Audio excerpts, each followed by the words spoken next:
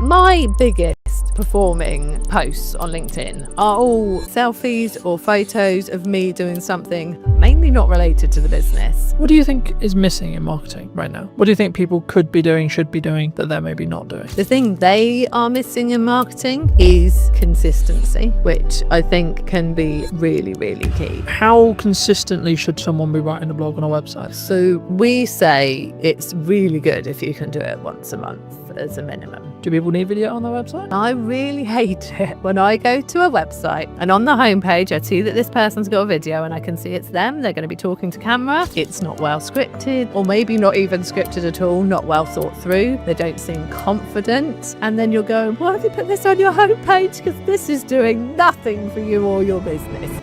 Did you know that 93% of you are not subscribed? So if you could please do me a favor and you're enjoying the show, then subscribing would mean the world to me, and it would allow me to grow the show and continue to get larger and larger guests and continue to bring what's missing in marketing today. Thank you ever so much for joining me, and I'll enjoy the episode. Hello, my friends. I hope you're well. I hope you had a good day, evening, or night, wherever you are. Today, we're going to be talking all things websites, and I imagine some technical marketing stuff. Welcome to the show. Thank you very much. I'm good, thank you. For those who don't know you, I am. What do you do? I'm Jude Wharton. I am one half of Ready Steady Websites. And yeah, I run a web design and branding company. That is what I do. it's a very interesting space, as we were alluding to while James was helping set up. Do you think your space is going to change in the next 5 years? I'll start there. I think inevitably a lot of spaces are going to change over the next 5 years. I think we thought it might have changed more than it has done already by now. I think we saw, the rise of AI website builders, and obviously you could get a website out there just like that, absolutely free, content written for you, images put in, when you've just said, I want a website for a nutritional therapist based in Hampshire. But in reality, it hasn't happened, and I think there's a number of reasons for that. I think the first is that those small business owners who are completely outside of the tech world, they're not tech savvy, they don't want to deal with it themselves, they don't want to have to think about any of it themselves. They're not wanting to use it. They're not there. They're not ready for that yet. And so they still want people who can be there to help them and support them. And they want copy that's written specifically for them and images that are them working with their clients. And so it hasn't taken off, which I'm very glad about. But I do think that as time goes on, people are going to get more and more used to using AI in lots of different areas of their life. As we go through different generations, people are going to come out of school so much more tech savvy. I've got a 14-year-old son, my eldest son, he's doing work for us this summer, and he is insanely quick and knows what he's doing because he is taught it now, in a way that we weren't. So I came out of school and web designers weren't a thing, so things move really quickly, obviously. So I think as time goes on, people will just be doing this stuff themselves because it will be so easy for them. But right now, not seeing it affecting us at the moment. How are you looking at that from a business point of view then? I think we are using AI. It's great for speeding up coding most of the time. Sometimes, it goes off in its own little world and you're like, I did not ask you to do that. Why have you thrown that in? But I wanted to add a unicorn onto the page, okay? Exactly. So I just like unicorns. Yeah. I don't care what your prompt was. I'm going to add a unicorn. My husband, who is my business partner, he was using it to speed up some code the other day, and then it was going mad in a way that it hadn't done for him before. And he described it so brilliantly as, it's like when you've got a toddler with you and suddenly you look up and this toddler was playing calmly and happily on the floor, but they're at the top of a bookcase pouring paint everywhere, and there wasn't even a bookcase there to start off with. That is what AI is like sometimes. It will just kind of go and do that. And that's reassuring to me at the moment, because it means that Chris, being a coder, he can use it to speed up his code, and he knows when it's gone wrong. Whereas you can't just have any old person using it to create code and do things, because they won't know when it's gone wrong and they won't know how to sort it out when it's not working. So that's reassuring for me that it's not there yet. It will be, because the more people who are using it to do this stuff, the more it's learning. But yeah, so we are using it to speed things up. I think we'd be silly not to be keeping an eye on it, not to looking at what's possible with it. But I'm not worried at the moment. Cool. Where does it's mostly a marketing show. Where does a website sit right now in marketing, do you think? I think a website's key to sort of being the sort of centre point of where all your marketing's pointed to, really. I think it can be used as a marketing tool in its own right if you've got it working really well from a search engine optimization point of view, and it will just be bringing the traffic to you, especially if you are adding the right content to it regularly, like you're doing stuff like this but you're putting it on your website as a blog post. You know, you've got those things attracting new people to your website, so it can be sort of part of your outreach marketing. But on the whole, I really see a website as being there as the place that you send all of your outreach stuff to, whether that's you've met people through networking, whether it is you're doing podcasts, you've got your social media content, you've got printed, actual physical marketing materials out there. Because so many people want to see that you are a real, genuine, can be trusted business. And, you know, back in the day when people had offices and shop fronts, that did that for you. Like that was, you were there on the high street and people could see that you were real and genuine. But most businesses don't have that. Your website is a replacement for that. And I've seen various statistics and the percentages vary.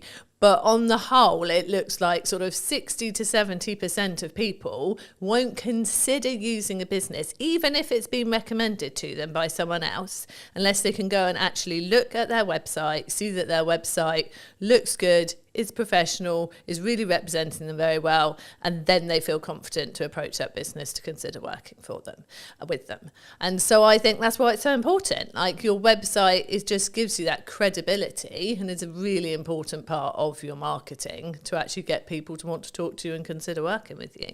Because I think we're in a social media landscape where I think there's maybe a cohort, maybe a percentage of business owners, maybe newer business owners who just look at it as but I don't need it because I've got a social media strategy, because I'm on Instagram, because I'm on LinkedIn, because I'm on etc. etc. etc. And for me, I think it serves a different purpose, right? Yeah. And I think, I mean, we touched on AI at the beginning, but I think for me, like traditionally we're looking at Google search, right? How are you seeing the shift to AI search?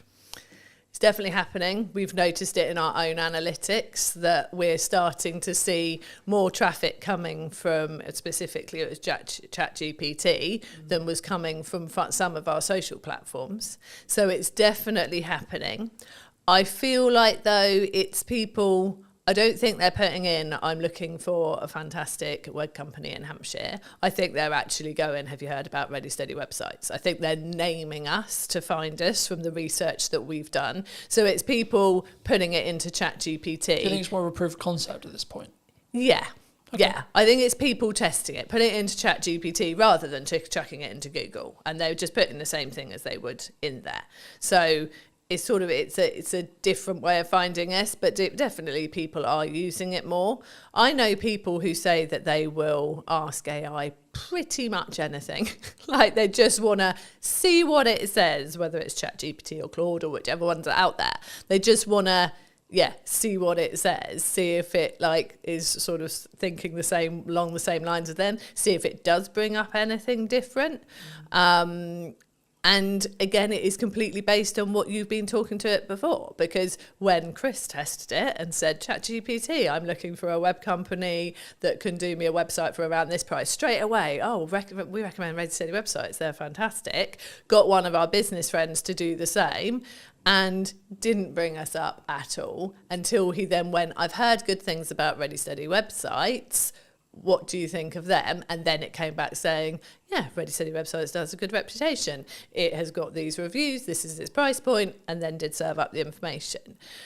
I think at the moment it's just a lot of people testing it, having fun with it, seeing if it brings up the right things. I'm not sure that we're seeing a lot of traffic from people who are just genuinely using it as its only way into. Because I think there's a couple of ways of looking at it. I did a video a while ago looking at the behaviour psychology from the shift from Google to ChatGPT. Replace the word ChatGPT with Perplexity or etc. But the concept was people were looking at Google and they've tried to leverage it back with Gemini, but Gemini isn't, from when you use a Google term anyway, you're not using the actual bot. Yeah. It's not a chatbot. It will just service a summary of what it believes the top percentage are of answers, which is for some things in a closed question, like is it a yes or a no, or is it the answer this, then yes, that's maybe a good thing. Though I think the reason why we're seeing a behaviour shift towards ChatGPT and AI search as well is actually people want more nuance. They want to target more nuance with so they want to have a conversation with a search engine, really, in crux what they're doing, and that's maybe showing itself as people having ChatGPT conversations. You know, for me personally, I use it a lot for data analytics, data tracking, etc. But I found it does always, which is probably how it's designed in its nuts and bolts, it will always skew slightly more positive than negative. But I also think that's maybe a good thing, to be honest. Actually, now I sit here and think about it, because if it did skew negative, then you're talking about a negative spiral effect, because it will learn from itself and then so on, it will get darker and darker and darker and darker. I think the byproduct of it skewing positive is actually it will maybe over-egg potential results and potential good. But that is, as long as you understand that's what it's doing, I think that's a better reality than the latter, if that makes sense. And I think for people who are maybe looking at their website now, either they've had a website, they're maybe looking to relaunch a website, they're looking to rebuild, etc., and say that it's 6 months. Should we still be looking to target Google, would you say? Or are we just solely in a world where actually AI search is the only thing that matters? No, definitely still be targeting Google.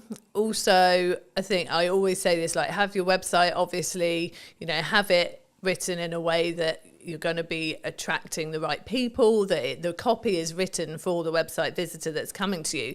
You want to be ranking, obviously, but actually one of the things that will help you rank is by having naturally written copy that is obviously for the website visitor and not purely to try and get yourself ranked, like that's so picked up on now.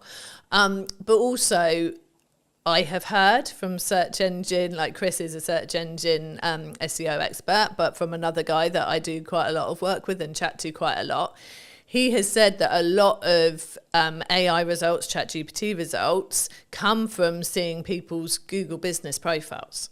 And so making sure that you've got that there, that is up to date with the right stuff on there, that you're using that frequently, putting new stuff on there as well, will help you come up in the AI results as well. So getting your website solid and obviously linking to that from your Google business profile, but having that profile up to date is really key as well. And I think this is the thing with all areas of marketing. You've got to cover all bases. You don't know where someone is out looking for what you do, whether they are the type of person who is just on socials, chucking something onto Facebook groups and things like that and asking people for recommendations, whether they're going to Google, whether they are going to ChatGPT. You've just got to do it all well to be better than your next competitor, really.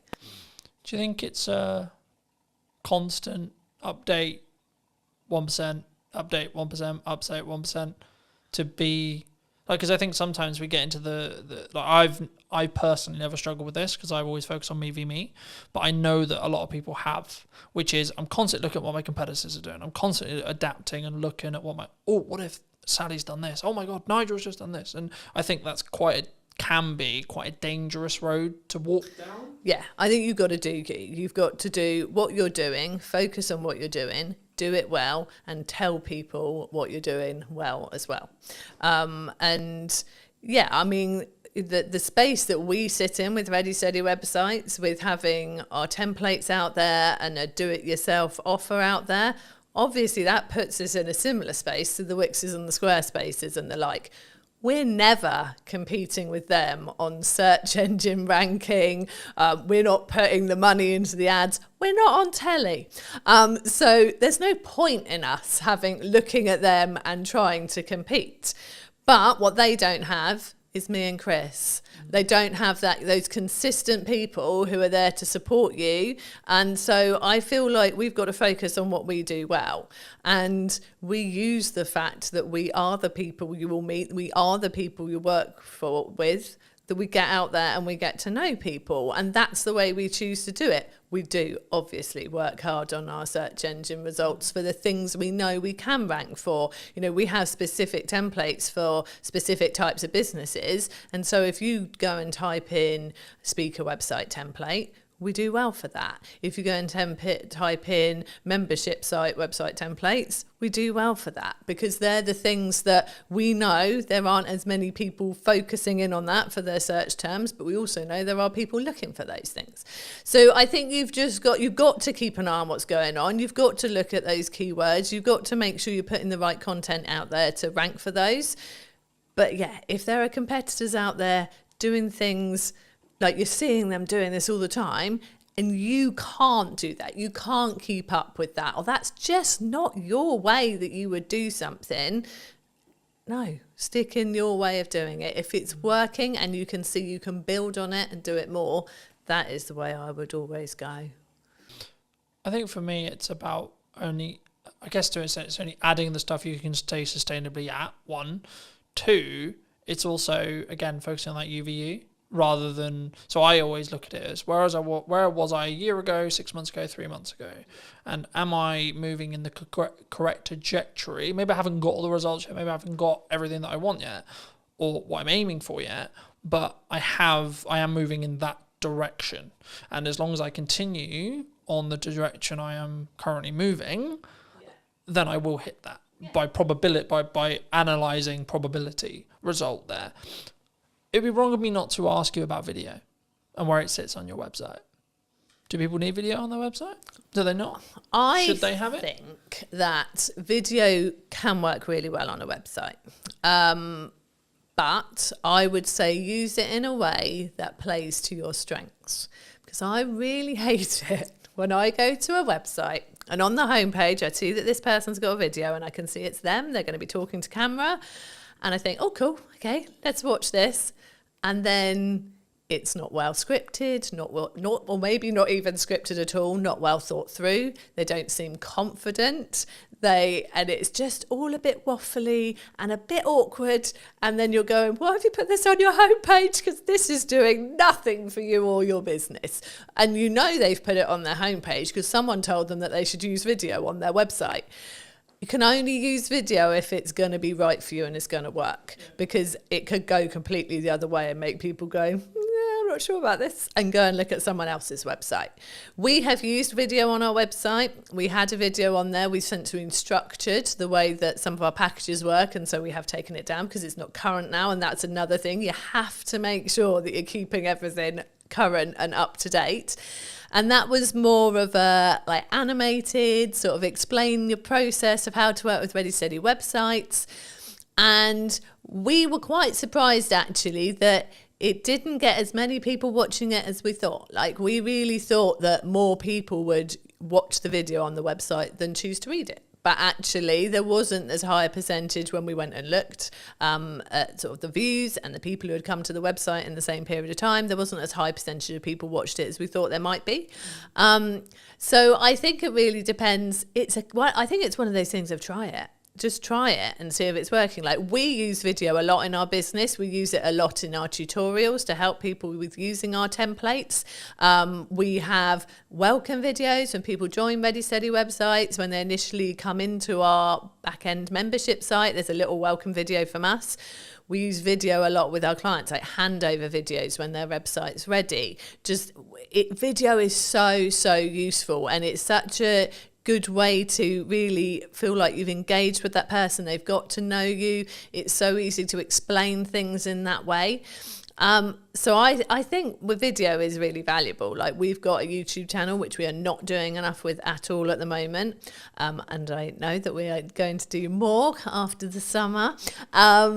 And yeah, it's such a good way to showcase your knowledge, showcase the way that you work, get people to get to know you, but only if you are comfortable doing it, I think. And that's something you can practice. You can get better with it over time. And I think social media, people expect the videos to be slightly more raw. And I think you can use video to get more comfortable using it on social media. And then once you are in a position you feel more confident, can get it more polished, that's when you can stick a video on your website, I think. And until then, get an animator to do like an animated video for you with you doing a voiceover. Or even if you're not confident with that, there are fantastic voice actors out there who could do a voiceover for you. There are so many ways you can do video without putting yourself in it looking a bit like you don't want to be on video. Do you think, I mean, my next question was going to be like, when and how do you think you should spend money on production? Like upping the quality? Is it for that perception of when someone hits the website? I think, yeah, I definitely think it's worth having a professional quality video on your website. If you think about the fact that you've probably got someone to help you create your website at the least, if not got someone to create it for you. So you've paid for that. You've got a professional website. You have hopefully invested in brand photography or product photography. If you've got products in your business, you know, all your photos are looking great on there. You've got your content written in a way that you're happy with, whether you've used a content writer or you've done it yourself. And then you just go and shove a video of you sort of in a dark corner of your office, bumbling away about nothing in particular for about 5 minutes. And then you're like, I'm not really sure why I watched that. That just takes away from everything else that you've invested in and that you've done. So yeah, I definitely, and especially as, I don't know if people have a perception that to get a professional looking video, they are going to have to pay thousands and thousands. There are so many places now, we are sitting in one of them, where you can go and get a video created that, you know, is filmed using good quality cameras, good quality mics, proper lighting, in a nice background. Go and just pay for an hour in a room like that and get someone who knows what they're doing to help you. And it's not a lot of money. Like, I'm sure business owners would drop the same amount of money on belonging to a networking group or something like that without even thinking about it more in a year of belonging to a networking group. And once you've got all those fantastic people you've met on networking coming to your website, it'd be good to have something decent there to make them realise you're definitely the person to work with. I think for me, it's understanding what stage you're in. Right? I still film stuff on my phone, right? But if I'm doing a production piece like this, people expect a certain level of quality, I would say, personally, for me.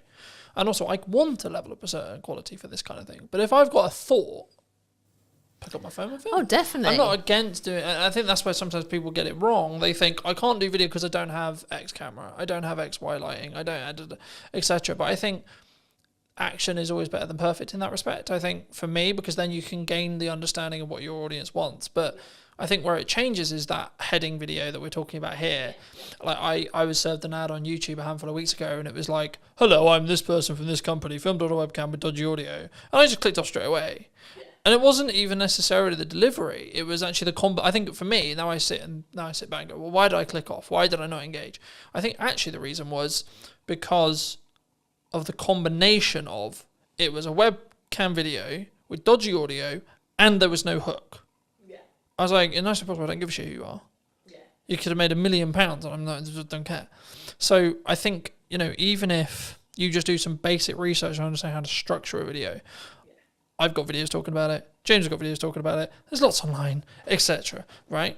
I think for me, if you use your phone and you have a decent audio, which is the only thing I would say that actually really matters, because if I can't hear you or I can't hear you clearly, then I'm going to click away. Psychology-wise, I'm going to. I will go, okay, maybe it doesn't look beautiful, isn't as high quality as I would want. Okay, fine.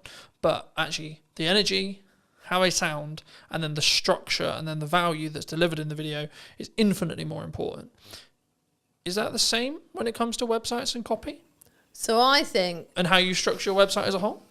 I think, yeah, structuring your website is really important. So with the whole like DIY videos, selfies, all that stuff, I am there on social media with that. And I think that is important for getting people to like you. Like, I don't think you should turn up too polished. I actually was scrolling through my LinkedIn this morning trying to find some stuff I'd written ready for this interview to remind myself of some stuff. And my biggest performing like posts on LinkedIn are all selfies or photos of me doing something mainly not related to the business, because people go, oh, like I resonate with that, I do that too, or like I've been there, or whatever it is. And so they like that works on social media. When it comes to your website, and your website is reflecting either you very much as the business person, the professional, the author, the speaker, you know, if it is a more of a personal focused website, or it is your business website and reflecting your business, I feel that has to step up a level then. You've done the nice getting to know people, the like, I am a nice normal person bit on social media. Yeah, filming yourself with messy hair at a beach, having a chat because something's coming to your head. One thing I really would say, if you're doing videos on social media, please put captions on. I'm always reading them in the evening when I've got one child in bed and I'm just having a scroll. I don't want to turn the sound up. Put captions on, people. Anyway, so yeah. But then when they get to your website, yeah, that's a different level. And yeah, you do really need to think about the structure of it. And it's very much the same. Like you said with the videos, you want a hook, you want a reason to keep watching them. It's the same with your website. I always say in that top hero area on the homepage of your website, you want to have, I call it an engaging statement. But it's the hook. It's the thing that someone comes to your website and goes, I am in the right place. So I want to scroll down and I want to read more. In those first couple of lines and that first statement, you need to basically say, this is what I do. This is who I do it with or for. And so therefore I can help you. That is what those couple of lines have got to say. So yes, it has to be structured really well. And then it's got to carry on talking to that website visitor. So many people then decide that the first bit of their homepage suddenly has become their about page, and they launch into this story of like, oh, I decided to start my business because my grandfather had done it before me, and no one cares at this point. People still want to see your services or an overview of your products or whatever they have come to your website for. And then if they click on your about page, that's them saying, oh, actually, I'm really interested now and I'd love to know why you started the business and who you are. Put that on there. So yeah, it's definitely a structure to follow, definitely a right way of doing it to get people in and really wanting to buy from you or work from you. And yeah, it's got to be that at that professional level then. The DIY selfie in the garden approach, not great for a website. I think, again, it's what do you want to put your first foot forward with, right? Especially when it's like, it might be said by Google, it might be said by AI, and this is your first time of meeting that business. Yeah. I guess then it questions of like, from us as a smaller business, not necessarily implying small, but smaller than the Squarespaces, etc. Yeah. Do we lean into personal brand, do you think? I think, there's so many factors there. I think if you are a smaller business, it's really good to have a personal presence out there, definitely, because I'd say quite often you're out networking, so people are going to meet you in person. You are probably on LinkedIn talking about all of like the stuff that you're going about and doing and what your business is doing. So I think you're naturally going to have a personal presence, but then, and I am very much that person. I'm out there networking all the time. I am the one doing that for our business. But when you go to the Ready Steady website's website, it is a business website. There, is an about page and there is a team page, and we are on there, and our sense of humour is definitely on there, and we carry that through like the way that we are on social media. It's very much on. Someone commented that to me the other day, that she loved the fact our personality was there in the website once you look for it, but actually the website was, this is what we offer, these are our prices, this is what you get, really clear and simple, and all about the person who's looking for the website or the branding or the SEO package and all the other things we do. So yeah, I think a personal brand is important, but I think how you present that on your website very much depends on, how the business is structured, where you're looking to take the business in the future as well, you know, and that's a question right at the start when you're starting your business too. And obviously you can evolve, like we trade under Ready Steady Websites now. We initially set up as Second Floor Designs Limited, you know, and our business has evolved over the 15 years. And that can happen. You can start out as, enter your name here, and then what you do. So, you know, we have people who are Joe Blogs Nutritional Therapy, you know, that kind of thing. But actually maybe over time you're getting more and more patients and you bring on more people to work with you, and then it turns into just JB Nutritional Therapy. You know, it can evolve. And I think whether you go out as as a personal brand really just depends on like your vision for the business, where you're taking it, and how comfortable you are with that as well. Like some people don't want to put themselves front and center. They're very good at what they do. They want to do it under their own steam. They don't want to go and work for somebody. But actually, they're not this person. They're not out there doing the podcast interviews. It's not them. They actually they want to be a business and they don't want to be front and center. And I think that's fine as well. If you can find the right way to get it out there, to get your like seen and marketed, then that's great. But I think it's like with the videos, you've got to be comfortable to do a really good video. You've got to be comfortable putting yourself out there as a sort of personal brand, I think. I think for me, and I had this conversation many years ago and I've had it 1,000 times since, like a CEO of a C-suite company, doesn't matter who he was, but he was like, I don't want my kids involved in content. I don't want them physically involved in content. I don't even want people to know they even exist. I'm like, cool, no worries. He was like, how are we going to make sure that happens? I was like, do you have control over your mouth? I said, yes. He said, yes. I said, congratulations. You will not talk about your children, their existence, or anything about them in any way, shape, or form then. Yeah. It's that simple. Exactly. Right? Yeah. And I think sometimes and that's why I always phrase it that way, because I think so many people, we sit and go, I have to be really public, and I have to be this, and I have to be that. It's like, yeah, but we forget we have control over what we say in every moment. And especially if you're post-editing it, even if we have a conversation or the conversation ends up going into a realm that you feel is inappropriate, I feel is inappropriate, or we don't feel comfortable having out live, then you just ask, would it be impossible to remove that section? Yeah. Or I just feel actually that's just a tangent that's not really relevant, so I might chop it from the set, etc.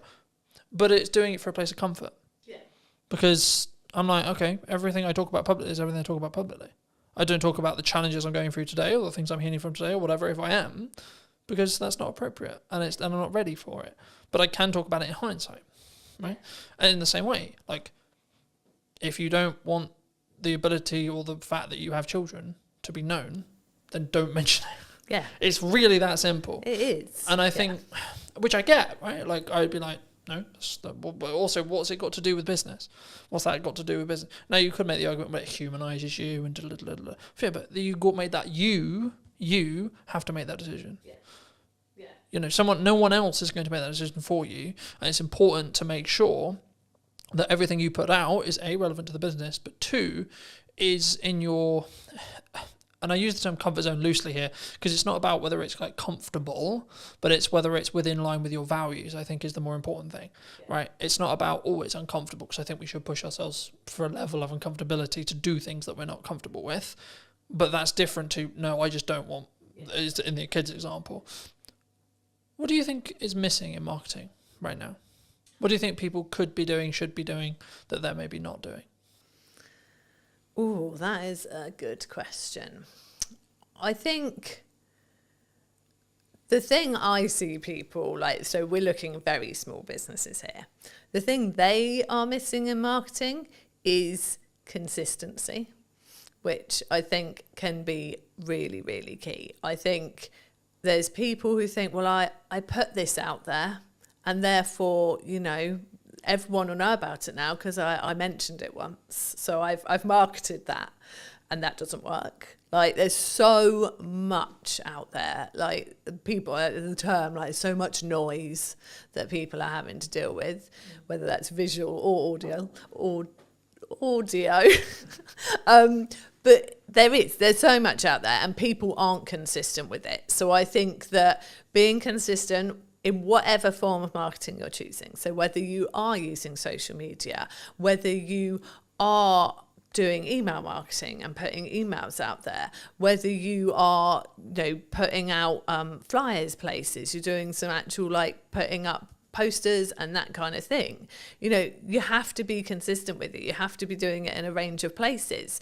And I think people feel like, well, I don't want to bother people. I don't want people to get bored of me because they're hearing it so much. And you have to do it an awful lot for people to be hearing it so much they're getting bored of you. And I think that is one of the key things that I think people are missing. I think in marketing in general, what's missing, I suppose, perhaps I'm seeing so much of the personal stuff. It might actually be nice to see actual more businessy marketing. I wonder if that would actually catch my eye more these days. Like, rather than people out there doing all the talking about themselves and like, oh, I've been here and I've been there and this, that and the other. But actually, I don't see that many people putting out from business perspective, this is what we achieved this week. This is what we did this week. This is actually what a proper week working with a client looks like. Or this is actually, these are all the testimonials I got in 1 week. And I don't know if that's because it's a bit braggy, isn't it? If you get lots of testimonials all telling you you're lovely. But actually, that's what's going to make people really want to work with you. If they go, wow, they put that many sites live this week and that many people said that stuff about them. I actually don't see that much these days. And I am bad at doing it myself. I know I am. Is that because it's easier for you to talk? You talking as you're walking down the beach, or of course, it's so much easier. Or just when you're in the garden, or etc. Yeah. It's not. Yeah, it's easier from a couple of perspectives. One, that takes no preparation. Just going quick selfie, talk about this that I did here. Whereas if you want to put out okay, this website went live this week, we got this testimonial, I've got to sit there and make that look nice in a visual before I stick it on social media. And, if it's a busy week, I'm not taking the time to do that. And I know I should. And I think that is a key thing, that doing it well always takes time. And we all have a finite amount of time. And if we are busy in our business, obviously, we've got to make sure those deadlines are hit, those clients get their websites, that the support tickets are responded to, the site that went down because the server got overloaded is put back up again. We're doing all that stuff that we actually have to do as the actual stuff in our business that pays the bills. And then we've got to go, oh, do you know what? Yeah, testimonials, do this next week. And then, oh, look, next week came and went, still going to do them next week. And actually, I think, and this is something that's clicking in my head right now while I'm talking to you, that, you know what? Some of that might stand out a bit more because people aren't doing it as much. It won't be the stuff that gets the likes and the shares and the comments on social media. There'll be those 5 nice people who are always lovely on every post and go, oh, that's so nice that you got such a lovely testimonial. Well done, Jude. And I love those people for taking the time to do that. But it won't start the discussion. It won't be those posts that go mad. But actually, they're the posts that when people are scrolling through your posts, that really solidify what it is you actually do, that actually she doesn't just work out in the garage and try and grow vegetables in her garden. She does actually do websites. Do you think, I've just filmed Gemma's one, and we talked about the fact that some marketing agencies that I've seen in my lifetime are what I would call fall into the classic trap, in my view, that when they're busy with work, their marketing kind of shuts off, or they stop as much as they maybe should, either completely or as much as they should. Or then they only turn it back on when they need work again. Yeah. Something that I've always done for as long as the business has existed is Brunton Media is the highest paying client, period. It's not the most priority, but the reason why I always frame it as the highest paying client is it means it's the amount of resource, energy and time that it consistently gets. Yeah. Because regardless of how well I do my job for clients, if I'm growing, there will be a point where we don't work together anymore. Yeah. And I need a strong pipeline to stay in business. Absolutely. Right? So I need to constantly be going. If you're just looking at project work, I've pivoted the business slightly so it's retainer-based and project work. But if you're just looking at project work, you need project. And it might feel overwhelming as you're starting to put them in. But then I'm just like, just be honest with your client and say, well, what's your delivery timeline on this? Because if you don't have the availability to film, edit and produce it, for example, in my case, then don't commit to doing that in the month you can do it. Say, that's a really cool idea. Is it time sensitive right now? Because if not, I can do it in September at the time of filming. This will probably be out in October, but like the same is true. I can do it the following month in November, for example. And I think sometimes with that mindset is why I'm always on top of marketing. Right? And why I'm always constantly looking at my 1% on my marketing, but also then taking the learnings into my client delivery stuff and saying, well, actually, these hooks are working really well for me. Have we thought about doing something similar for you? Is that common? Oh, it's so common. And I think... And if so, how do we fix it? How does a business... Is it just, you just got to work the hours? You just sometimes. Yeah, and you've got to prioritise it. So I think, like you said, people will get a project in and they'll be so desperate to please that client and go, oh yeah, well, I can deliver that in 5 weeks. But to deliver that in 5 weeks, they will no longer rock up to any networking and they will no longer post consistently on social media. And yeah, absolutely, there's no way they're creating any nice social like graphics to put out any testimonials, anything like that. It's all going to go because they've promised the client it'll be delivered in 5 weeks. Where actually, if they said to the client, is 7 weeks all right? Then realistically, they could still fit in their 3 networking meetings in that time. And they could still have prioritised their marketing posts and whatever else they do for their marketing.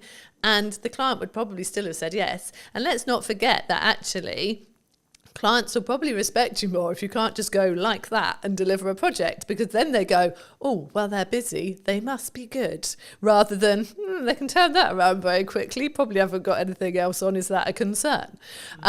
So it's definitely, and I think if you have been in the feast and famine cycle of like project, nothing, project, you are more panicked to definitely make sure that you get that client, and then you probably do overpromise, and actually you would have been fine. Because if you start saying we're 7 weeks all right and they go, well, really, can we do 6? Then okay, you can do 6 and maybe one of the networking meetings goes or whatever.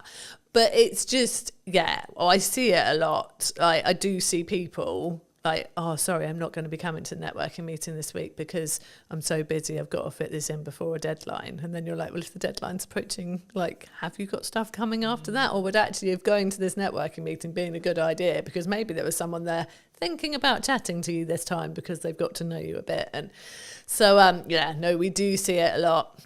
And it's one of the things that we're very careful not to do. And it's easier for us, like there's 2 of us running the business. We have freelancers and things when we need as well.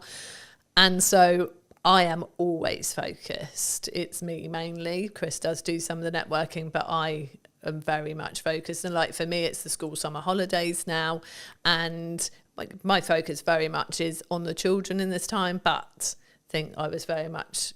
you offered me to do this, and I was like, yeah, I'll make time to do that, because again, that's something, it's very easy to drop the things you don't have to do at this period of time, but then in November when there's not as many new people coming in, it's like, well, do you know what, if I'd have done that and gone to all of this in August, probably wouldn't have had this sort of drier patch now. So I'm here, and I've made sure I've prioritised a couple of networking meetings next week, and I make sure it keeps going, and because it has to, because we are small business owners, and that is how we get our business. I think for me it's key, and I've always been in the world of I'm going to bank content for as long as I can, especially I call it my bloodline of my business now, because we met through networking originally, but I since then have pulled back on networking. And that's not because networking doesn't work. It's because I found I was trying to do content, do that really well, trying to do ads, trying to do that really well, trying to do client delivery, trying to do that really well, trying to do networking, trying to do that really well. And what I was finding was I was doing all of them unoptimally or badly. Yeah. So I said, right, scrap everything. What do I actually want to spend my hours doing when I'm not working for clients? And then I was like, okay, well, actually, I really love enjoying creating content, having conversations on camera, etc. Cool. Okay, what's the byproduct of that? The byproduct of that is I become better at my craft. I become better as an interviewer, which in turn means when I'm doing interview content for clients, I'm even better. So it's a compounding effect across that board. But also I can then make sure that I'm consistent. So as we're discussing now, it's the middle of the summer holidays, but this won't be out until probably closer to October. And it's like, actually, I can have a really busy, I'm expecting September to be really busy because of the natural progression where you have a month where people are really focused on family and but then they're like, shit, I've actually got business stuff to do. And in September, that's normally what happens. So I'm actually prepping it as a perspective. I probably won't be filming much in regards to podcast my own content in September, but that won't matter because of how much content ahead I am. So then when it comes back around to it come October, I can then go back to filming, say, 5-6 episodes a month, or maybe 8 episodes a month, and then I'm good till December again, and etc. And I think once you understand that principle, once you can kind of get there with either your blog writing or etc., then you can be in a position where you don't need to worry about consistency. Like, I'm not worried, oh my God, what am I going to post? Then the question becomes, what could I post or what should I post? And it removes all the pressure. Do you, like, how consistently should someone be writing a blog on a website then? Let's focus back in on websites. So we say it's really good if you can do it once a month as a minimum. Like, to have that new content going on your website less once is a more month. in that respect? I think, well, I mean, I used to write posts weekly for Ready Steady websites. People told me that they loved that they did go and read the blog post every week. And I maintained that for a good few years. But that's a lot of content. And I got to the point where I really felt like we were getting busier. And actually, if I had a post once a month, I could still pull bits out of that for social posts throughout the month. So I'm still putting stuff out there, sending people to the website, to a blog post. I could still pull different bits out of it for our newsletter, which is weekly. And Google likes to see something new on your website every month. Like, it just reminds Google that you're there. Something new's gone on there. It's something new for Google to index. And so, yeah, so that's why we say once a month. And that is what I do now, because, yeah, once a week got a lot. And I will like batch. So like you said, like I've said, it's the summer holidays. I don't want to be doing as much during the summer holidays. So I had blog posts and social media posts already at the start of July for July, August, and the first couple of weeks of September. And my email newsletter as well, all scheduled, all ready to go, sorted. And I think it feels like that's a lot, but actually that took me not even 2 days to write the emails for every week, 3 blog posts, and I haven't written the social posts fully because I do like to be more reactive on social media, but I've written like probably 2 for each week, like full, solid, good posts that are more business related. And then I can put in my fluff of like, sat in the school field today and did this type thing. And yeah, so it can be kind of a mixture. But it doesn't take long to do it, to schedule it. Like you said, like I know you've obviously booked this room today, you're blocking your podcasts, and that's months worth of content. And it's easy to do if you organise your time right to do it. And I think it feels big for people who just aren't used to doing it. And the people who say to me, I'm not building an email list because I don't have anything to say to them. It's like, you've got so much to say. I am one for quite long emails. I talk a lot. I will write a lot as much as I talk. But actually, over the summer, they're shorter and sweeter. I've got a little thing going on of like a website tip a week. It's a short paragraph, but it's something actionable, useful for those people on our email list, relevant to them because they're all there, because they've come to us for some website reason, whether they've got a website with us already and should be reminded to just go and check that everything's still current and up to date and maybe make a tweak, or whether they're planning a new one and thinking of coming to us. Those tips are relevant to both. Happy days, email sorted. It's not hard. I mean, we have blog posts on ideas for your website, for your email newsletter, obviously. Got a blog post and everything pretty much on our website. So, yeah, but I think, once a month is a good one. Is there a pros and cons if let's say, for example, you're in my position where you have a huge amount of video content and that's your feeder? Because I'm throwing around the idea for the new website that is going to be built by the time this episode comes out. There we go. Said it now. It will have to be out now. Have to happen.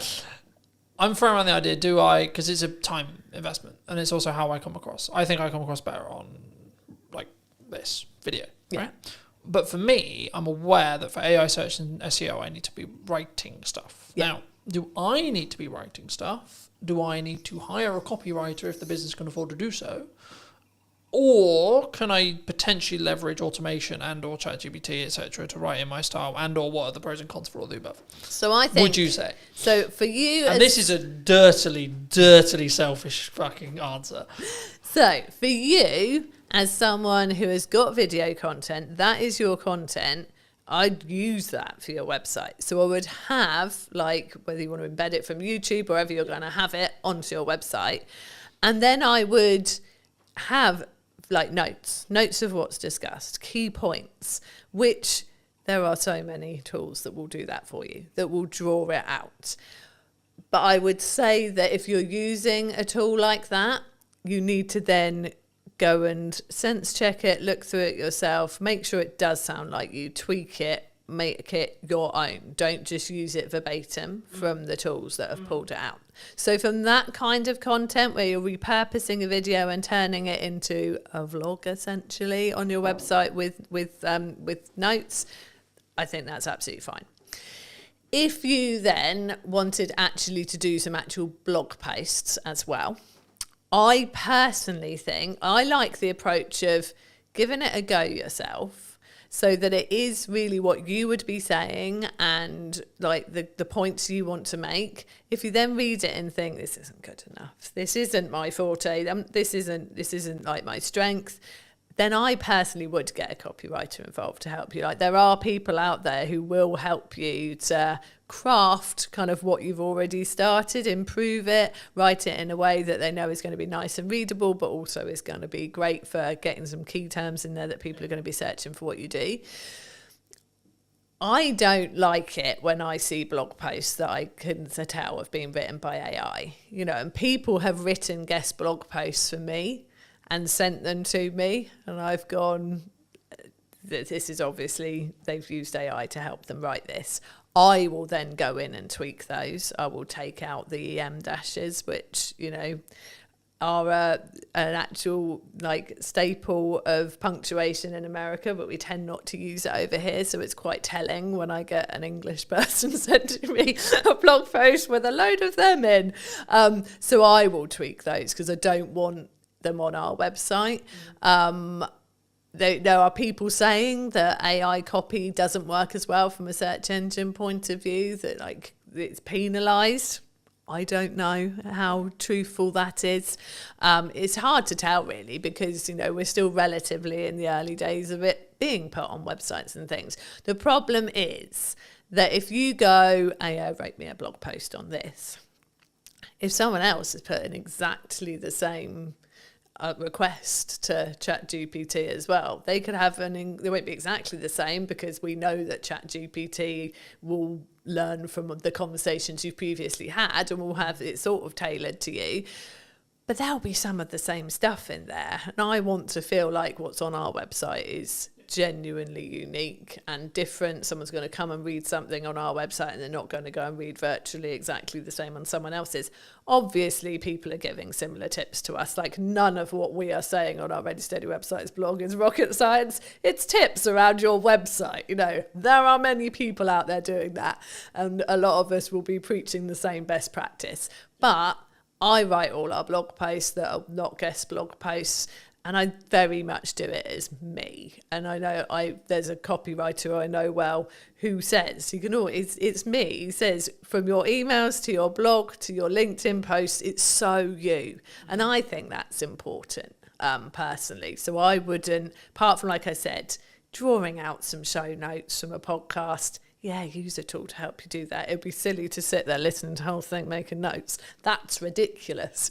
But if you're going for something that is sort of separate content in its own right, I still would prefer it that people really put themselves into it than the robots. Is there a world where you can do both? Yeah, I mean, there is. I mean, I know that I've got a lot of business friends who like are dyslexic, and for them, like even sitting there and trying to start something is hard. Like I said, it's good to start from your own point of view and get someone to help you with it. So yeah, using it as a tool to kick you off, I think is all right. Again, as long as it is very much, then it becomes yours. I think I really don't like the idea of creativity being lost. And I don't like the idea of people getting lazy from a creative point of view. I think AI is great if it can help you with the really practical things. Like I said, like Chris uses it for coding, which you could say is a creative thing in its own right, and it is in many ways, but it's functional, isn't it? Yeah. Like it's I think it's whether it's grunt work or not, in my view, right? Yeah. And I think the key of what we're talking about here is in crux is the cognitive ability of being able to critically think. Yeah. So for me, I'll give you an example that I've probably used on other podcasts. Apologies if I have, but for me, I'm now basically solely only reading a physical book out of principle, because I'm aware that I'm utilizing AI in tech, and I want to balance the cognitive ability that I'm losing through using AI, but I'm gaining efficiency, but I still want the cognitive ability to be able to think and get creative ideas, etc. But I'm also leaning into like, let's do more stuff in person because I think the energy is better where possible, etc., etc., etc. And I think there's the conversation will flow better, so on, in that respect. And I think it's actually, to an extent, you can utilize both sides of the world as long as you're aware of the caveats. Yeah. Is which I think what we're touching on here. Yeah, definitely. And I think I had a brief conversation in comments on LinkedIn the other day with somebody who said, you know, do you use AI for writing blog posts? Do you ask it its opinion for things? Like, do you get it to do it?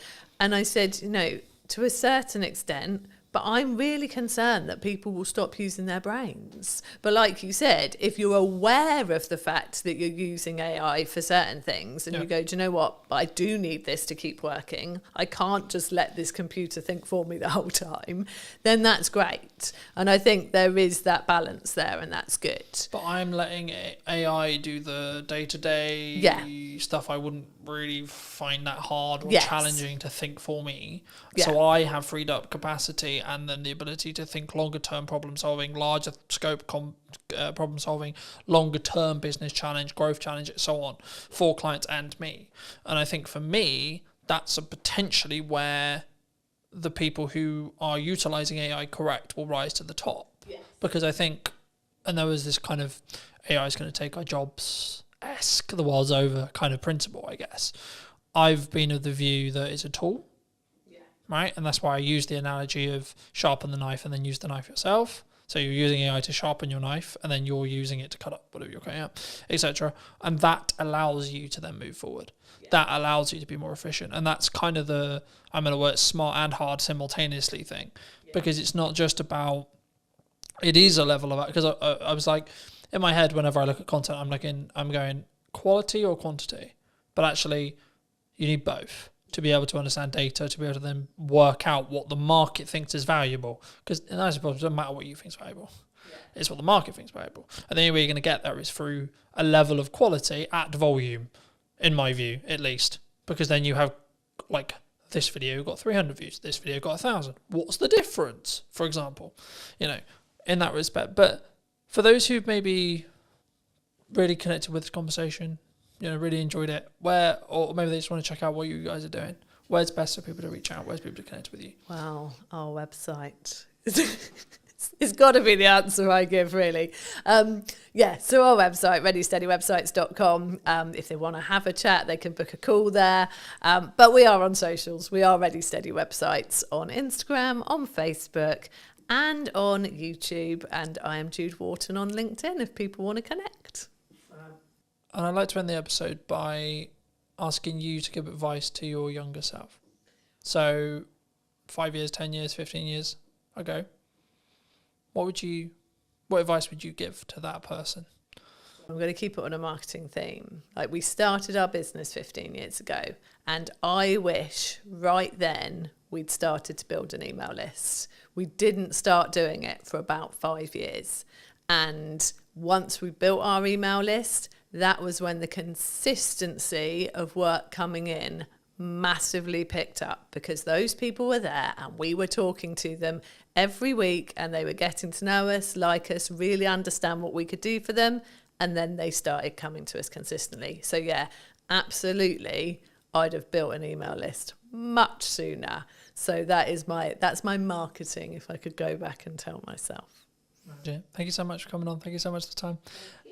And if you did enjoy this video and would like to see more like it, then I'll be back next week with a brand new interview talking about all things marketing, what you can be doing, and where and what we're potentially missing as well, which I think is a really important part of what I'm doing here. So thank you ever so much for coming back and joining me once again.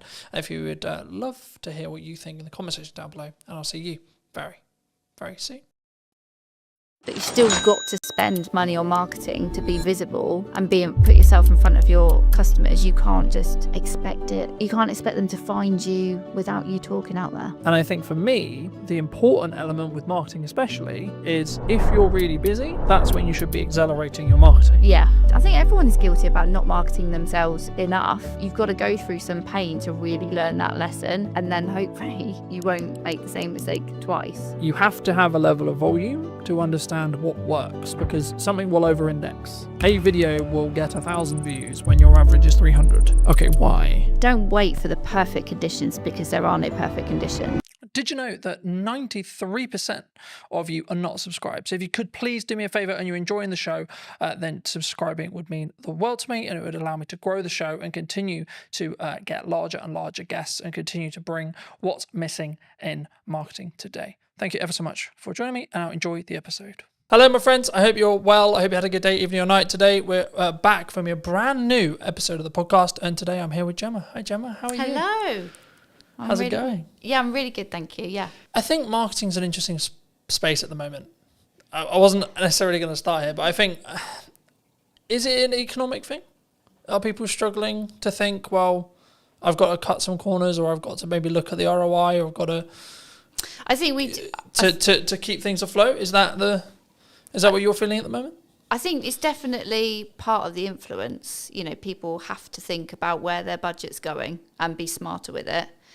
I think if businesses are still constantly searching for the hack or the quick wins, then that's where it gets really difficult, I think, for me as a marketer selling to clients, because if they think there is a shortcut or there is a quicker way, and especially the space that I work with being B2B, and it is that longer buyer journey, it isn't, there are no hacks or quick wins. It's not about being in a consumer space where you can use sales tactics to get the sales quicker. So yes, partly the economy is having an influence, like especially businesses where they've got lots of employees. They've had the impact of the national insurance contributions in April, so that has hit their bottom line. But it can't always be the excuse, I'd say. You know, the economy is going to go up and down. Look at all the things that have happened in the last 5 years that people did not see coming. So it can't be used as an excuse. You still got to spend money on marketing to be visible and put yourself in front of your customers. You can't just expect it. You can't expect them to find you without you talking out there. Do you think that a lot of businesses, especially conversations I'm having with some clients, retainer clients, etc., like they want really strong ROI, right? Return on investment. They want that strong return on investment. Do you think, though, when it comes to marketing, that people, because I'm seeing a world in the larger space for larger business. Now, of course, they've got more capital, they can burn it for maybe a bit longer, etc. But they're actually focusing on brand building, right? The larger space. But do you think the small business space is more driven towards strong ROI, like trackable ROI in marketing? Yes, I think ROI in marketing people sometimes feel it's a bit of a dark art, you know, and it's difficult to be able to go, yes, I did this particular piece of marketing and it resulted in X. That it doesn't always work like that. The clients I work with, I help them with marketing across a number of channels, because ultimately activity in silos does achieve so much, but it's the bigger picture and how it all works together. That's where you gather the momentum, and that's where you start to see the results. Do you think, let's play a theoretical scenario, let's say I do 4 different things in marketing, one thing maybe the podcast is an example, and I've seen my revenue go up by 20-30% in that time, let's say, but I can't directly track it because the client hasn't said categorically, oh, it's because I watched your podcast that I've hired you. Is that still because of the podcast though? Like, could I look at it that way, and could I, from an analytical point of view, when a client or me or you or etc., we look at our spend and we go, okay, well, I'm outputting these things, right, and my revenue has jumped this way. I've had a change in revenue, whether it's 10%, 20%, 30%, whatever it is. And what did I do before that change? That's how I look at it personally. But is that how you look with clients? Is it you say, well, okay, well, we did these things, and then the maybe not the direct outcome, e.g. the trackable thing, but the byproduct was you're consistently, you know, across months, not a week, etc., but like across months, you're up 10%, 20%, 30%, etc. Yeah. Do you think? Yeah, definitely. You know, it all works together, and the thing, especially with B2B and the longer buyer journey, is that they might remember like the last engagement they had with your marketing, and then that, you know, when you fill in the surveys online or something, how did you hear from us? You might then you'll legitimately put the last thing you remember, but it will be because of the influence of all the other engagements that you've had. So it might be that they go, oh yeah, the most recent thing I saw was one of your podcasts. That's how I heard about you, or that's made me want to buy from you. But, you know, whether you want to get down to the granular detail and kind of attribute 50% to the podcast because it was the last thing that they saw, but actually they were also on your email list, and maybe you give that 30% of the credit. You know, it depends how you want to analyze it and get into the detail. But ultimately, yeah, you know, everything will have a weighting, and it's good that you've obviously gone, right, before this point I wasn't doing this, but after this point where I've seen bigger engagement and bigger sales revenue after, because I've done this, you can kind of logically go, that's because of the podcast.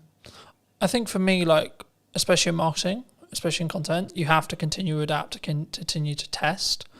I'm sure we'll get into that in a minute, but for me, I would just look at it as a kind of a binary set of actions. So I do a set of things in marketing. What is then the outcome, either in my number of views, etc., tangible target there, or revenue, right, or both. And I think for me, sometimes people, especially maybe starting out businesses, or maybe, I was going to say maybe slightly older businesses, but not even necessarily older, but I think businesses as a whole, sometimes we don't understand that marketing is the journey to the sales conversation, and then the sales, when it happens, gets all the credit. Oh God, yeah. You know, so it's like, oh, it was an amazing funnel and amazing client journey and this and this and this, but actually the salesperson who closed it is the one that gets all the hooray. Absolutely. Because they're the one that's tangibly tied to the revenue. Yeah. What would you say to businesses, people listening maybe who are in that boat?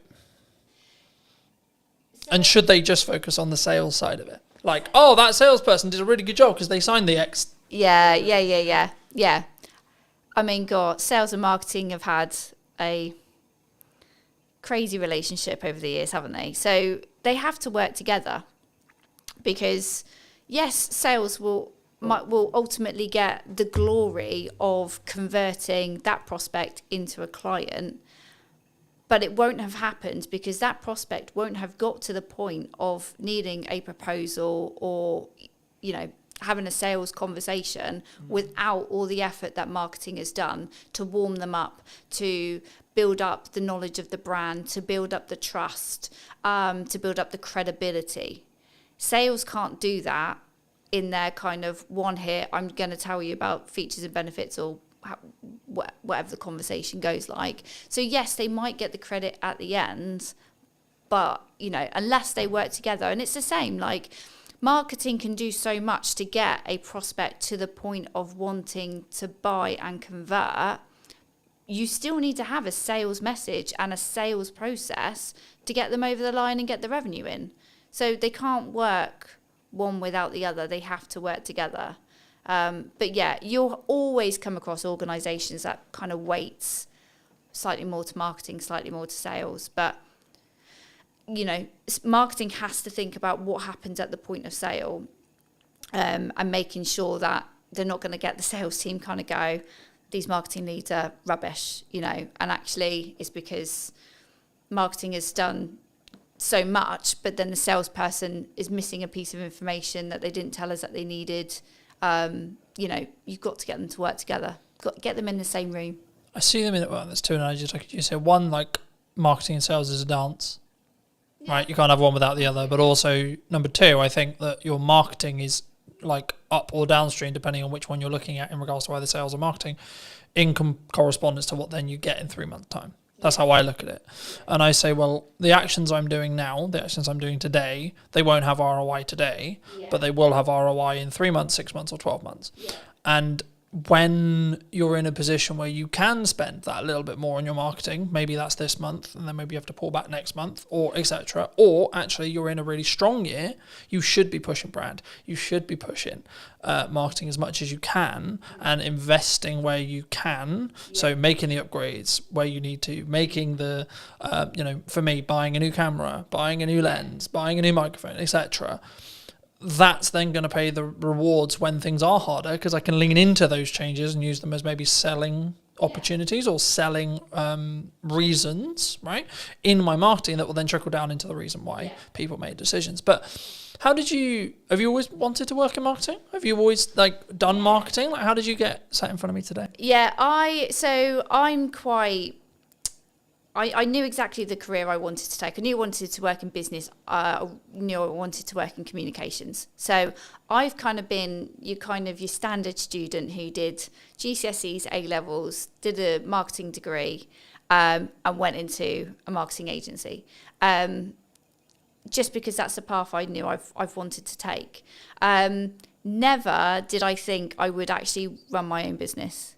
That kind of came over the last few years. I was always happy working for somebody else, working part of a marketing team. I was always, I didn't foresee the kind of the change. Why did you go freelance? Because some people are forced into it. Right? Yeah, no, they're I wasn't. Oh, I'm good. Yeah. I'm in an agency, and then suddenly the dreaded redundancy call comes. Yeah, I wanted to do a bit more marketing. It was for me. So I'd had my son, and I'd sort of lost a bit of my work identity. So I started to do a bit of freelancing on the side, not in the freelancing that I do now. But then COVID actually gave me a really good opportunity, because I was at home. I could do loads of online networking. I could meet loads more people. And that just gave me the opportunity to pick up a few new clients, work with some other marketeers. I had an employer that was absolutely fine with me doing my little side hustle, no problem. And then I got to the point where actually I think I wanted to work with more different people, feel a bit more valued. So I sort of crunched the numbers, picked up a little bit more work, and then it was like, right, this is the moment. Let's go. Let's switch it over. My employer actually did become a client, so I was rather sensible with my sort of dip into freelancing. So I had a plan. I had a bank of clients kind of ready to go, and then it kind of went from there. Do you think people, maybe in the current climate, I'm always hesitant when I say that, right? Because I've been in business nearly 10 years now, which is a really nice place to say. Yeah. But also, I'm also aware that I've now got a bank of knowledge in my head, which is like, well, there was that thing 4 years ago, there was that thing 3 years ago, then we had COVID, so I try to be nice and try to lead with empathy when people are like, it's really hard, I'm struggling, the economy's hard, but I'm like, there's always going to be something. There's always going to be, the government's doing this, geopolitics is doing this, etc. So I think for me personally, I always focus on my inner work in respect to A, how's my client delivery, B, what's my marketing, and C, how much is where is my pipeline, where's my cash reserve, etc., etc. Things like that. And I think for me, the yardstick I always use, and I've been thinking about this like a lot over the weekend, it's like the problems I'm now trying to fix are drastically different to where they were a year ago. So for me, that's clear growth metric. Because I'm trying to fix larger problems. I've got more, whether that's financial problems or delivery problems, different problems, or etc. You always have problems, I think, in my view. To I guess to phrase it into a question, people who are maybe looking at the economy as, should I maybe pack in what I'm doing and then go get a job? Or the other way, and saying, actually, well, maybe I'm a little bit concerned about my job security. Maybe I'm seeing redundancy in the next 6 months, like either because their company's actually said that's going to happen, or they just have kind of a gut feeling that's like, I would feel more secure if I had something else. What would you, is now a good time, would you say? Any time is a good, any time. Like, don't wait for the perfect conditions, because there are no perfect conditions. Employment, some people do look at it a bit more securely. There's more, law behind, to protect employees. I don't sit there and think, I don't think either or is more safer, freelancing or employment. I saw somebody post something the other day about, maybe I think they must have gone through a redundancy. And I just sort of commented to say, like, look, don't overlook freelancing, but also don't look at freelancing if you want to get some income in your pocket quickly, because it's not the quick result, unless you've got somebody that has got a project lined up, that they're going to be good payers. But I think that happens because you did the work 3 months ago. Yeah, no, that does. But that's what I'm saying. I'm saying, like, somebody that was like literally, okay, I've just been made redundant, I'm going to jump into freelancing, and it's like, that's fine, but brace yourself. You are going to financially, you're going to just. You need to live humbly. Yeah, and I think the key for me, and the thing I've learned the last couple of years, is you have to live below your means within reason, regardless of whether you want to grow or not, because. If you're growing, that requires money, but also it's in a scalable fashion where actually if money starts to get tighter and you have to make cuts, then I'd rather be cutting the stuff I'm using to push forward rather than, I can't eat today. Yeah. I can't turn the heating on. It's interesting you say that, because at the end of last year, I had a couple of clients, they kind of fell out one after the other, and it was a little bit like, oh, this is getting uncomfortable. But it was a bit of a wake-up call for me, because I'd had lots of work come to me via referral, via other clients, but I could honestly say I wasn't doing enough marketing outbound to reach new audiences. So as sad as I was, and I was panicking, I knew I had enough money to pay the bills. That was fine. But I decided to invest in myself a lot more. So I invested in a bit more coaching. I invested in some other kind of support marketing communities where I was going to meet other marketeers, learn from them, possibly grow my network and find other people to work with.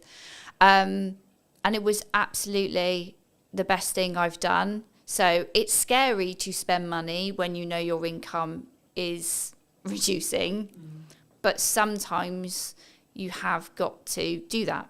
You've got to invest in new systems and technologies and new ways of doing things. Yeah, I was going to say, I think it's like, what's your response? And I'm having this like constant concern, right? When things are going well, you should make wheat. Okay, cool. But then actually, maybe I've got runway of, let's say, 3 months or maybe 2 months, right? Or maybe a month and a half. Cool, right. Do I continue to move forward, continue to say, well, this is working, this is growing, and trust in that by the time I hit my end of my runway, I'll be fine, the work will be there. Yeah. Or I'll make the money, or I'll found a way through. In that scenario where you are like unfortunately losing clients. The project work isn't there. You know, we're recording this. This will be going out probably nearly October, but we're recording this in the middle of the summer holidays, where I naturally know there's going to be a lower demand for stuff happening, which is understandable to an extent because kids are home, things are harder, people are working less, people are enjoying either holidays or time with their kids, etc., which is completely understandable. But also I'm like, okay, when I looked at my financial plan, I was like, okay, I need to kind of plan as if there's not going to be any project work for the next 6 weeks-ish. Yeah. I guess to phrase it into a question, I mean, what's your response? It sounds like it's like lean into growth and lean into investing. Or have you always been that way? Or do you sometimes feel like maybe you should have pulled back on costs and gone, actually, I can live on this for 3 months now? The interesting thing is, if you ask my husband, I am captain cautious. So I am not necessarily a risk taker.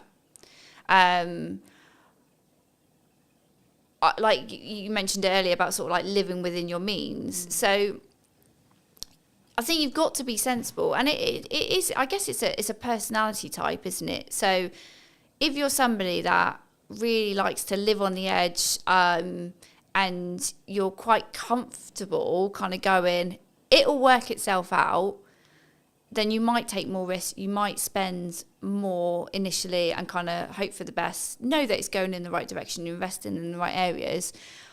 So for me, in November last year, where I had less clients, but I knew I had to do something different, and I knew perhaps I was probably hiding away from really putting myself out there.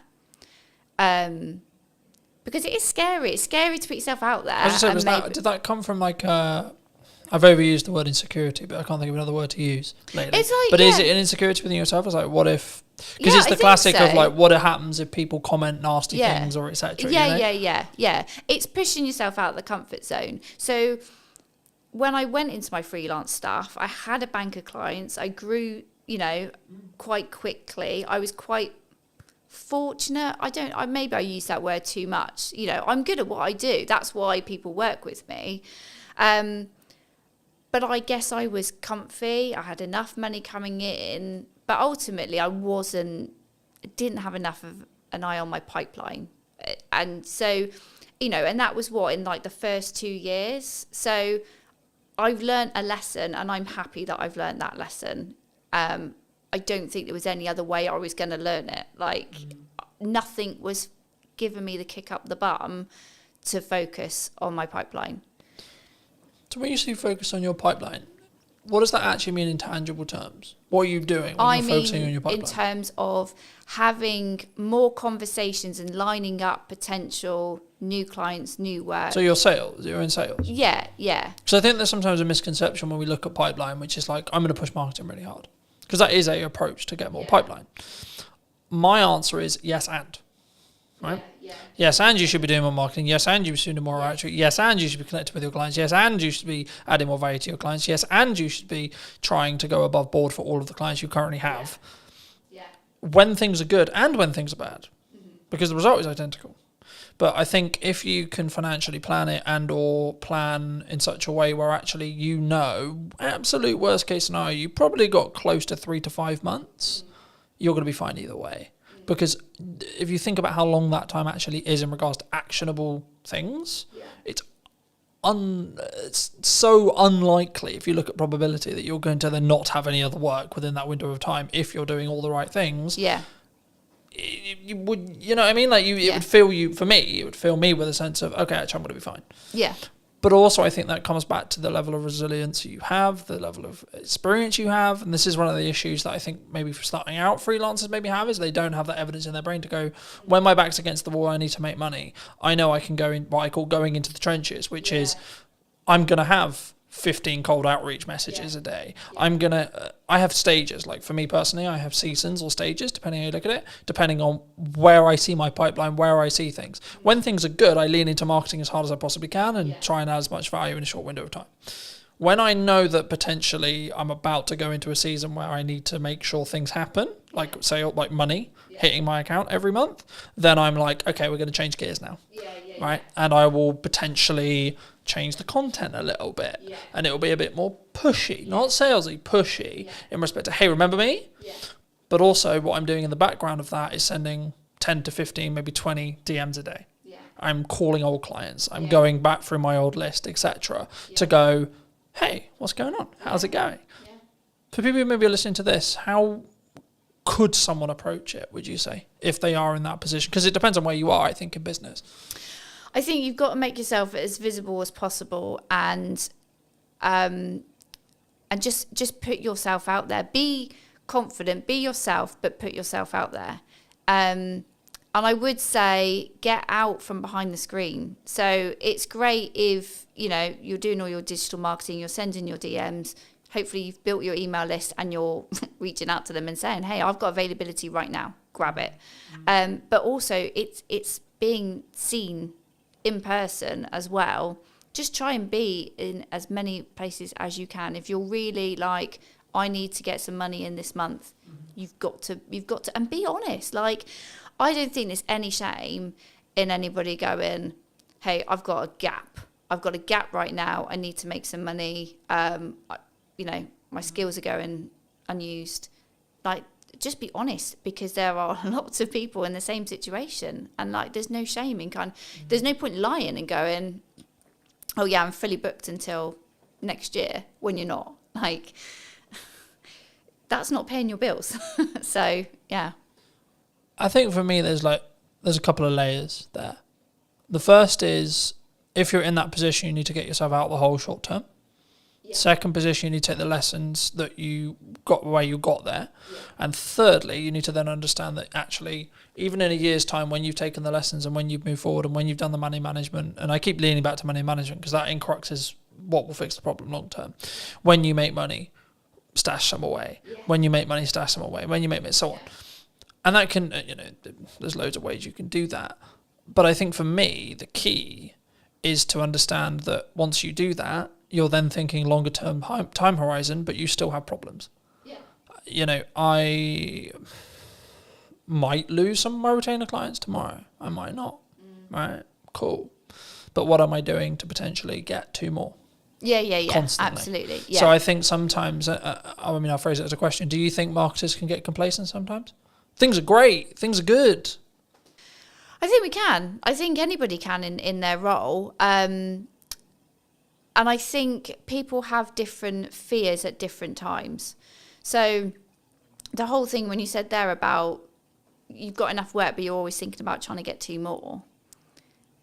I've definitely had the fear of, well, if I put myself out there too much, what if like there's loads of people that want to work with me and I can't work with all of them? And I'm not necessarily, for me personally right now, I'm not interested in growing an agency. I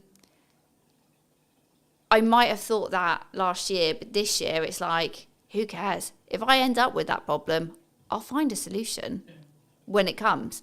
Right now, that isn't, it's not a fear to worry about, you know. Right now, it's all about having those conversations and keeping visible and reminding people. Like, I mean, I had a client that I now work with this year. We had a conversation 12 months before, and it wasn't the right time for her to work with me.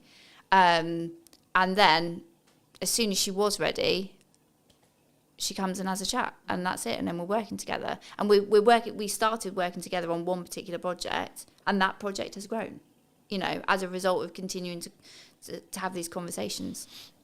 Do you think, I mean, I've always looked at it from more, in some ways, I've seen myself as very unique in the respect to how I market and what I do, but also I've seen it on the other side, which is what I would call more traditional marketing agencies, where they sell marketing service, but they only market their own business when they need work. Yeah. And I think that's backwards, personally. Yeah. I think regardless of whether you're busy, regardless of whether you're not, you should be leading with your best foot forward as a marketing agency, if it's what you sell, right? Or a videographer, you should be posting your best content for you. You should be having the podcast, and you should, and look, I always focus on, for me personally, everything I do is 1% improvement, right? Little thing, how can I tweak the line? How can I make it look a bit better? How can I make it sound a little bit better, etc. And sometimes that has a cost implication, and sometimes that's an uncomfortable cost implication. But I'm always like, is it going to make 1% improvement? Because if I plan it in respect to I've got 2 months, let's just say, for example, 3 months worth of runway, by the time that 1% compounds, I'm going to be fine anyway. Regardless of what happens with it, I could lose touch wood, that won't happen, but I could lose all of my clients as of today, and actually I'll still be fine in 3 months because of the compounding effect. Yeah. Because as long as I've got enough cash to live that runway, then I'll be fine on the other side. Yeah. Do you think, is that common in marketing? Do people take their foot off the gas for their own stuff because it's just a application of resources kind of question? Yeah, and this is the reason why I'm a freelancer and people work with me, is because they might give marketing their best effort when they're really motivated. Like I say, they need the sales, they need the income. They win all that work, and then as soon as client delivery needs to focus, marketing, then they take their foot off the gas, and they're like, oh, we're fine. And then as soon as they are then at that next stage of growth, or clients have left them, they then go, all right, well, we'll just switch marketing back on. But that's not how it works. So everyone is guilty. I think everyone is guilty about not marketing themselves enough. And I think you've got to go through some pain to really learn that lesson, and then hopefully you won't make the same mistake twice. But yeah, it's not uncommon for people to ease the pressure on marketing, to kind of, just let inconsistency just kind of bleed in.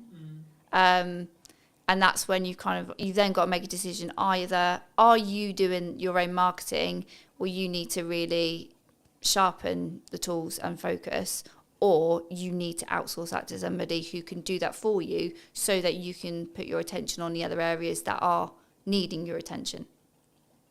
From a tactics side of marketing, we talked a lot of psychology, we talked about like, should you do it, should you not do it? But from a tactics point of view, what do you think's missing right now? What do you think people are maybe not doing that they should be?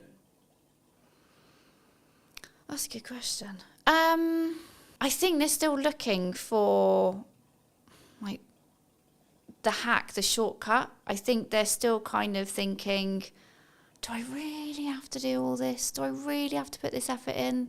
And the answer is yes. So if the business owner, the director doesn't want to, if you're not interested in marketing, if you're not good at marketing, don't do it. Give it to somebody who can. And I will always say to anybody, if they're not in a financial place to outsource, when you are marketing, think about something that you enjoy and that you're going to be able to be consistent with.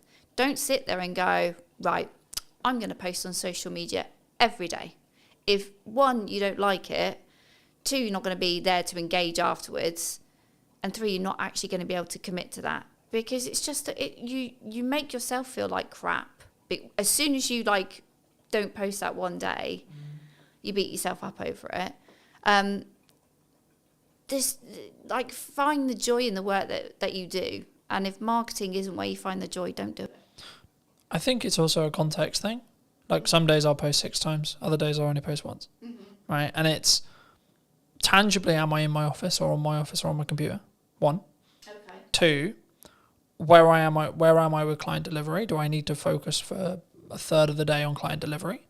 Yeah. And I can only put out 1 clip of the podcast, etc. But for me, the key is being consistent, so that if you averaged it, it would be 3 a day. Okay. Yeah. Let's say for me, and I say that, and people go, 3 a day, that's insane.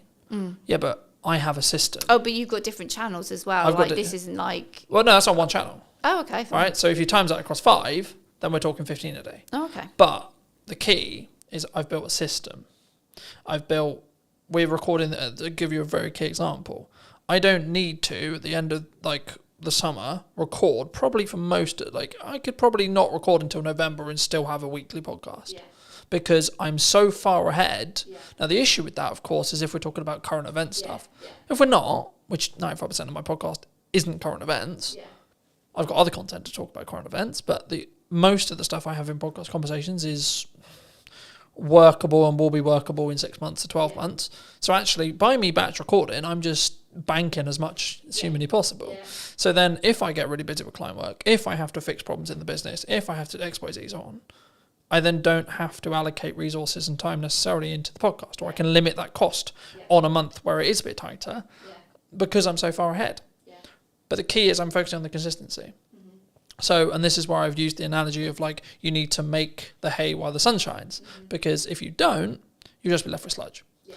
And I think for me, the important element with marketing especially is if you're really busy, that's when you should be accelerating your marketing. Yeah. Because then you're actually going to, and even if you don't have capacity, right? So let's say I don't even have capacity, I still am going to push hard on marketing because I want demand in 3 months. Yeah. And actually, I trust that by the time I finish those projects, if I've pushed with marketing, I'll have some stuff left. I'll have some people who are ready. And just being honest with clients and saying, look, I don't have the availability until September. Yeah. I don't have the ability until October, November, December, whenever it is. Yeah. And saying, cool, can we book something in? Can we get a pre-production call? Can we get a discovery call in? Yeah. Cool. But also understand that actually a project that you quoted and you alluded to earlier, where you had a conversation a year ago, I've just finished a project started a project, last week. I had a pre-production meeting for that I initially quoted about 3 months ago. Yeah. Right. And I was like, at the time, maybe it's wrong time, maybe they're not ready, etc., etc. I was like, okay, maybe it won't come through, maybe it will. But then I got a call 2 weeks ago saying, hey, Cotton, we're ready to move forward. Fabulous, wonderful. Right. And I think for me, if I had, perhaps, I haven't asked them yet, but perhaps if I had stopped marketing, they wouldn't have been constantly reminded that I existed. That you're around. That we've got that project there. Yeah. And the same with a handful of other clients who are like, yeah, we really want to do something, but we're not quite sure what we want to do yet. And I think that's the key sometimes. And I think that's why when people maybe don't look, maybe they fall off their consistency. And I think the reason why the podcasts are very different this series than it was last series was I was in that boat of I'm trying to do too many things and not doing them well enough. So I'm very focused on 2 channels for the time being, which is podcast and my event promotion for my event in September. And by the time this come out, the event will probably have finished, and then it'll be about marketing the next event. But anyway, the crux, I guess, from a tactics point of view is what role do you see? Like, what do you value right now for your marketing or for clients? Is it written word? Is it audio? Is it podcasting? Is it video? Is it user-generated content? Like, what do you think's working? I would say I hate to start with it depends, but it does depend on the client. Yeah, so let's talk about what I'm doing right now.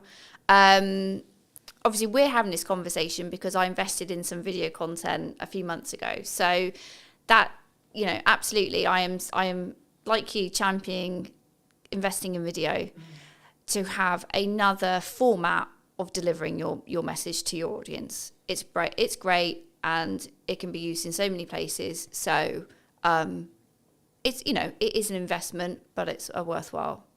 And also networking in the right places. So there's lots of different networking events out there. Some you might like, some you might not. I always say to people, like, it's about finding the right kind of event that you enjoy. It's got the right people there.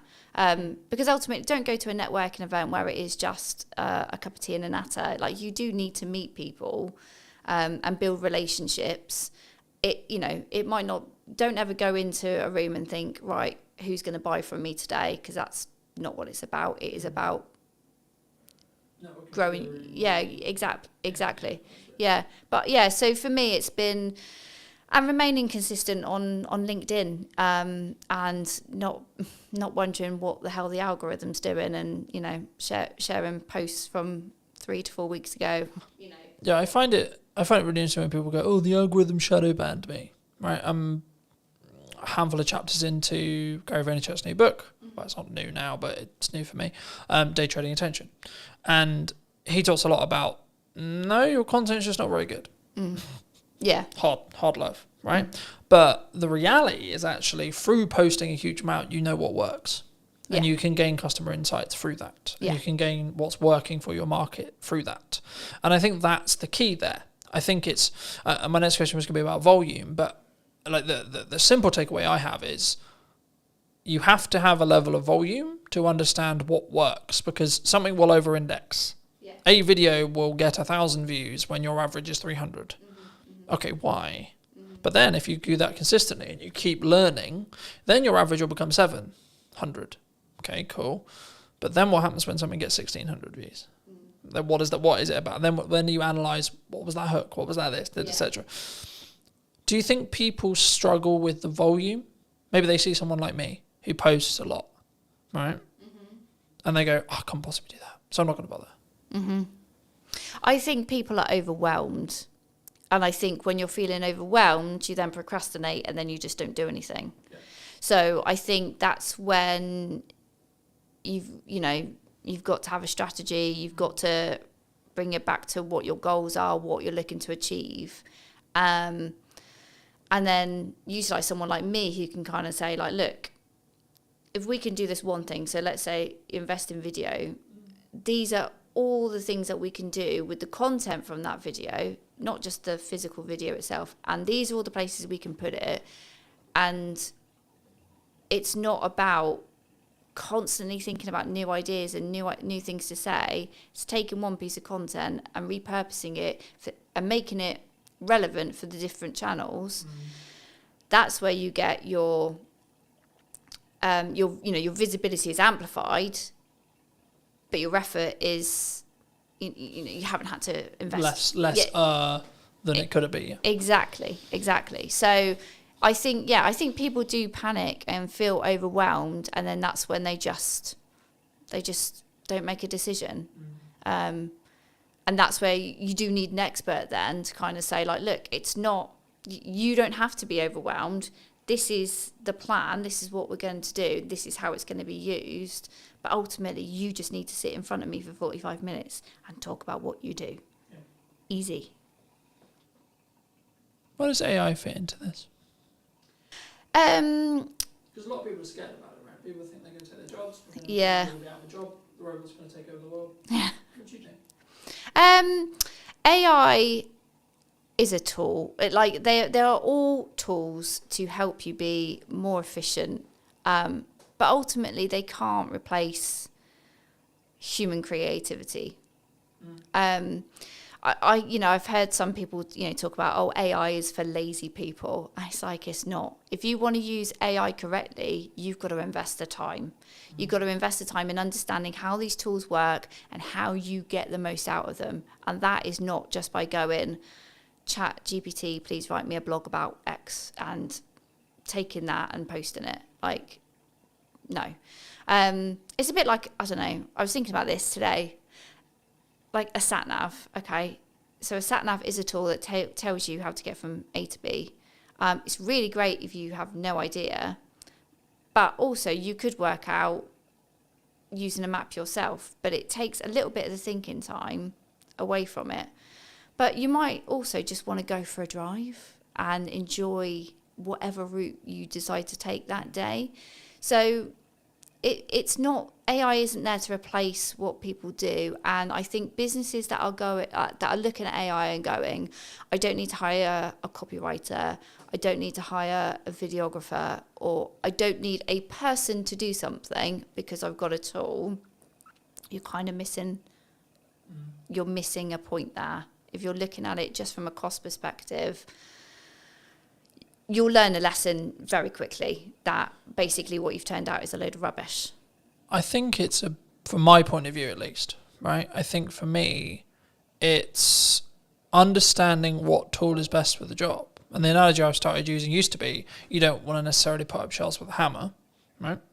But actually, it's actually more, I think now, you want to sharpen the knife before you use it. AI can help you sharpen the knife, but you still want to be the one using it. And I think for me, the key, I guess, in that is actually, and this is where I think the trend sort of shifted originally, because originally it was, we're all going to be out of jobs because of AI. I think in reality, which I agree with, which is where the trend went, which was people who utilize AI as a tool are going to output more, be more efficient and be better than someone who doesn't. So in turn, it's human v human again, right? Yeah. And I don't like saying human v human because it implies that everyone's a competitor, sure. But for me, it's actually more about it's you v you and focusing on that mindset, just on a mindset shift really quick. But for me, I see AI as maybe a leveler or a tool rather than, it's going to take my work. If you're in a corporate landscape and your client's looking at you and saying, we need to cut some costs, or we're going to cut some costs and we're going to get an AI agent to do the thing you were doing. Ask yourself what you can control about that. The answer's probably not much. and then ask, actually, well, did the client actually value what you were doing as much as they probably should have done? Or actually, in the nicest way possible, are you actually that good? Are you actually better than a computer? Yeah. Right? And that's harder one to ask ourselves, I think, because we then have to be vulnerable with ourselves. We have to say, hold on, shit, I might not be. Yeah. Right? Do you think you're better than a computer? Yeah.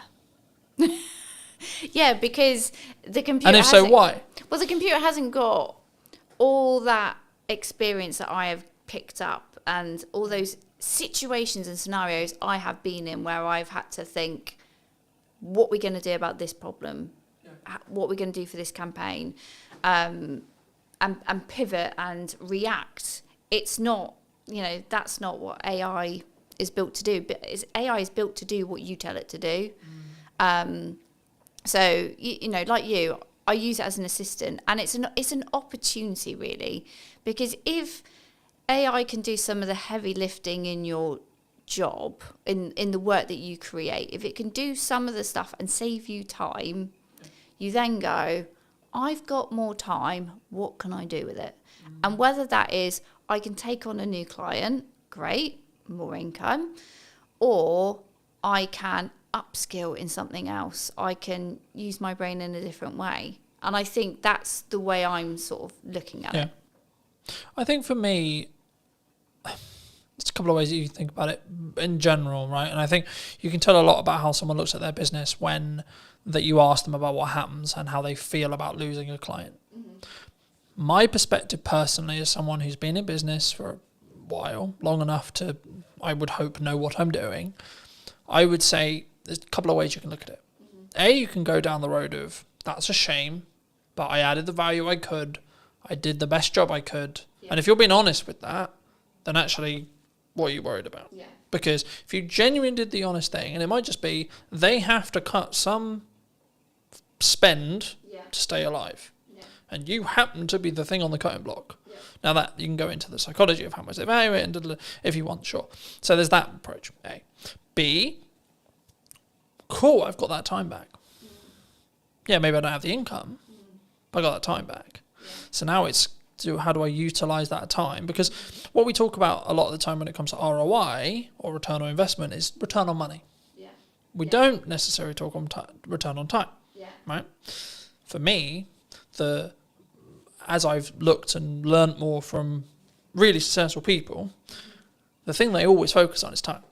Because money, yes, you need it, but the more you have, the longer runway you have, regardless of your expenditure level, right? So the more expenditure level, the more you need to have a longer runway, etc. If you're living humbly, then you have a longer runway with less money. But you still will have the same amount of time. Me and you will have the same amount of hours a day, right? How we utilize those, how we use AI tools to optimize, work smart, not hard, but also the thing that people get wrong about that saying, in my view, is you're not working hard and smart. So if we both work at the same amount of hours, but I'm working smart hard and you're just working hard, I will win. If you're working half the hours, but you're working smart and hard, and I'm working double your hours, I'm also going to win.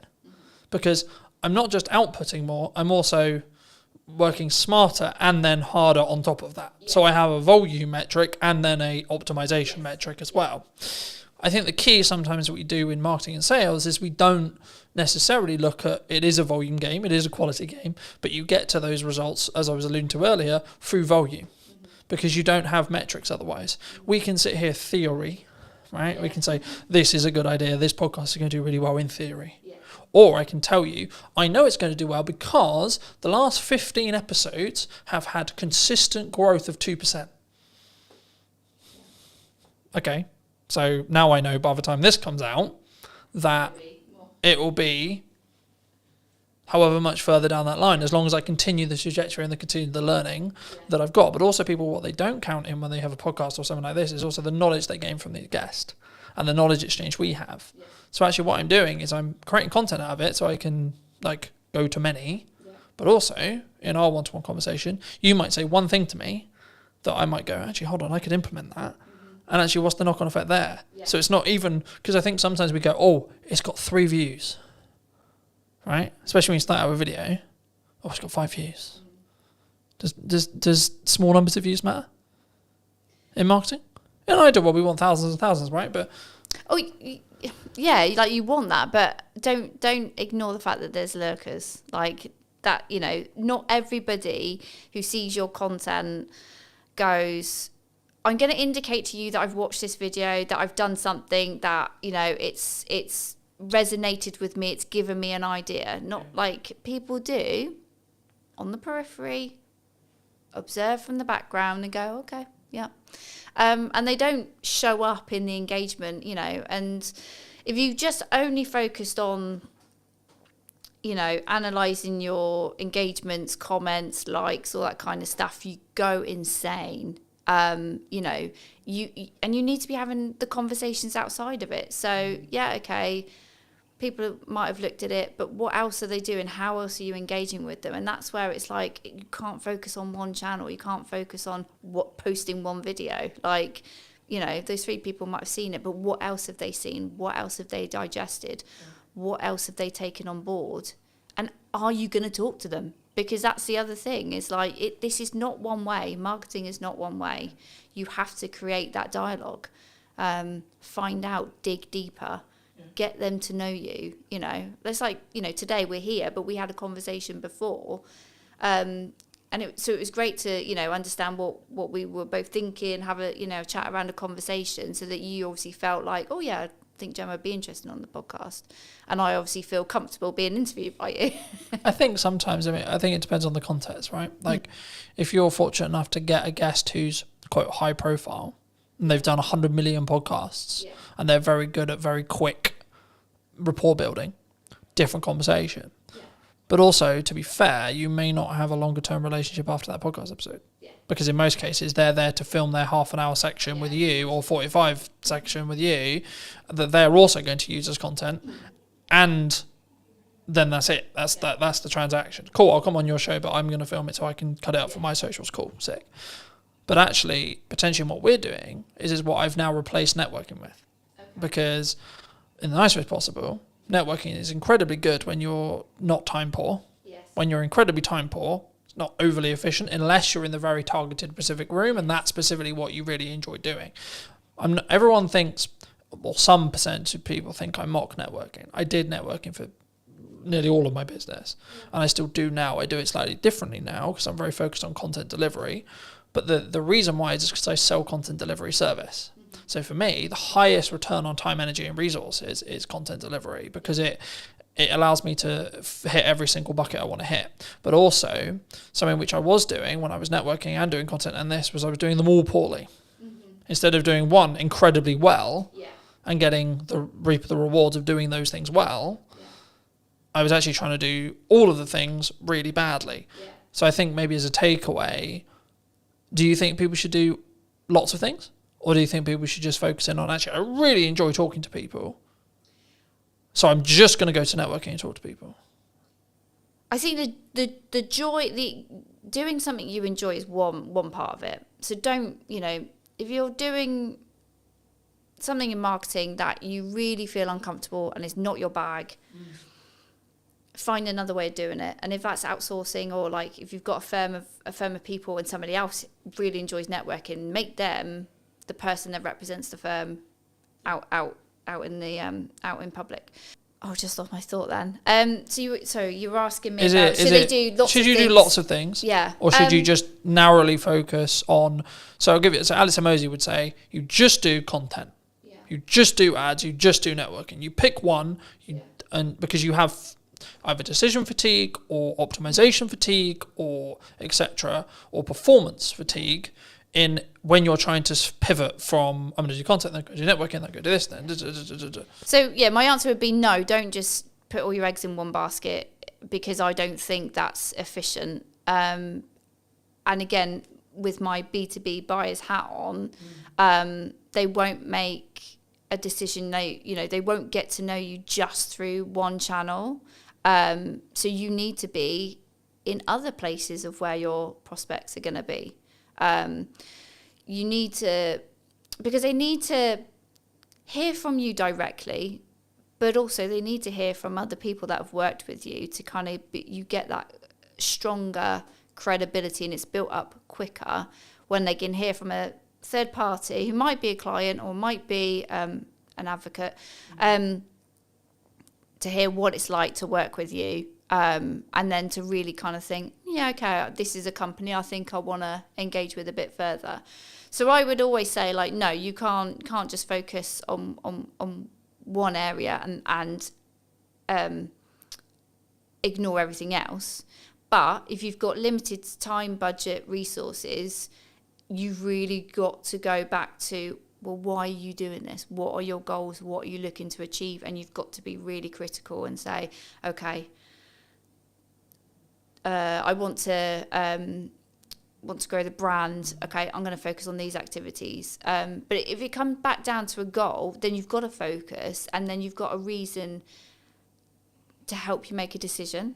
Like, decision fatigue happens when you probably don't really know what you're trying to achieve. I also think we don't give ourselves the time window. Mm-hmm. So I was alluding to it earlier. For the next 3-ish months, but just under 3 months, I've got 2 focuses. Mm-hmm. Podcast, event. That's it. Yeah. Nothing else. Everything I do is in one of those 2 buckets. Yeah. The byproduct of me doing that is I'll probably win more production work, I'll probably win more marketing work. Cool. But the main 2 content focuses is those 2 areas. Yeah. Now, after the event, when there's a bit of downtime between the event, I might add another one for 3 months. Yeah. But the thing I did potentially poorly in the past, and why my marketing didn't reap the rewards I wanted it to, was because I was constantly pivoting and adapting and changing what I was doing all the time, so I didn't commit to anything, which showed a sign to the market, if I'm really looking into it, that I didn't necessarily believe in what I was doing necessarily, but also I wasn't getting good enough at it through that 1% improvement consistently, right? So I think, to be honest, if we have another conversation in a year, I would hope that one of the channels I'm still consistently focusing on is podcast, because it's something I've committed to doing for the long term, not for the short term, because of the way I'm investing in it, because of the way I'm utilizing it, because of the way I'm testing it. It will reap the rewards in a window of time, either 6 months or 12, but I don't need it to reap the rewards now either, all right? But for those who maybe enjoyed this conversation, who want to connect with you, see some of your content, see some of the video content you alluded to, etc., where's best for people to connect with you?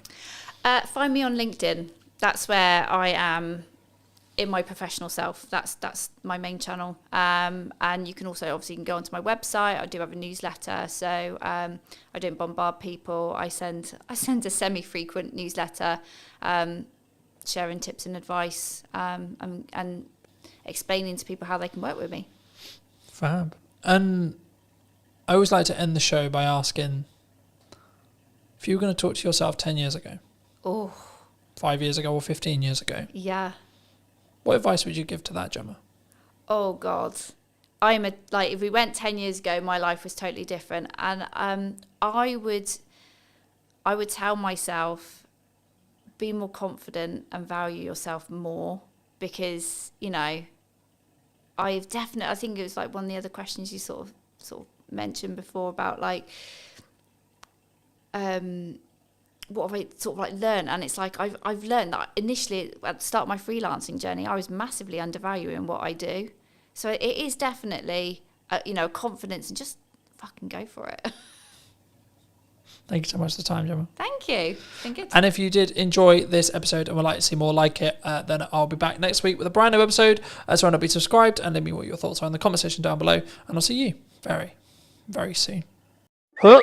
This is stopping the scroll. I use TikTok as example because it's probably the commonality in the room. Scroll, scroll, scroll, scroll. Oh, what pattern interrupt? What thing, either visually or audibly or on screen, is going to stop me from infinitely scrolling on Instagram or Facebook or TikTok or etc. I redistributed it on short form. One without captions, one with captions. The one without captions got 100 views. The one with captions got 1,100 views. It's the same video. Done is better than perfect, and posting a lot is powerful because you can work out what happens. To quote Gary Vaynerchuk from his new book, you should market to get better at marketing. It's the market will tell me in views, reactions, shares, sales, etc. what's working. No one really cares who you are. That's why I didn't start this conversation with, hello, my name's Colton. I wanted to get the basics, or help you understand the basics of marketing before we start. So can I just get a show of hands? Has anyone read, listened, or watched something on social media or the internet today? This is an opportunity for you to have either marketed what you do, how you do it, why you do it, or been marketed to. By the fact that you've all consumed content at least once today means you're in that marketing system. Now, this is quite basic, but then the question becomes, well, what do we create? How do we create it? The commonalities for me, in 95% of cases, whenever I have a one-to-one conversation, I work with businesses, etc., their hurdles are, in most cases, not knowing what to create, not having the time to create it, or not knowing specifically what to create it about as a whole, right? So the first part of this workshop has been designed in such a way for you guys to really troubleshoot what you feel is your hurdles. So I'm going to apologize ahead of time about spelling, because I'll probably get some spellings wrong, but just quickly around the room, what is your main hurdle right now with either creating content for what you do or utilizing AI in that process? So standing out. Okay, yeah. So it has that feel of AI, yeah? Okay. How to use AI. Anything else? Confidence is a really common one, but it doesn't sound like that's really the issue for the room necessarily. So that would be content pillars. So what you're talking about there is content pillars. So what are your specific pillars that you're looking to build? So I'll use myself as an example. For this moment right now, I have two main pillars. Podcast, what's missing in marketing today, and Christmas promotions or service-based stuff. So it's kind of three in some ways. This would be counted under service, right? Because I sell knowledge, I sell teaching, but also I sell the application of that teaching if you don't have enough time to do it yourself. The key whenever you do any marketing, before you start, is firstly have an overarching strategy that will help your bottom line. So that's why everyone does marketing, right? We want to sell more. That's the honest truth. No one's going to be here and go, yeah, I would love to spend £1,000 and then get nothing back, right? But the reason why, in most cases, in my experience, why people don't have that is, I would probably say, this. So they're semi-inconsistent. So they do that example that Johnny gave, which was, we're going to post really good when we're not busy, because we've got loads of time and nothing else to do. So we're going to post 5 to 10 times one day, then nothing for 2 weeks, then 10 times again because I went, shit, I forgot. Or life got in the way, etc. Right? But I think the biggest thing for us is the standard. Yeah. Okay. Standing out is, I'll do that next actually. That's quite simple once you understand how that works. So very quickly, this is mostly video, but the same is true of written content, etc. Whenever you format your content, it should follow this structure, right? You've got 3 chunks, okay? Hook, this is stopping the scroll, right? Scroll, I'll use TikTok as an example because it's probably the commonality in the room. Scroll, scroll, scroll, scroll. Oh, what pattern interrupt, what thing, either visually or audibly or on screen, is going to stop me from infinitely scrolling on Instagram or Facebook or TikTok or etc. Right? This in most cases is roughly 3 to 5 seconds of your, again, video. If it was a blog post or something like that, it would be your headline and then your top 2 lines. If you do this wrong, you will not get someone to stop.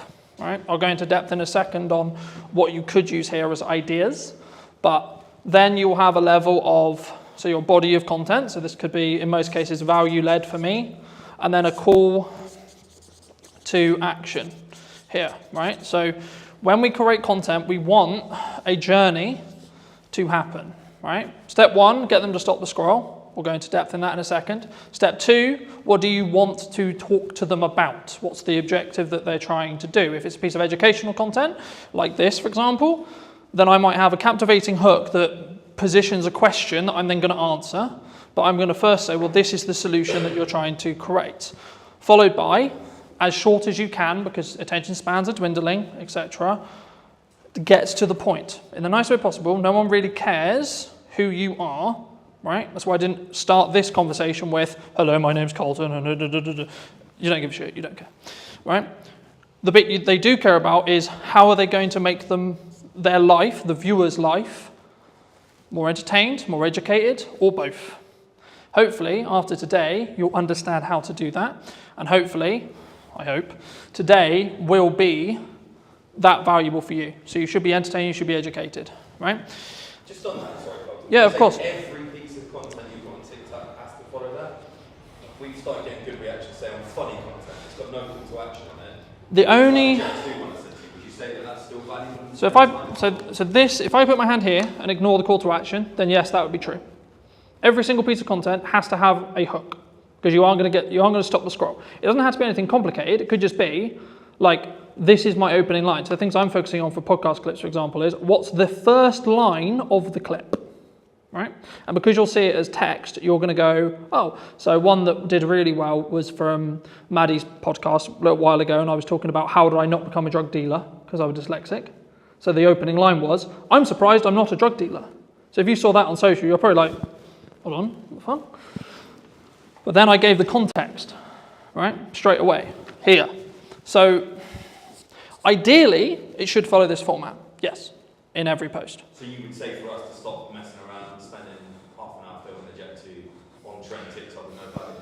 So this is mostly for thought leadership. I will come on to trends in a second, because trends is a little bit different, and it depends on where it sits in the funnel as a whole, overarching. But this is mostly focused around B2B thought leadership stuff. But you could also do it for everything you do as well. Because if you follow this format, it's a known format, right? We were talking about marketing funnels yesterday. This is a mini marketing funnel that then leads on to your, so this could just be, so for example, a lot of the content I did for this event was, here's the thing I'm going to talk about. Here's the value I'm going to add. Hey, if you would like to see more like this, come here today. Yeah. Happy days, right? Or try and blend the trend in almost, like the Jet 2, yeah. We could have finished it with, come and grab your pint here, yeah. It's happy hour. So it doesn't need to necessarily be, especially at the start, you don't necessarily need to follow this format. It's being aware that this is the ideal format and then using it in the content where possible. When you specifically look at trending, so on TikTok, it's kind of controversial in some ways because some people think, yes, you should trend jack, okay? I'm of the mind of, you should if you see an opportunity to be able to gain eyeballs that you otherwise wouldn't be able to gain, okay? But it should be additionally, not instead of, additional content to doing this consistently, right? This is where content creation gets hard because you need a lot of it to be able to do it, right? If you can do this well, then you can do this. If you can't do this well, don't do this. Because I personally believe it distracts from this focus, right? For me, the issue with this is you know you're going to hit your demographical things, right? So I put out a video, I know it's roughly going to be hit by people in Salisbury because that's my following, right? The issue with trending is because you're in a trending sound, I'll use TikTok as an example, but Instagram, etc. is true too, you have no idea demographically where that's going to go. So you might get, let's just put a big number there, 100k views, okay? Wonderful. Okay, but if we look at ROI on a business and we ROI on time, what would you rather have? 100 views to 200 views on something like this, or 100k on a random video that's actually mostly spread across the Philippines, China, America, the UK, so on.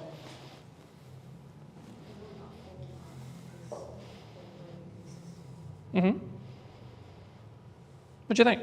We'd rather go 300 real people rather than 100,000. Because 100,000 looks good. Yeah, but 100,000 looks good. Yeah. Right? Yeah. But when we... 999,000 aren't going to become, or probably might not be close to your venue. And that's why chasing virality, yes, it looks fun, yes, it looks sexy, but does it really do much for your business? I'd much rather have consistent of the right people at 200 to 300, maybe up to 1,000, but I know that each one of those views is going to potentially mean that I get more people sat in a room, I have more people to work with, I have more people I can help in my location, or in your... How do you do that location on TikTok? Facebook's very simple, visible business. So social media has changed, right? If I did this presentation or talk 3-4 years ago, I would only be talking about social graphs. Okay, I'll explain both in a second. But on this side, we've got social graphs. Okay, that's how Everything worked before TikTok or Musical.ly arrived. Okay? Here we have interest graphs that I'm definitely going to spell wrong, right? But the job of the team of two. So this was basically what TikTok created. Kind of their algorithm created it. It was in other places like Tumblr, etc. But like modernized and actually like popular, it was TikTok who did it. So what happens here is and this is why I said yesterday, following doesn't matter because we're now over here. But just for those who don't know, socially, what happens is I would follow someone, I would like, share, or comment on their post, right? This would send or say to the platform, hey, cool, this person likes and enjoyed this content. Cool. Okay, so the platform goes, we're going to show more of that to that person, right? So you followed me. Okay, cool. So that means you're telling to the platform, I like Colton's content. Can you show me more? Sick, right? Same with likes, same with shares, etc. Now, the bit where it got interesting is because when they started changing the weighting, you wanted to target different things. That constantly changes. There's no point me going into it because by the time we finish, it'll probably have changed. The main difference when TikTok launched a handful of years ago was instead of it being followers, like, shares, etc., they are kind of still important, which I'll explain in a minute, but the job here is Craig is going to open TikTok, and if he had previously never installed TikTok, it will just show him videos. And what it's trying to do is it's going to go, right, I'm going to show Craig a picture and a video of a dog. Cool. What does he do? Does he watch the video? Does he interact with the video? Does he like the video? Cool. Keep scrolling. You'll find that the more stuff you interact with, the more stuff you give watch time to, the more stuff you like, the more stuff you enjoy, you'll be shown more of it, right? So that's what an interest graph is, right? So is that what the FYP basically is on Facebook Yes. and Yeah. Reels? 100%. That's running that algorithm. Yes. But the main feed is still on the socials. They're moving from this to this. The only place where this is still prominent is LinkedIn. Really?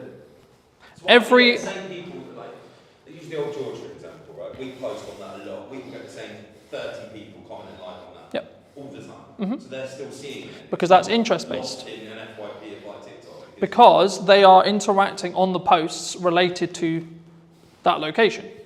Right. So they're signaling the platform to say, hey, I want to know more about this location. So it's not as fully TikTok 100%. The reality of socials, well, it will probably be in this line here for the rest of time, right? The future of socials is going to probably be, there's a debate at the moment, right? In the marketing space, in the etc. with Meta and so on. But my prediction, and probably the prediction which I think most people would agree with, would be in 2 to 3 years, you'll have two feeds. One that's like this, and one that's like this. Okay? So this would be your FYP, this would be for you to discover new content. And this is where, to an extent, trending would probably go into. So if you're trend jacking, following trending music, etc. Let's say you like, I'll use the example I used with Craig, dogs, cats, motorbikes, games, pubs, pick your topic, right? This is also where a concept called community talk came from, which was a specific hashtag around a specific thing. So when TikTok launched, everyone thought, oh, it's for dancing. Can I just get a quick show of hands? Who thought TikTok was for dancing? And for kids as well. Oh, for kids, yeah. That was the commonality, right? Everyone thought, oh, I'm going to go on TikTok and I'm going to do a... Thank God that people laughed at that. But the key is that's when it was Musical.ly. So very quick history lesson. TikTok is owned by a Chinese company known as ByteDance, who used to own an app called Musical.ly, where that was what the app was for. Lip syncing, dancing, etc. They bought this. They then launched it in China, did really, really well, and it was strong from an educational point of view. And then it moved to the West, and it became interest-based. But what they didn't realize was that interest-based would work so well, right? And that's why you're seeing, in the last couple of years, Instagram Reels launched, standalone, short-form feed that scrolls forever. Facebook launched, scrolls forever, so on, right? Even LinkedIn's now doing it.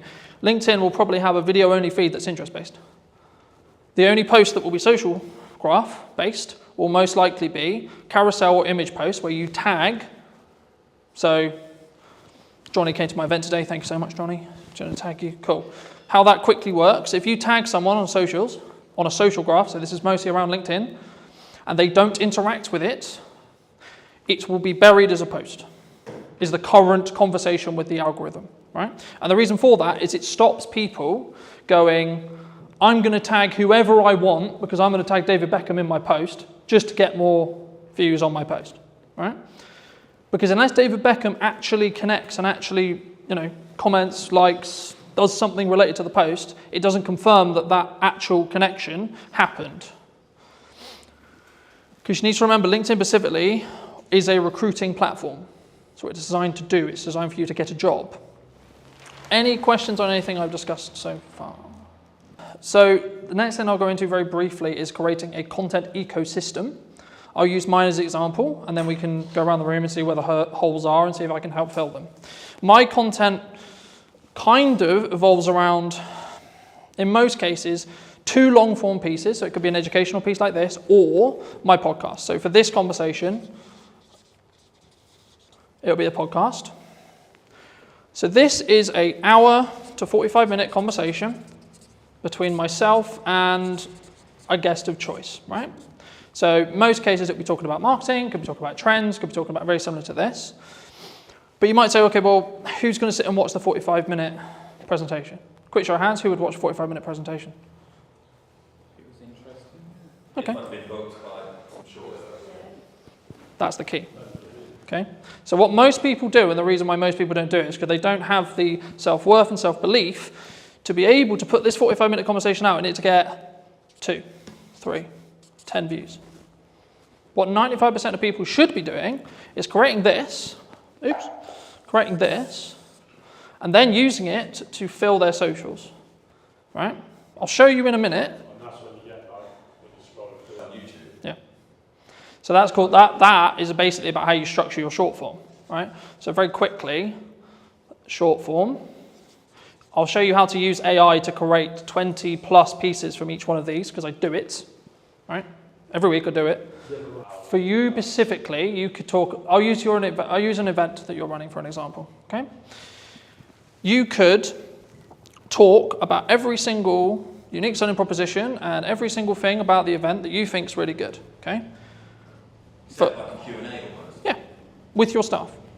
You get someone to ask you questions. Okay. What's it going to be? What's it going to do? Film it, chop it down, and then put it. And you don't have to film it the way I would film it, with multiple cameras and pro audio and this and this. I literally mean, right, a phone on a tripod, looking at 2 people, right, stick person, wonderful, another stick person, you can tell I'm not an artist, right, 2 people having a chat, wonderful, okay? That will fill your socials, okay? Because it's this long piece here. Could be anything. Your long form piece could be, this is how to utilize 1 hour of content, especially if you're time poor, right, and you've only got an hour of content to deliver. You can film it once, then distribute it into short form, you're probably good for a month. And then if you want to hire an editor, like I do, I get a custom trailer made for each podcast. Some of you would have seen them. If not, go on my socials. There's one every week, right? And that is designed for the hook, which I showed you earlier, on the front of the podcast specifically. So that's meant to hook you in, show the best parts of the conversation, etc. if you come to the whole hour. But also it allows me to be on social media with short form. So by the nature of how the trailers are designed, I'm naturally going to get a higher retention chart, which will look something like this, which means people are watching the whole video, which in 95% of social media cases, if people watch up to 100% of a shorter video, less than a minute, it will then be served to multiple audiences, right? I'll go into that very quickly, but just quickly on this. Once you've got short form from this 1 hour, you can then do lots of stuff with it. You can pull out the audio and have it as a standalone audio podcast, right? You could also get it transcribed, and then using tools like ChatGPT, you can get it into blogs, etc., in your own tone, etc., right? And then also, you can then take that blog, turn it into 20 tweets, 15 tweets, right? Or standalone social media posts on their own. Hey, in this conversation, it doesn't even have to have the video, you can just take some pictures afterwards and say, in the conversation we'll be releasing next week, we talk about X, Y, Z, right? This is a very key example of hooks don't have to be anything. You need to do them to then see what works for your audience. Because what works for me is not going to work for you, and vice versa. So that's a social question. 95% of the time, socially, we watch videos in our breaks, when the kids are asleep, etc., right? So you don't want... Yeah, so or the telly's on or something else is on. So in a social scenario where you wouldn't necessarily want to blare out your reel, but you still want to know what's going on, right? And just to give you some numbers behind this, I re-edited some Christmas content that I did, I think about 4 years ago. I redistributed it on short form, one without captions, one with captions. The one without captions got 100 views. The one with captions got 1,100 views. It's the same video. Okay, that's a 10x difference in views with one change. And this is how I'm starting to test stuff. The one thing people get wrong with marketing all the time is they go, this is our ideal profile, this is the person we're trying to talk to, and I know what they like. Do you? You may have known what they liked 2 years ago, but is that what they're into now? Does your ideal profile change through time? Mine does. Personally, my content consumption habits and what I consume will change on a weekly basis. When I want to go really deep on AI, I'll be watching nothing but AI stuff. Okay? When I want to go really deep into content and delivery and how to do it, shift again. So on an interest graph, my feed is going to change dramatically across 2 weeks. On a social graph, I'll probably get some of the same content. So on the Look into the terms and conditions of TikTok, you'll be scared about how much it knows. Well, this was actually a big problem a couple of years ago where I was aware of it, where people would be watching a specific video. So I'll give an example where maybe it's a motivational video or maybe they're feeling a bit sad, etc. They're watching something that may be a bit sad. And what the TikTok algorithm did, and they got in a lot of trouble for this, where they would then start feeding more and more, and you would go down this loop of negativity, right? I don't want to go into detail on it today, but it's the same with the quote, red fill spear, right? You are fed what you watch. So people are like, oh my God, my TikTok's so annoying because it only shows me X, Y, Z. I'm like, okay, A, log out, reinstall the app, watch stuff that you don't want, so watch the stuff you want, and then the algorithm will catch up. Or just when you're on the socials, just stop consuming and interacting with the stuff you don't want to see more of. Or search what you do want to see. Yeah, or manually go in and search, I want to see pretty kittens. I want to see dogs, I want to see positivity, I want to see quotes, I want to see etc. To start, put your video everywhere. Put your blog everywhere. Put your piece of content everywhere the same way. Because the first thing you need to get into the habit of is doing content consistently and getting consistent, right? Because that's where the results will come from. And concentrating on video. I focus on video because it's my best, building off Emily's point, it's my best way of communicating, and it's what I will also consume, and also I know the power of being able to leverage it because I can use it a million ways. Some people say, I don't want to be on video. Okay, that's okay, don't be on video then. But if you're a good writer, then write. Okay? You don't have to reinvent the wheel. The content quality will always rise to the top if you're A, consistent, B, talking to your target demographic, and C, adding actual value. Not fluff, not this looked nice, this was wonderful. The goal for me today is to give you as much valuable the stuff you want to learn as much as possible. That's it. That's my only objective today. Very quickly on how algorithms work in most cases. This is a video algorithm, but the same would be true in blogs, the same would be true in articles, and you can swap the words. So whenever I say video, there is a similar algorithm for every other form of content and will work very similar to these principles. Okay? So when you post a video, I'll use Instagram Reels, for example. This is your video. Okay? The first thing it does is it will send it to, these numbers are rough because they change every week, right? And we actually don't really know. It's roughly about 10%, maybe lower, maybe 5% sometimes, of your audience. Okay? Now, depending on what happens will then depend on if you get a new audience or not, right? So in most cases, if, let's say this video is I don't know, 30 seconds, okay? If someone watches up to 25 seconds of that video in this seed audience, so this is called a seed audience. The job of a seed audience is to tell the algorithm, because it doesn't know what this, all it knows is you uploaded a video. Wonderful, it can see what you said in it, because it can pull the transcript, etc. It doesn't really know what the video is, it just knows you put a video out. Sick. So what it does is it sends it to the 5 to 10% of an initial audience that it believes will enjoy this piece of content from what it learned from the title, the media data, or the post, depending on what platform you're on, and then what's said in the video. And then depending on what happens with things like watch time, likes, a key one on Instagram, especially right now, if you save or share it, because this is where understanding each platform is really important. So Instagram specifically is designed for people to share videos around, share posts around, because it's a communication platform. It wants people to communicate with each other on it, not just consume content, but have content as part of the ecosystem, so that, oh, I really like this video, so I'm going to send it to Paul, right? That's what the algorithm wants me to do. So sharing/saving, coming back later. And depending on how well these combinations, and the weighting changes, that's why I'm not focusing on specific weighting, but the weighting will change. Depending on what happens will then change how much of an audience, what that audience is, and what the size of the audience is. So when things go viral, what's happening is this. So it's going, initial post, okay, cool, it did well. Sick. All right, first audience, did really well. Then there'll be a bit of a plateau, maybe for half an hour, maybe 30 minutes. Then another one. Did it do well again? If so, and so on. And eventually, it won't have a good reaction. And that's when it will stop. But if you can keep that loop, so there was a trend a little bit ago on TikTok where it would be a 2-second video with a load of text on it. Why do you think people did that? They were farming watch time. Because it's a 2-second video. So TikTok was going, is people who watch this video in that seed audience watching the whole video? Because it's 2 seconds. But to read it, you need about 15 seconds.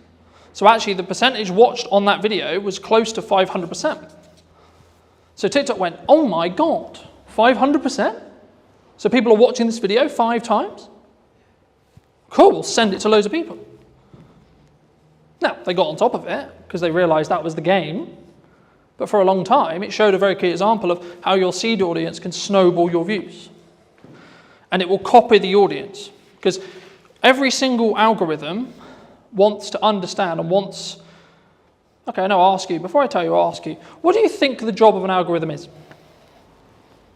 To keep people on social media. For example. What does every single social media platform want? Eyes on it. Mm-hmm. How do they make money? So the sin, you could say, is taking people off platform. Because Instagram doesn't make money if you send them off platform. If you send them to YouTube, you're sending them to a competitor. That's why people started getting quite clever with their link in bios, because link in bio became a term which TikTok itself would suppress, because it was sending people to the website. For a marketing point, that's what we want to do, right? We want to send them to a landing page, we want to send them to a YouTube channel, we want to send them somewhere else off-site so we can potentially sell to them or retarget them or etc. or get their email so we can then email market it to them, etc. But purely from how does it perform point of view, and this is what I said at the beginning, where you need to start really delving into your content and really start working out, okay, so this one's going to be a very value-led piece, this one's going to be trend, this one's going to be for this purpose. And it can be overwhelming, but hopefully you're just going to get some ideas from today. If you can get some videos, and this is why done is better than perfect, and posting a lot is powerful because you can work out what happens. To quote Gary Vaynerchuk from his new book, you should market to get better at marketing. Right? So it's not about I'm going to market because I know what I'm doing. It's the market will tell me in views, reactions, shares, sales, etc. what's working. So I'll give you an example. A phone video over-indexed than a professional video in most cases for me. I follow the same format, hook, content, call to action, but because I story-told in the video and it felt more real, it got, I think, 4 times more views than my average. I think it's on like 1,300 now, because I told a clear story. So for those people who are like, I don't have a camera, I don't have this, I don't have that, I don't have all the kit, I can't create content. Who doesn't own a phone in this room? You all own a phone, right? So then you don't have an excuse. Because especially if you create it in-app, you can outperform because there'll be a small performance bonus. For example, on Instagram at the moment, they launched their own editor. It's called Edits. It gives you the ability to edit in the same way I can edit with Pro Software, and deeper analytical data on every single reel you've ever posted purely through the app that you cannot get through Instagram. So for that reason alone, you should download it, because then you can see your click-through rate, then you can see your percentage of your seed audience, and then you can tweak stuff, and you can tweak the hooks, you can tweak that first line, you can tweak your packaging. The same when it comes to your first line of your actual copy for this, because if someone misses the video and you don't have captions on it, you might be able to re-engage them by getting a captivating headline. So if you're doing multiple kinds of content, you can learn from... Yeah. Because you can then re-engage people. Something that also people worry about is, I posted a video and it only got 20 views. Okay. Well, what's happening when you first post a video for the first 24 hours, bless you, is it's only showing it to your seed audience. So on average, it will take 48 hours or so before you really start seeing something pump. Unless you're trend jacking, that's a bit different. But on the structured content we talked about at the beginning, it will take roughly about 24 hours before the algorithm really understands it. The more content you feed the algorithm, the more it's going to understand what you do and what audience is going to connect with the content you're creating. Does that make sense? So what stage do you start paying for it? So at the minute you don't need nothing I've talked about today is paid ads. I know, that's what I'm trying to think. If you want to do paid ads, you can follow all of these principles, and what I'd recommend you do very quickly for those who are interested in doing paid ads, you should post a load of content, see what does best in regards to views, retraction, etc., and then take the best performing pieces of content and then amplify them with ads. Because then you don't have a question mark on whether the creative or the video or the blog or the post, etc., is actually going to do well or not, because you already know, because it did well organically. So that way you're not wasting money on amplifying bad creative, because you know that it's going to be good, because you've already tested it organically. Does that help? Yeah, no. But if 10,000 people saw it organically, you go to millions if you pay for 10. yeah. But the key there is to understand that is that 10,000 the 10,000 that you want? Moving back to my original analogy of, do you want 100,000 or do you want 10,000 or 1,000? If the metrics align, as in you got 10,000 of the right people, absolutely you should pour money on it. That's the hard bit. Because you've already done it. You already know it works with the target sector that you're trying to talk to. So of course you know. And then it's just taking the guesswork out of paid ads.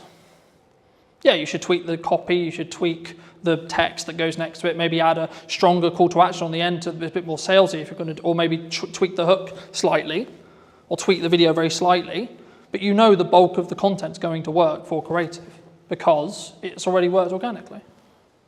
How important is something like LinkedIn for a business owner or a filmmaker? Yes, LinkedIn is essential, I think, for any business owner. I've been posting regularly there for 8 years, I think, something like that. How do they up their prices? Because they struggle to actually put that into practice. If you're paying a freelancer £300 a day, that's way more than 30 grand salary for a full-time editor. Did you reach out to the brands you were looking to do the spec ad for? Because I think some people, when they look at spec ads, there's kind of like two approaches. One is like, do it, tag them in it, or send it to them and sort of see what happens. How did you navigate that initial process of making that spec ad? Anybody looking to scale their video business needs to double down on the brand. And people want to work with the brand, not necessarily just me. Does speed really play a factor, or is it more kind of standard to think about?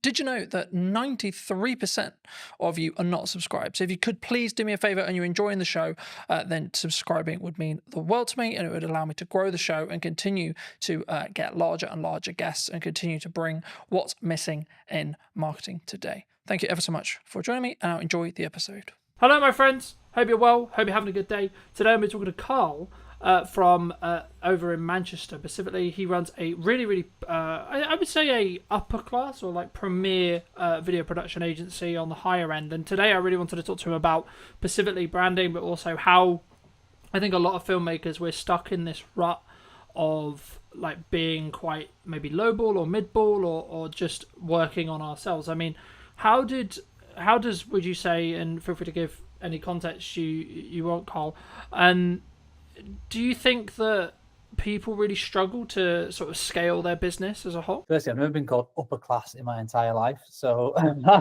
that's really just thrown me off big time. We're definitely a premium offering though, so I get what you're saying there, so thank you for that. So yeah, I run a production company called Dead Pixel Films, doing video and photography for a variety of FTSE 100 clients, online brands, TV commercials, that sort of stuff. And what was your question? How do they differentiate themselves? Yeah, because I think a lot of people, they're very maybe solo space, and they're maybe worried about like how do they up their prices, because I think that's maybe the dream or the objective of a lot of filmmakers, but they struggle to actually put that into practice. Yeah, absolutely. So for context, we're a team of 5. So I'm not a solo shooter anymore. I started off shooting weddings, same as a lot of videographer journeys, I guess, shooting corporate videos, went to universities, then jumped into freelancing pretty early on. So I was a solo shooter for 4 years. I did weddings, corporates, bits of football, bits of TV, all sorts of stuff. And, I made a really good living doing that. And there was nothing wrong with that. And I loved doing it. And the wedding specifically was amazing. I was working with really like happy people, and it was really, really good fun. But I eventually reached a cap where there's only so much time in the day I have. There's only so much I can charge. And I just realized I was I was at a peak, I suppose, in terms of like camera operating in Manchester as a technical skill and what I could therefore charge or how I could scale that into a business. So my next step was to go from a freelance camera operator, solo shooter, to a production company owner. And that was a monstrous leap because I alienated all my clients literally overnight, because all my clients were other production company owners. And so suddenly they're like, oh, hang about, now you've gone from Cal Thompson camera operator to Dead Pixel Films, video production agency. You're now a competitor. You're not a collaborator. At least this is how it was perceived 8 years ago when I first set up the company.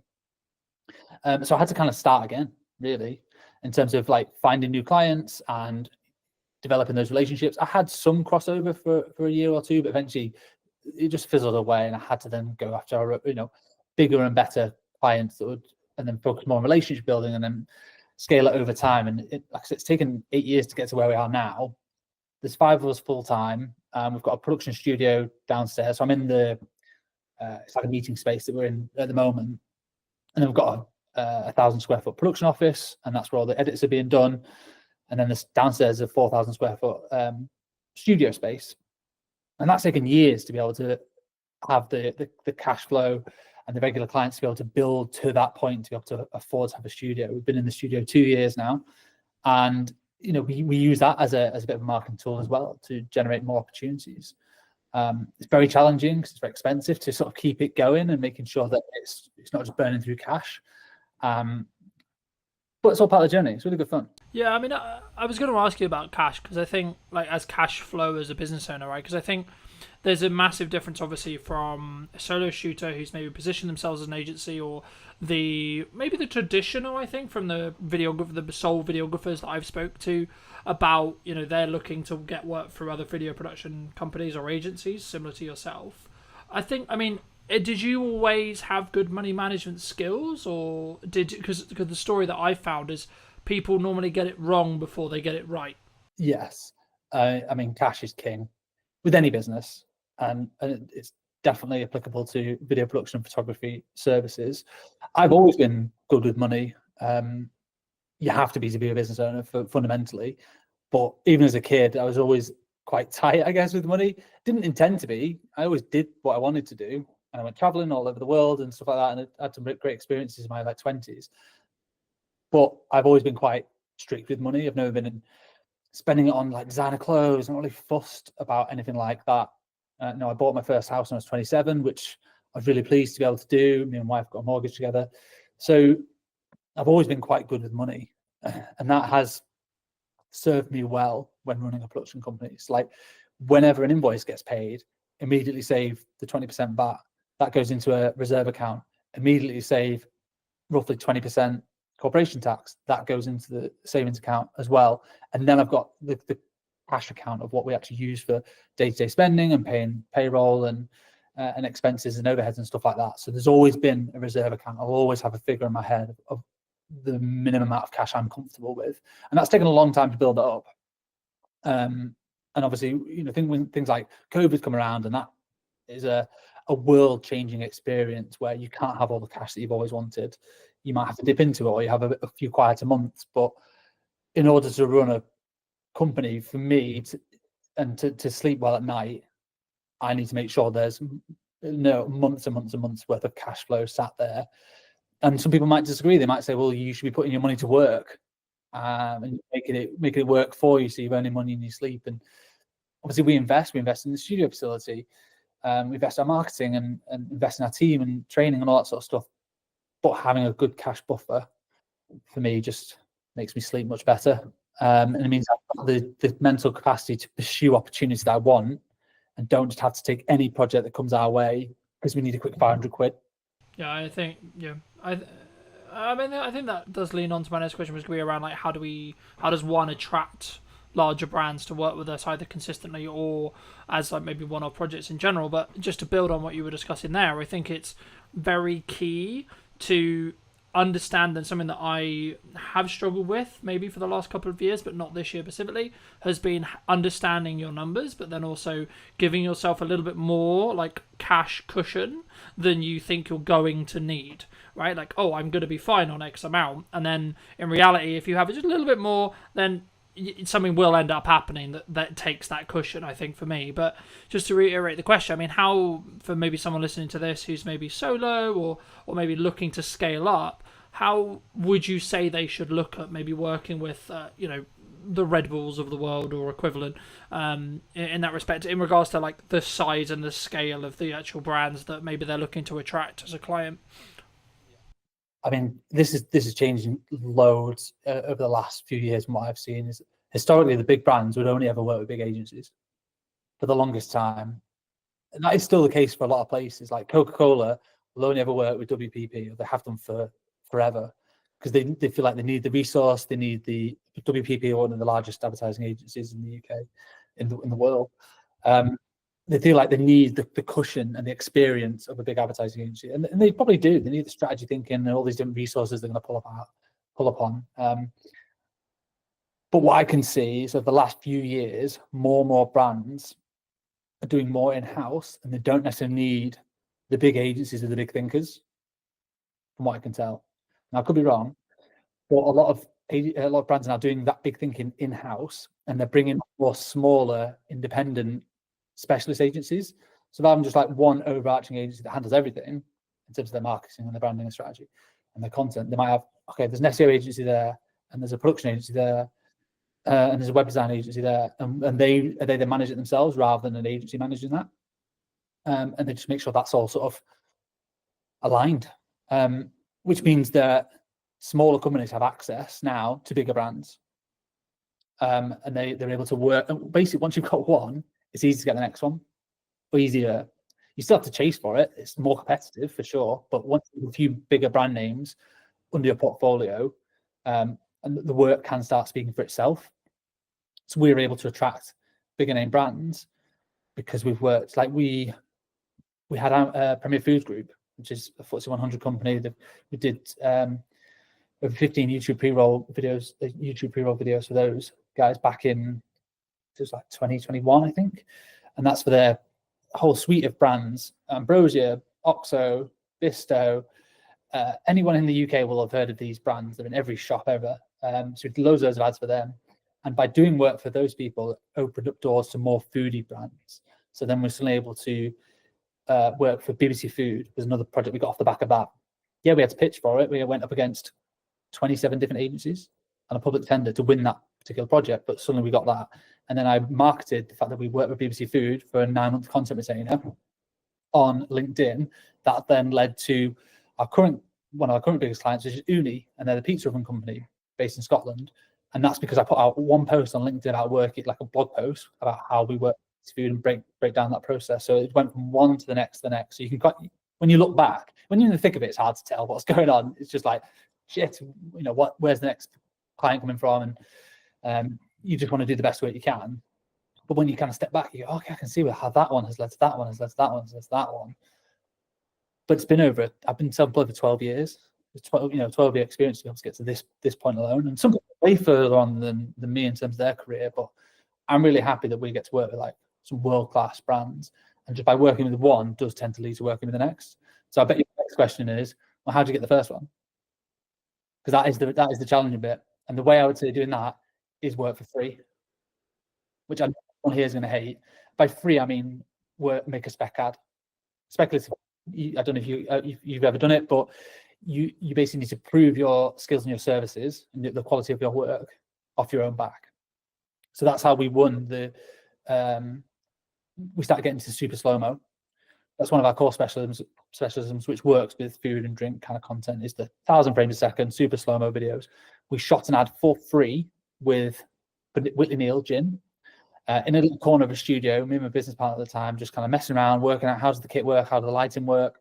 This was years and years ago. And we put together a little 20-second montage. We partnered with a kit hire company who lent us the camera for the day. So that was very generous. All it costed was our time and the ingredients. And then we pieced that together. And we used that piece of work as a marketing asset, piece of collateral, to then go and win the next one, and then win the next one, and then win the next one. And that just snowballed. We then became the specialists in super slow-mo and food and drink, which then led us on to the next project and to the next one. So that's always my advice to anyone looking to get into it. How do you attract bigger brands? Is you can't just go to university, study a bit of film, and then go, well, now I'm just going to either have my own agency or go work for another agency, and I'm going to be balling working on these big bad projects. Like, you've got to prove it. Education, you've got to prove it with your skills and your portfolio and your work. And if you buy fruit, you've got to just go out and do it. Yeah, no, I completely agree. And I guess the question that comes from that is, did you reach out to the brand you were looking to do the spec ad for? Because I think some people, when they look at spec ads, there's kind of like two approaches. One is like, do it, tag them in it, or send it to them and sort of see what happens. The other one is like, hey, start building that client relationship, etc., and be like, hey, we would love to work with you, or etc., but can we make one for free? Like, how did you navigate that initial process of making that spec ad? Depends how big they are. If they're massive, if they're like a high street name, if you're suddenly I want to do a spec ad for Gymshark, they've already got amazing commercials, an amazing in-house team. They don't need your spec ad. So you emailing them saying, I'm going to do this ad for free. If you want to use it, use it. They just won't. They don't need it. So in that sense, I would just go and do it and just tag them. Like, massive fan of you guys. I hope you don't take offense to this. We've made our own ad. We want to tag you in it. And if Gymshark will unlikely see that and then want to just hire you immediately, but their competitor might. So someone else who maybe is slightly smaller than Gymshark might see that and go, oh, I love what these guys have done. Or you can use that to market to Gymshark competitors. So you can reach out to people directly that made this little piece for fun, just showcase our skill sets. Be really honest and transparent. Don't suddenly try and pretend that Gymshark are your client. You've done it as a paid project. That's the last thing you want to do. But just be honest about what you've done and how you made it to showcase your skills. And would you be interested in that one for your brand or business? We did one for like Innocent Smoothies, massive global brand. We didn't ask them to make that. We just did it as I was building all these like mad rigs because we've got a food studio, we have the space. I built like this test tube rig that when you pushed underneath it, basically it forced all the liquid through the bottom of a smoothie container and then just created like this volcano effect out the top. I wanted to test it to see if it was even doable. It's just like an idea, and we shot it in super slow-mo. It worked. So then we got a few more shots off the back of it, pieced together a little 20-second thing, and then just tagged them and put it on LinkedIn. And their marketing team like commented like, "Oh my god, this is awesome! So glad you enjoyed the product." So from them, it was like free marketing. They didn't really ask for it because they didn't really need it. They were just really pleased for us to make something, and then we use that to then try and win the next food or drink project, or just a couple of little showreel clips to go in. It's in the showreel now. Do you think you've mentioned LinkedIn specifically a handful of times. Do you think that some people are worried about either putting up a spec ad or like maybe creating content that's not specifically for a client or for a production company, etc., that could showcase their work, could get them that next level, but maybe they're like concerned about either like what would the reaction be, or like where people see, because I kind of see it in two respects from my experience with filmmakers. Some that are like really leaning into social media as like a personal branding tool and like as a marketing tool, but others who are maybe slightly more cautious around, I guess, how they post and when they post.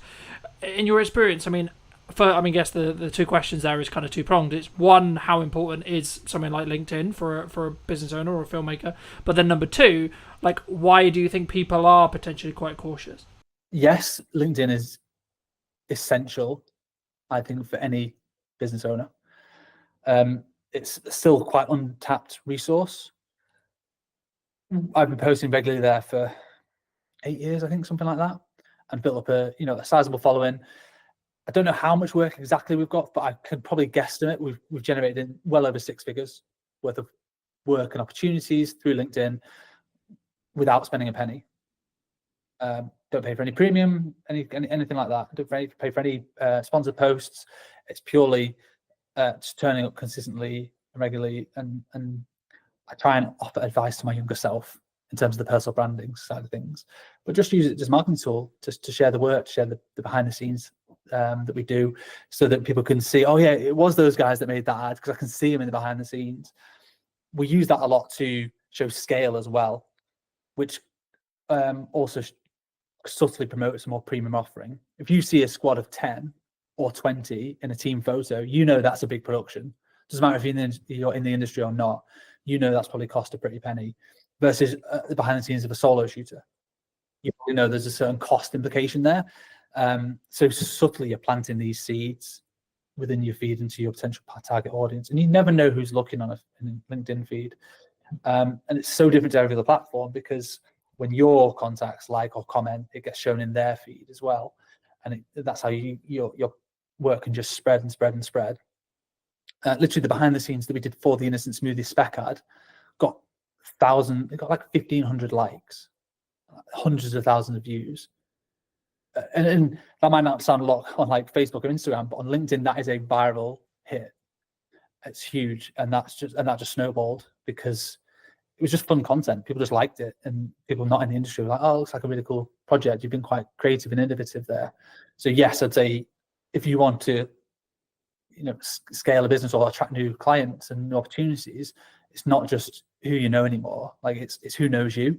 So LinkedIn is so valuable for that, and anyone could do it. Yeah, I mean, just because I think traditionally so much of filmmaking was like go to filmmaking meetups, meet another filmmaker, meet a gaffer, meet a sound guy, etc., and then you sort of build your, I guess, referral work from there. But for me personally, I've actually seen it as a builder now, where you should be doing that, absolutely, but you'll potentially get to a scale, especially as a production company, where you actually, and I guess it comes back to like who's your target client, right? So if it's another production company, then actually knowing other people is probably a better use of time. Maybe I'd be curious on your thoughts.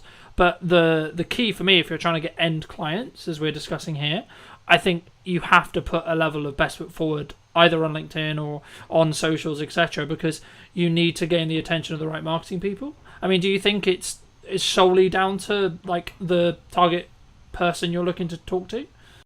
Yeah, 100% that. Like, who's your ideal customer? If your customer is video agencies or production companies that make high-end TV commercials, then your best job is to network with other crew members. If you're a gaffer, meet as many DOPs as possible. If you're a makeup artist, meet as many producers as possible. And you're a technician, your job is to get on set as much as possible, and you charge a day rate and you get to work on some amazing projects. That is completely different to being a production company, because you are dealing more with brand managers, marketeers who don't live and breathe that specific skill set every single day. They're thinking more wider strategy of the brand. So you need to completely change who you're networking with, completely change your messaging. So, I see filmmakers all the time like geeking out about the latest kit, and ultimately clients don't care. They don't know really what the kit is and what the difference is. They'll be able to tell the difference in the output, the final output, and the results it's given. But fundamentally, technology's got so good that I don't think people need to be geeking out about kit as much anymore. Technicians always will do. Like at my heart, I'm a DOP and I'm a technician. I'm a camera nerd. I always have been since I was 13. So I do still love it. Doesn't mean my clients care about it. Really, they care about, okay, I need a super slow-mo shot. How do I get that? You know, okay, we need a £100,000 phantom camera that we have to rent for the day. And we need the skill sets to do it. You need high-speed lighting and all that sort of stuff, and a lot of power. So they care about the results of the slow-mo and what it does, not necessarily the camera. They don't care what it's called or how much it might have cost. Yeah, they care about the rental fee. But in terms of like the specs of it and stuff, they're not really fussed. You have to market to your respective customer and who that is. If producers are hiring you and you own a super slow-mo camera, then talk about the specs all day, because they probably will care.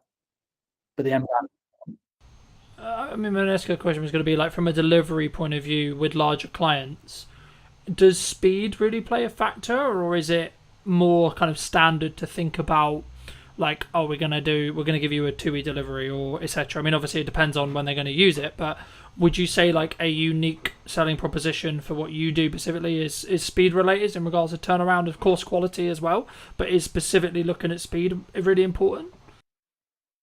We never market ourselves as like the fastest video agency in the West or anything crazy like that, because I think it would just attract a certain type of client which will expect everything yesterday.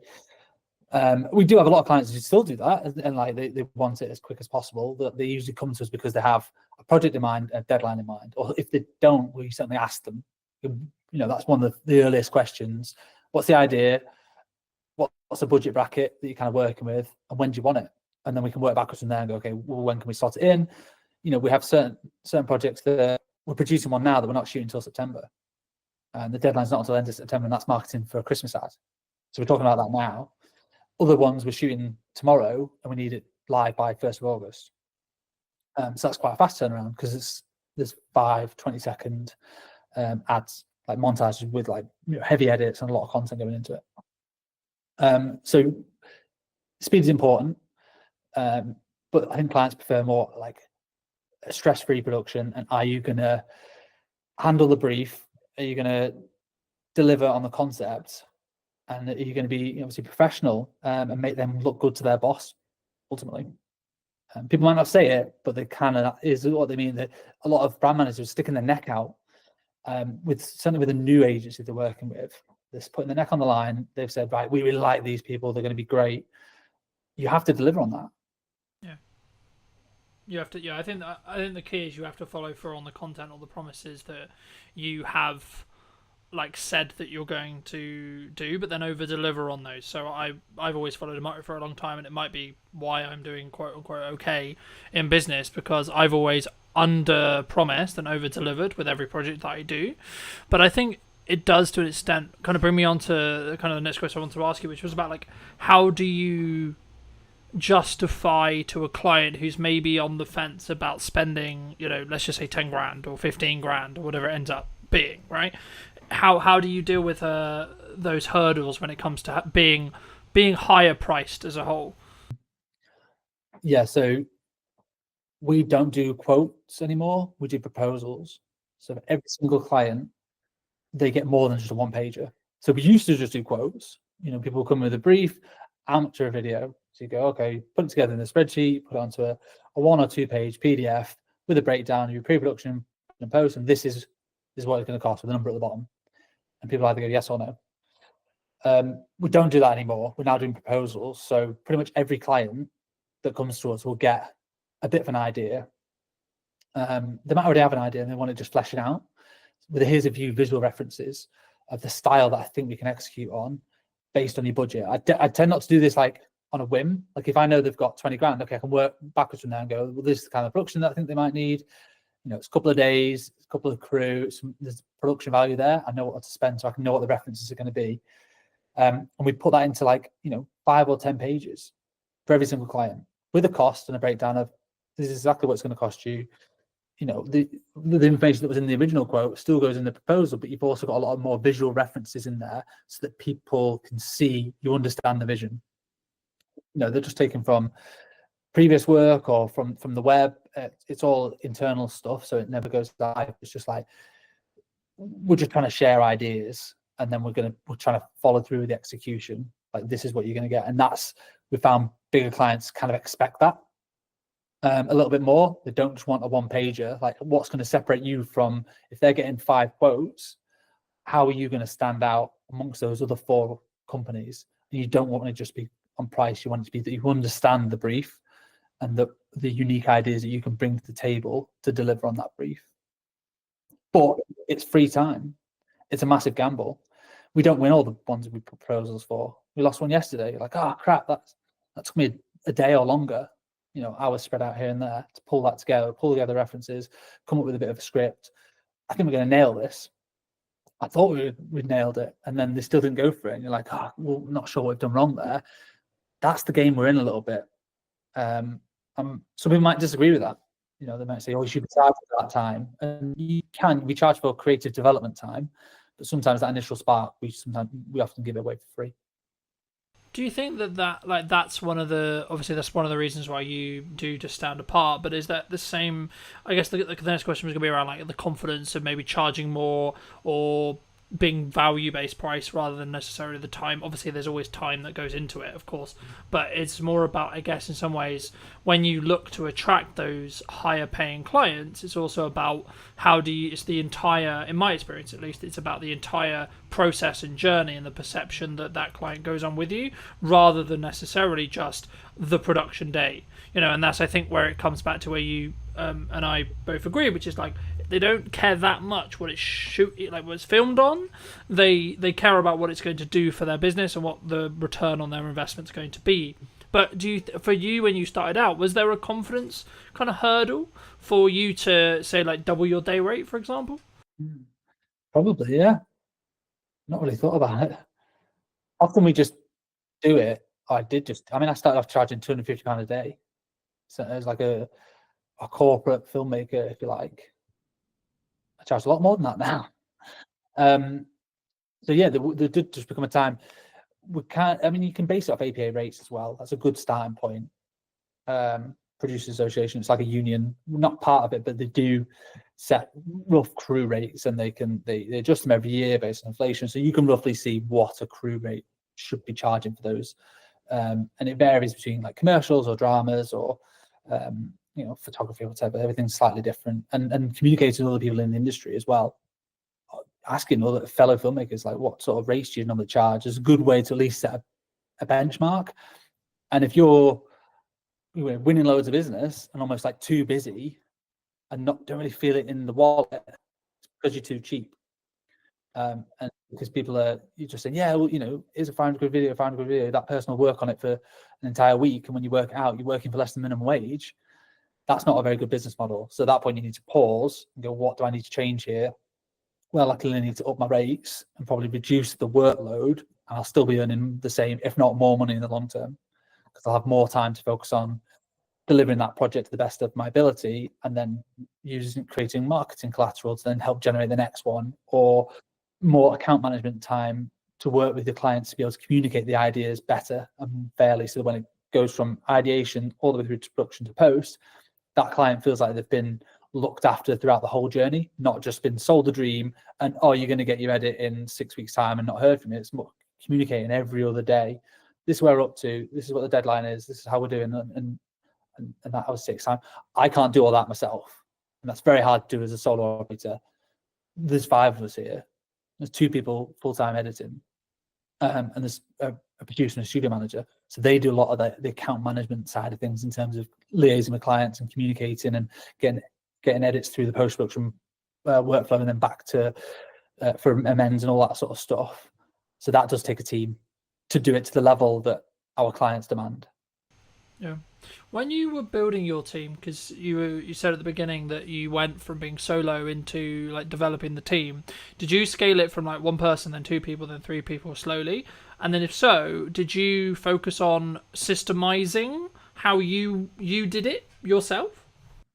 So originally it was myself, and then I partnered up with somebody else. So we then became 50% business owners. And that was just the 2 of us for probably a year. And I was literally doing all the shoots and the edits, and he was doing business development and operations. And that was fine, around COVID time, just surviving. but eventually the edits got too much. So it's like looking at the business model and trying to work out where are we bogged down with in terms of time, and it was edits. So it made sense to hire an editor. Great, let's work out what the finances are going to be. It can be quite daunting when you look at your first hire, like, oh my God, how am I going to find 30 grand or whatever you're agreeing that first initial salary is? But you tend not to look at it on a yearly basis. You just have to look at it on a monthly basis. Oh, I actually need to find 2.5 grand or whatever it works out at. Because obviously including tax and all that sort of stuff. So that's much more manageable. And it's a bit easier to think of it like that, or what do I need for this quarter to be able to hit that, rather than thinking about the larger scale side of things. And editors are amazing, hardworking people, and that is quite an easy way in terms of a business model to, as long as you keep them busy, they will pay for themselves very, very quickly. We did, and then we did just add on to the next one, different skill sets, and eventually the producing was bogging us down a little bit. So we're just like, oh my God, we're just having to, my email inbox is 100 every day. Like, how do we help manage this? Okay, we need a producer to start doing some more of the logistics, booking hotels, doing casting, all the logistics of like sorting crew and client liaison. Right, that can come. Basically, I hire somebody when I get too busy with one thing that I don't necessarily want to do all the time. And then just let them do that, and then I can focus on the stuff that I want to work on. Yeah. Did you, from like a management or money planning point of view, when you were looking to do that, like, did you have the money in the bank to pay for like 2-3 months, or did you have like the full salary, or did you like just have it in like contracted jobs in the respect to like, I know I've got consistent revenue for say 6 months and it's going to be that number, and that actually means that pays for me plus 2 people? How did you sort of plan that when you were scaling? Because I think so many people, when they maybe look to take from a video production point of view, they take it from maybe a solo, what I would describe myself as, which is like solo plus, where they only have budget for project by project basis to bring in people, expand those crews. But for me, like, potentially in like 2-3 years, it will be a situation of, I guess maybe it's risk profile thing, but I'd be curious on your thoughts around, like, did you plan it as a, like, I've got 6 months and actually we're good regardless? Or did you maybe lean into like, actually, I know we're going to get the work, or I know it's going to free me up to the point as a founder where I could do the marketing and the sales to then mean that I can then know that I'll have the work? Yeah, I mean, for like a U+1, use freelancers until it becomes so obvious that you're spending so much money on freelancers that it's more cost effective to hire somebody full time. So if you're paying a freelancer £300 a day, that 10 days of work, it's 3 grand. 20 days of work, a normal working month, that's 6 grand. That's way more than 30 grand salary for a full-time editor of what you've got to pay out as an individual. So if you do that consistently, you'll soon realize that having all these freelancers has cost me way more money than a full-time person. So generally, that's exactly what we did. We had freelancers, and we actually won a few big block bookings. So we knew we had 2 months worth of editing work. So we had freelancers just coming in. I think we had 2 at the time, just helping us churn through this massive volume of work. It was all costed for, so it was all fine. And we just knew that, well, hang about this. Once that project was coming to the end, we were getting another big project that sort of, we had loads of edits on. So it just made sense to eventually put a job ad out and hire for that full-time role. So we would effectively be saving money on the freelancers. And we gave the freelancers the opportunity, like, do you want more job stability? Do you want, to come on full-time? And some people did, some people were not interested. They're like, no, I'm happy with the flexibility and the variety. Like, there's a place for both in terms of freelancing as a technician or going full-time in-house. Really depends on your personality and your personal circumstances. But from a cash flow point of view, I think we had at least, call it 6 months worth of cash to be able to pay that person. They could be sat around twiddling their thumbs. It'd be a terrible business model, but they could be without us necessarily worrying about how we're going to pay that person. Because also when you hire them full-time, you have an obligation to pay them. They're now an employee. You can't just get rid of, you can make them redundant, but that's a failure on your part, I think, rather than just, we didn't have enough work to be able to pay them. Like, you've got to then go and get the work to keep them busy. So that is part of the risk. It's definitely it's a high risk move.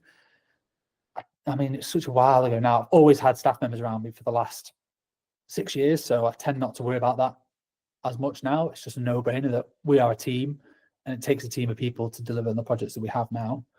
So if it does sound scary to anybody as an initial thing, I'd always just say, bring on freelancers until they become too expensive to not just hire. It's a no-brainer to hire somebody full-time. Yeah, I think I agree. I mean, I think would you say that in that though, one of the things that a founder, a or like an origin person of the business in a video production context, like they should spend like as they're scaling and as they're bringing in people to help with the delivery side, should they spend like a significant amount of their time in trying to, I guess, apply financial resources to getting more people to help them either with their personal marketing or the company's marketing or etc. to then like because I found like for me that will have the strongest ROI by me creating my own content and me being in the world of marketing all the time as much as possible and not as much in client delivery. And if so, how did you transition? I mean, did you just end up like you sort of alluded to it at the beginning, but did you have to transition all your clients because they wanted to work with you specifically? Because I think that's sometimes the weakness when we're very founder-led as a business, where a client wants to work with me because they've consumed my marketing and then they want me to have that touch on the project. And how do you sort of balance that with also then scaling it with a team? Yeah, I'm still figuring that out, to be honest. A lot of our projects are of a scale where it can never just be one person. That one person ideally should be on the job. That was a big USP for the longest time, is we weren't necessarily just another production company that brought on loads and loads of freelancers. It was like, no, if you see us in the initial call, you're going to see us on set and we're going to hold your hand all the way through the project. And that's done really well for us for the longest time. It's helped us build relationships with the right people. It's helped deliver good work. But that is only scalable until a point. I can't be on every single job if I want to scale the business beyond where we are now. So that's probably a bit of an ego thing that I've got to figure out and navigate and work out. There are other people who can shoot. Yes, technically I'm a DOP and it makes good financial sense for me to be on the shoot, but also makes good financial sense for the wider business for me to be marketing and spending more time doing business development to bolster the scale of the productions and the bigger business and clients. As long as they are getting a good service from you as a brand, not necessarily you as a person, I don't think they'll fundamentally care that much. As long as it's not sell them the dream and then you never hear from them again. You've still got to check in, but that could be checking in with just emails, texts, how you finding everything. You know, I went on holiday last week and I was like, oh, all these productions are going to fall down. Well, of course not. I've got a team who've been briefed in and they looked after the clients and they did a smashing job. And I came back and I'm like, so what are we shooting tomorrow? It's all been done. You know, I just trust the team to do their jobs. Yeah, no, absolutely. And I think that's a really important thing for people to think about before they start scaling, which is like how they're going to set that expectation. And at the end of the day, if the client's getting the customer service, the client experience, and the product that they are like they're paying for and they want, then I think that becomes lesser to an extent, right? Like, of course, you can't be completely removed from the service or from the entire client journey, but I think it become like if you have a trusted team and you're known as someone who has a trusted team, I think there's maybe a pivot or a change that needs to happen with marketing. But for those people who are maybe interested in seeing, you know, some of your work or looking to see some of these LinkedIn posts, etc., where's best for people to reach out to you or connect with you? I'll come on to that in a second. I just want to echo what you said about, just build on what we talked about in terms of individuals and stuff. And I think it depends on your role. So if you're a photographer, quite often you are hired because you are, I don't know, Cal Thompson photographer, for instance. Not me, because I'm not like a world famous photographer, but an individual is often hired. From what I can see, people don't necessarily hire. There's a couple of very good ones in the north, but photography agencies where it's a different photographer every time.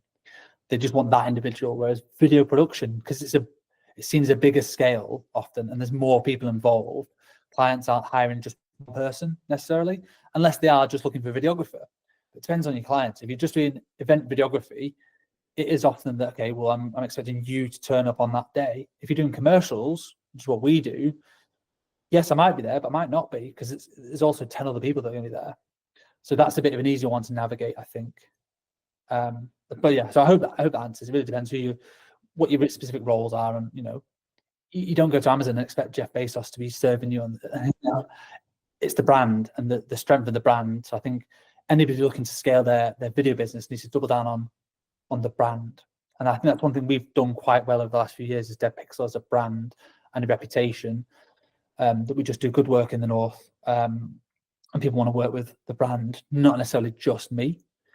I am the face of it quite often, but I do bring in everyone else from the team, and I make sure I tag everyone else. Like the edit was done by Kate, it was produced by Jazz, and we do some culture pieces as well as not just sharing. You know, we got on team days out and we share that, so people feel a closeness to the whole brand, not just to me as an individual. Same with Instagram. Like, we don't just post just my headshots all the time. Like, it's obviously it's the work, and it's okay, it's been with us 2 years. It's a nice little celebration post or whatever. So strengthening the brand will only help strengthen you as a company. Yeah, no, I completely agree, and I think it's about understanding really and being very crystal clear on who you're looking to serve at the time that you're doing the marketing.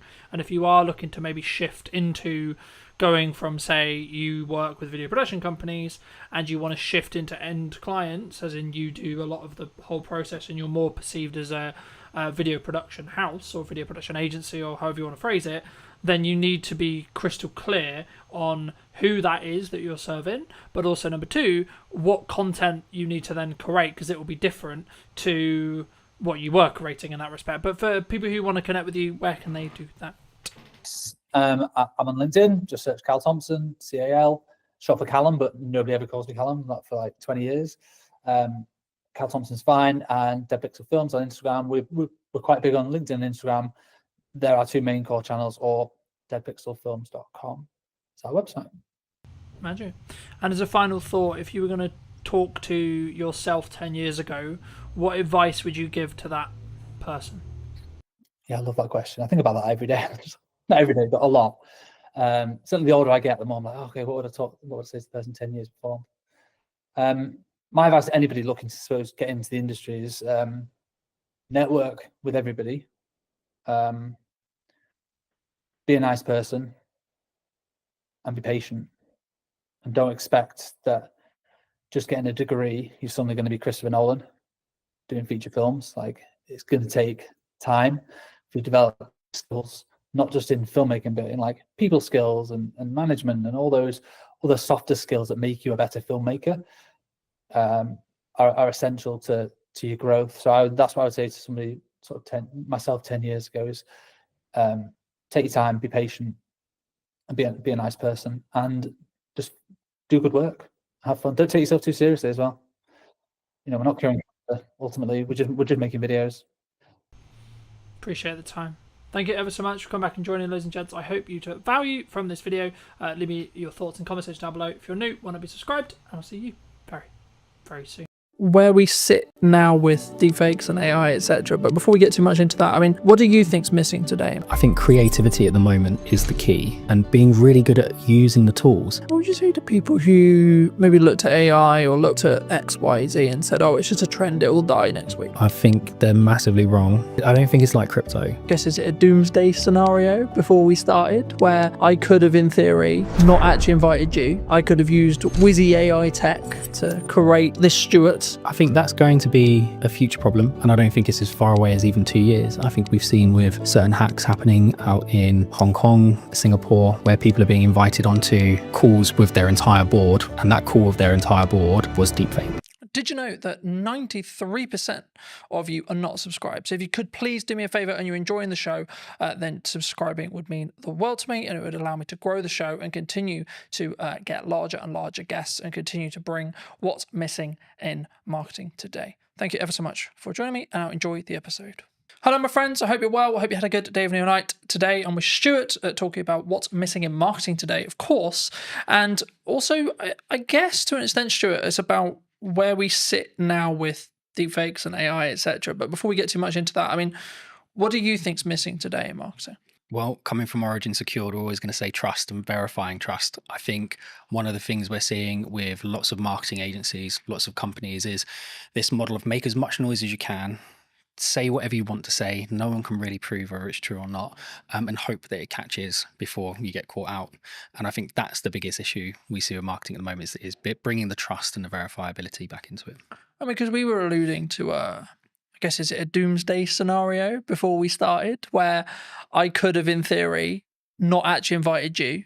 I could have used whizzy AI tech to create this Stuart, you know, which I haven't done, by the way, for the record, anyone watching. But there is going to be a potential world in maybe 5-10 years, or maybe, you know, technology moves quickly, so it could even be as little as 2, if not 1.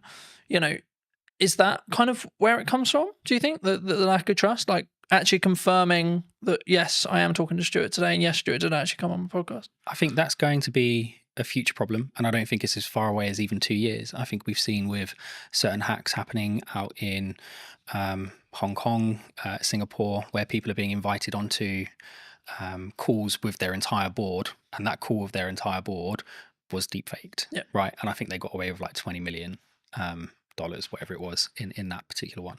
So I think that's coming. I think that's going to be sooner rather than later. And I think we're seeing that online, where you'll get images of people like Martin Lewis or whoever saying something that just isn't true, or supporting a project that is a scam. So I think that's coming. But I still think just traditional trust, right, is a problem. How do I verify that I've worked with the MOD as an example? How do I verify I've worked with this organization? How do I verify I've worked with this person? And I can make loads of noise and say loads of things about it. But I don't have maybe a podcast to prove that I've done it. So I think that in that sense, we have to find a way of enabling people to verify that information, but without risking all of the personal data that goes with it. I mean, I wasn't actually going to start here, but I think it's important for me to start here. Someone like me, right, who has been on the internet for, I'm going to say, shy 10 years. I might be in deep trouble when it comes to AI tech and AI training and deep fake stuff, right? Like, what can I do in your view? What, to protect yourself? Yeah, I think is very challenging. I think our product will go some way to helping that. But even still, even with kind of origin secured verification on top, all we're doing is verifying whether something is real, right? We're not necessarily proving something's fake. And I think you can argue that if it doesn't have that stamp of approval on it, or you can't verify it cryptographically, then it's highly likely to be a fake. But it still doesn't stop someone pulling their phone out on the street and recording you. That's still you. But it's going to be very, very hard to detect the difference. More, I guess as I think about it more, is it actually more down to an integrity and trust thing? Like, someone looking at it, you might look at it and say, well, I know Colin. I've known him for however long, 2 years, let's say 3 years, right? I don't think, my gut tells me that's not him, because he wouldn't come across that way. He wouldn't say it like that. He wouldn't, like, why is he involved in that? That's weird. That makes sense. Like, is that actually maybe the defense? Maybe, but I think if you look at the way things happen in the media and the press, that's typically not the approach that most countries take. It's very much kind of someone's appeared on an online platform doing something they shouldn't be doing, and they're instantly vilified, regardless of whether it was them or not. So I think there's an element of education and adaptation that we need to go through as a community. Absolutely, that will help. I think technology will assist. I think that will go some way to proving it as well. I think it's really going to be education. I think we need to teach people to be safer online, and to be able to identify when something might be a fake, which at the moment I just don't think we do enough. I think we rely heavily on third-party organizations who we think represent security, and in some ways they have been secure, but when you've got trillions of dollars flying around markets every day, if you carve off even 10%, even 1%, right, these are huge numbers. Fraudsters are going for them. So I think we need to adapt and find new ways. Do you think maybe as marketing, or as maybe as like just a medium to small size business, what can I do then? What can you do? I think, again, having things like this will help. I think having endorsements from organizations will help. And again, going back to what Origin Secured is about, it's about having endorsements, right? How do I verify that I've worked with this organization? How would you verify you worked with Origin Secured? Well, you can have my video with you online. But outside of that, it would be a case of, you could put my quote up on your website. But again, how do I verify that was real? You might have to get one of your customers to come and talk to me. So I don't know if we actually have an answer to that question at the moment, other than we know with Origin Secured we can cryptographically prove you've worked with us, and you don't have to pick up the phone and call me to get me to prove it. So it's difficult, right? You know, Absolutely. I think everyone thinks trust and brand, and, you know, like, I'm a big advocate for trust and brand, and I think that the only really, like to quote Gary, the only thing that matters, or the only thing that will be left, will be brand when everything is commoditized by AI. Yeah. But will even that be left? Because if you look at some of the AI tools that are coming out now, I mean, we're looking at them. We use AI throughout the business. And I know a lot of companies say that, but genuinely, from cursor all the way through to the front end, products like Replit are coming out. You can take an existing front end and you can copy that, and it might take you 2 weeks, maybe a month with a couple of half decent devs. So you've spent millions investing in this product, in this brand, and then someone comes along and just copies it. It's a carbon copy. And if their marketing skills are better, if their social media skills are better, if they're better at hacking that kind of influencer side, well, where's the value then? Like, is it more valuable to have a really good kind of marketing team? Or is it more valuable to have a really good brand? I think they don't always go hand in hand. You can have a really great brand, security, integrity, strength, and it can be destroyed in minutes. I think that's difficult, right? Isn't it? I think that's, I hate to use Bud's term, but like that's where personal branding comes in. Yeah, because like if I'm saying and I'm endorsing something, yes, it could be AI'd, but then as I say, maybe it is that. Like as I sit here and think about it, like maybe it is just that because of my track record. Because like then people, I guess the question there though is it then down to the person consuming it to make the decision? Well, that's kind of the approach we've taken. Right. So the approach we've taken is it's down to the individual to choose who they trust and whether or not they believe that's true. Right. So we can have, and we'll get into the tech more later, but we can have a series of endorsements for yourself. Right. So we could endorse you cryptographically. You could be endorsed by the passport office, right, or by an ID service provider, or by the DVLA, or by your bank or your solicitor. All of these endorsements build up trust over time. Yeah. Right. And the more of those you have in sequence in the right time frame, the more people will trust you. And I think a big question on top of what you've asked is, if we're moving more to a solution where you need kind of integrity and trust built over time, how do people break in at the beginning? Because at the moment, the big reason that companies do that is they're trying to make a name for themselves. Yeah. They have a great product. They've got a great idea. It's not always fraud. Often it's just a small company trying to make it. We need to be able to create environments where those companies have an opportunity to prove themselves. Because if we just say, well, you have to have brand integrity and you have to have a history. And you have to be around for 5 years, etc. Yeah. Then it's going to stop that from happening. It's interesting because I'm rapidly approaching like 6 years full time and 10 years like doing the thing. And I'm like, oh, it must be really hard for people starting out. But like genuinely, like when I was starting out, AI wasn't a thing. Yeah. And that's the big conversation with AI at the moment. It's like completely obliterating those grunt jobs that people did as junior editors and junior tech people and etc. Is it down to us then as providers, like medium and larger, like to say we're going to choose, or is it purely just it's going to get commoditized because it's efficiency? I think there's going to be a huge amount of commoditization. I think there's going to be lots of consolidation, right? More importantly, there'll be lots of consolidation. I think standing out from the crowd is going to be challenging. I think it already is challenging, right? If you can have the best product in the world, but if you can't get the message across or you can't convince people what it actually does or how it does it, it's not going anywhere anyway. I think we need to create more of a fair opportunity for smaller companies. And I know that the government have got lots of programs in place. We're working with the MOD at the moment. They've got loads of programs in place to try and fast track SMEs and give them opportunities to deliver. I think we need to do more of that. And I think we probably need to have better controls over, well, how are these contracts won? How are they tendered for?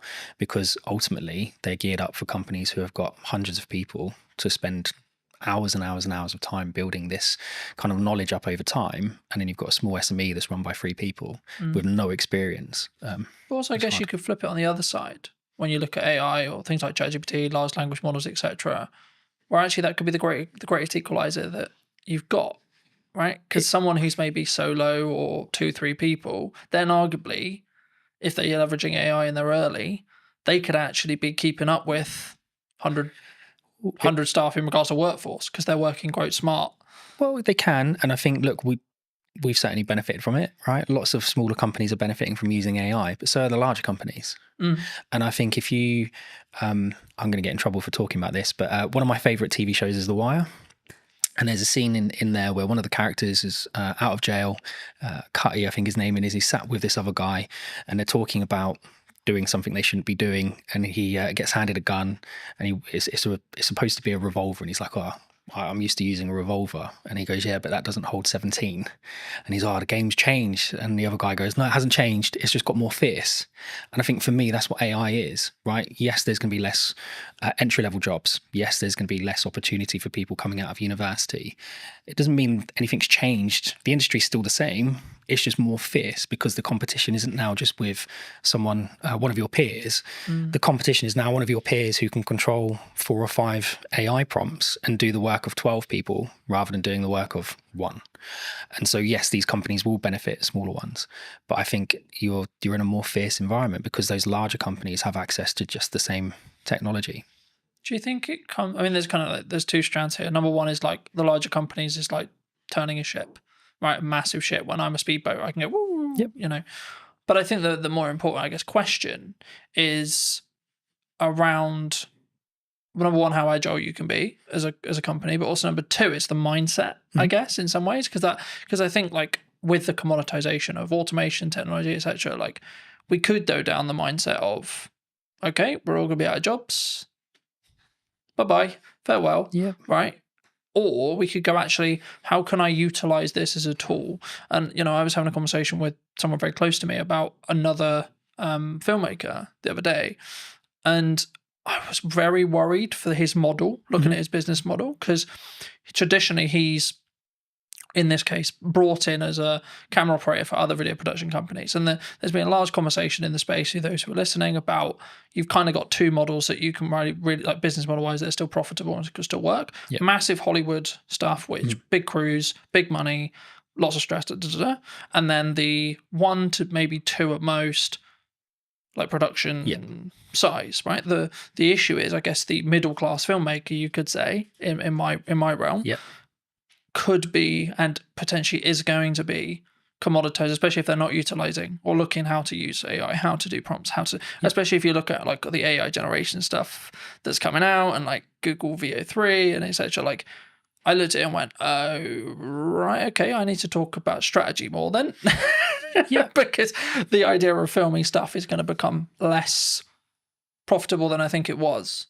Yeah, potentially. And again, playing devil's advocate to the other side, does it become less profitable, or does it just shift into a different community? So is it now not the middle class filmmaker, right? Is it now opening this up for everyone to be able to access it? And actually you get more creativity out of it because there are people who are learning to use those technologies at a younger age and more efficiently.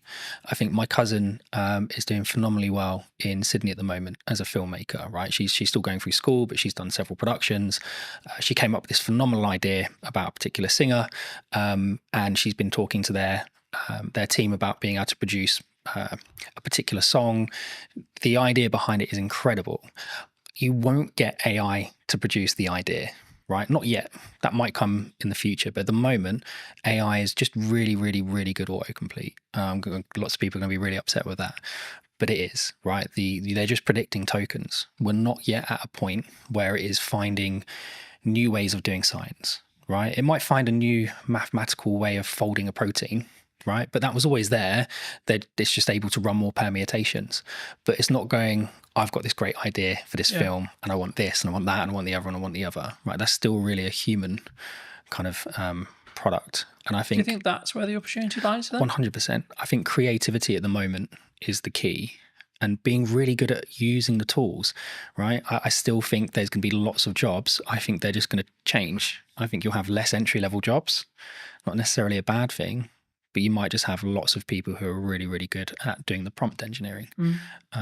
That will become a big job in my opinion. What would you say to people who maybe looked at AI or looked at X, Y, Z and said, oh, it's just a trend, it will die next week? I think they're massively wrong.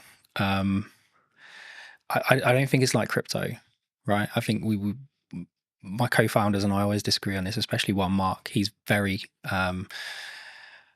optimistic on the crypto side. You know, Mark, and he loves it. I'm still very much of the opinion that there's been too much happening with the mainstream cryptocurrencies from a dark web standpoint, right? From a criminal historic standpoint. So the AML piece and the KYC piece can be incredibly challenging if you can trace it back on the blockchain to criminality, because really you should be taking that as proceeds of crime. So I think there's a major issue with that. I think the difference between that and AI is AI genuinely has solutions, right? You can take someone who spent the last 20 years of their life learning how to spot tumors in lungs, right? They might have a really good accuracy, 80, 85%. and then you can train an AI model to 92, 93% accuracy in 3 or 4 months.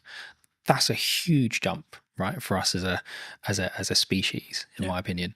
So I just don't see AI dying. If anything, I think it's going to become more and more integrated. And I think actually what we're going to see is that AI is going to become smaller and smaller and smaller. And I don't think it's going to be long before it's fully inside your device, not in the cloud. It will be inside your device. You'll have your own private AI, and it will learn you more and more and more. And this is why Origin set out to do what it does, right? As more and more information is being collected, you need to secure that in a better way. You need to be comfortable that your data is yours, that you have control over who accesses it. And if they do manage to get access to it, that you can revoke that access. And if someone is storing your data somewhere, you've got some level of encryption yourself over that data. I think that's much more important as a conversation. Is not necessarily is AI going to be a great tool, 'cause it's not going anywhere. Is how do you secure the data? How do you scrub the PII out of it? I think, yeah. Because I know that, you know, other large language model providers, I'm sure, have done similar. But I know OpenAI, owners of ChatGPT, got into some hot water because they basically, what it seemed like was they were basically ignoring copyright law completely. And they just went, oh, look, the internet's got loads of internet and information on it. Let's just take that. Thank you. And I don't believe that could be undone now. We're kind of in the wild, like we're in the Wild West in that respect, as in like ChatGPT knows everything and they will know everything forever. Yep. And again, there's only so much data in the world, right? So forget kind of some of the data that people think is proprietary for their organization, right? Where they might have taken 4 or 5 pieces of information and done something cool with it to produce another metric. The actual data, there's a finite amount, right? OpenAI found that out really quickly. You can still download pretty much the entire website scraping, and you can pay to download that online, right? There's several companies that offer that as a service. Anthropic will have done it. Google would have done it. Apple would have, all these organizations, if it's not just specific to OpenAI, every single company has done it. And I think at that point, there has to be a kind of really important question being asked is, how are you protecting your information? Not just from a copyright standpoint, but even from, we were talking about this the other day. So M&S, their hack, right, which was social engineering. Well, how secure is me sending a 6-digit passcode to your phone? The phone's not linked to your identity. It's not linked to anything other than you've told me that's your phone number. And yet this 6-digit code magically makes it secure. I think that's a big issue. And if I can now use an AI, and it doesn't have to be OpenAI, right? The safety protocols are there, but you can use any of the open source versions like Llama, whatever it might be, run it locally on your own machine. There's loads of tools out there like anything LLM that will allow you to do it.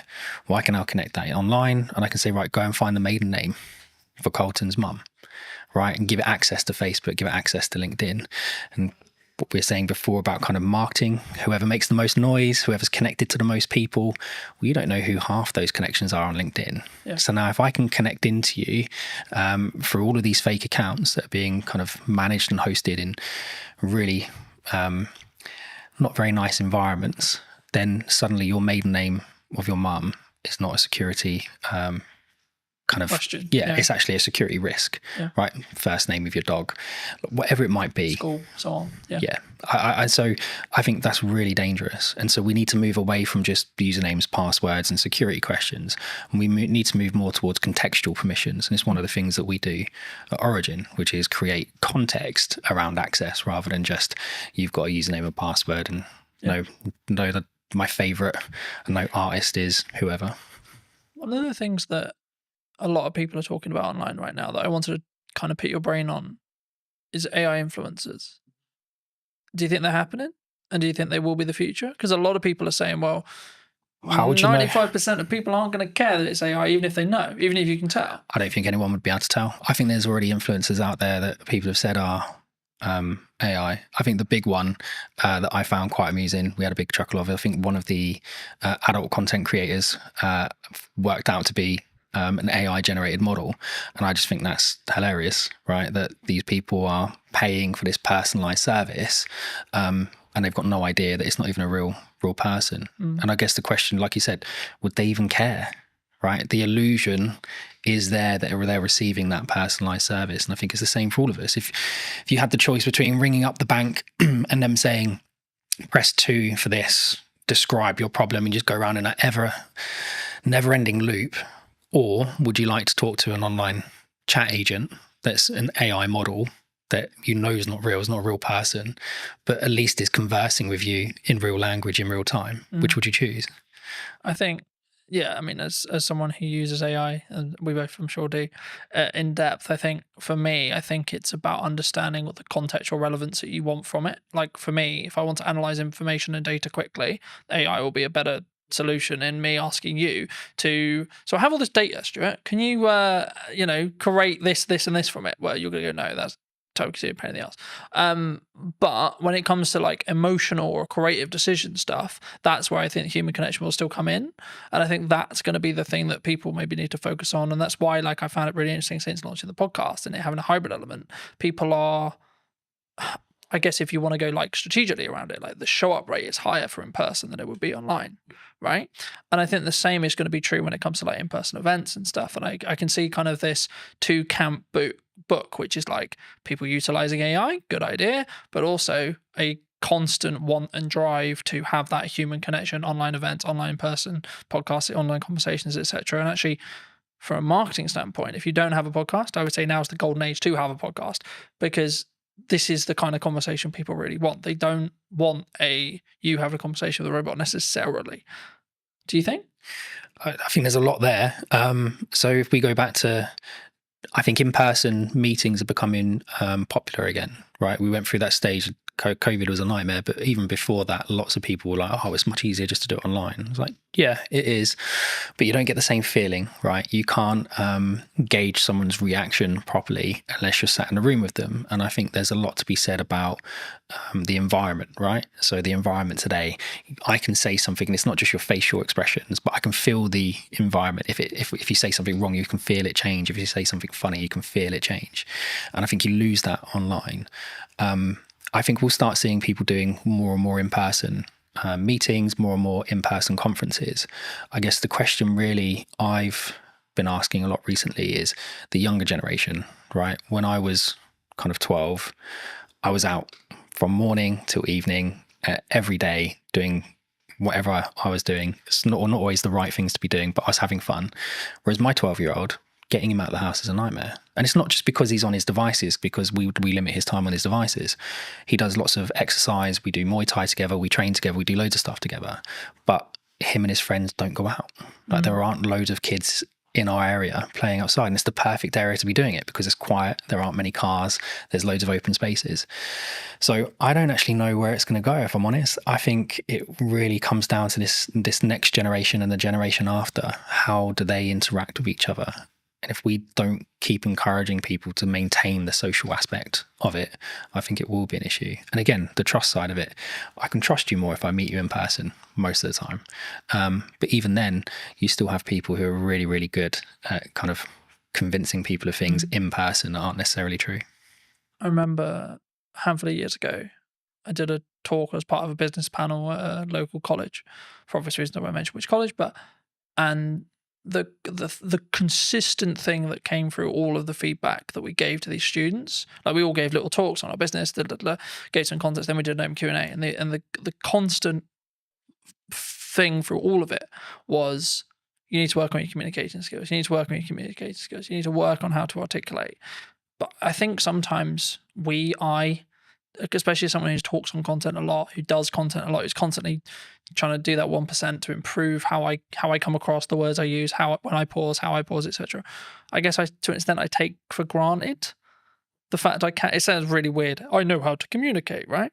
But I do. It's even the little nuances, like how I do a stupid noise, or how I pause, or when I pause. I mean, is that something that, like, and if so, like, if that's, we need to either invest that in our children or put that into like schooling level, and or when we're in the workplace or looking for careers, etc. I mean, is that something that's, do you think, weaker as humans? Obviously it's a broad stroke, but do you think it's something that we all need to improve on? I think it's a muscle, right? Communication's a muscle. I think being social is a muscle. That's not to say people who suffer from any anxiety aren't right to feel the way they feel, or that there isn't an underlying issue there. But I think a lot of the time it is a muscle. And I think the only way you can exercise that muscle is to push yourself past the comfort zone and do it. And we aren't pushing people to do it, right? I think we've got to an age where someone can self-diagnose as having a problem. And then we go, oh, okay, well, we won't talk about it anymore. Like, it suddenly just stops the conversation, and suddenly it's not, well, that's the end of it, right? Well, I think that's a problem. And I think that goes back to what you're saying before around kind of school-age children. Yeah. I think my wife and I foster, right? And we've just had a 2 and a 4-year-old that will be leaving us shortly, and we've had them since March. And when they came, like, the little girl was nonverbal, the little boy had some issues with kind of speech and understanding and some other bits. And in the last 6 months, my wife's done an incredible job getting them to a point where you wouldn't really know that they're that far behind. Like, they're not as far behind anymore, right? If you were to put them into a mainstream school when the little boy's starting soon, yes, he's going to need a little bit more help, but he's not that much further behind. But it's because we didn't just go, oh, okay, well, they've had a hard time, so that they get a pass, or we think they might have some anxiety issues. No, let's get them outside. Let's get them on the climber frames. Let's get them interacting with other children. Let's explain to them repeatedly. No, it's not just about saying, oh, kind hands if they do something they're not supposed to do. It's, no, that's not right. Explain to them why, and spend that time educating them. And I think we don't do that with kids at the moment, right? There's so much, people talk about it all the time, but there's so much power with the kind of the child. And there needs to be some power with the child, absolutely. But you've also got children walking into schools stabbing people, right? That's a problem. I'm not saying we can solve that with Origin, not at all, right? But I think that's how far back we need to go. I think we need to start at schools. I think we do schooling wrong. Does that come from boundary settings? I mean, like the statistics from like a broken household is ridiculous, you know. Like, mine is true in that respect. You know, I didn't have my dad around for 20 years, and since about probably a month ago, 2 months ago, I spoke to him for the first time in 20 years. Mate, congrats. Right? How did that make you feel? Big deal. It was just, it is what it is. You know, like, I wasn't there to be like, right, I'm gonna, and I wanted to make sure that when I did it, it wasn't coming from a place of anger. It's like, right, I'm gonna pull 20 years, and it was right, okay, but I did it for a point of view of, I need to make sure that I do this so that I don't regret if I'm told he dies. I did my best, I tried. And I think, but then also I've set a boundary to say, this isn't a fully open door as well. And I think for me, that's come from years of building on it. And that's why I asked you about, that's why I guess the question of like, do we naturally have boundaries, either in work or from parents to kids as well? I think we spend a lot of time teaching people how to drive, right? Lots of time teaching people how to drive. We spend a lot of time teaching people how to communicate at work, right? You can't say that. You can't say this. You have to say it this way. You have to say it that way. We don't spend a lot of time with children teaching them boundaries, because sometimes the parents haven't been in a position to learn those boundaries in the first place, right? Not everybody has the same start. I had a similar experience with you. Didn't see my dad for a long time. And I did go in different directions, and I was lucky enough to meet my wife who kept me on the straight and narrow. And I didn't speak to him for a long time, and he passed away. So before we had a chance to reconcile, whether we would have not, I don't know. So I'm really pleased you managed to get through that. But there's a lot of people that don't have that kind of, they don't know themselves enough, right? They don't have the same strength of character. They haven't gone through the same experiences the same way and come out the positive side of it. I think we encourage people, and TikTok and the others drive me mad, because it's 10 ways you know you've got ADHD, and 10 ways you know you've got this, and 5 ways you know you've got that. And we're just creating excuses all the time for the behaviour. And so boundaries, I think we all know where the boundaries are. I think a lot of the time we just choose to ignore them. Is that personal though? Because my boundaries and your boundary may be different. They should be, right? Otherwise it'd be boring. They absolutely should be different. But I think there are some basics that we should be able to agree, right? Certain spaces are private. Yeah.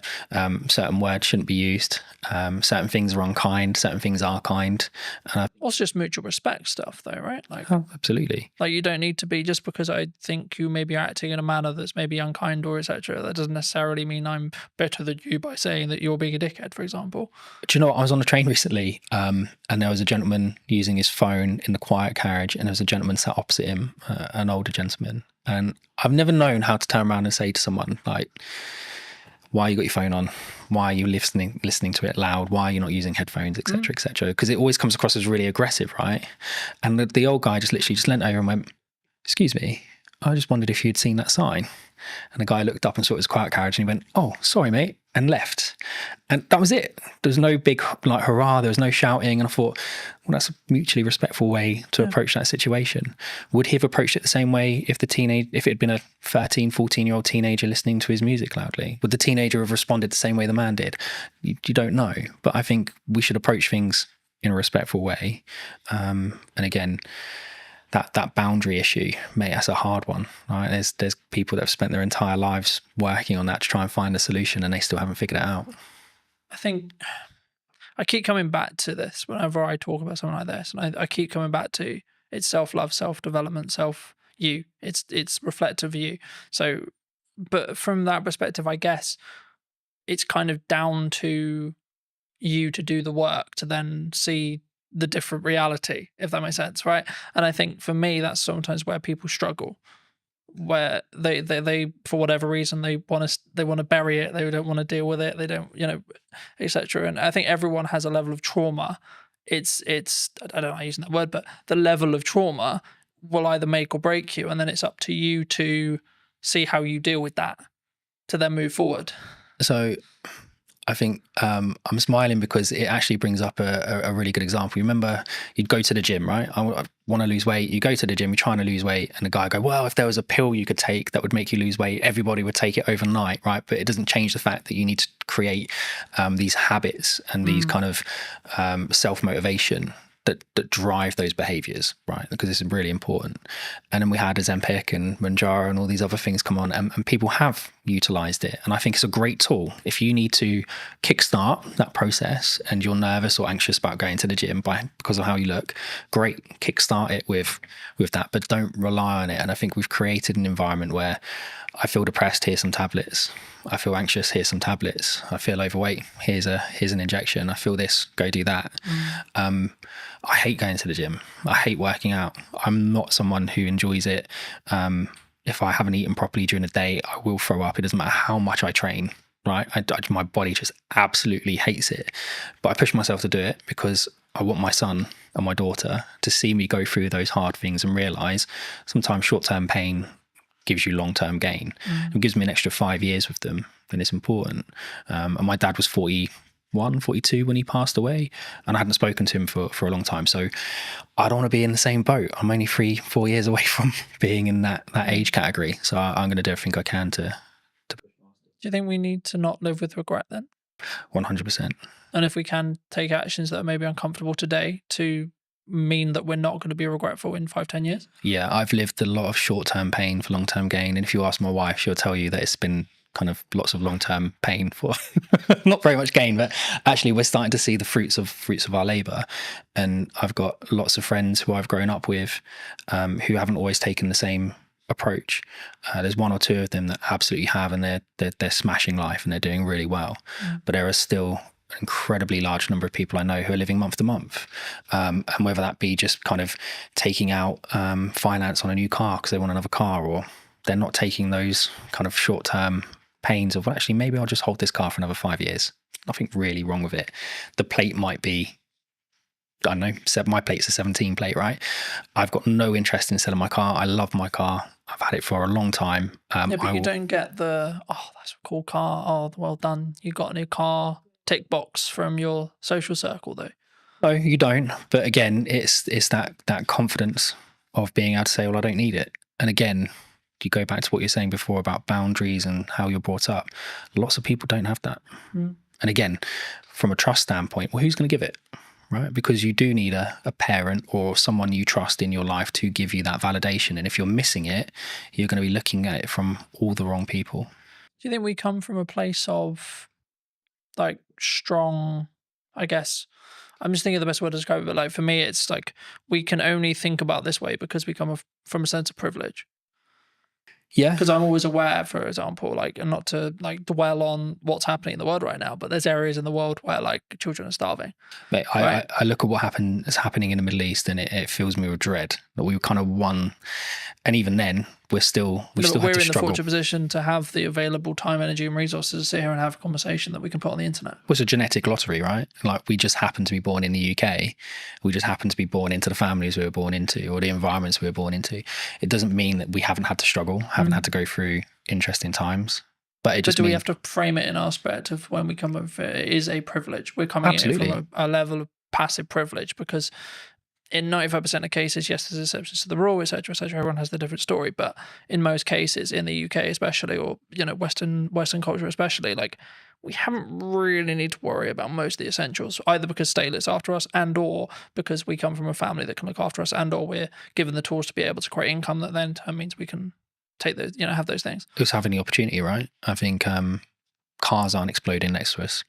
And I think when you can walk down the street and a bomb isn't going to go off, that creates a level of opportunity where you can focus on different things. You can focus on building wealth. You can focus on improving yourself and moving up the social ladder, so to speak. My upbringing, my parents, my mum, my stepdad, everything they could for us, but we still went without certain things. But my dad loved holidays, right? So we did one big family holiday every year, and he loved to travel. He loves politics. He loves history. So we would go all over the place, and we would go and actually really explore the areas we went to. We'd meet locals. We'd understand the history of the place, and that gets you out of your comfort zone, right? Because now you've got the social aspect of it. You've got the verify point, because I'm actually in the country speaking to the people at that location. And I think that kind of shapes you as an individual. Whereas if you spend your entire life just seeing everything on TV, you can just turn it off. And it's not the same. So I think we absolutely are very privileged. Even if you're going through hard times, you're still not necessarily worrying about the same things other people are. But it doesn't mean your story is any I think it's less perspective, challenging. though. And I thought that's why I've always, for as long as I can remember, I've always talked about the fact that I don't have to walk 3 miles to get 50-50 chance if I die from drinking the water that I got, like, I have clean drinking water, etc. And it sounds slightly ridiculous, but like, also just the odds of being alive is 1 in a trillion, right? Yeah. Like, And being alive now, like, Yeah. and if you look and at in this age as well, with this level of opportunity, etc., Absolutely. which is maybe why I can sometimes come across quite brash, because I'm like, I don't have time for people who maybe victimize themselves. 'Cause I'm like, you don't understand how lucky you are. I feel the same. I've look, I'm not gonna get a violin out. My life hasn't been anywhere near as hard as some people, and some of the children that we've had come into our care, their starts to life have been like horrific, really horrific, and how they are going to shape themselves and cope through life, bouncing around kind of the fostering care system, I dread to think what the outcome is going to be at the end of it, because how can you kind of fix that? But then there are a lot of people who haven't gone through those experiences quite like that, who, like you say, kind of want every excuse under the sun not to be doing something, not to be doing this, not to be doing that. Well, why can't I just have a pill? Why can't I just have an injection? And I think that's one of the things that AI can't do, right? AI can't solve that. That's a social issue that we need to solve together. And I don't think we're going to solve it by all being in our homes tapping away on AI. We have to be out with people, meeting people and doing it ourselves. Moving back to what you do.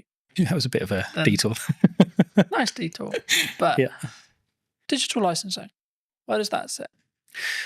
We've discussed this at length. So one of the key things we wanted to solve of origin was, how do we verify information about something without revealing the underlying data? And I think a really good social example of that is when police do stop and searches, right? I experienced it quite a lot when I was younger because of the environment I was in. My friends did as well. We'd get stopped and searched by the police lots of times. And sometimes it was okay, and sometimes it was really not a nice experience. And I think it always started with, what's your name, what's your date of birth, what's your address? And even if I give you my name, date of birth and address, how do you as a police officer verify it, right? Does he have any tattoos? Does he have any markings?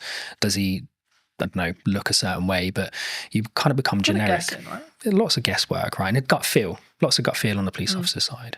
Whereas we wanted to try and find something that would, and it wasn't just for this specific reason, but it lends itself really well to it. We wanted to be able to provide technology to the environment, to the world, that kind of removed that friction, So a digital license isn't like an ID card. There isn't a centralized database of all your information in one place. That's ridiculous. If that gets breached, it's going to be horrendous. The fraud will go through the roof.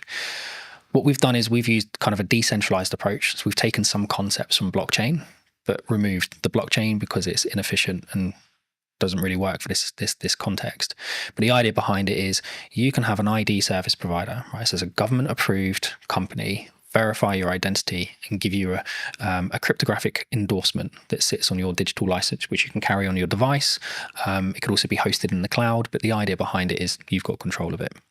So now if I was to come and stop and search you, you would be able to present that credential to the police without revealing your name, your date of birth or your address, but the police would know to a degree, he lives within a 5-mile radius. There's no outstanding warrants. He's verified that is his identity because he's done it with a biometric check on his thumbprint. And we can see that biometric check that's linked to that IDSP hasn't been changed on that device. And then we can link it to other credentials. He's got a full-time job with an employer. Don't need to know who the employer is, but he's employed full-time. We can see that he is part of a charity, or he does this, or he does that. There's all these different aspects we can start to build into that check. And it all comes from, well, I still haven't revealed any of the data underneath it. These are all independent cryptographic proofs coming from third parties, but that police officer is now sure that individual doesn't have anything outstanding. And I think that would help. I'm not saying it's going to solve the issue, but it certainly would help remove some of the friction. And if you then start to expand that out to kind of the business world, so if we're looking at things like how do I onboard employees in a fast and efficient manner whilst maintaining their privacy. So one of the tools that we're doing for the digital cleaners license is we do the right to work checks. We do a modern slavery check by making sure that the bank account name matches the name on the ID. Real basic check, but lots of organizations don't do it, right? And that's one of the flags for modern slavery. We then can go and endorse all of your employment history. Right. And again, we're not the verifiers. We're not verifying the data. We're not storing the data. Right. But we're going off and having those independent third parties endorse you. Same for your certifications, your training. And I think in that environment, when you're dealing with disparate workforces where English quite often is a second language, not your primary language, these people, they kind of get left behind, right? They come along with their paperwork and they have every right to work. They have every intention of working, but it might take 5 or 6 meetings and 10 or 11 copies of their documents. Now, where's all that documentation going? They've got no idea where it's being stored, no idea who has access to it, no idea what copies are out there, but we're expecting them to just continuously do this. And if they're now working 3 jobs, we're extrapolating that 3 times over. So for us, it's about digitization, yes, but without just copying the existing paper process and doubling the problem, right? You have to do it in a different way. That would fix the problem we opened with? What, going back? For someone like me, for example, who, let's be honest, if deepfakes become mainstream in AI, someone points an AI with that mindset, I'm screwed. Yeah, I think there's definitely a way of being able to verify something's real. But again, there's then nothing stopping someone from creating an AI deepfake and just putting their endorsement on it anyway. Right? They haven't had to do the work. Like the AI has done all the work. I think it will become more important for organizations and in fact probably more important for creators to be able to verify that's their work, right? I was the one that created that first. Here's my endorsement. In some ways from a maybe not a legality point of view, but kind of a copyright plus model, I guess you could say. Yeah, absolutely. And I think one of the things we've seen with the endorsements is, and you'll get it all the time with correspondence from the BBC, right? Or for Sky News or whatever, our person on the ground. Well, that's great, but I don't know who that person is. I don't know their credentials. I don't know where they're from. I don't really know if they're from that country.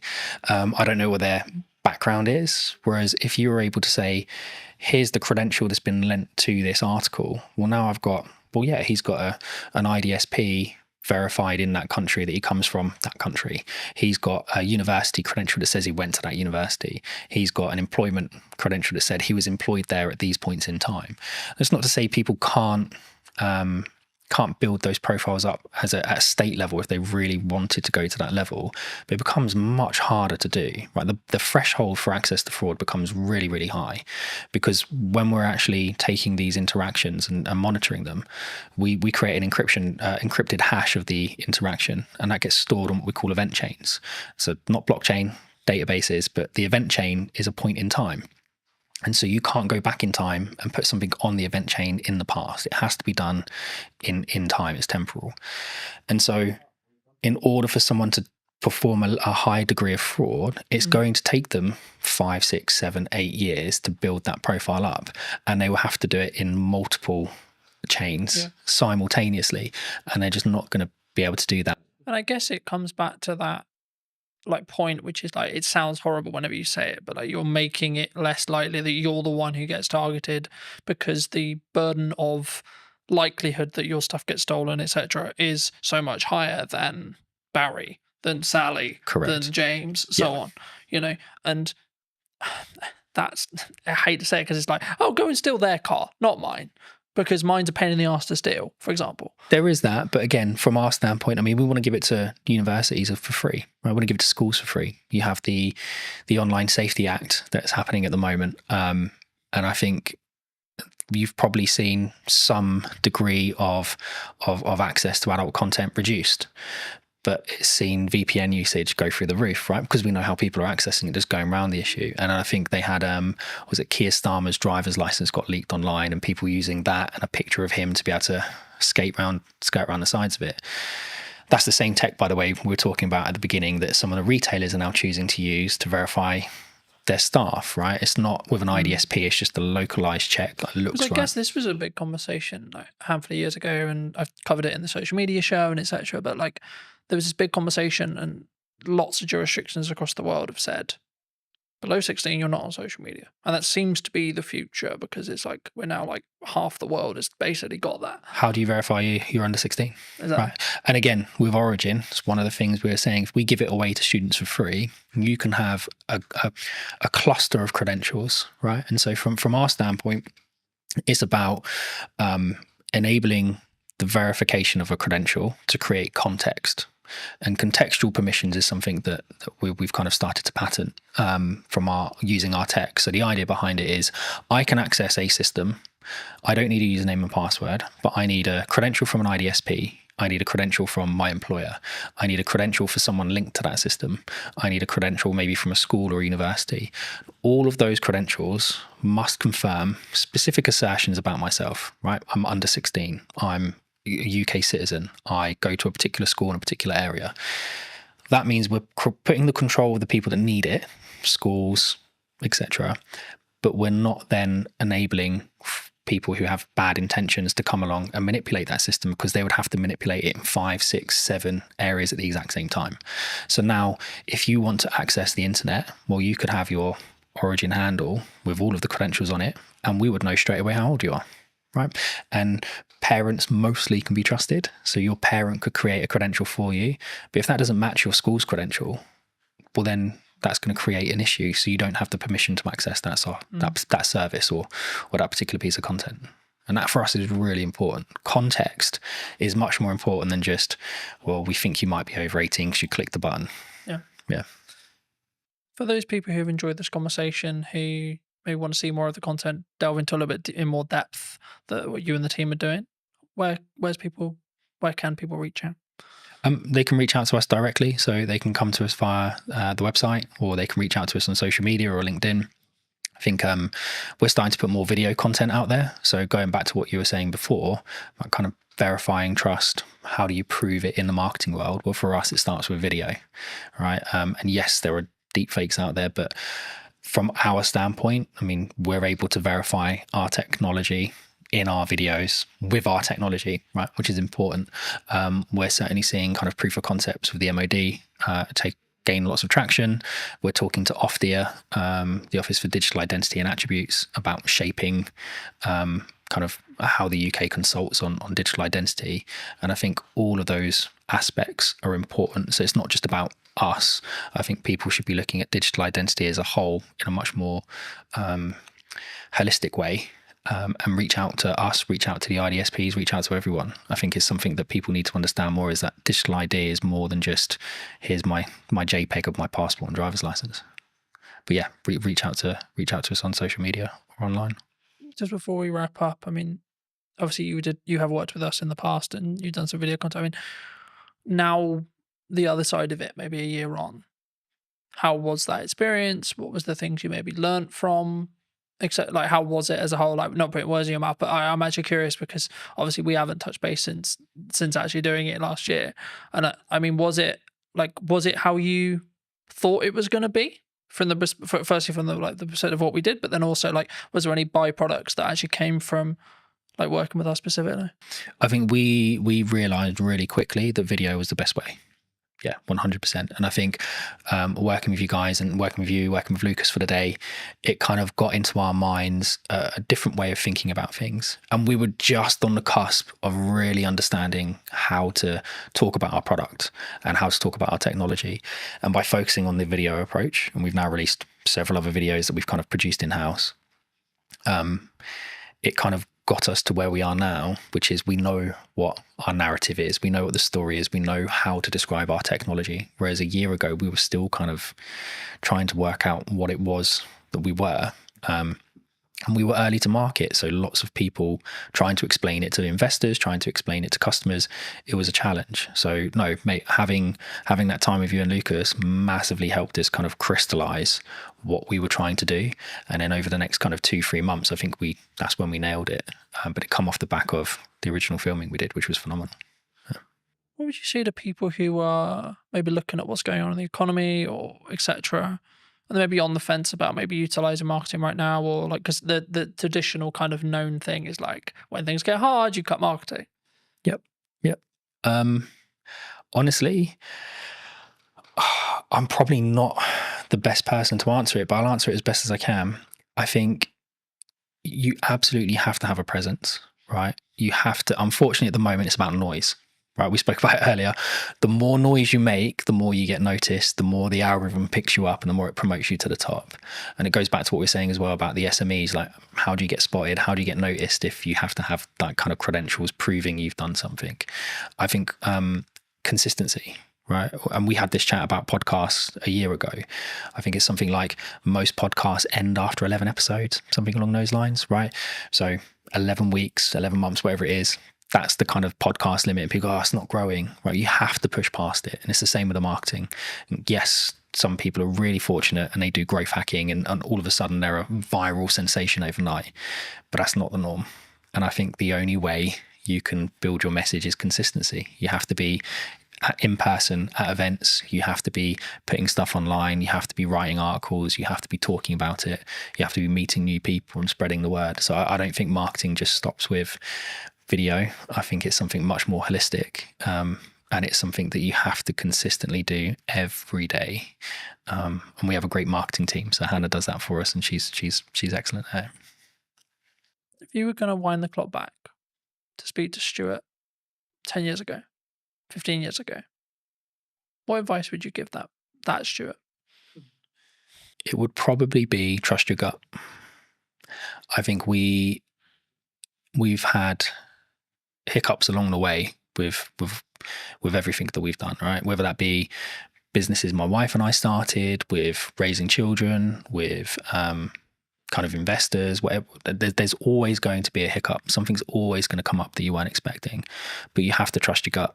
And even if that is completely in the opposite direction to what everyone is telling you, sometimes you just have to go with your gut, because at least at the end of it, you don't have the regrets, right? If you listen to everybody else and they turn out to be right, that's great. But if you listen to everyone else and it turns out to be wrong, you're going to spend the rest of the time going, oh, I wish I'd listened to my gut. I wish I'd trusted my gut. So I think take people's advice on board, listen to it, kind of take the best strategies, build them together, but ultimately trust your gut. Yeah. Thank you so much for the time, Stuart. You too. Cheers, Carl. And if you did enjoy this episode and would like to see more like it, then I would love to hear what you think in the comment section down below. Why not subscribe so you don't miss next week's episode, and I'll see you very, very soon. When you truly become comfortable in your own skin, that's when you become a more potent, authentic, and influential communicator. Why do you think storytelling is important? The storytelling is 100% something I focus on. It's just a part of a larger puzzle now, or a larger body of work. But stories are important for so many reasons, man. What is the excuse that we make for the reason why we don't do the thing? Have the podcast, write the book, run the business. So the 5 habits, number 1 is transform your internal story. The second is ask conscious just questions. The third is unearth your charisma. I think it's really interesting, right? Because a lot of the conversations I've been having the last couple of months has been around done is better than perfect. I'm a multifaceted human being. I'm not just one thing. And often labels can lead us and to shrinking, playing small and saying, I am this. But what if you're more than this? Did you know that 93% of you are not subscribed? So if you could please do me a favor and you're enjoying the show, then subscribing would mean the world to me, and it would allow me to grow the show and continue to get larger and larger guests and continue to bring what's missing in marketing today. Thank you ever so much for joining me, and I'll enjoy the episode. Hello, my friends. Welcome back to a brand new episode. Today, I'm going to be talking to Ravi, who talks all about communication and actually why is it important. So that's going to be what this conversation is going to be about. But welcome, Ravi. How are you? Good, man. I feel like we should have started rolling about 10 minutes ago because we had some good conversation about marketing, communication, books, all that good stuff. But I'm feeling good, man. As I told you in the green room or the coffee area, this has been a minute when it comes to me being on podcasts, given I've been focused on writing my book, being a dad and all that good stuff. So it feels good to be here, man. It feels good to be here. Well, thanks ever so much for coming down and for the time, of course. I mean, it would be wrong to not open the show with what you feel is missing in marketing today. I mean, we touched on it in the pre-show conversation a bit, but just to reiterate for the audience's sake, I mean, what do you feel is missing today? When you asked me this question beforehand, giving me the material to prepare, I had to sit with this. And I had to sit with this for quite some time because I didn't want to give you a generic answer or one that's been heard before. And the one word that came up for me was intentionality. And actually, that's not just in marketing, that's in life right now. Intentionality. I mean, if you just scroll on social media, log on to LinkedIn, log on to Instagram, whatever it could be, there's an addiction to instant gratification, meaning, okay, I want to grow my follower account now. I want to achieve XYZ now. And as a result, I may put out AI content, which feels perfect, which feels like it's going to connect with people. But the truth is there's a disconnect because perfection doesn't exist, man. Perfection doesn't exist, and imperfection equals connection. And our intentionality behind things, our death grip on our desires, and the instant gratification that comes with it, it's just leading us to this place where, and it's funny to say this, the bar is so low in some senses that the number one way to stand out is by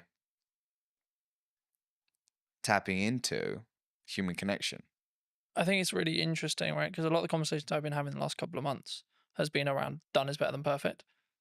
And I think that sometimes we look at the podcast idea we have, we look at the event idea we have, we look at the business idea we have, look at the book idea we have, etc. And we think, yeah, I'll add that to the list. Yeah, I'll put that on my to-do list. Do you think people need to is there a level of just you need to start doing stuff? Like you need to just choose one of them or two of them or three of them and say, I just need to do that? Because I think sometimes we put it on we kind of pin it up and we go, yeah, I'll get to that. But then we never maybe do. What's the question behind the question? I'm curious. The core, I think, is do people... So I guess what I'm actually asking there, and this isn't planned, so I've just come off the fly, but I think it's what is the excuse that we make for the reason why we don't do the thing? Have the podcast, write the book, run the business. Maybe someone's watching this and they're in their 9 to 5 and they're like, I've got that really business idea. I'm really passionate about X. But they don't start working on it in the evenings. They don't start because maybe they're worried about what people think, etc. These are the common answers I get. But is it just that? I'd say it could be many things, and I can't answer it from everyone's perspective. I can only answer it from my lens. And I would say the two things coming up for me are, number one, fear, like we spoke about, where, I'll give you an example.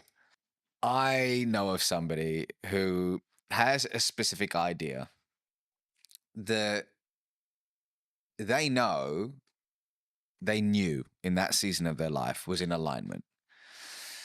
But there was always a reason why they couldn't pursue it. There was always, for lack of a better word, an excuse as to why they couldn't pursue it. And that excuse gave that individual the reason why, I can't do it now because of X. I can't do it now because of Y. But what those excuses and what that narrative was grounded in was fear. So there is definitely fear. There is definitely fear. But as the old saying goes, fear stands for false evidence appearing real, right? So yes, there's fear behind it. The second thing is, do you actually want the thing that you say you want? Or have you just logged onto Instagram and you've seen that Jamie is doing incredibly well now that she's left her 9 to 5 and is in this job and seems to be crushing it. And actually, you like the idea of that. You like the concept of that versus the actual reality. And is it your ego saying, hey, I want a bit of that? Or is it actually your authentic self? Is it driven from your authentic self? I don't know. But I think those are the questions to ask ourselves, because the truth is when you, this is my truth actually, when I'm deeply aligned with something, it has a meaning behind it, which means the imperfect action, the work or whatever it takes to achieve that.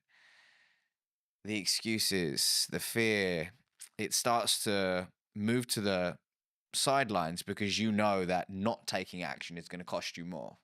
I think that's key. And I think people listening need to consider, is it keeping up with the Joneses, looking at the trend, etc. And that's why you want to be an entrepreneur. And I'm fortunate where I'm wrongly or rightly rapidly approaching 10 years in business, which is crazy in my head, you know. And I'm looking at it going, right, okay, so the odds here are like, I've kind of done quite well, because the odds are that I think I looked up yesterday, I think about 25% of business, like 25% of businesses don't survive longer than 5 years. Really? Yeah. And I'm just thinking, why? And like, from listening to what how you just answered the last question, I think for me, the key is they weren't in line with, like, they weren't true. You know, they weren't willing to die on that hill or put the flag in the sand or etc. You know, I think entrepreneurship before COVID was cool, right?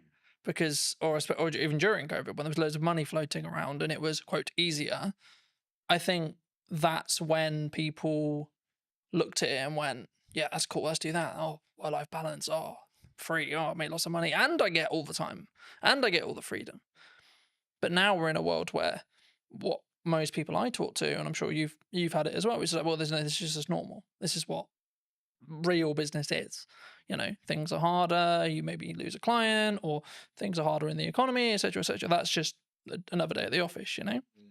And I think for me, I think that's where the true entrepreneurs will stand through. What do you think people get wrong, though, in either that step or then how they communicate that step to their friends, their family, maybe the clients they want to work with, the market? Because obviously a lot of what you do is about communication, right? And that's why I want to focus on that, because it is your unique skill of expertise and etc. But I also think it's the most underrated one, because it's like, well, there's not much to it, Colin. You just have a conversation, right?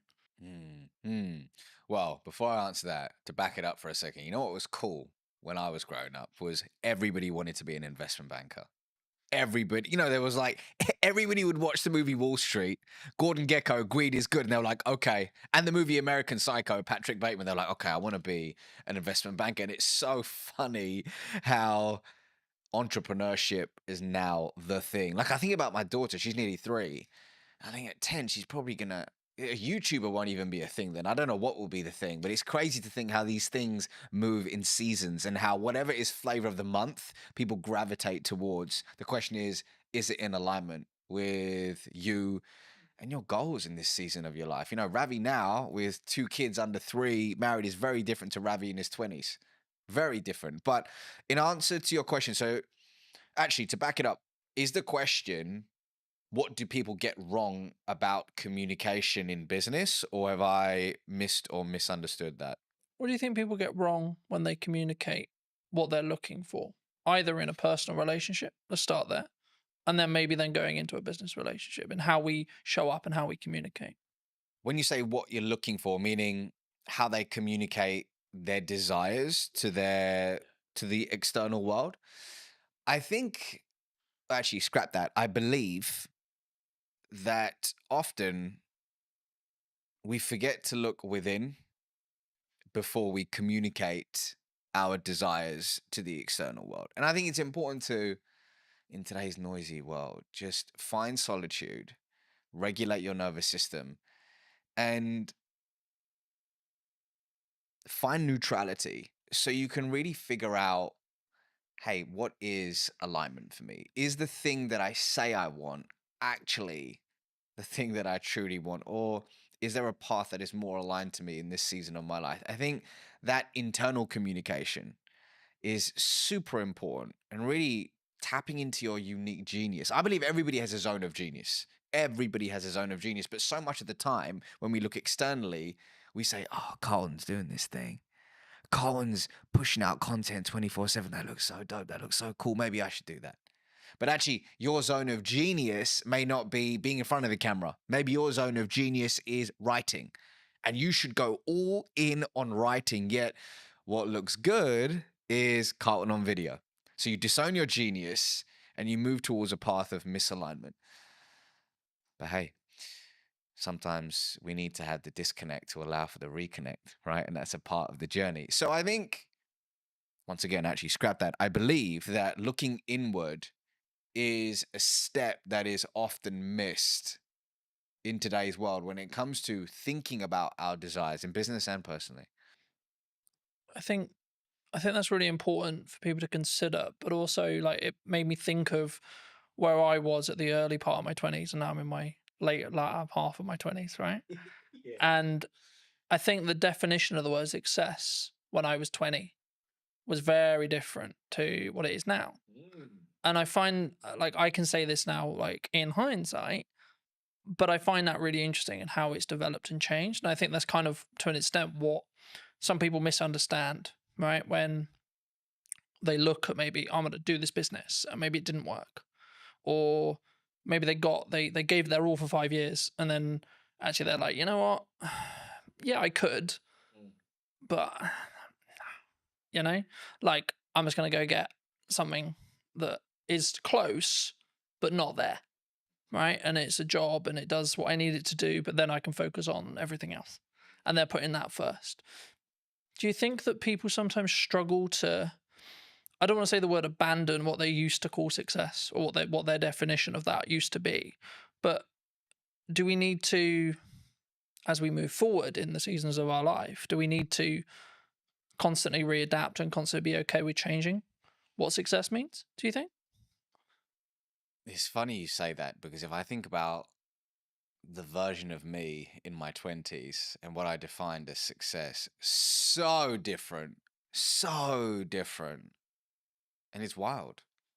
But I also needed the 20-year-old version of Ravi to, like, actually, a better way to put it is I acknowledge that younger version of me. I have compassion for that younger version of me. And I know that he did the best he could with the consciousness that he had at the time versus berating that version. You know, some people say, oh, God, man, I was such an idiot. I did so many years. Yeah. Actually, we did the best we could in that season of our life with the tools that we had.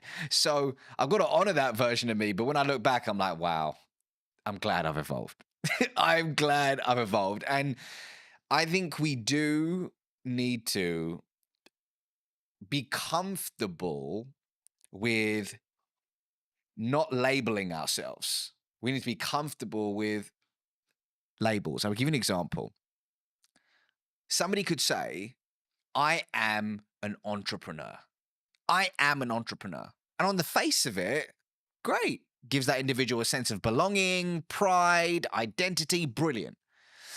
However, let's say that one of their buddies hits them up and says, hey, Jamie, I've got this role at Netflix. It's in the C-suite.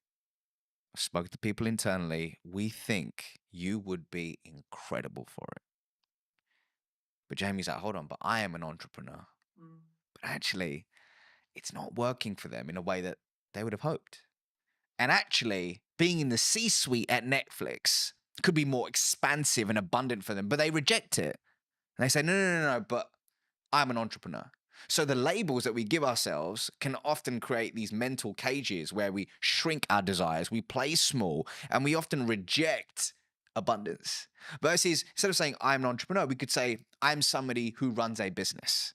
Instead of saying I'm a podcaster, is I'm somebody who has a podcast. So when we expand our identity, we expand our being, and we allow abundance to organically find us. So, for example, when it came to writing my first book, this was a first for me. I haven't written a book before, so I intentionally thought about embodying the label of I'm a world-class author.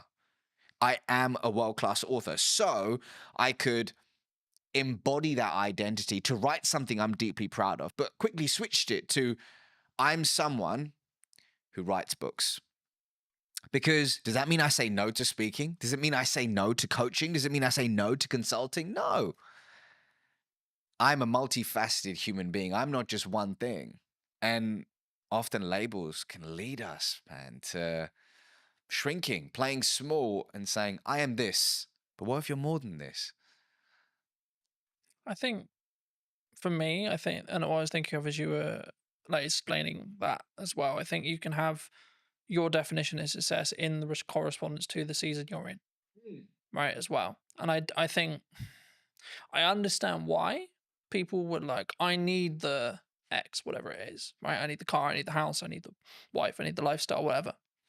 But I think you can undo what's possible if you stay true, like if you only solely focused on that, rather than saying, I want to go north. Yeah, but Colin, you're not being specific on where north. Okay, but I know I want to go in this direction, and then see what opportunities then arise from there, and then reflect on what happens. So at this moment, yes, I run a marketing company. Sure. Okay. But if you had this same conversation nearly 10 years ago, I would have said, I do video production. Right. And if I had just locked into, no, I only do video production, that's all I do. I work with other video production companies and help them create content. Cool. Then it would have pivoted or changed what horizons I could have met or gone to. And what I found was that people, they tie what they're doing and their self-worth to it together. And I think that can be sometimes the issue. Massively. Because then you're tied to, like using your entrepreneur example, then you're tied to, oh, what if I'm not an entrepreneur? Now I'm lesser, right? Because that kind of implies you failed. And then to you, that means actually me as Colton has failed, not the company has failed, or not the company served its purpose and it got me to the Netflix role or etc. Colton has failed. Colton will not be able to win. Colton will not be able to be, quote, successful. Do you think we need to, is that a inner work thing that we need to do? If someone is listening to this and going, shit, that's me. They've tied what they are to them and their own kind of self-belief, self-worth, self-love. Two things are coming up for me. Firstly, picking up on something you said earlier. Something I talk about in the book, inside of Habit 1, is about being fixed on the desire, but flexible on the path. So let's say somebody says, I just want to generate more revenue. Broad, but more revenue, okay? And they have the idea that the path to get there is landing net new business. They build this whole team around it, but all of a sudden, this beautiful opportunity arises with their existing client base. If they are fixed on the path and go, no, we're just going to acquire net new business, and they reject this abundant opportunity, they may not reach that idea of more revenue. But the idea of pivoting, being open to the infinite possibilities to reach that said desire, which will evolve, and it's okay to evolve it, is super key. Yes, that requires inner work. But going back to your question about self-worth, I used to work in investment banking. And one of the reasons why it took me a long time to hand in my resignation notice back in August 2016 is when I left that world, was I had pinned so much of my identity and self-worth to I am an investment banker. I'm somebody who works in an investment bank. So much pride, status came from that, which stroked my ego, and it was beautiful until it wasn't. But that experience, I'm so grateful for it, man. I'm so grateful for it. And it was, I believe that everything, this is my belief, that everything's happening for you, not to you. Whatever you're experiencing right now is a lesson that you need to learn to be able to transform your identity into the human being that can receive and sustain their true desires. So somebody listening to this right now may say, man, I'm so annoyed that my team member or my employee just keeps doing this frustrating thing. They keep being late to work or they keep missing XYZ and you're getting frustrated. Why can it not be like this? It is not fair, you keep saying. However, you may have requested from the universe, whatever your North Star is, that I want to be an influential leader. Well, you've requested it. So as a result, the people, the projects, the challenging circumstances are coming your way to sharpen you, to expand your being so it can, once again, your identity can be transformed into one that is able to receive and sustain. So whoever's going through, whatever you're going through right now, see it as a gift, an opportunity to transform your identity. So if you are pinning your entire self-worth, over-indexing on career, whatever it could be, see it as an opportunity, right? Does it take looking inward? I believe so. For me, that's the way forward, but you got to figure out the right path for you. I think for me, lacking in the business world, and this is a very broad stroke, there's obviously exceptions to the rule, but I think sometimes is lacking is the self-accountability side of it, right? So whenever I have a project or a podcast or something I'm doing, I'll go, right, even if it went well, cool. Great, it went well. Great, the client's happy. What can I do to make sure that experience was better? What can I do to make sure that that went closer to plan? Where was the issues? And there may not be a lot, but even if I get one thing, that will allow me to then build on it and so on. And this really comes into effect when you have something maybe that didn't go well, or maybe you unfortunately passed ways from clients or etc., which I think, from my perspective anyway, is part of if you're growing, right? If you're adapting and you're changing what you're doing, the clients that you and a client come together and you both want to go north at some point, okay? Then a period of time passes and they may want to then go east because you may have got them to that point. And at that point, of course, you're going to part ways. But I think in business, we sometimes struggle to think about, oh no, I have to have this client because they were my first client, or we idolize that person that we're working with or the organization we're working for, etc. Especially when you look at like my dream client list when you start out, etc. But the reason why I think it links here is because it's then how you show up. It's then how you communicate. It's then how you communicate, A, in marketing, but then B, when you're having the follow-on sales conversations or continued client care conversations. Actually, do you think we need to take more accountability for that? As in the client needs to, some themselves, but also us as a provider. Accountability for what exactly? You mean that? What we've done. Because I think it's very easy to go, oh, it's your fault. When something goes wrong, it's your fault. So just so I understand the question, is it when you're in a client-customer relationship, something goes wrong, how does one react to it? Yeah, or it could be just in general, like when you do, I'll give you another example. When you have an idea marketing-wise, and you go, right, I'm going to give my all to this marketing idea, and it doesn't quite go as well as you planned, for example. Oh, this should be this. And the reason why I never use numbers here is because they're all subjective to you. But, oh, we can keep pushing, we can do this, we can do that, etc. And I think, for me, you have to sometimes tie the result from what you're looking to achieve in the respect to the amount of effort, because sometimes that result is lagged by 3-6 months. So everything I've understood in business is I do stuff now for the growth I want to see next year, or the growth I want to see in 3 months or 6 months. And just to frame it back into the question, when you look for the relationships that you want to create and have, either in business or personally, I think they're very similar. Do you look personally, or would you recommend people look personally at looking for people who can take self-accountability when things go wrong? Is the crux. So just how I'm receiving that question, it's in business, when you're finding strategic relationships, is accountability an important Yeah, is thing it an that you look important for? element, do you think, moving forward? I'll give you an example. Inside of my business, something happened in the past 4 or 5 days, and there was a mistake made. And I spoke to a team member about it, saying, "Can you help me understand what happened with XYZ?" Now, they could have got defensive.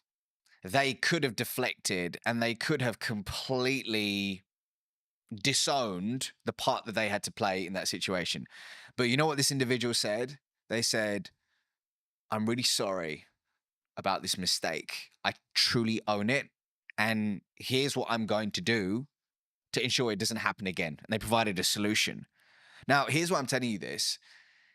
That was the most beautiful response, which told me the story about the following story about this individual, that they have a character of intention. And it told me that moving forward, I can deeply trust them. And something I talk about in this book is that when it comes to trust, one way to establish it is through the 3 C's: connection, character, competence. In this imperfect moment, which is a gift, I got the opportunity to learn something about this individual that would have never happened if everything had gone perfectly. I learned that they're self-accountable, and I learned that they're open to owning their mistakes. And they showed up with a character of integrity. It was brilliant. Simultaneously, I had another challenge, or gift, shall I say, in the business that happened about 2 weeks ago with a third party. That didn't occur, which told me a different story about the individual in question. It told me a different story about that company. And it really has left a sour taste in my mouth. And I probably won't be partnering with them in a different season of my life once this project in question is over. So it's everything, man. Accountability in that sense is everything, because it leads to trust. And I don't know about you, but I don't have a meaningful relationship in my life that isn't built on trust. Yeah. I think, I think for me, of course, everyone's really happy when it goes well, right? But the reason I wanted to go there is because of what happens when it goes wrong. Yeah. And I think what someone does, what a person does, what you do will tell you a lot about A, the person, or B, where they hold that relationship, right, with you, if it's someone else. And I think that's why I always look at, okay, let's look at what I could have done better, but then let's maybe look at where the other elements, because everything is a two-way dance, right? But I think in some ways, whenever we bridge that across in business as a whole or in personal, maybe we don't necessarily go into each relationship when it's a new business relationship or a new partnership, etc., without the, I don't want to use the word baggage, but the residue maybe from previous relationships. I mean, do you think that people don't give themselves the time to reset sometimes? Like when it comes to either like you had a long-term relationship with a client and maybe you've got some other clients, but in that sector that you don't step back and say, okay, well, kind of building off that accountability question, you think sometimes we need to take that time to step away? Can you give me an example? Yeah. So let's say, for example, I worked with a client for a year. Okay. And for whatever reason, our relationship has ended. And I could, and again, it's kind of a level of privilege, of course, that can come from it, because if you're in the position where you can step back, it means you've got enough financial resource to survive, at least for a period of time. So there's nuance to the rule, of course. But if you can do that, do you think you'll show up better for the new clients in your next season, or the new business, or the new opportunities, or the new content when you can kind of step back? Because I think I talk a lot about self-accountability, but it comes from a place of I can give myself that space to say, okay, this is where I went wrong. And maybe it was because I'm trying to mend a relationship with a client, perhaps, or maybe it's actually a relationship has ended, or a new one is about to begin, and I want to look back and see how I don't. Maybe the issues were, okay, how can we set up this relationship so it's more likely to be successful by learning from the past? The definition of reactive behavior in accordance to the spiritual wisdom of Kabbalah is engaging in any behavior that is grounded, and I'm paraphrasing, in fear, lack, or scarcity. So if we are operating consistently from a place of fear, lack, scarcity, we're engaging in reactive behavior. And I think, rather, I believe, a lot of our day to day, especially when we're flying through our day on autopilot, meeting to meeting, doing X, Y, Z, we can unknowingly slip into reactive behavior. We can unknowingly and unconsciously end up having unconscious conversations, and we don't leave this space to look within. So in your example, let's say if somebody has lost a client and they haven't really sat back and said, okay, let's look at the facts here. And what part did I have to play in that? And truly owning it, then they're going to make the same mistake over and over again. And they won't have the opportunity to transform their identity into the person they need to become to achieve said desire. So your point about self-accountability is important, but it's all down to the fact that, if your calendar is just, there's zero white space in it, and you don't have a personal practice in the morning or whatever it is in the day to ground yourself, it can lead to this unconscious behavior, which is a problem in today's world.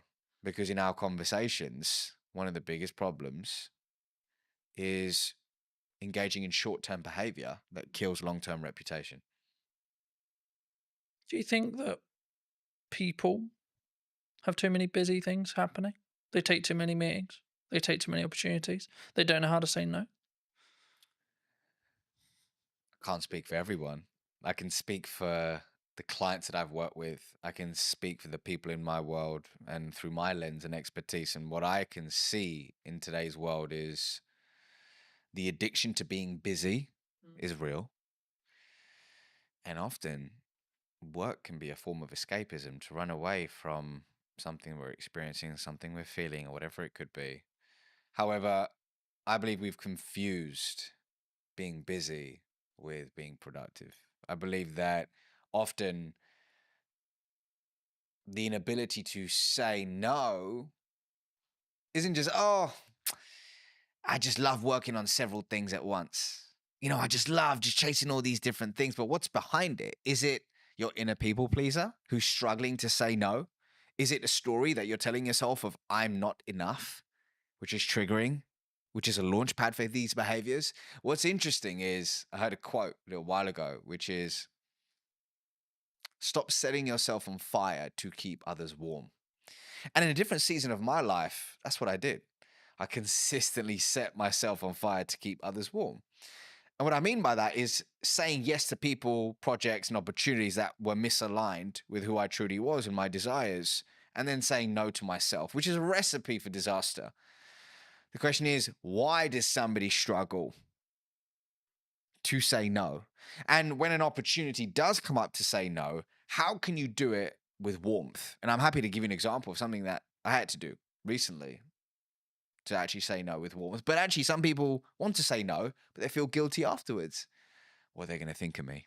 They don't want to be not liked. Am I missing out on this? But there is a way to say no with warmth. Do you think that psychologically? Do you think we're naturally more likely to say yes because of that? We want people to like me. I'm going to say yes to you because I want you to like me. If somebody is struggling to say no, on the face of it, people give advice like, okay, well, what is it costing you by saying yes to this? Okay, here's what we're gonna do. We're gonna focus on you figuring out what's aligned with you, so you can start saying yes to the right things and no to things which are misaligned. That's great.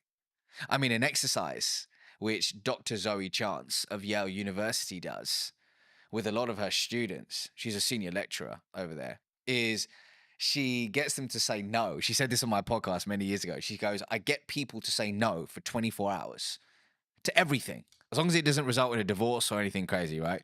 But get them to say no to everything so they can start flexing that muscle, which is brilliant. And that's great on the face of it, looking at all those things. And then there's going slightly deeper is, okay, but why do I struggle to say no? What is the story that I'm telling myself? Is it true?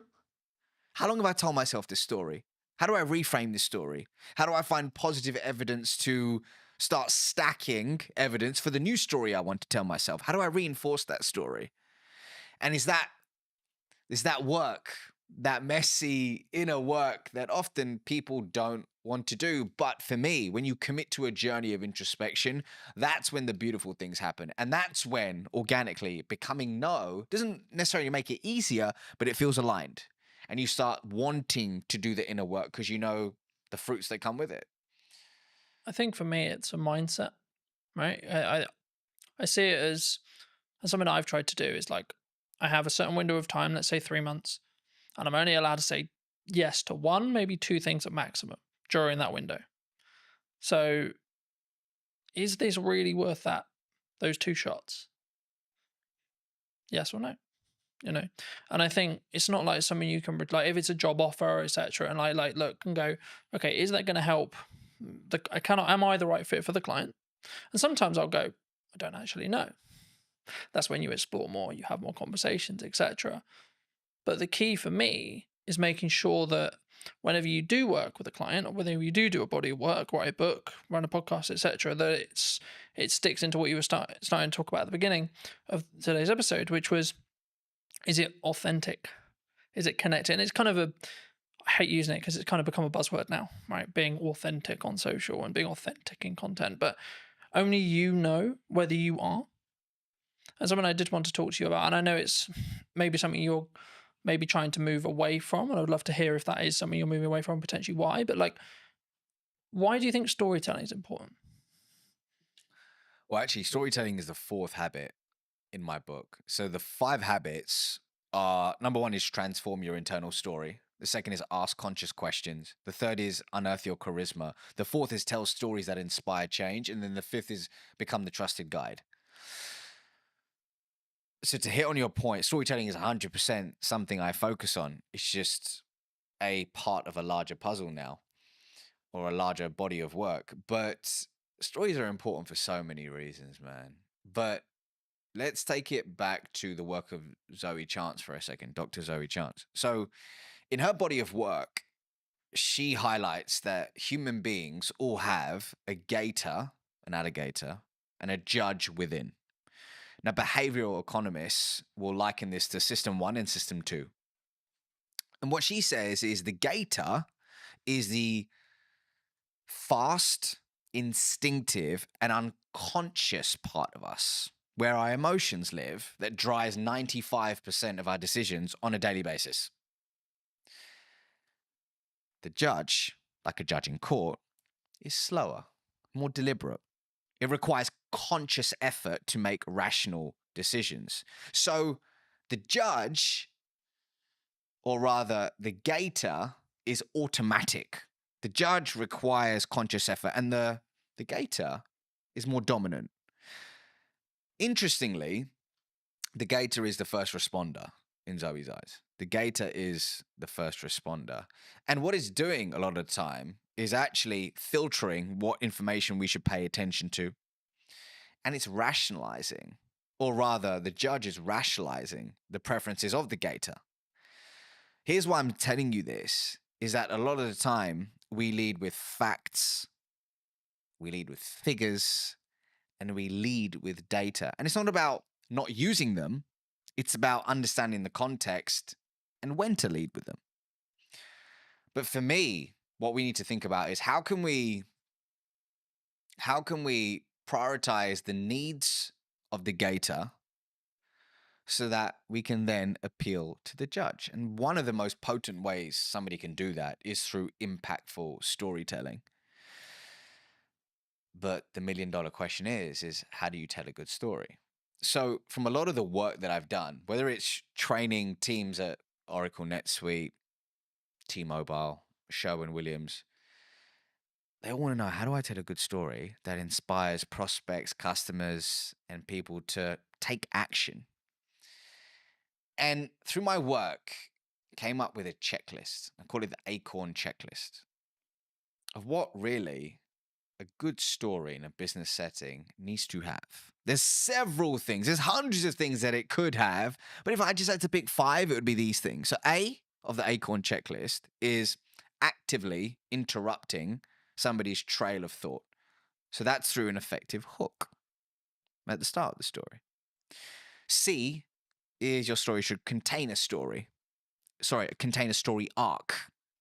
And the story arc that I traditionally teach is the 4 C's: context, conflict, change, conclusion. And we can talk more about that in a second. O stands for organically adding business value. Does your story organically add business value? Because this isn't this one time at Bandcamp and you're telling a story and it spirals off to Pluto and it adds no business value. It needs relevance. It needs relevance. And then R stands for, does your story revive a 2-way dialogue? Not just talking at somebody, but does it spark a 2-way conversation? And then N, which is very important, does your story naturally, noticeably make the main character the hero, not you? And when you embody these ingredients, it really paves the way for somebody to tell a great story, which moves people. And hey, what are we trying to do when it comes to our prospects, our team members, our customers, our partners or shareholders? We're trying to inspire change, moving them from a current set of series of behaviors, to a new series of behaviors. And change is hard and change is messy, but storytelling can start that process and make it stick. Do you think, because something that I hear from people who are starting out on video a lot is, yeah, that's great, but my story is really boring. My origin story is really boring. My day-to-day is really boring. I'm an accountant. I spend my life looking at spreadsheets. I spend my life looking at tax returns. I spend my life looking at paperwork. Is that true? It might be that person's truth in that specific moment. Is it, we gotta honor that that's their truth. That's their truth in this season of their life. However, is there validity in it? I don't know. I don't think so, right? I'm sure we will be able to find cracks in the story that they're telling themselves. So I was recently speaking at an event called Atomicon. Incredible event, really cool business conference. And at the end of my keynote, this individual came up to me and they said, it's really interesting when you were telling stories about your kids and this and that or the other, there was humor in it. There was fun in it. It wasn't like, oh, I went through this immense pain and this happened and that happened. And that's what I struggle with. I was like, what do you mean? Tell me more. And they said, well, I'm struggling to craft my origin story because I don't have this huge moment in my life where, oh my God, I was down and out. I was at rock bottom and look where I am now. And for me, that's a recipe for disaster because it can leave you in analysis paralysis and forgetting that often the beauty is in the imperfect moments, the relatable small moments. When I came out on stage that day, I told a story about my daughter and how she was mimicking breathwork that I was doing in some season of my life. And as a result, it made me realize that how I do whatever I do in my life, she's going to mimic it. And my job isn't to tell her what to do, it's to show her who to be. That was the crux of it. But that came from a seemingly insignificant moment in my day-to-day life. So I think what it boils down to is creating a story bank. And I have a process for that, but creating a story bank where you're collecting these insignificant moments, figuring out which one of them can be transformed into a story and testing them versus sitting there trying to think of that one story and then going, I don't have it. I'm going to wait for it. And then just doing nothing. So everybody has a story to tell. The question is do you have an intentional, going back to our question at the beginning, do you have an intentional approach to finding them, identifying them, and then delivering them in low stakes scenarios to test and tweak and iterate for high stakes scenarios? It's a real process. I think it's something that you'll adapt as well. Like as you move through the seasons, right? Like you might not talk about the current season or the season you just come out of, but you potentially will talk about maybe season 1, season 2, season 3, etc. And I think for me that allows you to tweak and adapt and show that you're a non-finished article as well. Building off that, like my level of success at 20 was very different to now and will be very different in 10 years. And I think that's the constant thing. And the thing that kind of goes through the core of that is, what's my improvement today? What's the 1% thing I can do? What's maybe the thing I heard from you today, or the thing I picked up whilst watching something, or the key takeaway from the book I just read, or etc. And I think sometimes we don't give ourselves that time. That's why I asked you about the kind of the busy schedule thing. And something that I've tried to do is book less, like put more barriers in the way of those meetings, put more barriers in the way of guests coming on the show or etc. And then have more of a filter of who comes on, why, who am I having a conversation with, why, how can I be present in content, what content am I doing? And the reason why I do that is because then I can be more present and more focused on, and doing less work means I'm more present in the work I'm doing. And it means actually I'll be more transformational, so to speak, to that client, to that customer, to that guest, etc. I hope, I believe, anyway, in that respect. But for those who've really enjoyed this conversation, where's best to reach out to you? Where can they get the book? That kind of thing.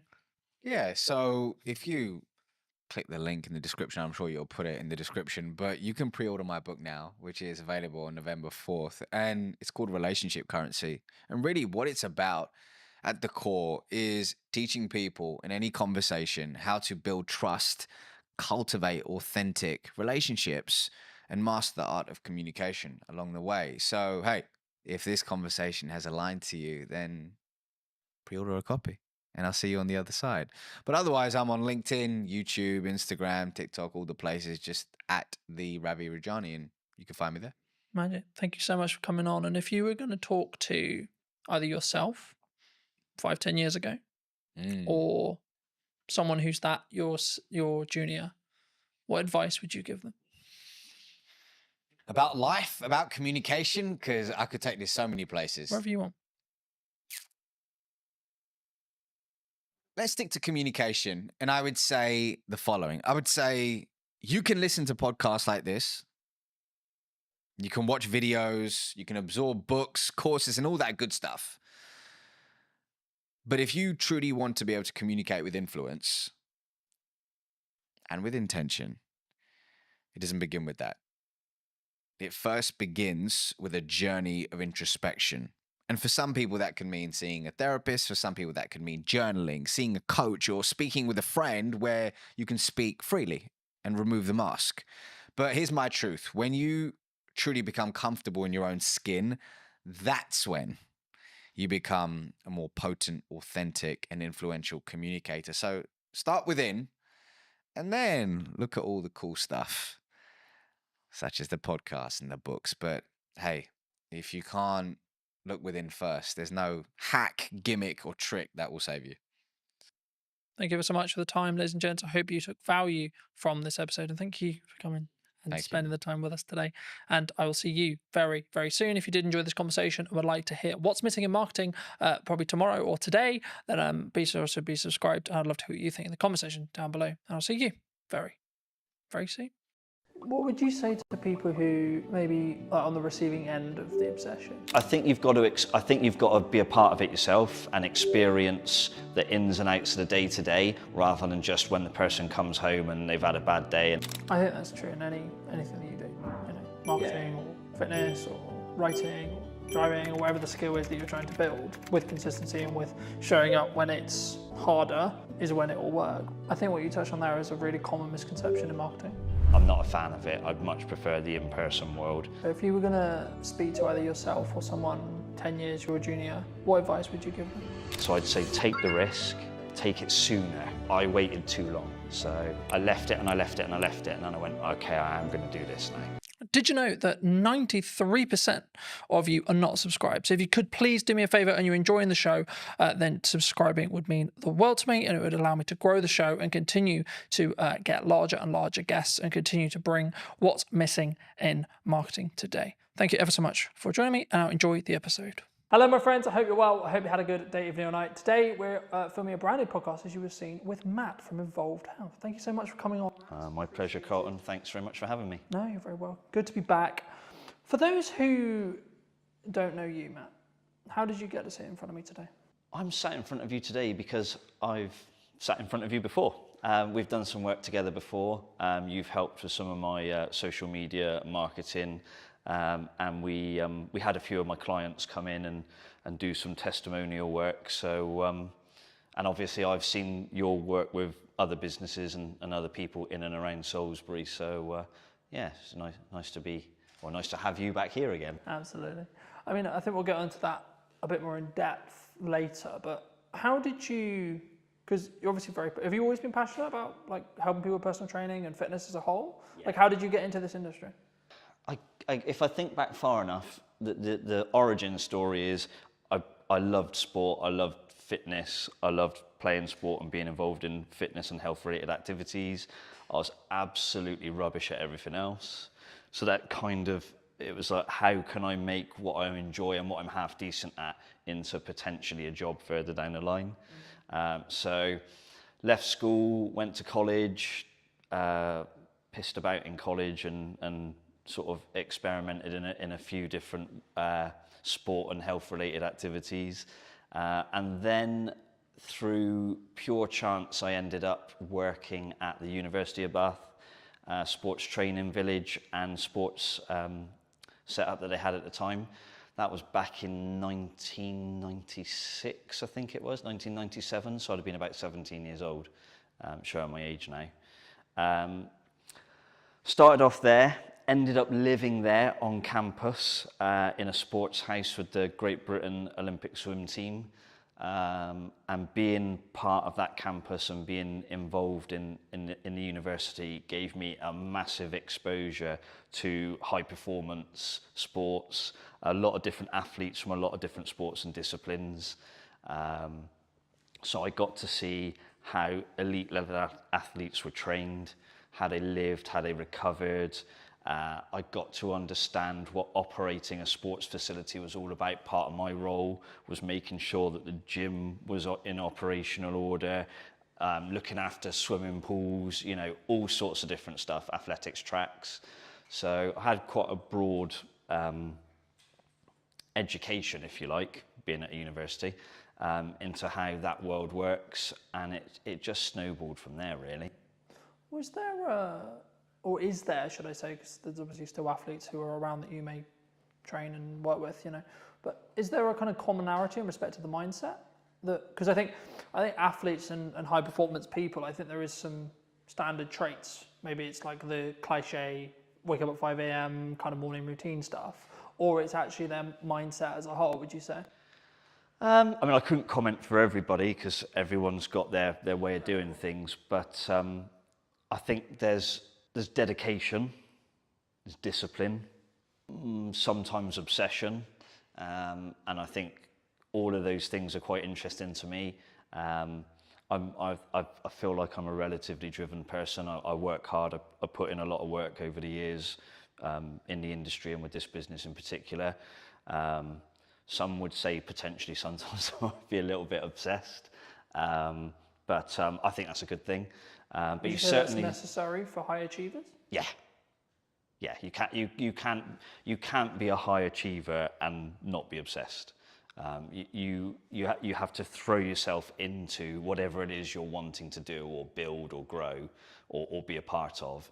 And if you're going to deliver a highly successful business or an environment, depending on what aspect you're working in, I think you have to be obsessed. I don't think it works if you don't. Not at that level, anyway. What would you say to people who maybe are on the receiving end of the obsession? right? So maybe they're with someone, their partner, their mother, etc. Like maybe when they're starting out and it's their parents, or maybe as it develops into a full-fledged business, what kind of can that support person do? Because I think for obsessed people who are very driven, like we get it, but sometimes that they don't get the attention or the thought process when it comes to, I wouldn't say how to deal with an obsessed person, but how to support that's a person in that respect.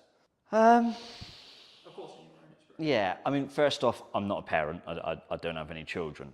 But what I do know from the backgrounds I've worked in is sometimes the obsession starts from the parents, and the kids or young people are pushed into something, and the parents, I mean, you know when people used to say pushy parents?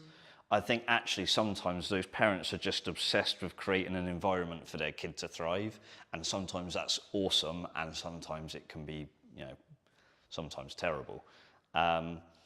So in terms of how to support someone who is obsessed in trying to deliver high performance, tricky one. I think you've got to be a part of it yourself and experience the ins and outs of the day to day, rather than just when the person comes home and they've had a bad day and they, Is use the phrase uncomfortability kick and the cat stress almost. that kind of comes from that? Is that normal though, for a high achiever?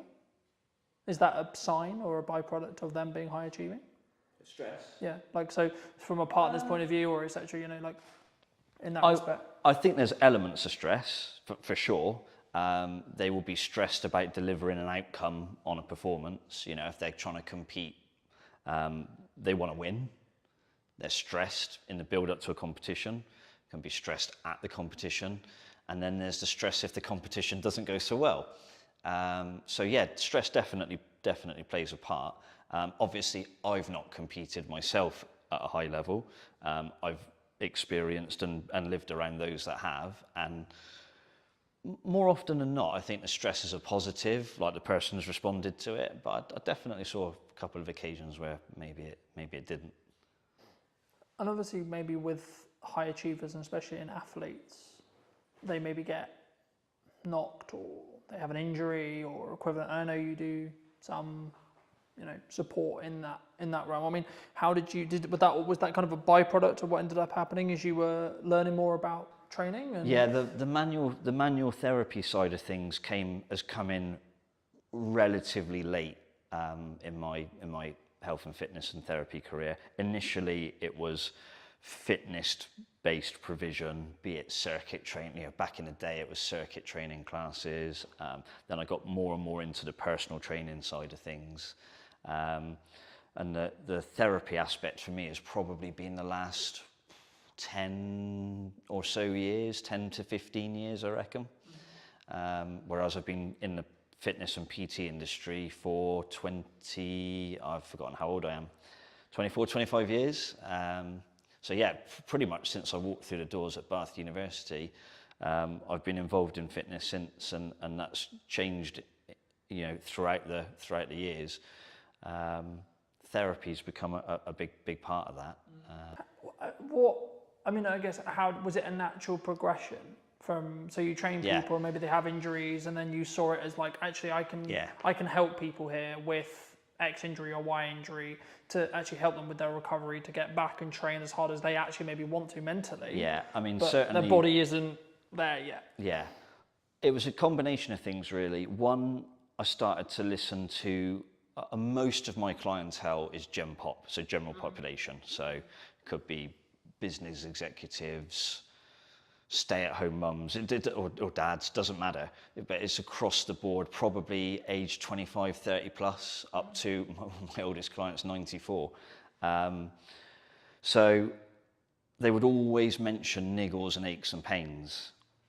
And it was like, right, how can I train around it? How can I train through it? And then I was like, hang on a minute, why don't I just try and help them deal with it more directly? And because of the nature of my client base, the need to be able to do therapy work was becoming more and more clear to me. So I'd say around about 15 years ago, I really started to delve into the therapy side of things. And 15 years later, that's probably a fairly significant part of Evolve's business now. Do you think that's one of the things that makes you unique in comparison to, say, another personal trainer, another gym, another etc.? I think when I first came to Salisbury, for those that don't know, I didn't grow up in Salisbury. I wasn't born here. An opportunity came, where are we now? Probably around 2014, 2015 maybe, to start getting involved here in Salisbury. So what I realised through that is a lot of places had personal trainers. There were some gyms around. Sadly, there are fewer gyms around at the moment. That's another story. And I realised that nobody was really creating an environment where it was seamless. So you could be down here in the gym, maybe having a therapy type workout. You could be upstairs on the treatment table. You might have ligament damage that needs hands-on treatment and things like that. So the ability to put the two things together is really, really important, because as a professional then, I can manage and help the client through a myriad of different options. So I can be involved in their fitness training, I can be involved in their therapy work, I can guide them on their stretching and flexibility, and it all has a carryover. It's better for the client because you've got one set of eyes keeping an eye on things. I'm not saying I can be all things to all people, but it does assist. But also from a finance perspective from the client, you know, if you have 1 or 2 PT sessions a week, then you've got to go to an osteopath, then you go to somewhere else for a massage. Most people know what these things cost these days. That's serious money on a weekly basis. Whereas within a visit to here, they can have a PT session. They might need just a few minutes of hands-on work or some help with a stretch. And they've spent a fraction of what they would spend if they had 4 or 5 different professionals helping them. So it's almost trying to create a multidisciplinary environment, but the one person is delivering that multidiscipline. I think for me, like, that's maybe the unique selling proposition of what you do, but it allows that synergy. So if there is an injury that happens, either unfortunately with during training or like outside of training, and then when they come into training, then it can be maybe tackled like faster or potentially better, you know, in that respect. But do you think, I mean, I guess then, the next question I was going to go into was like how consistent or like how focused should the average person be on fitness? Because I think as a whole, it's always been a part of my life, but I think maybe I'm unique. I mean, we're looking at, like, I don't know the figures off the top of my head, but the numbers are like constantly changing, constantly adapting, and I don't think for the better in respect to obesity and other such concerns in that respect. And I think, is it a shift? Is there like from what you're saying, or is it still maybe it's upper middle class? Is the people who can afford it? It's, you know what I mean? Is it because from my perspective, it was always quite snobby. Oh, you work out. Is that it was always that for a long time? I think what's changed is the media. So you look at anything in life now, the media get their claws into it, and that can be good or bad. There's definitely an increasing problem of lack of physical activity in schools. I can remember when I went to primary, I can just about remember when I went to school, primary school and secondary school. I was lucky, I had great PE teachers, I enjoyed sport, and the provision was there to do it, and we did it for a few hours a week. But talking to clients now who've got kids in certain schools, and they barely get an hour a week of like taught physical education or the chance to just explore different sports. And I think these days, a lot of that seems to be happening outside of school. And then it becomes choice. Then it becomes, can the parent potentially afford it? If you're in a school environment, it's kind of delivered for you, to you. But to have to choose to go out and take part in a sport, it's not just the kid's choice, it's parents going, I work 3 jobs, I can't take you to wherever you need to be 3 times a week. Or I can't afford for you potentially to have all the kit you need. I saw some kids walking along, I'm pretty sure it was hockey, and the stuff over their shoulders and what they were carrying and what they were wearing, I'm thinking, if you've got 2 or 3 kids, that is costing you some serious money. So the chances are you are in a slightly higher class. I don't like this class differential that people have, but yeah, it's definitely a problem. And I think, you know, I understand from my perspective what I charge for the work that I do is reasonable, and it certainly isn't affordable to the masses. Do you think the key is the educational piece then? Even if it's just like having resources or having more people talk about bodyweight workouts, calisthenics, etc. I think it's good to get the message out there that exercise is good for you, and sitting on your backside all day eating, you know, chips and whatever else is probably not very good for you. But I think the key thing is the provision of facilities that are free and accessible to anybody. These parks now where they're starting to put exercise equipment and like bars that you can do pull-ups or hang from and stuff like that. They're awesome, and we need more of those, but we also need people to understand how to use them. So we probably need to find some sort of community scheme where people who are big on calisthenics and outdoor workouts and almost like parkour and stuff like that. If you've got people like that who are helping kids from quite a young age get into that, then there's probably going to be a natural progression as the child gets older to, I want to carry on doing stuff like this. I want to go to the gym. I want to play in a team, or I want to partake in an individual sport, but I'm prepared to put in the work to do it. These are all the things we need. They're not being provided, not at the level they need to be. I'm quite lucky. I'm fairly well travelled. And a lot of places I go, you go to places and they've got outdoor, again, environment comes into it, climate, things like that. But even countries where the climate's a lot like ours, they've got outdoor parks, they've got outdoor physical activity. We're a long way behind in this country in certain areas, and that needs to change, and fast. Do you think, because for me, it's like number one, it's a priorities thing. Number two, it's a mindset thing. Like, there's one thing having the education. Once you've got the education, you've then got to have I'm really busy, but I need to do it anyway, right? Because I look at it from a perspective of I'm very fortunate where I'm younger and I've had a level of fitness in my life for a very long time. But I understand that if I want to continue to be able to do the job I do, I need to be in better physical condition than... So I can continue to do it for 10, 15 years. Absolutely, but what I'd say to that is, if you get the exposure from a young age...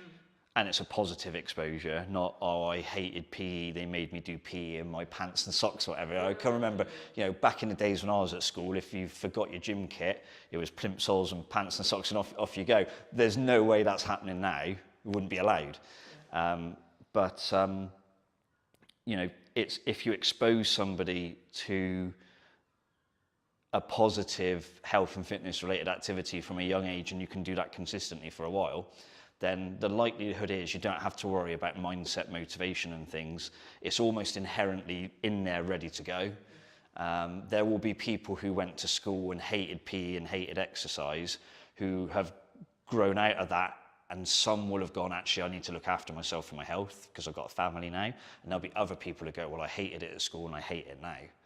And we've got to get those people back then.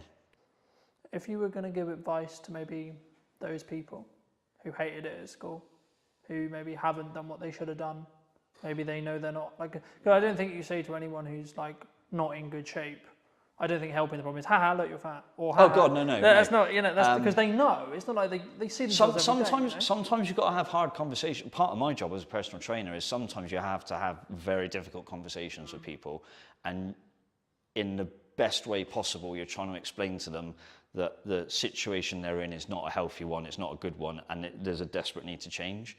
In terms of mass information, I think you've just got to say to people, like, hands up if you want to die young. Not many people are going to chuck their hands up. Yes, please, Matt. Yeah, do you know what I mean? You know, I can't speak for everybody, but most people are going to, well, of course I don't. Who wants to live as healthy and as long as possible? Probably most people. Yes, please, Matt. Yeah, exactly. So if we can say to people, look, there's still time for things to change, for you to have those positive experiences, and ultimately it's going to massively benefit you. Some of the hardest conversations I've had to have with clients, I remember one guy, I'm still in touch with him now. This is when I used to PT back in Bath. I literally had to sit down and say to him, I know his daughter had got stuck into him. She was not far away from graduating university, had been involved in a relatively long-term relationship, and there was a wedding on the cards. And this particular chap, the girl's father, was not in a good way. Very successful, but very highly stressed executive. He owned a very particular international business, and he was flying all over the world, airports, long hours, eating all the wrong foods, a lot of client hospitality, so a lot of drinking, and he'd got himself into a real mess. And he'd had a heart attack. And the daughter had sort of said to him, look, if you want to A, see me graduate, and B, see me get married, you need to sort yourself out because you're going to die soon. And I think when it comes, if you're a father, I can imagine your daughter looking at you and saying that's got to be a gut punch. So he came to me and he said, Matt, I need you to help me. And we did a lot of good work. And that was 10, 12 years, probably even 15 years ago. And even now, he's still out running half marathons, going out for big bike rides. It completely changed him. But he said to me, the turning point was his daughter saying those things to him. If he'd read that in a magazine, he said I probably wouldn't have taken a blind bit of notice. But he said, my one and only daughter says that to me, and she's like got tears in her eyes. It's like, I won't use exactly what he said, but he had to sort himself out. So sometimes you've got to be fairly hard on people, and other times it's how you create a different message or a different environment that might encourage people to get involved. Thank you for sharing that. And I think even just through that message, I don't want to use the term wake some people up, but hopefully you'll wake some people up to maybe, my next question was going to be around like age, and I think the science is semi-conclusive and you probably did confirm or deny, but like for me, as far as I look at it, like the healthier you are in your 20s, the better your 30s and so on, right? But there is a point where it becomes harder, but I think that could be perceived as, well, I'm not going to bother then. Is it that, or is it actually you just... there's no doubt that as you get older, things get slightly more difficult to do. Yeah. Within reason. It doesn't have to be that way, and it isn't just a linear decline. You were fine in your 20s, not so much in your 30s, 40s are getting bad, 50s onwards, you're bollocks. That's not true. Obviously, if you haven't done anything for a long time, and then you come into a gym environment or a fitness environment, maybe you take up running, you're going to find those things slightly more difficult, slightly more comfortable at first. And if people tell you it's all going to be easy and sunshine and rainbows, no, it's not. And you have to be honest with people about that and set the right expectations. So part of any personal trainer's job, but certainly how I look at it is, you have to set expectations. Sometimes you have to put a limitation in place because sometimes people attack it too hard and they can do themselves damage. And sometimes they can attack it so strongly that it actually becomes less healthy. So it's striking a balance, pretty much like everything in life, really. You want to try and find balance where you can, knowing full well that the perfect balance is not achievable, I don't think, for anything. Sometimes you've got to be a little bit obsessed, like I said earlier. Sometimes you have to rein it in a little bit. But it's just finding that balance and working with the person. And it's building a relationship. So it's not just turn up through these doors and go, hey, Matt, just bark at me or tell me what to do. You have to build a relationship. There's an element of trust both ways. The client needs to trust that I'll provide them with safe and effective exercise or safe and effective therapy treatment. And I need to trust that when they leave here, they're not going away and doing 10 times more stuff that maybe they shouldn't be doing, or their lifestyle is bad because they go, I can offset it by going to see Matt, so I can carry on drinking heavily and eating all the wrong food. So it's a relationship, and the relationship's built on trust, and that trust comes with me establishing at the start of the process what are their expectations of me and what I expect from them. And it does go both ways. So that's crucial, I think. Do you think some people struggle the long-term mindset of the results? Because fitness is, from how I look at it anyway, it's a compounding thing. Like once you're consistently doing it repeatedly, then the results will compound. But there is, like, I would say probably a month, maybe 2 months, maybe 3 months where you maybe don't see, it's the question analogy of you go to the gym, you do a thing, nothing changes. You go the next day, you do the same thing again, nothing changes. But there is a day where it does start where there's a change. Yeah. It's consistency. I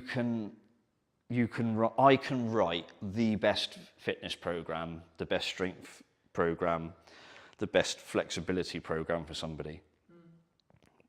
But if they're not consistent, they won't get the result. It doesn't matter how good one session is, it matters how good 20 sessions are. So most of my clients have been coming to see me for years. I mean, I've still got clients who are training with me now that we've opened the doors to 12 years ago when we first opened, and they're still training with me now. That's consistency. And they very rarely miss, they have the occasional family holiday. We tend to wind down a bit at Christmas as a business and let people go and have a good time and then attack it again in January. But the overall key is consistency. It doesn't matter what one session's like, it matters what 25 sessions are like and whether they are relatively close together. If you do 25 great training sessions but it's spread across 15 years, it's not going to work.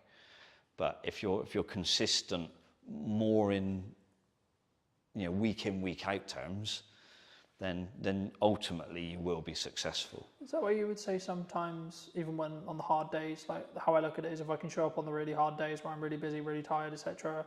Not like really tired as in exhausted. Yeah, like, you find I've shown up. It's not the best workout, but it's still a workout. Yeah. And it's building that momentum. Or would you say that you need to then focus on recovery there? You find out most about people when they're having their bad days in any shape of life, or any walk of life. But in terms of training, I get people to walk through the door. I haven't got very many skills, but I'm pretty good at reading people. And one of my things as a personal trainer is when somebody, or a therapist, when somebody walks through the door, I can tell pretty quickly if they're having a shit day.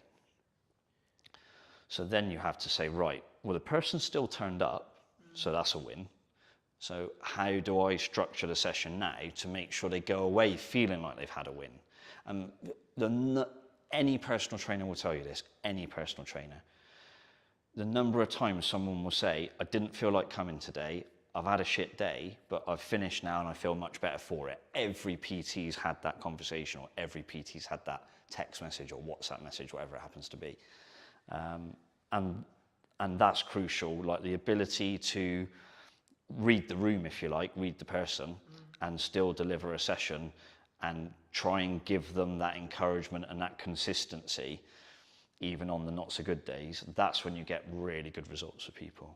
And if there are PTs watching this, then they're all going to be nodding their head to that. There's not one that won't be. I think that's true in anything that you do, marketing or fitness or writing or driving or whatever the skill is that you're trying to build. I think that's with consistency and with showing up when it's harder is when it will work. But you mentioned at the beginning roughly that obviously we worked together before today and that respect. I mean, what, if you can recall, it was a while ago to give the audience some context, but what were you looking for when you reached out to me for that project? I think it was, how do I deliver the message of how we can help people, but through the lens of another person? So it's easy for me to say, hey, I do personal training, I do osteoarticular joint pumping for therapy, but most people are going to go, I haven't got a clue what you're talking about, Matt. But you're able to derive answers from people by the way you ask questions, and that's a skill that I haven't got. So I think that was one of the key things, is it developed into a conversation with you and some of my clients, And that conversation brought out some interesting answers. And it was an interesting experience for me, actually, because they said things to you on the camera in the interview that they hadn't said to me. So you get a different perspective on why they're here and what they think of the place and whether I've done a half decent job. Hopefully, it seemed to be that's what they thought, which is good. But the key thing for me was the ability to extract information from them that I hadn't got myself. Even though I know the person and I know what they're trying to achieve, the way they explained it to you was different, and I found that really useful. And that kind of then helps you think, well, how do I put that message out further down the line? So that was pretty cool. What, I mean, either since or in general, like, how do you look at marketing in the current landscape?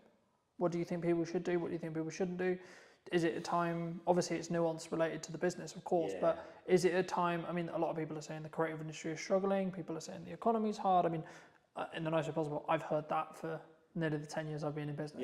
I've always heard that. So I don't want to be this way, but I'm like, but what's really going on? You know what I mean? Because for me, there's always something going on. There's always something going on in politics, there's always something going on in geopolitics, etc. But right now, at the time of filming, what are you looking at from a marketing point of view that you think is really going to work, or you know, are you leaning into more referral based stuff? Are you maybe like keeping your costs lower because you are seeing the climate, or are you going the other way?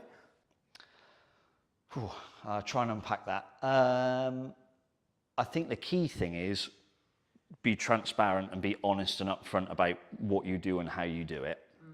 Don't bullshit people.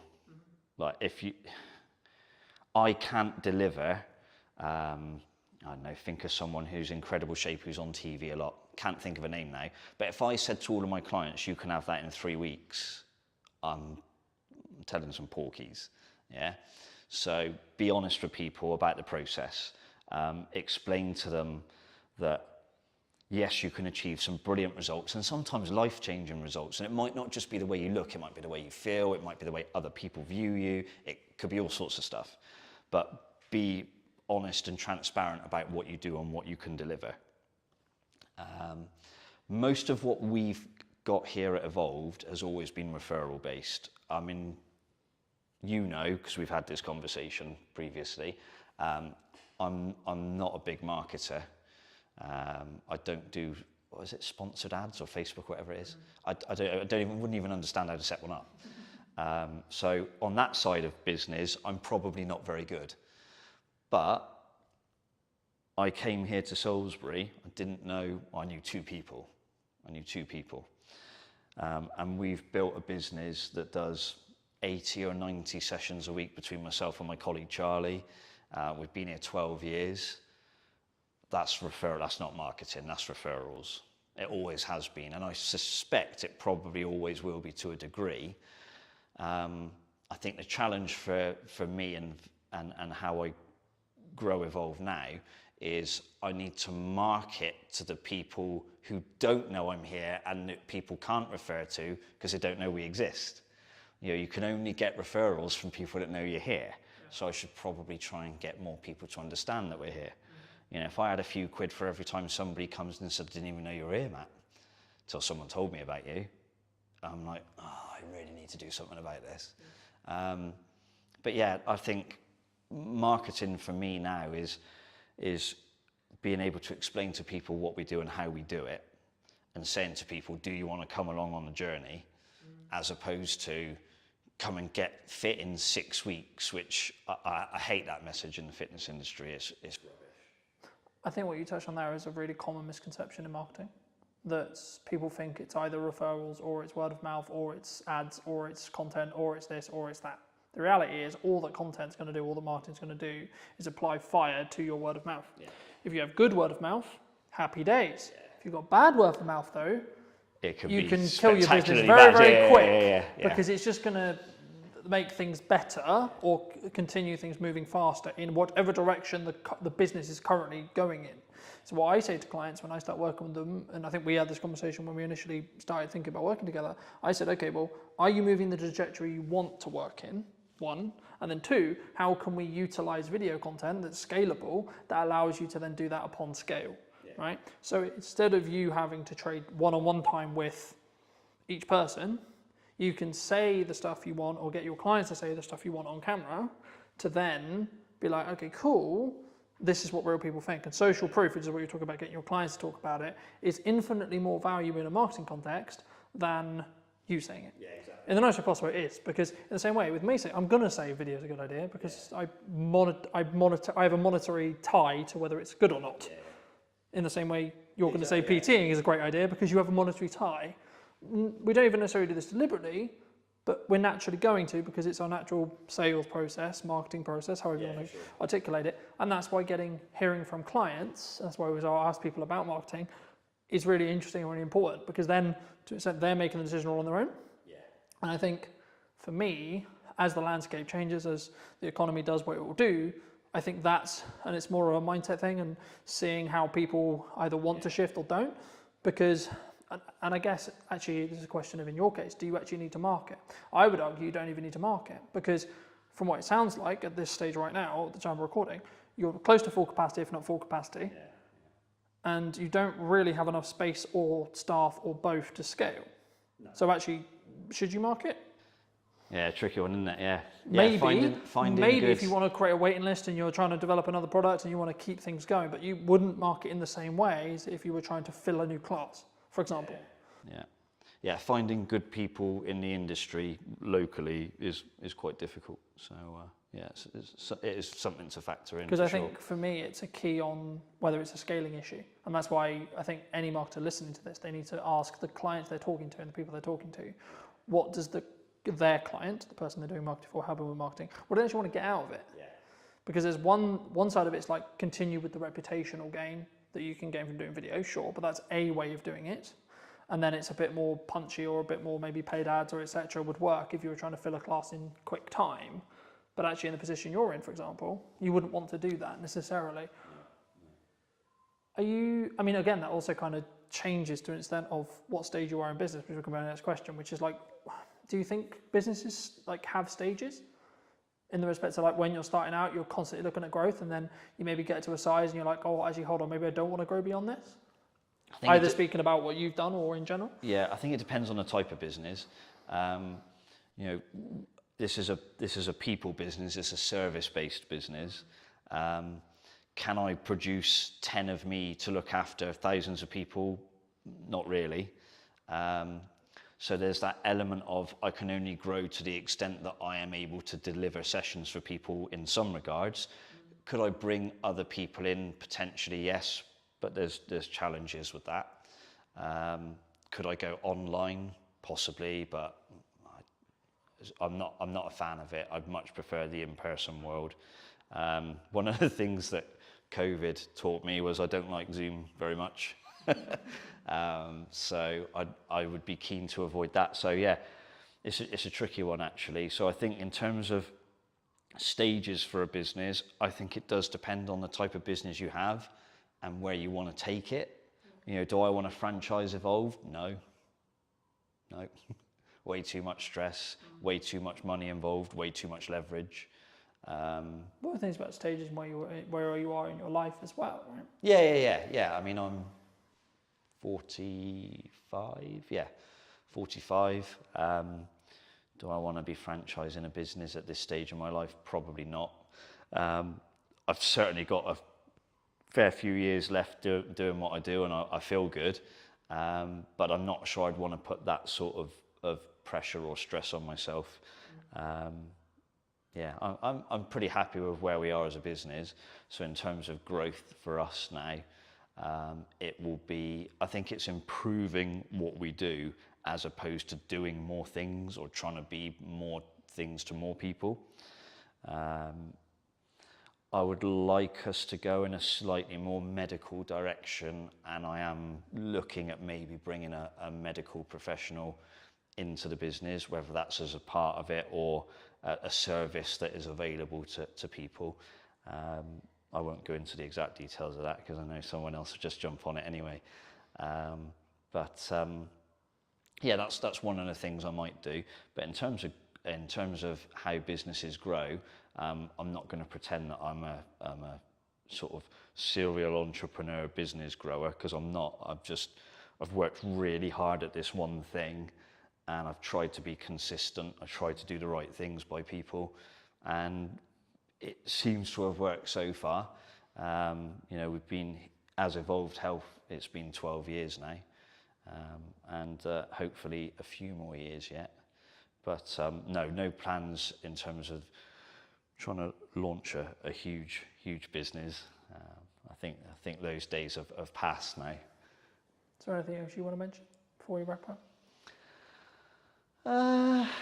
Being in Salisbury has been quite interesting, actually, because it's a very different dynamic to where I was previously in Bristol and Bath. Obviously, it's a little bit smaller. Everyone in Salisbury tends to know each other. And so for me as an outsider, it was relatively challenging to grow the business initially because people didn't know me. But thankfully, because my work seemed to resonate with people and I seemed to do a good job, the business has been able to build and grow.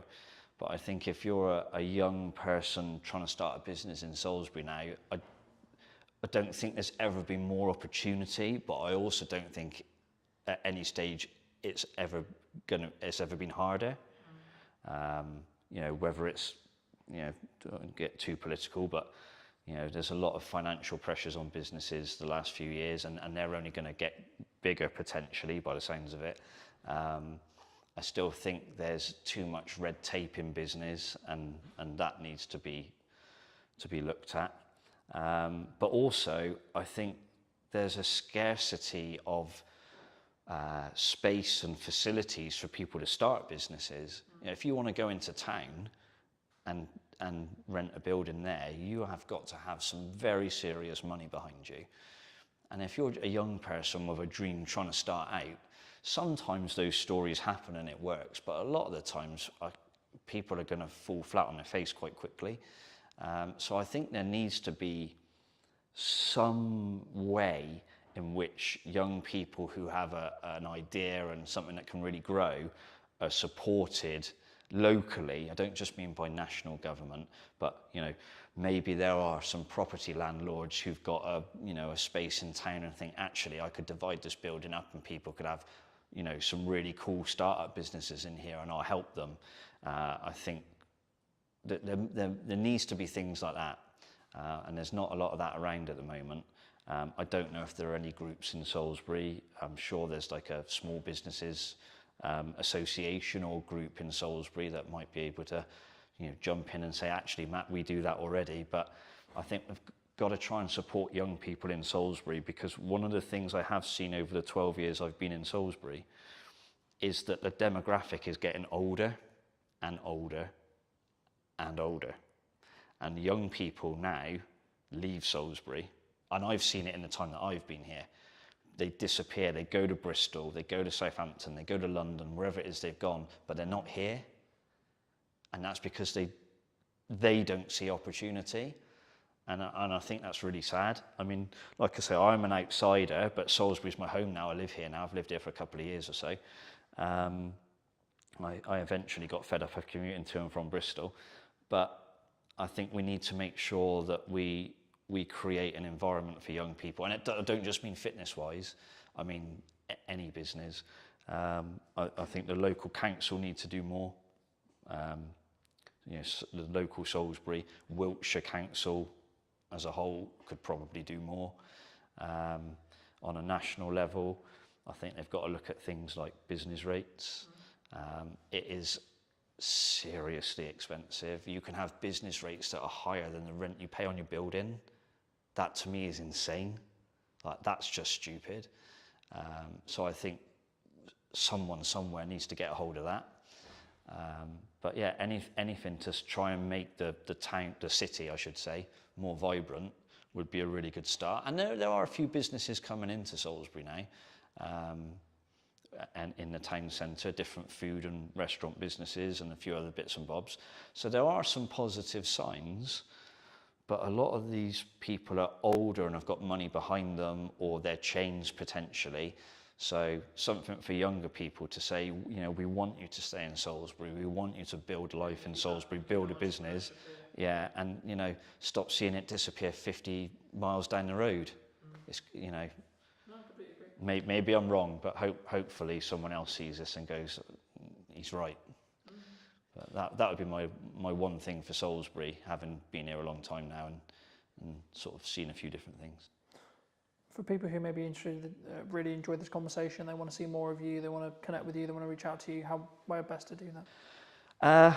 One of the best ways is probably on the Evolved Health website, which has got various contact details. We're on Instagram at evolved_health.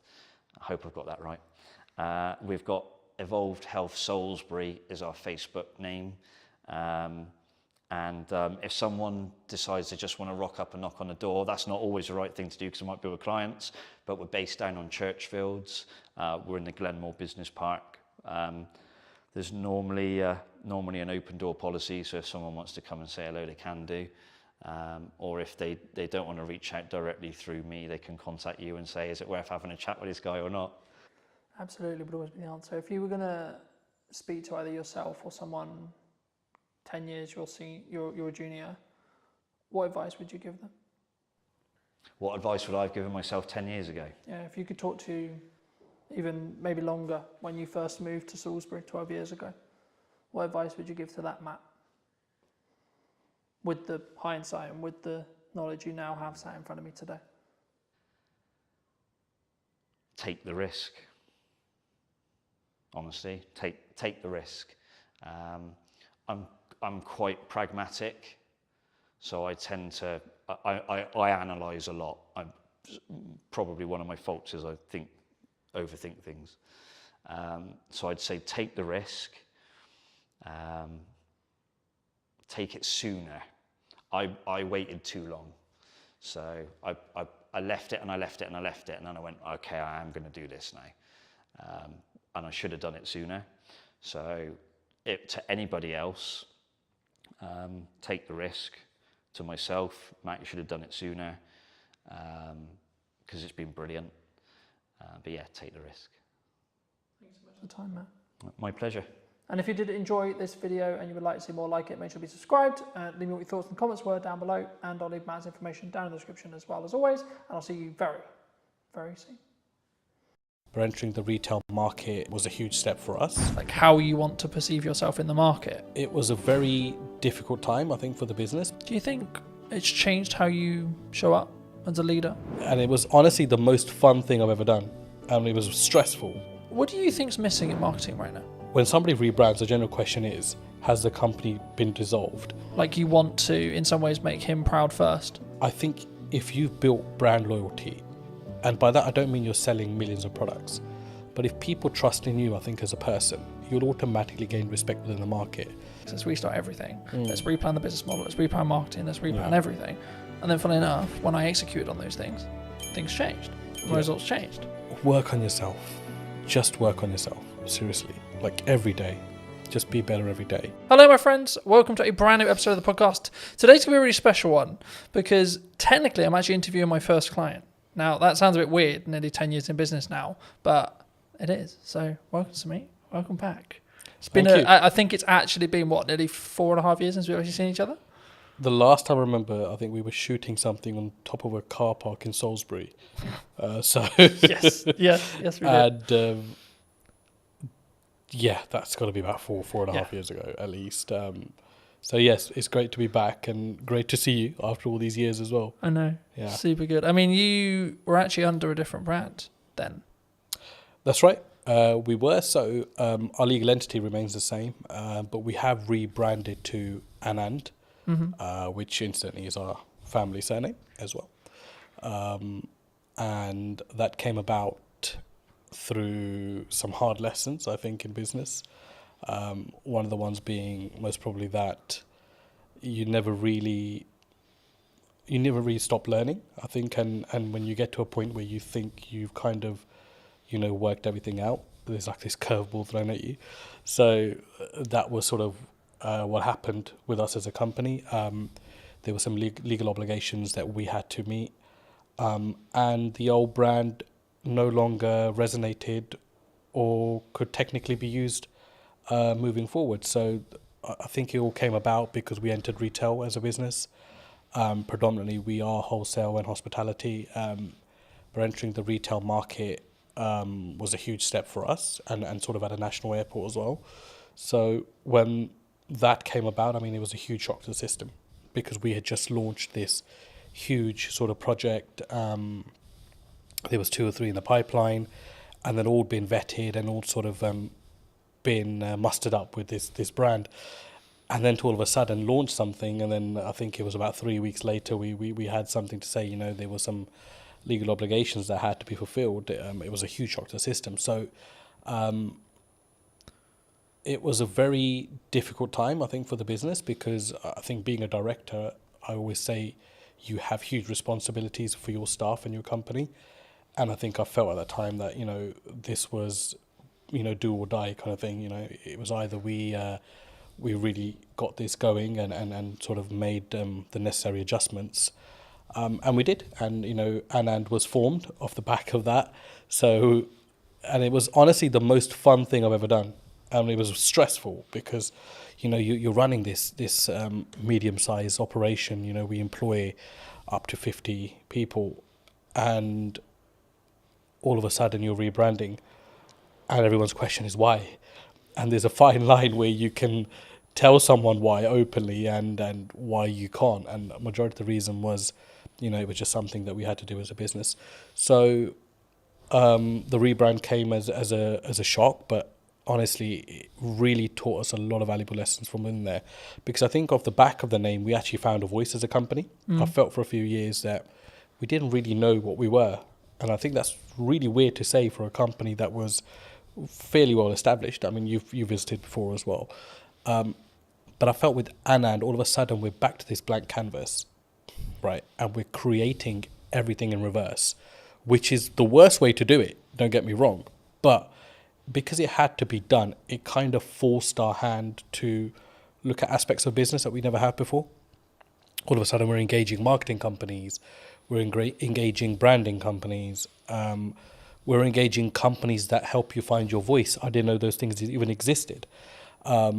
And all of that came off the back of my mentor saying to me, look, you know, this is one of those times as a businessman where you either go big or you go home, right? And for me, it was like, we got to go big here. Like, I've invested too much time in this. Like, I've invested too many years, those sleepless nights, everything, to just, you know, pack up and be like, yeah, we're done here. No, we're going to go big, and we're going to spend big. And sometimes that's not the best solution, but we kept a control of that, because spending big wasn't just throwing money blindly at stuff. It was really taking our time, really looking at companies that met our ethos, but also companies that we felt genuinely wanted us to do well. So they didn't make us just feel like a number amongst their client base. And that was hard to narrow down because we made some mistakes along the way there as well. And in hindsight, it's easy to say, you know, these things happen. But at the time, when you're financially forking out money, it's a huge, huge deal. So, yeah, I mean, look, it was an amazing journey. And it's been a year since we've rebranded, and I think as a company we couldn't be any happier than we are at the moment. Do you think that maybe some people are really worried about rebrand? I mean, you kind of forced into it, but I think like maybe people who are listening who are maybe on the fence about like what do you gain from a rebrand? Was it just that voice and that like that really what I would call depth work when it comes to really understanding what your brand values are and like how you want to perceive yourself in the market? Would you say, or is it like if that's like a disconjointed? Because for some business, I think that can be really disconjointed for some people. I mean, I'd answer that in reverse. So one thing you won't lose is your reputation, which was a huge aspect for us. It was, you know, when somebody rebrands, the general question is, has the company been dissolved, or has something happened? Has the company gone bankrupt? Has there been a huge gross misconduct from somebody? And the thing is, like, you've got to get past that, because naturally as an individual, we would think that. And you've got to put yourself in the public domain as well as a director personally yourself and think from both sides. So for me, I think if you've built brand loyalty, and by that I don't mean you're selling millions of products, But if people trust in you, I think, as a person, then you'll automatically, especially a small to medium-sized business, you'll automatically gain respect within the market. So we didn't realize how much respect we had amongst our clientele until the rebrand happened. And I think that's what carried us through. So I think there's this illusion that if I rebrand, I'll lose customers. And that's a general worry because, of course, you need your finances to run a business. And your clients are your clients. You spend years and decades working with them, whatever, right? But those relationships can be ruined at the drop of a hat as well. A split second bad decision. So I think what I've learned the most is that if you are genuine and you are genuinely there for your clients, and if they're not just a number to you, which is how we do things at Anand, then you will be absolutely fine because people will carry through. And that's what I noticed, that all of our clients said, we don't care if this company is called ABC tomorrow, but we want to work with the same leadership that we're working with within this company. And that's what made me realize that, not that I didn't know people were important, but it made me realize how important the team that we had were and how dedicated they were. And that all stems from, I think personally, from you as a director and what your attitude is within the business, how you look after people, how do you go about daily life, and how much of those people matter to you as well. And that kind of proved to me that, those things mattered a huge deal to us as a company, and it filtered right through. So I hope that answers your question. No, absolutely. I mean, I think for me it's important to appreciate where you've come from, but also then understand, like, sometimes we have a growing pain, right? Yeah. So it's we're shifting into a new brand, we're shifting into like scaling up, etc. But one of the quotes that you gave me very many years ago that has really stood apart, that I wanted to remind you of, but also ask you to apply some context to, is people are loyal to their needs.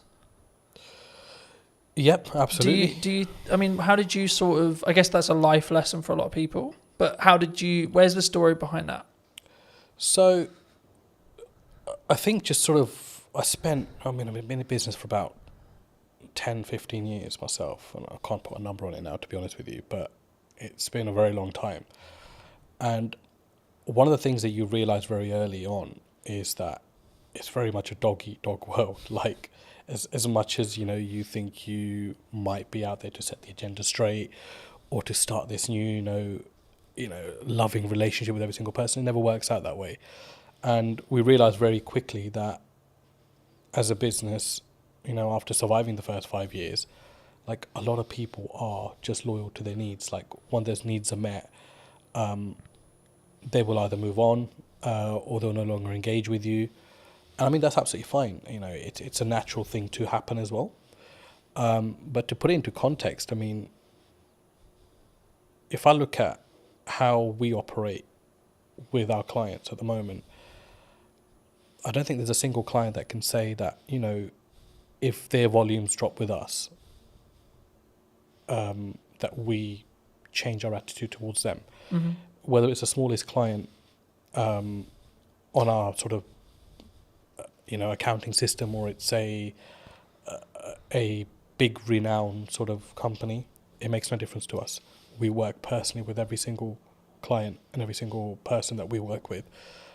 And that might mean along the way you have to accept that once their needs are fulfilled, that they no longer will engage with you. But to put it into sort of context, that quote at the time came from, it was one of the things that we've always steered away from as a company. Don't be those kind of companies, or that company that is all over a client when it's hot. Yeah. And when it's not, they don't want to know, or they don't want to help them out with anything. And there are some clients that we work with that, we did millions of pounds of business with before. And all of a sudden, they have engaged another company, but there are times where they still engage us when there's an emergency, and we would never turn them down, because you've got to remember that whether they've moved on as a client to another supplier, they were also once your client and made up the DNA of your business to be what it is today. So yeah, I mean, it's something you have to get comfortable with, I think, in business, and how grow some thick skin around that, because people are loyal to their own needs, and it's just the way of the world. for me, it's something that's sort of, at the time, I think when you initially told me, like, I didn't really get it. Yeah. Right? And now I can say, like, 6 years, 7 years down the road, Yeah. I get it.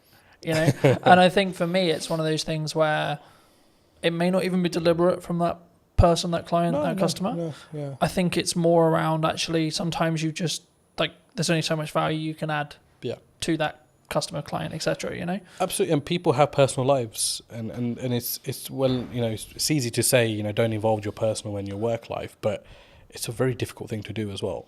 So sometimes we do forget that people might have stuff going on in their own lives.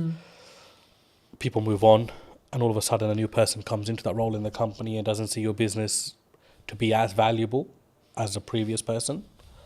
So there are elements of that as well. Yeah. But I think I've always found that there's no use keeping hatred and negativity about somebody moving on. I think you've got to accept that and look and think, you know, how can I learn from this? And how can I get better from this? And there was times that, you know, clients left us on a very bad note, completely unexpected. Some that didn't even pay, you know, the thousands of pounds they racked up in accounts, not to mention any names. And, you know, that didn't mean that we were not going to look at what we could have done better as a company.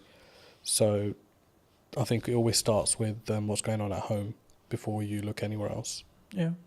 Do you think, because I've been fortunate enough to be in business and grow and scale and adapt and be in a position where I think there's always some people who are saying, like, there's something going on in the economy or COVID or et cetera, et cetera. I mean, is it a mindset thing as an entrepreneur, as an owner? Because I've always been of the mind of, like, yes, there's stuff going on, but actually your output can then fix your, like if it's a revenue problem, then there's a solution for it. If it's a marketing problem, you can fix it. You know, it's down to you to fix it, regardless of, like, the economy's in bad shape. You know, a lot of people have said to me, like, the creative space is challenging right now, you know, in comparison to maybe when, like, COVID was really good, for example, where there was loads of money floating around. But it's like, actually, I think for me, you've got to focus on what you're doing. And I think that's the key. But I mean, in your experience, have you, is it kind of a catch-all kind of, oh, they're just saying it because, oh, the economy's hard, or as maybe as an excuse? Look, I mean, there's no doubt the economy is very different to pre-COVID. But then it's also very different to 2009, when there was a huge crash, right? Yeah. So, I mean, that's just a constantly sort of evolving, you know, situation. Yes, I do believe it's very difficult now to do business, no matter what field you're in. But there are some fields which feel legislation change particularly, you know, they feel it a lot more than some businesses. But I think you're right to say you can navigate through anything with a very positive mindset. And I think if you fold as a business, but you've given it your absolute everything, you'll sleep peacefully at night. And that's for me personally. And I felt that in a situation. I mean, you know, 2023 to 2024 financial year was our worst performing year as a business. And it was also the year that we rebranded. And there was a lot of sleepless nights there because revenue was, you know, rock bottom. We'd employed people that year, doubled our workforce because we were looking to go, you know, north, and ended up going south as a business. And naturally along that is a lot of doubt because you think, should I have employed these 6 people? Should I have done this? Should I have done that? And it's easy to say in hindsight that actually I'm worried then, but you generally do worry at that point. So I think it's a mindset and how you navigate. And the thing that got me through was just mindset. I think I am just so resilient, like, to anything. I think right now in my life, where I'm just like. Do you think that comes from your years of experience in business and knowing that actually sometimes you've just got to, what I would call, grunt it or push for it to you just figure it out? I think it's both of those elements, but I think for me the biggest thing is upbringing. my dad was a very resilient character, Mm-hmm. hugely resilient. Sorry, not was, is still a very, he's still there. He's an extremely resilient character, and a completely uneducated man, which I must add to this story as well. So to see him, you know, as a migrant in this country with little to no education, he still doesn't speak English fluently.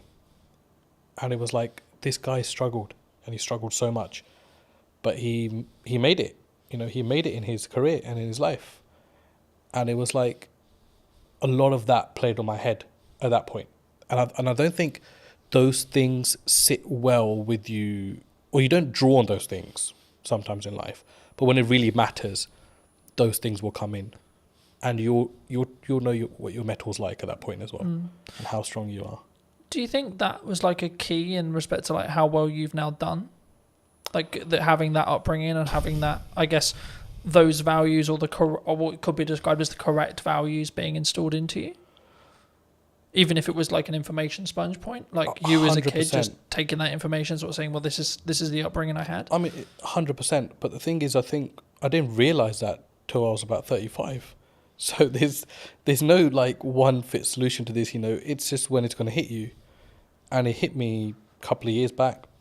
The big change came from COVID, to be honest. COVID was a blessing for us as a company. I mean, and that's not because we made money off unfortunate situations, but it gave me an opportunity to come out of the operation and be like, pause, because it's not something we could have done the way we were going at that time.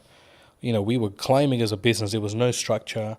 There was nothing. And it was just like, this is going to be a massive train crash one day.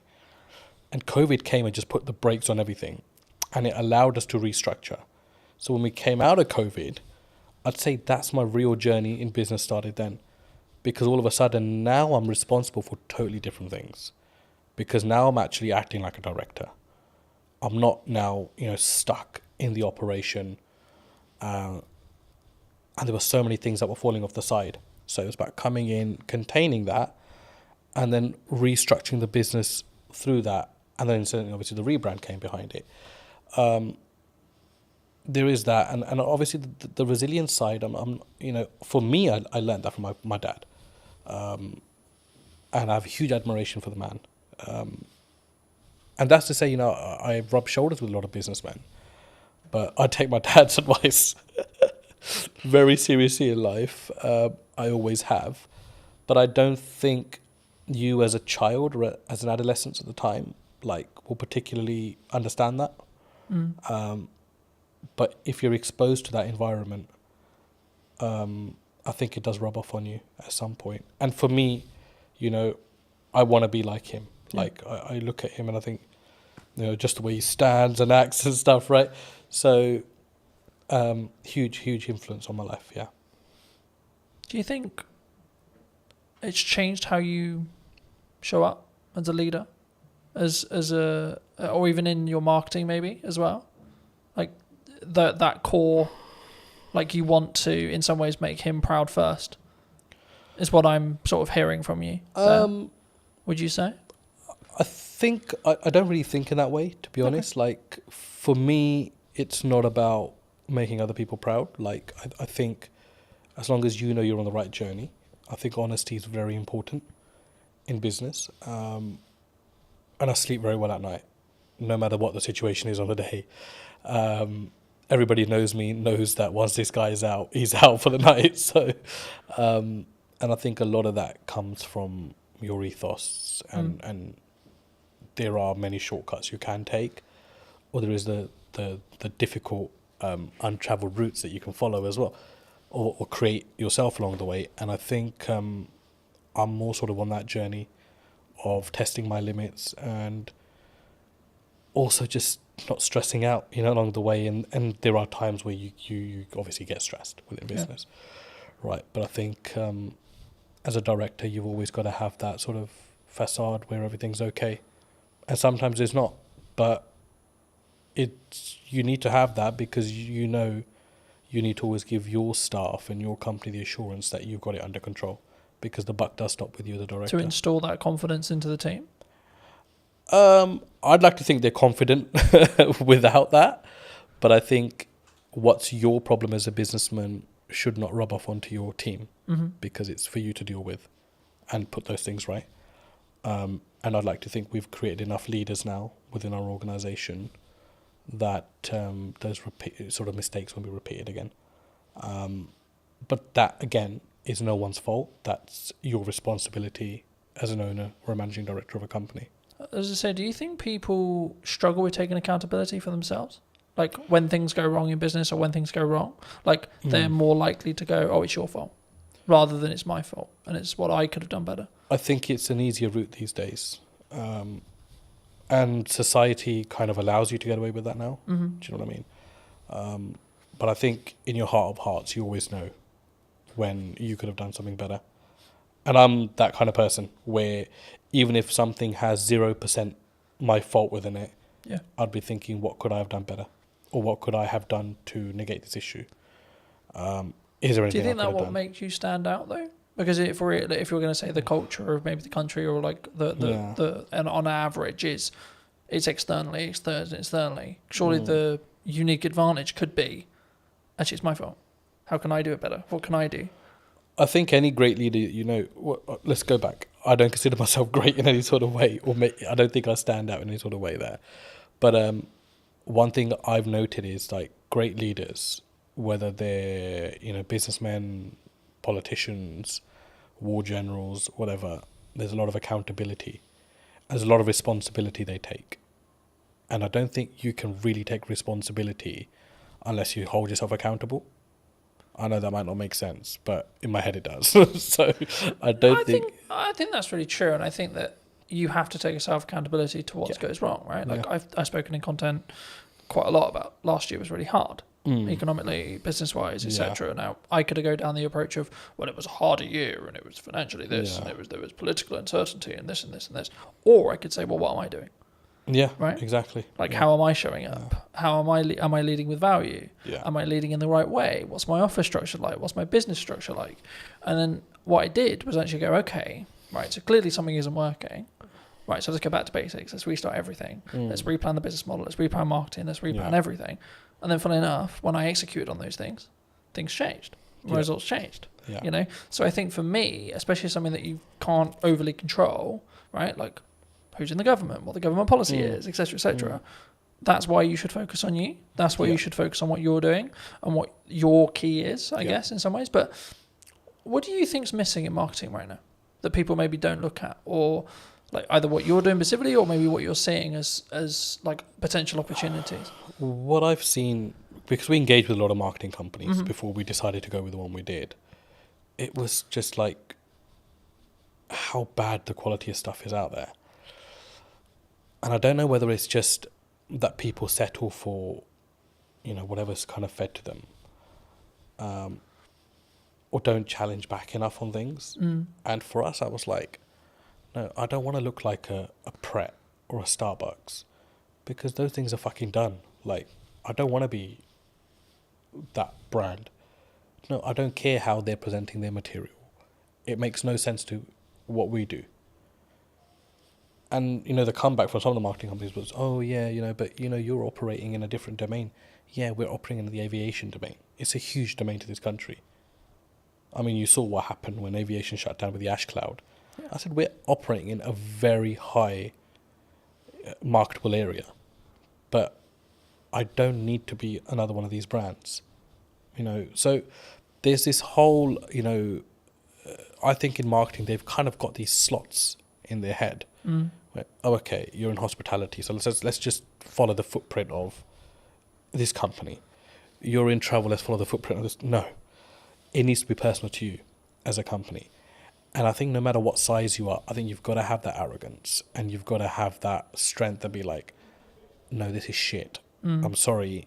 Yes, you might be saying to me this is going to cost me £5,000 a month, but I do not value this at £5,000 a month. Like this content is shit.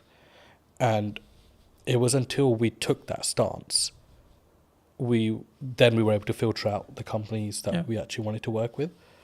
And it ended up actually being a company that had absolutely minimal experience in marketing, had a very strong presence in videography.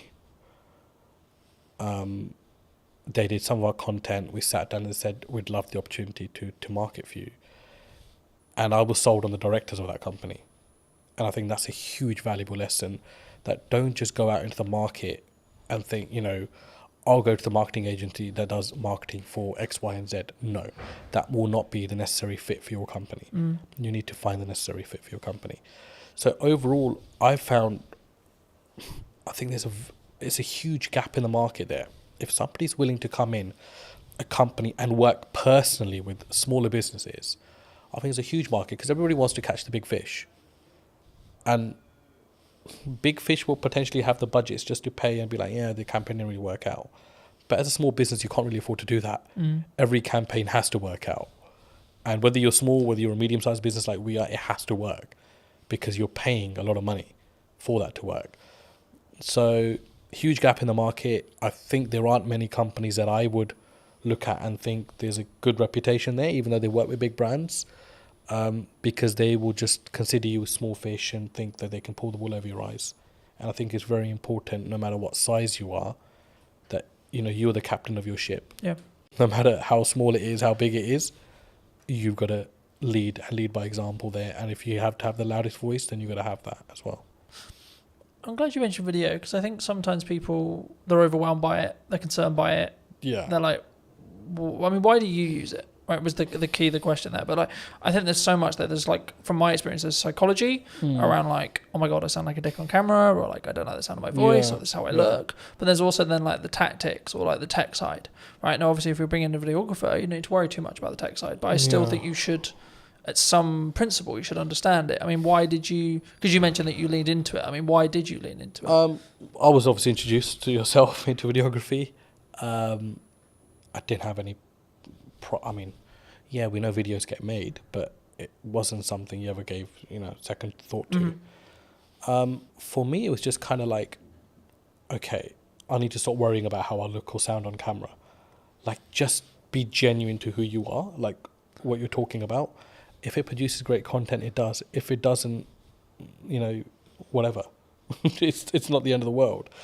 And obviously, it was a changing landscape at the time as well. I think all of a sudden, Instagram changed its algorithms, videos and reels, and all these new terms are coming out, and I'm like, what the hell's actually going on? And it was just something that came about. And for us, because we're hospitality and retail catering, imagery and videography is a huge aspect of what we do, as part of marketing as well. Of course, you can't just keep marketing with, let me take a picture of this and just keep sticking on social media. It doesn't really work that way. So for us, it was okay, we need to open our horizons here and actually look at things that work, and just keep yourself open-minded in the process.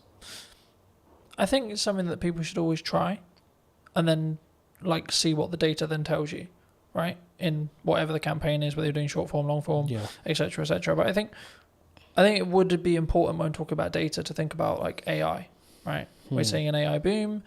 Do you see it as we're all maybe in trouble, or some people, you're very obviously service based in respect to what you do, so it might not be as relevant, but is there elements of AI in your business? Do you utilize it, or have you gone the other way and said, actually, no, we're going to lean into the fact that we are doing it ourselves and we're not maybe using it as a utilizational tool? Because I see it as a tool that can be sharpened rather than it replacing you.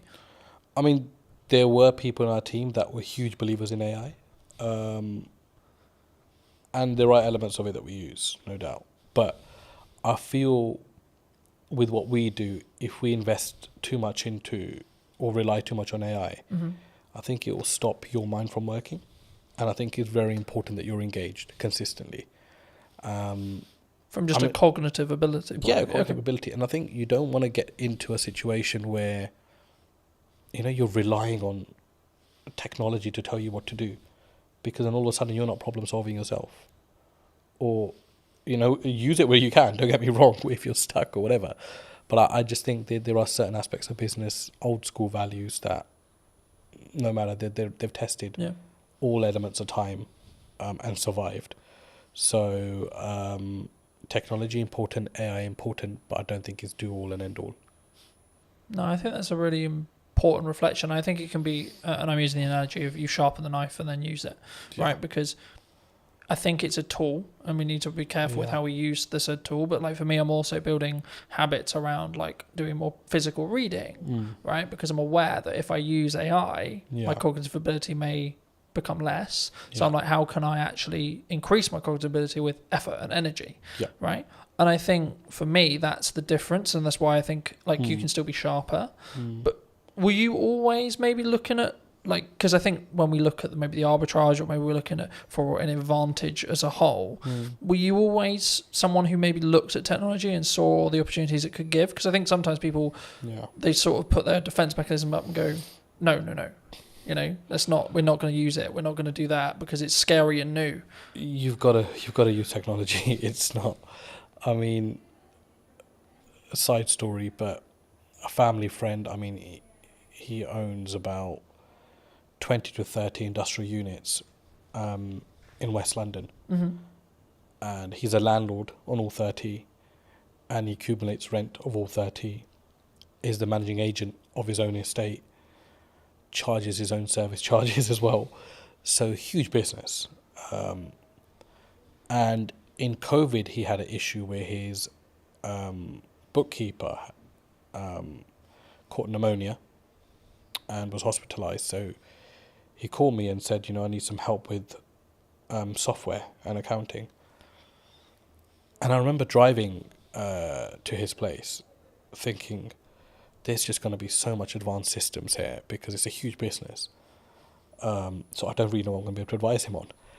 When I got there, I was completely shocked that he had no accounting system, no software, and he was doing everything manually.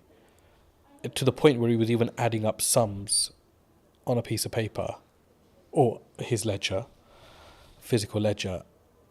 And I was like, and these are not small figures, you know, 7,200, 9,229, you know, and he's calculating all this on paper, and he's got this account running per he's got a book per tenant running, and I'm like, shit, there's no way they can't be a mistake in this. Like, there is absolutely no way. So his first job for me was, I want to move all of this onto an accounting system. Yeah. And I looked at it and I thought, like, that is just madness. Like, it's absolute madness.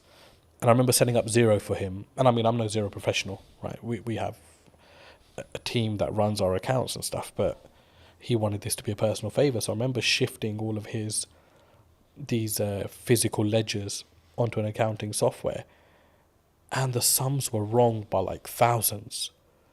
So his first comment to me was, I need to recover this £62,000, which is owed to me in rent. When we actually shifted everything onto a ledger, the figure was about 225,000, which was owed to him. So it's like nearly 3 times what he thought was owed. And that was his change at the age of 62 towards technology, that I need to adapt. And that was the point where he was like, no, Was it an eye-opener for him? Sorry? Was it an eye-opener?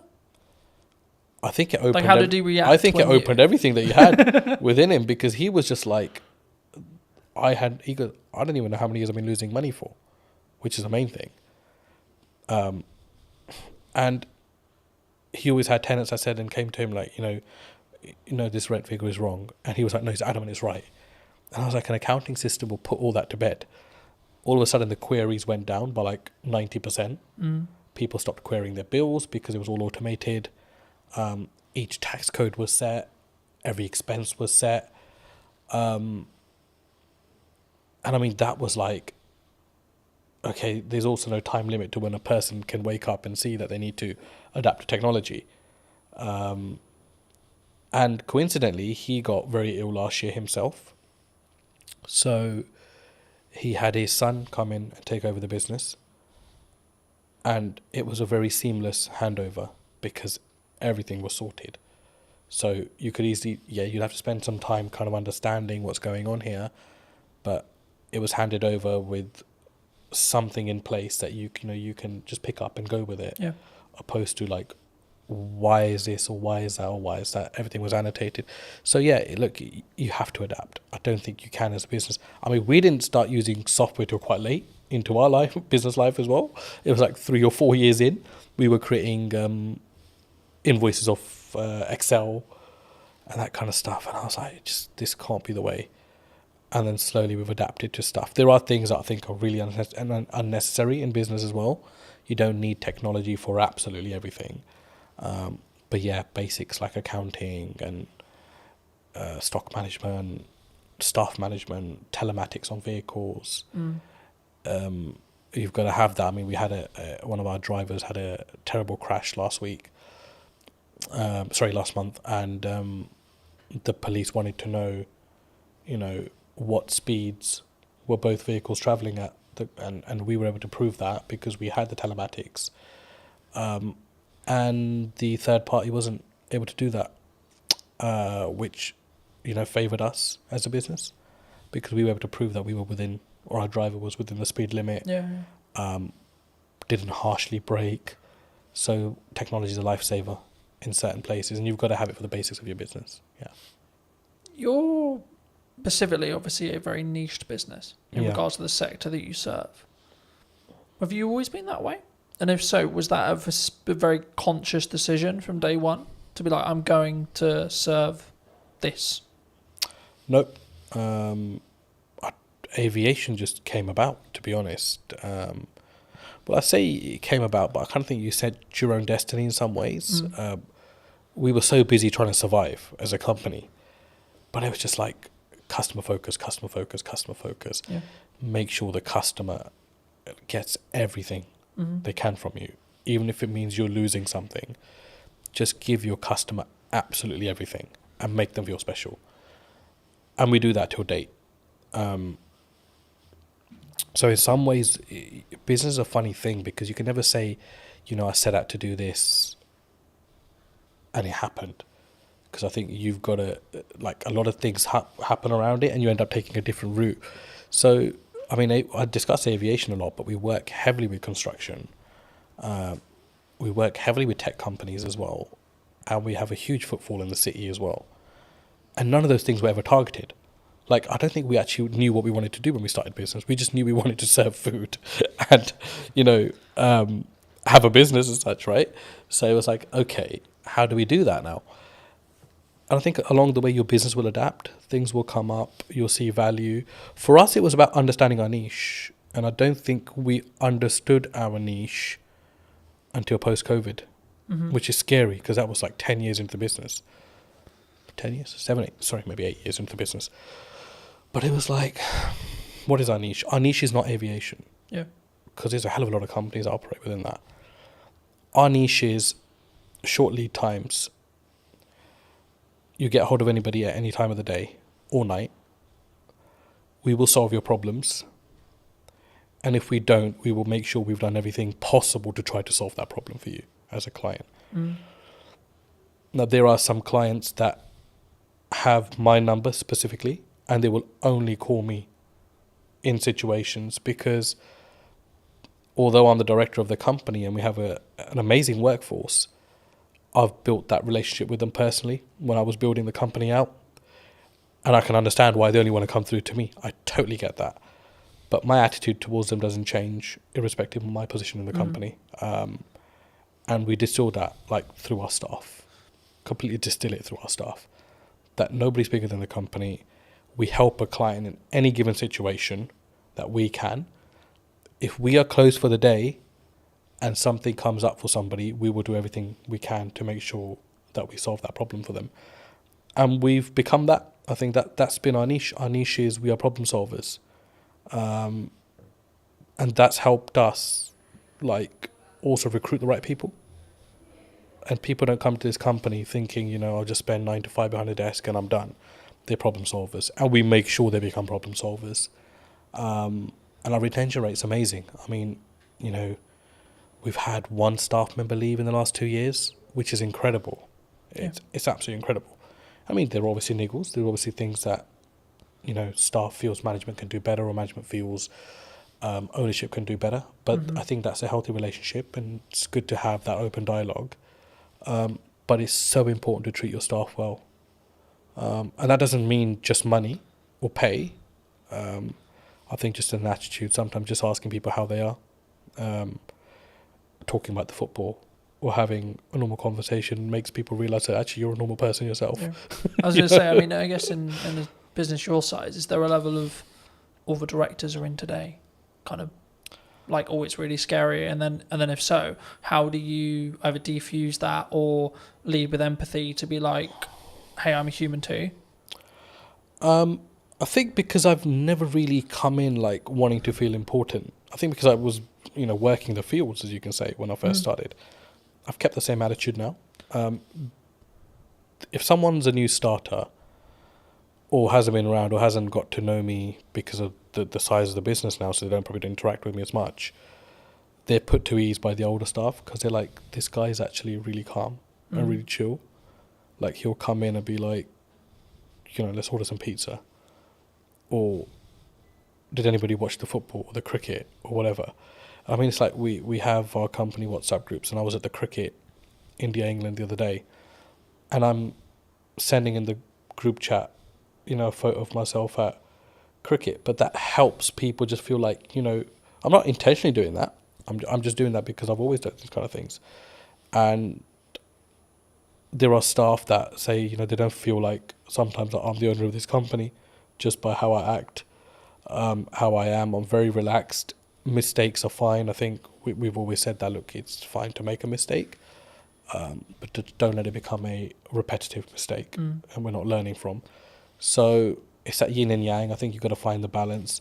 For me, it's very hard to be serious with people, especially my day-to-day staff, because I think their life is serious enough without me having to add to it. Our work is serious enough without me having to add to it. So I try to, just be chill around them. If there's problems, I'll take that up with my higher management, and we will deal with it away from our team. But I think it's very important to have that balance as well. Do you think, as a founder, as a director, as a leader, that maybe not you specifically, but those people in the question, leadership founders, they maybe have an ego problem, and if so, like, is that maybe their undoing sometimes? Like, they have a massive ego, they care about the car, they care about the house, they're keeping up with the Joneses, but they don't necessarily lead with maybe the correct, what I would describe at least as the correct values? Yeah. And do you think that has a strong impact as from a leader, from a founder, from a kind of how you show up for your staff, your employees, your higher management, etc.? I think so. I mean, the people with, if you've got the nice car, the big house, you've made it in some elements in life, and that's amazing for you as a person. I'm really happy for people that are able to do that. But do you think it comes from an insecurity sometimes? From insecurity, did you like say? They're doing it like, I've got the car because I don't maybe love myself as much, or like I'm trying to fill a hole potentially in their own self. I think everyone's trying to fill a hole in some way within themselves. I think we all have that. I mean, there isn't a perfect person out there. No, of course. Let's start with that. We all have our blemishes end of the day, and there are things that we can always improve on. But I've been in business long enough to see both aspects. I've seen people that feel like they need to show their hard work or remind people how hard they've worked by showing possessions. Yeah. And they do that more for others opposed to themselves, which is sad. I think it's quite sad. And I don't mean that in a horrible way, but I genuinely think like I'd hate to be in that position myself as a person. Starting out younger, I was obviously the general perception around business, one day I'll have a really nice car and I'll wear those clothes, and I'll wear, I'll buy this and I'll buy that. But I think once you're fully invested in your business, all those things would just not matter anymore. Like, for me, it doesn't matter right now that I'm wearing discounted Next Aspidrills or I'm wearing a certain branded top. It matters nothing to me whatsoever. Because is it more about the quality of the person then? I think... Or the quality of the founder, the quality of the leader? It's like, what's your higher purpose? Like, you've got to think, that's what you've got to think of. And I think if your purpose goes beyond materials, you've got a bigger purpose in life. You're not thinking... I mean, I get absolutely no joy. I mean, I love my car. Don't get me wrong, I love sitting in my car. But if I get a phone call, the problems are still as bad as they would be on a bus or on a train. Yeah. So all of a sudden, that materialistic thing matters in no way. Yeah. Right? So for me, I think it's like, you've got to be like, okay, why am I in this? But what am I about as well as a person? And people lose one of those two aspects somewhere along in the business. They either forget why they're doing what they're doing, or they'll forget who they are. And for me, I can't do that, because I grew up eating dinner on the floor. I never sat on a dining table, because traditionally, my dad grew up, there was no dining tables, in his household in 1960, whatever it was, in India, because he was from a very poor background, post-partition of India, Pakistan. So they grew up sitting on floors and eating. So he distilled that in us. And there are times where we're just out and about and we're having a working lunch, and I'll just sit on the curbside, because I'm totally happy with that. Like, because I don't need to change as a person, I feel, to show my status or to show who I am. Like, for me, I'm another person in this world. Do you think by having that level of humility, level of like humbleness, will keep you, I guess, in some ways empathetic or like connected with every layer of your company in respect to management and the people and the staff, and gives you more, I guess, humanity in respect to how you lead? Absolutely, because you'll be a human before you're anything else. A human that actually feels other people's pain and their situations, opposed to just your own consistently. Yeah. But it's very important for your personal life as well, because I've got 2 young kids. I was at sports day yesterday with them, and my he's just four now, and he's starting school in September. So yesterday was his sports day, and today's his last day at school. And the parents were all sitting together, and we're talking about schools, and we talked about, where he's going to be schooling and where they're going to be schooling. And it was just like an amazing conversation, because no one's judging everyone, because everyone's on the same footing at this moment in time. Yeah. But you start to get a feel as life goes on, as you grow older, that it becomes, who's going to the independent school? Who's going to the state school? Oh no, they must have so much money because his or her son's going to the independent, or his or her daughter's going to the independent school. But it matters nothing if you as a person still have humility, I think. And it doesn't matter whether you're sending your kids to a certain aspect or spending X amount on yourself. It's how you are as a person, how you treat people. I think it's hugely important, and even more so when you know that the person you are treating well can't give you as much value back as you can give them. I think that's a huge aspect of you as a character. Yeah. I think also it's a pay it forward mentality to an extent, right? Like, I think what you output will also reflect back on you in 3 months, 6 months, 12 months, etc. At some point, it will definitely reflect back on you. Whether you believe in karma, whether etc. Right? Whether maybe don't go by our belief system, but like whatever your belief system is, there's always a crossover there. And I think, especially when we go back to business, I think that's true in marketing as well. Yeah. Right. A lot of the work I'm doing at the moment is actually, how can I scale out what I'm doing and then build systems so that it allows me to be more present for clients. So then in turn I can do a better job, which in turn means then when I take on new clients, I can ensure that the quality is the same, right? And actually, I think partly because I will say no to certain projects or certain clients or certain things. Do you look at that when you potentially look at a client or working with a customer, etc.? Do you say no sometimes? And if so, where does that mindset come from to be able to have the humility, I guess, or the confidence to say, actually, no, you're not the right fit for us? I think as a leader, you're responsible for a lot within your organization, and I think you realize that the more you grow as a business. It's something which is easy enough to ignore if you're stagnant, or if you're growing through the growing pains, right? And it's a very painful area when you're growing as a business. And I mean, by no means is Anand a multinational business, but I feel the pain of it every day when we grow.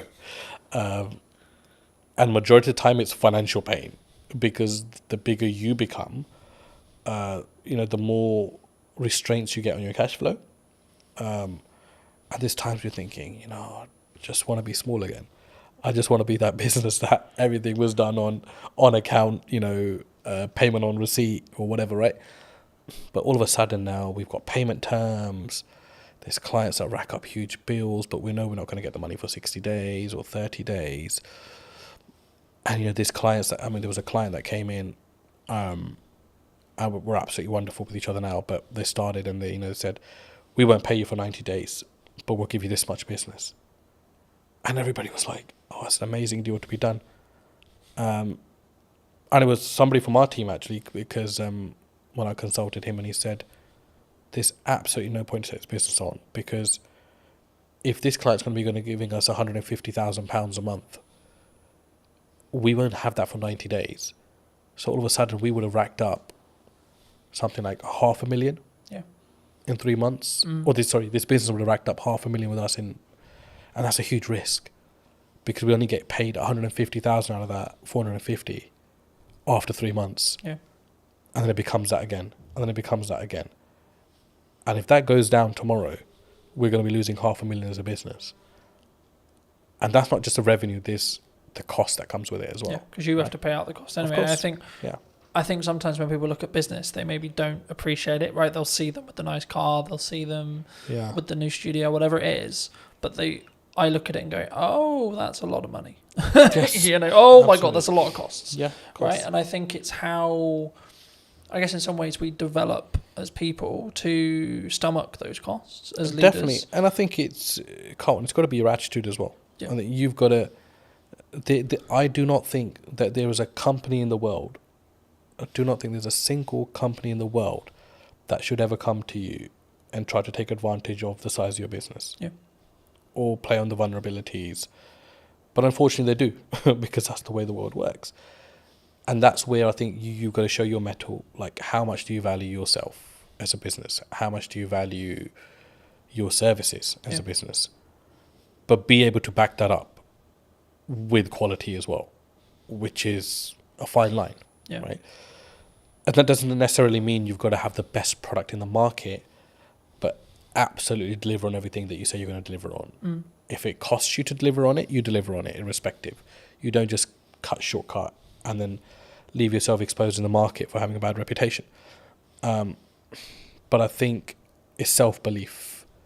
But I know that doesn't come when there's no income or little income, because only self-doubt's there at that point. But my last 2 years in particular in business have taught me, got to value yourself. Yeah. And that doesn't mean you go and shit on people's parade, or you go and mistreat clients, or if somebody comes in trying to bargain with you, that you mistreat them. You've got to hold your firm in a polite way, but you've got to know what your business is about, and you've got to know where you're strong and where you're weak, and you've got to be able to make the right decisions. And sometimes the first decision is not always the best decision. Yeah. But leave the ball open where you're still able to have dialogue with clients. There's times where we made, mistakes. We've misjudged, and we wouldn't be human if we didn't. But it's how do you react to that? Yeah. How do you go back and manage that? How do you have the humility to say, we got this wrong, but still be able to have that relationship with your client? I think as well, and I had a very fortunate conversation a couple of weeks ago about this, and it was like, we just worked with a brand new client, and one of the things they said to me about why they chose us or me, however you want to perceive it, is that because I was the most expensive out of the ones they were talking about, and for like maybe a newcomer or etc., that sounds weird, right? Because it's like, why would you win the work but you're the most expensive? And I think from what they told me, it sounded like it was like, well, I've got the gonads, I've got the balls, or whatever you want to call it, I've got the confidence to say, no, this is how much my work, this is what I'm going to commit to price wise, but then also I'm going to follow it up with the value that I'm going to lead with as well. Huge. Do you think sometimes people get really challenged on price? Always. You're always going to be challenged on price. And then how do you deal with that? I guess would then be the conversation, like, is there certain scenarios where you're like, no, we're going to maybe negotiate by this much, but our final price is non-negotiable here? I think there's two ways to do it. I mean, I've been on the opposite end of the spectrum where I've bargained just for the sake of taking on the business, and I've negotiated myself into positions that are like the least favourable in the end. But it's easier said than done as well. But I think you've got to know your costs, know where you sit, know what you're trying to achieve out of that deal. Because sometimes you take on a deal with the hope that it's going to lead to bigger and better things, which is fine if you know your market. And that doesn't necessarily mean that it's going to happen in that way, but it's a calculated risk. Do you think sometimes you have to take something that's maybe not ideal client, if it is just I need to make this money? Or would you still say no? For us, I don't think we really have that, because we're quite niche in what we do. Mm-hmm. So everyone that comes to us generally needs us, or we need them in some aspects as well. But there are, I mean, you won't know until you start working with someone, I always say. And the ones that you think are going to be troublesome end up actually being the better clients. And the ones that you think, you know, because they're a big brand, sometimes extracting money can be an absolute pain, which is why relationships are very important. And you've got to go above and beyond. A business deal is not just, you know, here's my service, I've provided it, here's my invoice, you pay it, thank you very much. It's all the stuff in between, the dialogue, the things that you don't cost. It's impossible to cost a project, you know that. Yeah. To the T. You can't do that. Because we never add our own time into that, really, if you think about it, as a business. And even if you add your own time as a calculation, they'll still be like, oh shit, I'm still spending too much time on this business. But it depends what your end goal is. If your end goal is like, I just want to be done with this client, get their money, and I don't care whether they contact me again, then that's a very different mindset. Or if you want to always leave you never know when a client might need you, that's a very different mindset as well. I think when you've done 30 years, you're really invested. You're really embedded in the business, the risk that you face when you've been loyal to a company for that long. I mean, I've always been of the view that like content will work, email marketing will work, networking will work, going to a trade show will work, but only if you do one. That business gave me a solid foundation. I understood the basics of most areas of business. I experienced working with logistics, with marketing, with operations. I look at how many views did I gain between 4 weeks ago and now. Don't get me wrong, we've done that loads. I mean, email marketing was one for us. I can focus on three main things. The podcast, client delivery, and the event. Yeah. That's it. I think AI is the assistant and we're the leaders of that. Hello, my friends. Welcome to a brand new episode of the podcast, this time in London. Today we're going to be with Michelle from, I guess it's from Eden now, but it was, as you'll find out briefly, from I'm going to go with corporation that no longer exists. Sadly so, yes. So, no longer on the high street. I mean, it kind of does, but not in the same way. It exists under another name, yes. Should we stop being elusive? And we should definitely stop being elusive. It's W.H. Smith's. For those of you that didn't guess, it's W.H. Smith's, yes. I'll start here. I mean, how did it feel? Because obviously you were, correct me if I'm wrong, but you were a regional manager.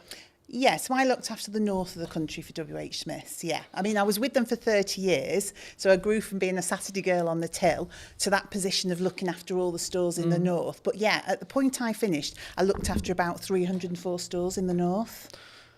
And what made you make the leap? Did you transition out? Because I think when you're in a position like that, maybe the money's good, or was it just like, oh my God, not this again. I hate the inside of my car. I don't know really, because I think when you've done 30 years, you're really invested. You're really embedded in the business.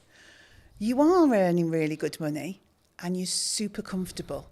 And the reason you're comfortable, and this to me is the sort of the risk that you face when you've been loyal to a company for that long, you've kind of got into the zone of corporate muscle memory. So I didn't really have to think that much anymore. Yeah. So I was earning a good wage. I was doing a job that I liked for a company I was really invested in. But ultimately, I'd kind of lost the ability to be myself. The company had changed. I'd changed. And it was just time, I think, to find something that was me.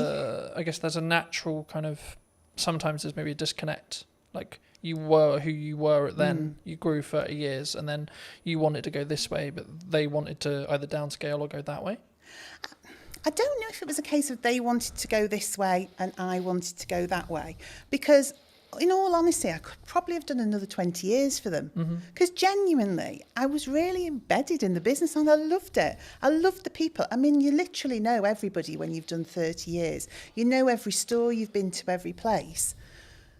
But I just sensed that it wasn't going to be right for me in the future. You know, I think you just get a knowledge of, I've got all this experience, I'm getting my own mind, my own voice more, and that needs to be somewhere else for it to develop and grow. Yeah. It's not going to be develop and grow here. Or I can stay and carry on doing what I've always done for another 20 years. So was it, I guess, in some ways a personal development shift for you? Because we were talking just while we were setting up about, you know, the difference that you now have with where you are with Eden. Yeah, I didn't know it at the time. I honestly didn't know it at the time. So it was a leap of faith moment, really.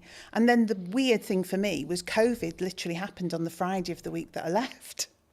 So I gardened for about 12 months. So in that period, I really did start to think, well, what's going to work for me now? And do you know what? It is not an easy thing. I now see people going through that same process of leaving something really big and corporate that they know well and then trying to find their way. It's difficult. Do you think that it comes with a, because we were talking before we started that I'm going to find it very hard to go into corporate now because I've got the freedom of self-employed. I guess you could say I know what works marketing wise, especially right now. Yeah. And I would have to fit perfectly into a team culture wise for it to work. It would depend what you'd want that for. For me, that business gave me a solid foundation. I understood the basics of most areas of business. I experienced working with logistics, with marketing, with operations. It taught me to be resilient. You know, they were a company that was adaptable. I mean, they survived on the high street. So it did give me an understanding of how you support a business to survive, to protect its people, to protect the brand, etc. But yeah, on the other side of it, the thing that you're talking about, having your own voice, that freedom to shape a culture, shape a business, shape the dynamics of what the team are doing. For me, that didn't exist in that type of business because I think they have to have really clear communication, real clear clarity of message. Yeah. And if you're someone who wants to divert or disrupt that can be very regardless difficult. of maybe how good the idea is. Regardless of how good because the idea it is a triangle Yeah. in that respect. You know, you have to follow the top. And I always found I was always in a box. I think so, and as well, and you can have, and also it's the ability to push that idea through because some ideas do make it through. But what do they say? It's like steering an oil tanker, not a speedboat. Yeah. So it's the perseverance, it's that just ability to doggedly slog through with that idea till somebody says, yeah, we can make that work, and you get people behind you. But you learn so much from that. So I could see you going into corporate and learning a ton of stuff. But because I know you, I can't imagine you there because you're more entrepreneurial. Yeah. You shape things, you do things that you believe are right, not what people tell you is the right thing to do. So Smith's was all about just execute, and deliver. Whereas now I get to shape and change and mould and mentor and support elements of that in a business like WH Smith's, but now with a lot more heart and my own voice behind it. Do you think, I mean, obviously, for those who don't know, you've moved into Chief Strategy Officer. This is the first time I've heard of it. I mean, in a nutshell, what is that? What is it? What does actually your day-to-day look like and feel like? I guess it's about, ultimately, it's having the long-term plan and strategy for that business, so the growth plan. So looking at quick wins, middle term, long term. So saying, where is Eden as a business going? But then from that, understanding, I guess, some of the fundamental change. So what are the operational and robust things we need to put in place to get it there? Yeah. But also having the freedom to be inventive, to work with the team, to generate ideas. So I would say I'm the person who knows the long term, but I'm also the person that wants to generate all the bits in between that move us in that direction. And some of it is quite simple. Some of it is really quite complex. It's about building teams, it's about building roles and responsibilities and processes. Yeah. But then it's about looking at innovation, deciding what we want to do, NPD, all the fun side.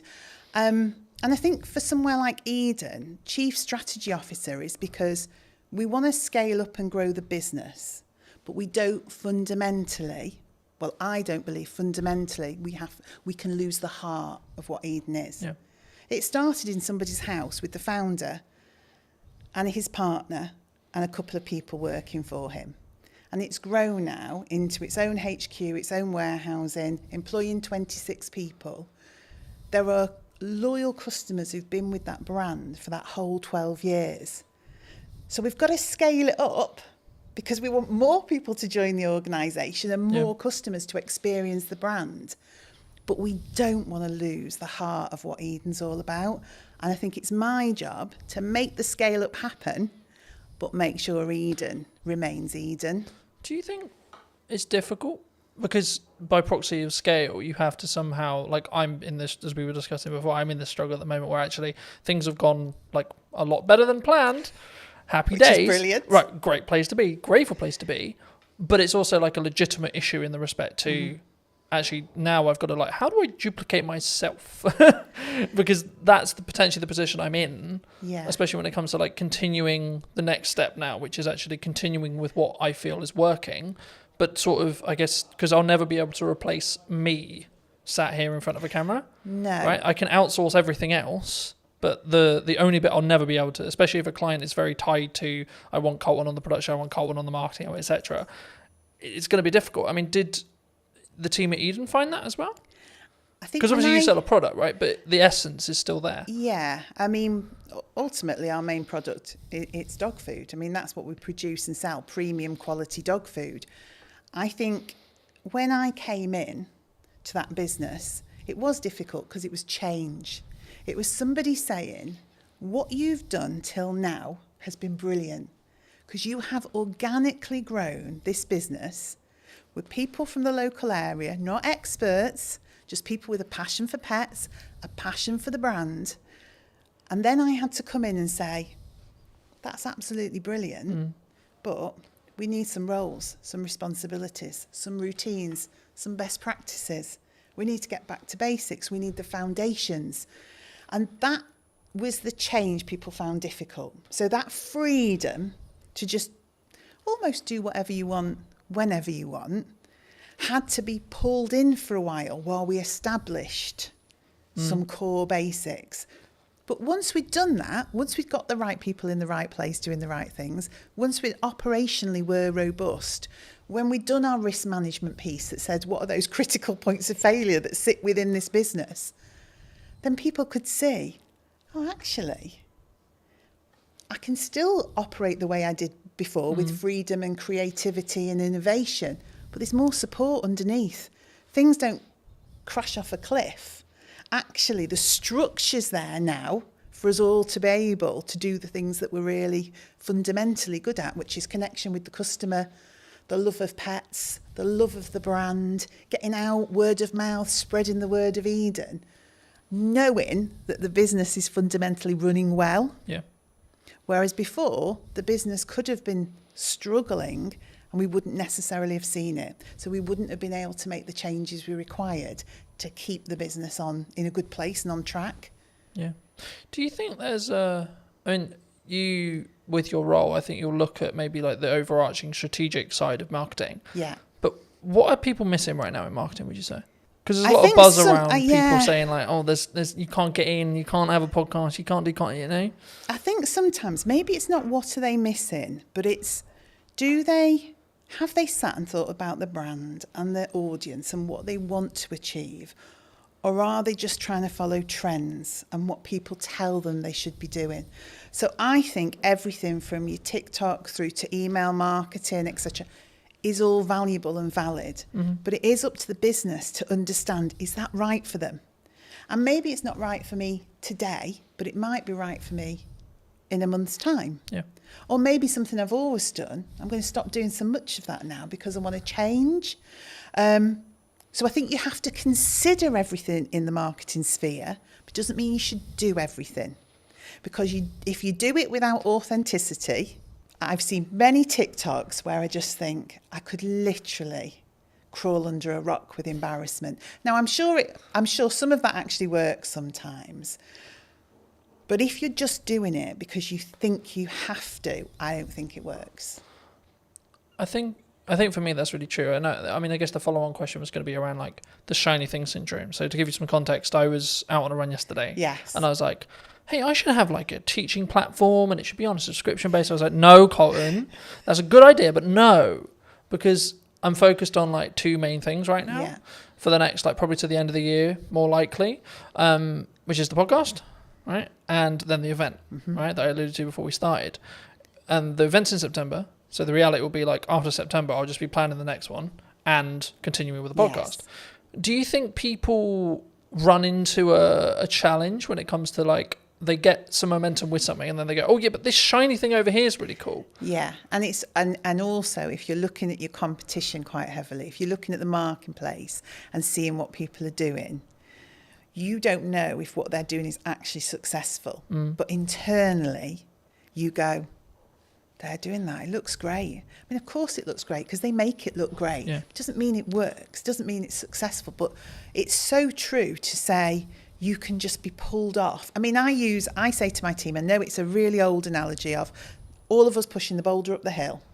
If we all run off in different directions, we're going nowhere and probably going to get squished. Yeah, who's going to get squished? Who's going to get squished? And that's what I say. Look, we've got some key pillars. Let's stay focused on that.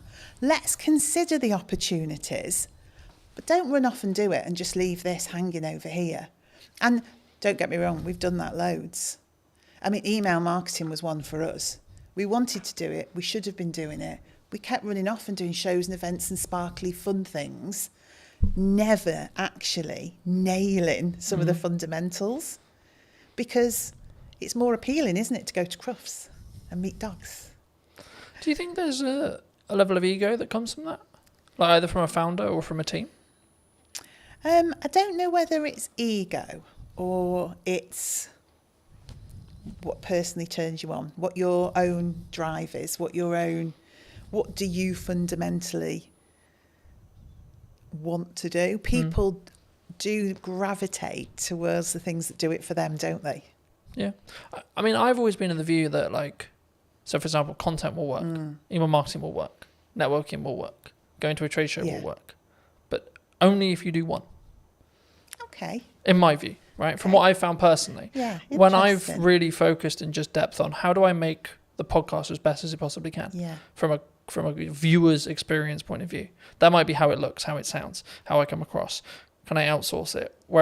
I've got a balance, so because it doesn't directly make me money, but actually the marketing collateral that I get from it will make me money. Okay, cool. So then it becomes a game of we're keeping those costs and balancing those costs, sure, but actually how can I focus on the viewer experience? Yes. And then when I look at maybe something like the event, it's like, okay, how can I make this client experience incredible for the people coming, even if there's only 5 people in the first event, right? Yeah. And I think sometimes we get, and that's why I mentioned ego, I think sometimes we go, but I'm only going to sell 5 tickets. It might be the possibility that I sell 20 tickets or 30 tickets, but like, what if I only sell 2?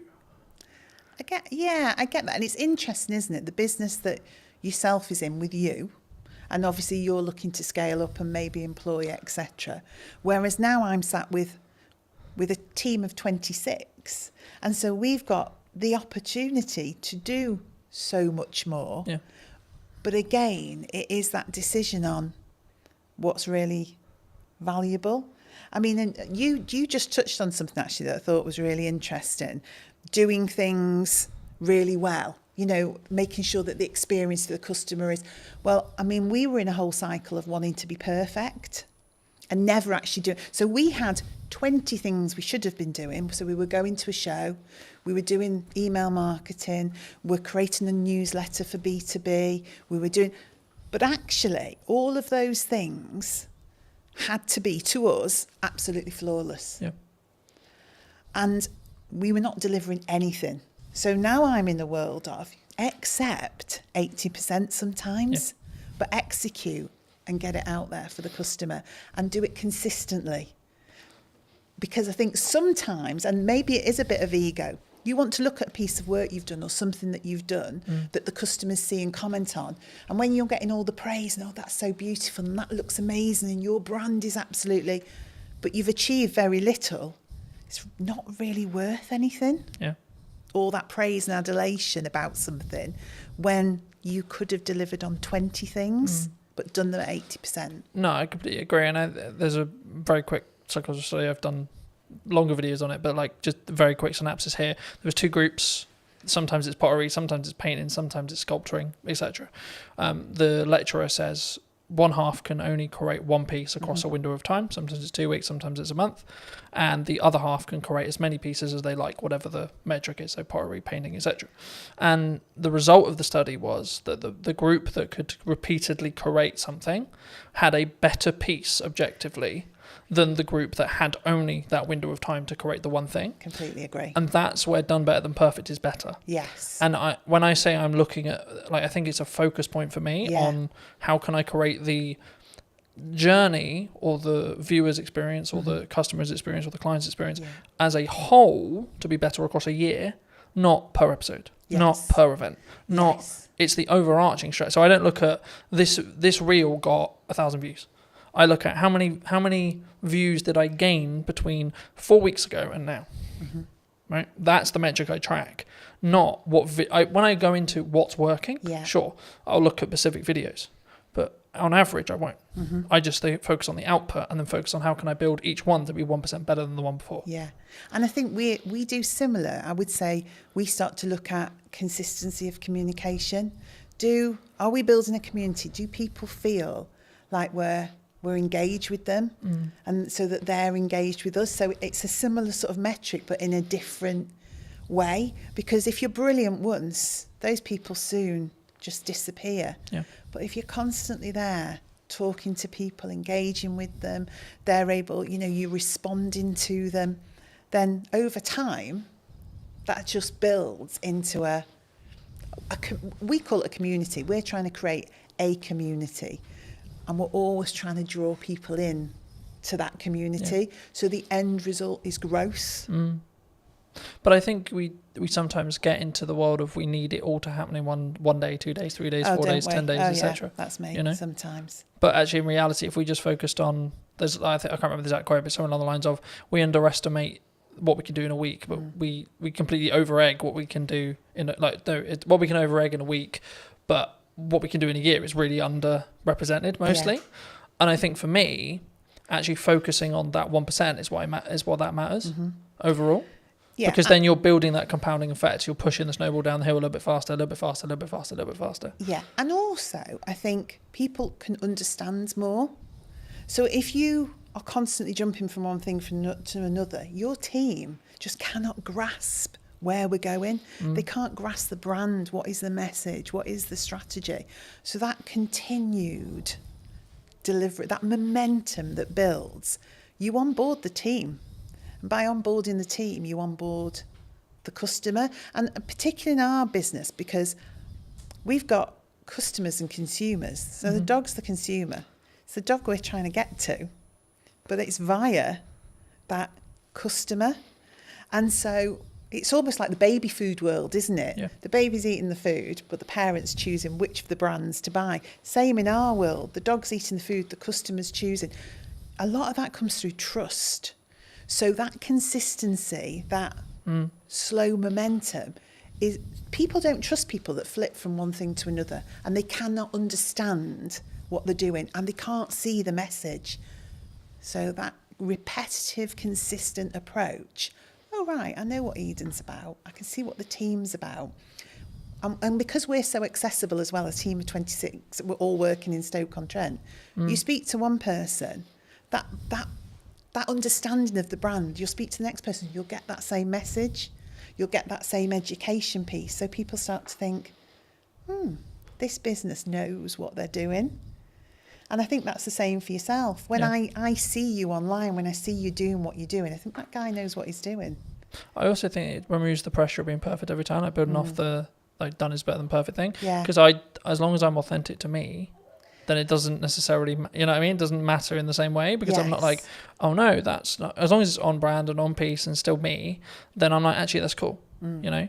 But talking about that to its extent, I mean, we're in a world where AI's like risen, Yes. right? From are we all going to lose our jobs? No, we're definitely not going to lose. Is it all doomed? I think AI is the assistant, and we're the leaders of that. And so you can use AI fundamentally to change your business. You can use it for insights, you can use it for planning, you can use it for content support, but ultimately it's the assistant to the business. It's not the business creative, it's not the founder. You know, the people are the heart of your business, but you can deliver fabulously elevated results if you work out how to use it in the right way. So no, it's not scary. And I did something funny at work the other day to show the team not to be fearful. It was just something really small. I took a picture we'd taken and I said to AI, you know, give this picture some movement. And it did this crazy thing. I mean, we're pirouetting around the stage on this picture. I think one of us had claws for hands or something ludicrous. But then I gave it real instruction, my voice and the heart of the brand, and explained what I wanted. What it created was amazing, but it needed that voice, that human voice, that human interaction, that brand understanding. So we shouldn't be afraid. I've used the analogy recently of you need to sharpen the knife before you use it. Very good, you know, in the same way with AI, you need to teach it what you want it to do and not just write me a social media prompt, enter, right? It's about actually understanding it as a tool and not just seeing it as a fix-all, right? It's the company assistant. It's like your PA. It's part of the business. It's part of your business. It's a tool of the business. But it hasn't become the business. And I would hope some of the more routine tasks that it will support people then to be able to drive more creativity and innovation because they've got the capacity and the space to do that. You know what business is like. Sometimes it's incredibly busy, just getting tasks done, just executing things. And then you end up working in the business all the time doing. And you don't step away and think, right, okay, let me listen to the customers. Let me look at what's happening in the marketplace. Let me analyse some of the insights. And when you stop and do that, and I hope AI gives us that, so we can stand back and go, do you know what? This is what we need to do. Because I've had time to think about it because AI is my assistant.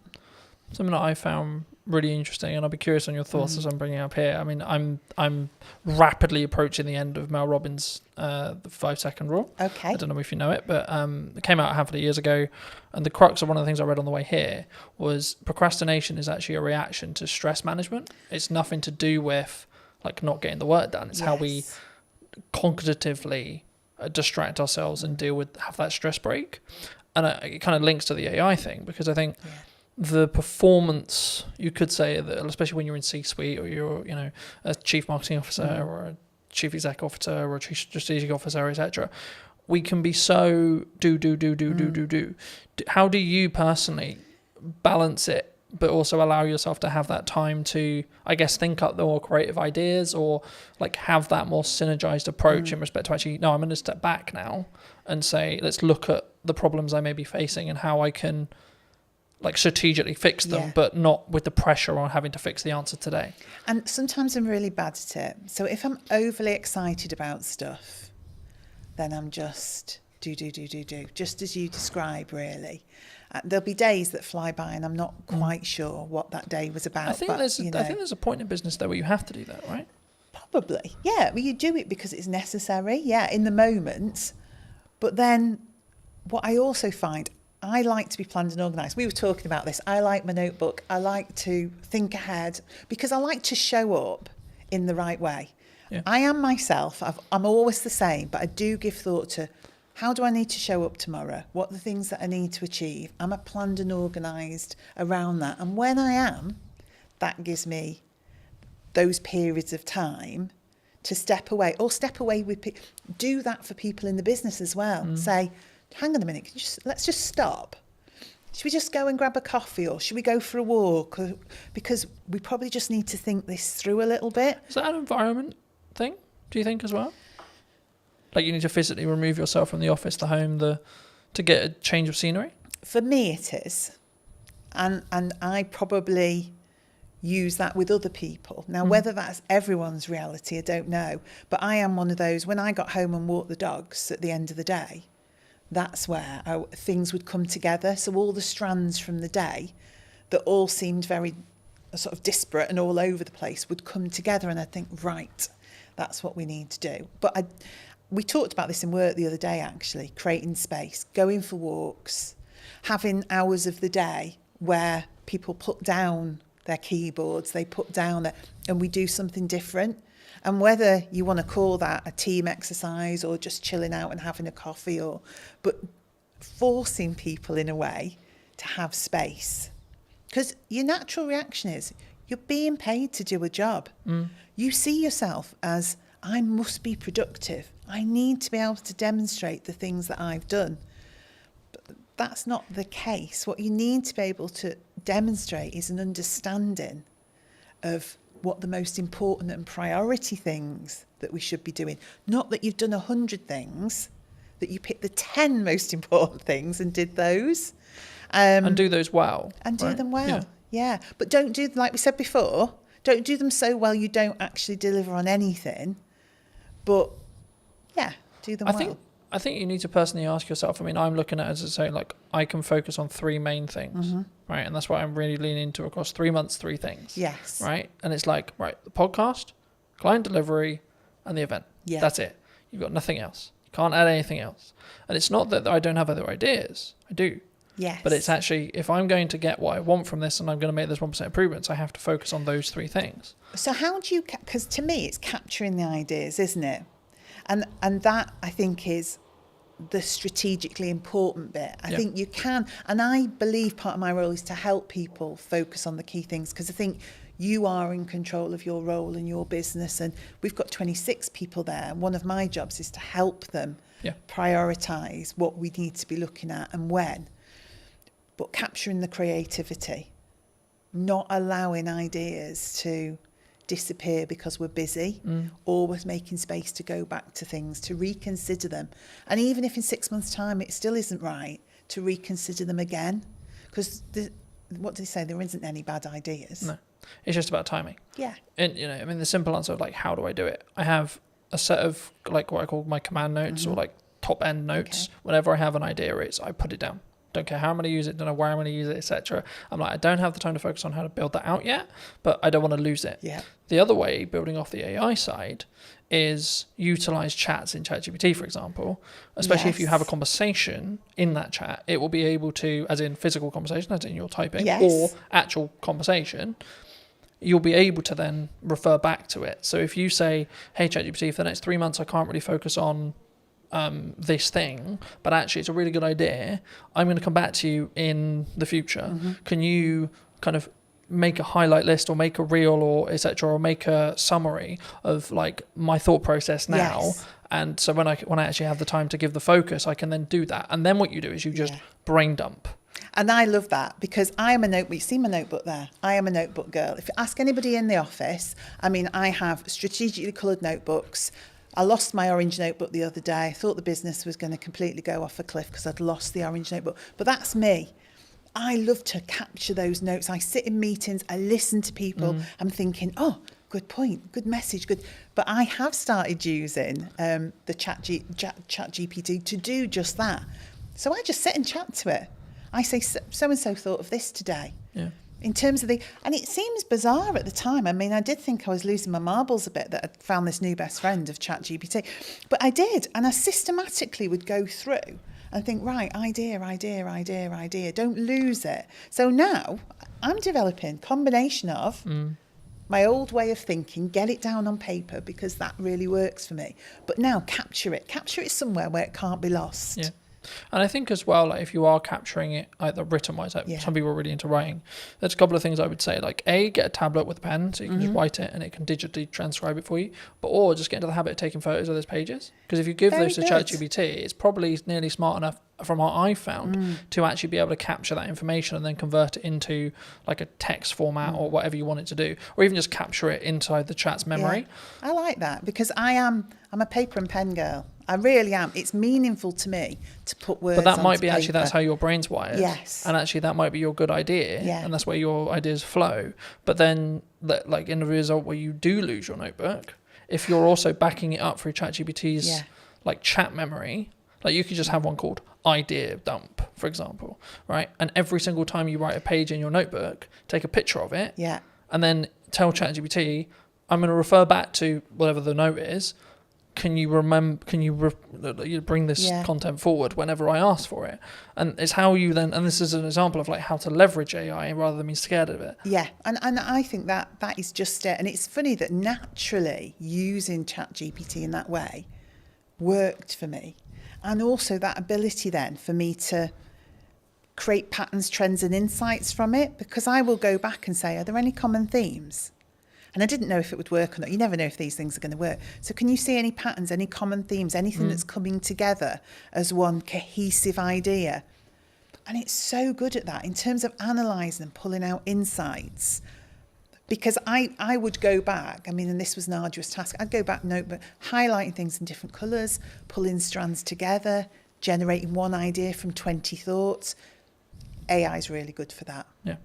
But again, I think it's an assistant tool. I don't think it's going to necessarily replace us. I mean, the trend sort of changed and it became this, someone who's utilising AI is going to take your job rather than the AI itself. And I think that's a more positive or more real reality of what we're going to have in the next 10 years, I think so. to be honest. And things change, don't they? Things always evolve.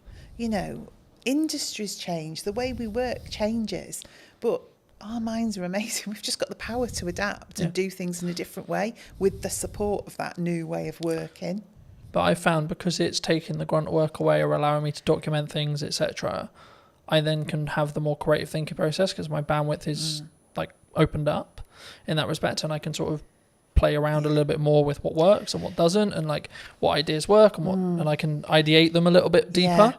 I think one thing that came to mind then, and this is why I think being the strategy officer is important, is probably one thing we need to think about. One thing I think about is everyone in the office is using ChatGPT or something similar, but I have to keep our voice as the Eden voice and the Eden brand. So that's what then becomes important in terms of us and the team. Because again, we could all go off with our voice thrown into ChatGPT. What it gives you back then starts to become...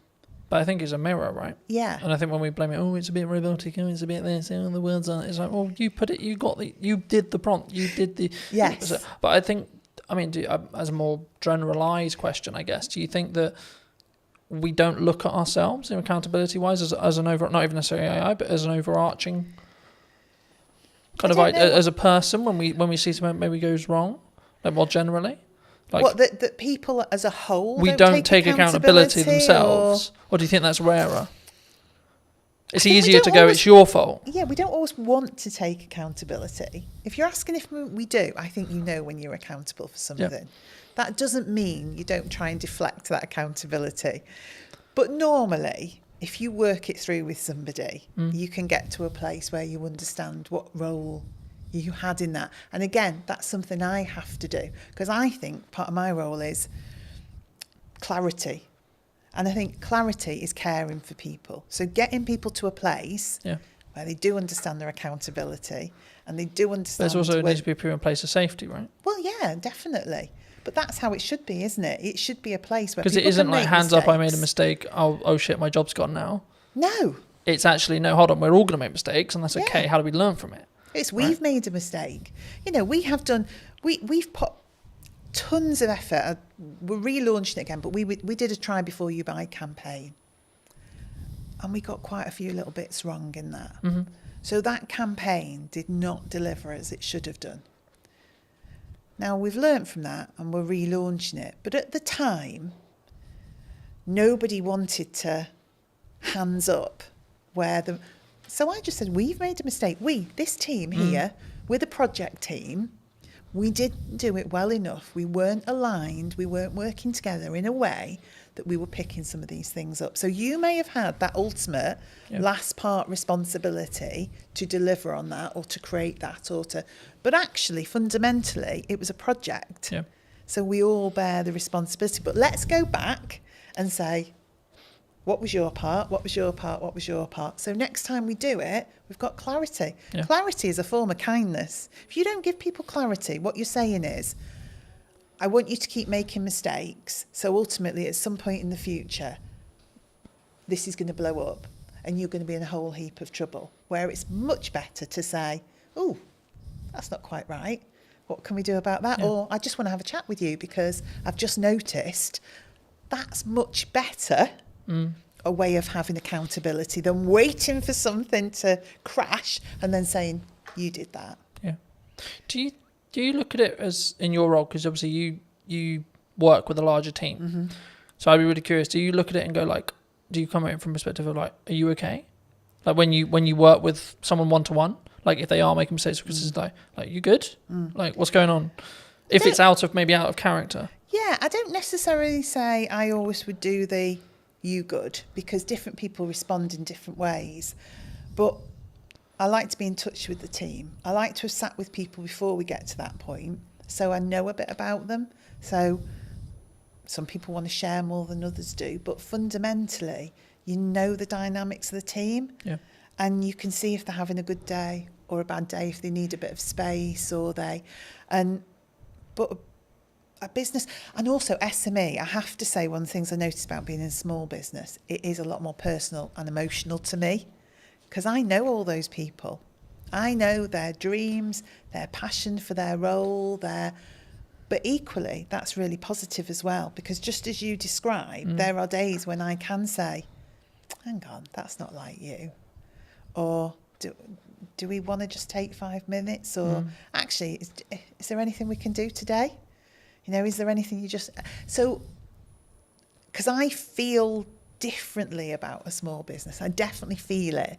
There's a lot more heart in a small business because that connection is so close. I'm so close to the team. I'm very close to the product. I'm much directly closer to the customers. Yeah. So those decisions you're making, those things you're doing are much more personal. So I would say it's made me more thoughtful. I use my own voice more. I use my own judgment more, and I deal with things in different ways at different times, rather than a blanket approach because I just need to get things done. Yeah.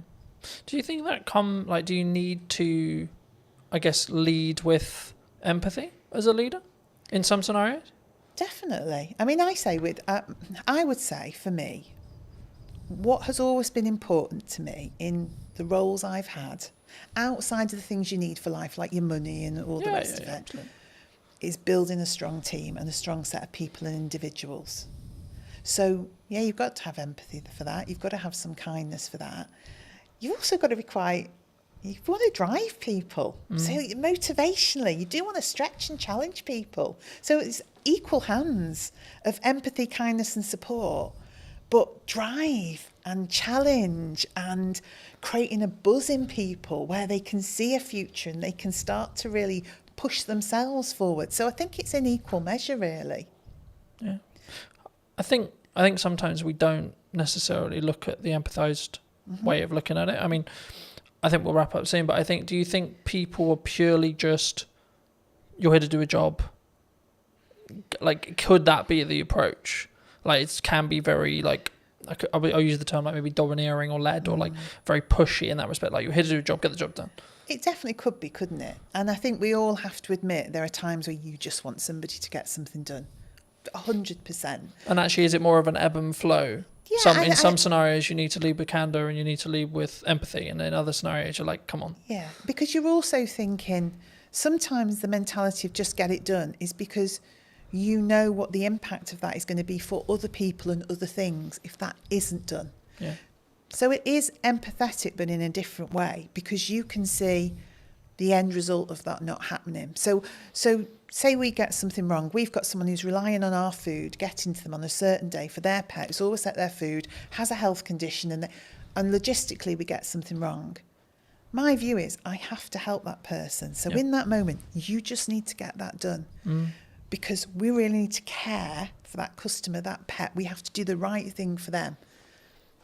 then we'll stop and say, right, okay, could we have done that differently so we didn't have to get to that point where we had to drive somebody to get that done? Yeah. But there are moments where it's right, but most of the time that's a result of not having done the hard slog in the first place, that you got there.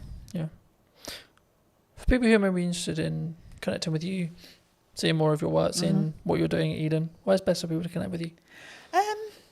I guess I would say social media, Eden-wise, and then message me via there. So if you go onto Instagram, Eden, throw a message out. Because we're all in the office together, I will pick that up and see it. We're so easy to contact. I am on LinkedIn. I have to say it's not my favourite forum. So I'm much happier to see messages come through on that social media platform, and then I'll be in touch. Fabulous. If you were going to talk to the person who was in corporate maybe 10 years ago, 15 years ago, and you give them this advice today, what would you say to them? Gosh. As a final thought. Allow people to have a voice. We all care about business at whatever level we work and are operating in that moment, and let that individual have a voice. That would be my message. Thank you so much for watching. If you did enjoy this episode and would like to see more like it, make sure to be subscribed. Let me know in the comment section down below if you enjoyed it and what your clear takeaway was, and I'll see you very, very soon. The reason a podcast is valuable is the trust building element to it. I don't think any other format builds trust in the same way that a podcast does. Sometimes done is better than perfect if it's a barrier. Talking to people about their own personal relationship with money. How do you break that down? You will know this better than anyone. You need a hook to get people in. It's not glamorified. It's not you put out a video, it got 1 million hits, and then you get 20 phone calls. Right? Absolutely not. No one's calling me at this stage. Definitely not. The super niche stuff is a super niche audience. What content can you create on a consistent schedule? So now I'm like, how can I best spend today? And how can I be as efficient as I can? Hello, my friends. I hope you're well. I hope you had a good day, evening, or night. Today we're talking to John all about podcasting. Hi, John. Hello. Yeah, good. Thanks. Yourself? Yes, super well. We were fortunate enough to meet through James, whose space we're in today. Studio man. And I was debating about how to start this, because I think sometimes like podcasting could be a really challenging thing, right? And I think for me, firstly, I mean, I guess why should someone actually have a show like this as a whole? But then because I think there's a psychology kind of hurdle in the respect of creating content, but especially in a podcast environment. But also then, like, what is the ROI, I guess? Yeah. Would you say? I think it's the format dictates that more than anything else. Mm-hmm. So the reason a podcast is valuable is the trust building element to it. I don't think any other format builds trust in the same way that a podcast does. For a couple of reasons. First of all, you are sort of having a long form chat. So you can go into subjects way deeper than you can in other stuff. Sometimes even videos and documentaries and stuff. If you're watching a documentary, there's kind of like a point at which you need it to move on. With a podcast, you could sort of effectively ask questions forever. And if it's good content, it keeps going. Do you think it's the first or easiest step into content creation, would you say? I think audio only, yes. Mm-hmm. Simply because of the barrier that is video in terms of skills and everything, and you've got to think about camera setups and everything like that. Whereas if you do audio only, so easy to get a mic, so easy to talk to someone online, virtual on a video call. Mm-hmm. That's so accessible that actually, it's quite an easy first step into it, I'd say. Do you think you're limiting like yourself though? Because I don't know whether I question audio only, unless obviously you're on the platform, but when you're looking at maybe social posts like LinkedIn or Instagram or Facebook, is there an audience, would you say, for audio only still? Yeah, definitely. Because I think the thing in terms of marketing, like you say, and promoting the show, without video nowadays, it's hard to get it out there, definitely. But a lot of people, myself included, view the podcasting format as something you listen to while you're doing other stuff, while you're hoovering, while you're driving, that kind of thing. Yeah. So I think it's definitely still there, and I don't think that's going away. would you say then it's more of a step by step? So someone could start audio and then where's step 2? I think so. Yeah, I think so because, for depending on who you are, if you're a business, it's a bit different. If you're an individual, you kind of learn the time required to sort of get to each step. So once you start on the audio step and you're like, actually, it's taking me too much time, it's not worth it for whatever reason, you know it's not for you. If you then introduce video purely for clips, so you film the whole thing but only use clips, then you can see what time the promo takes, and then when you should go to a full video, you can see how long that takes. So I think that's why you'd do it potentially in that step if you're coming at it from a completely new perspective, if that makes sense. And then, I guess you then can grow to the Diary of a CEO style, full form trailer-esque piece, right? And I think sometimes we get so, and this is true for any marketing, not necessarily a podcast, but it could also be true of a podcast.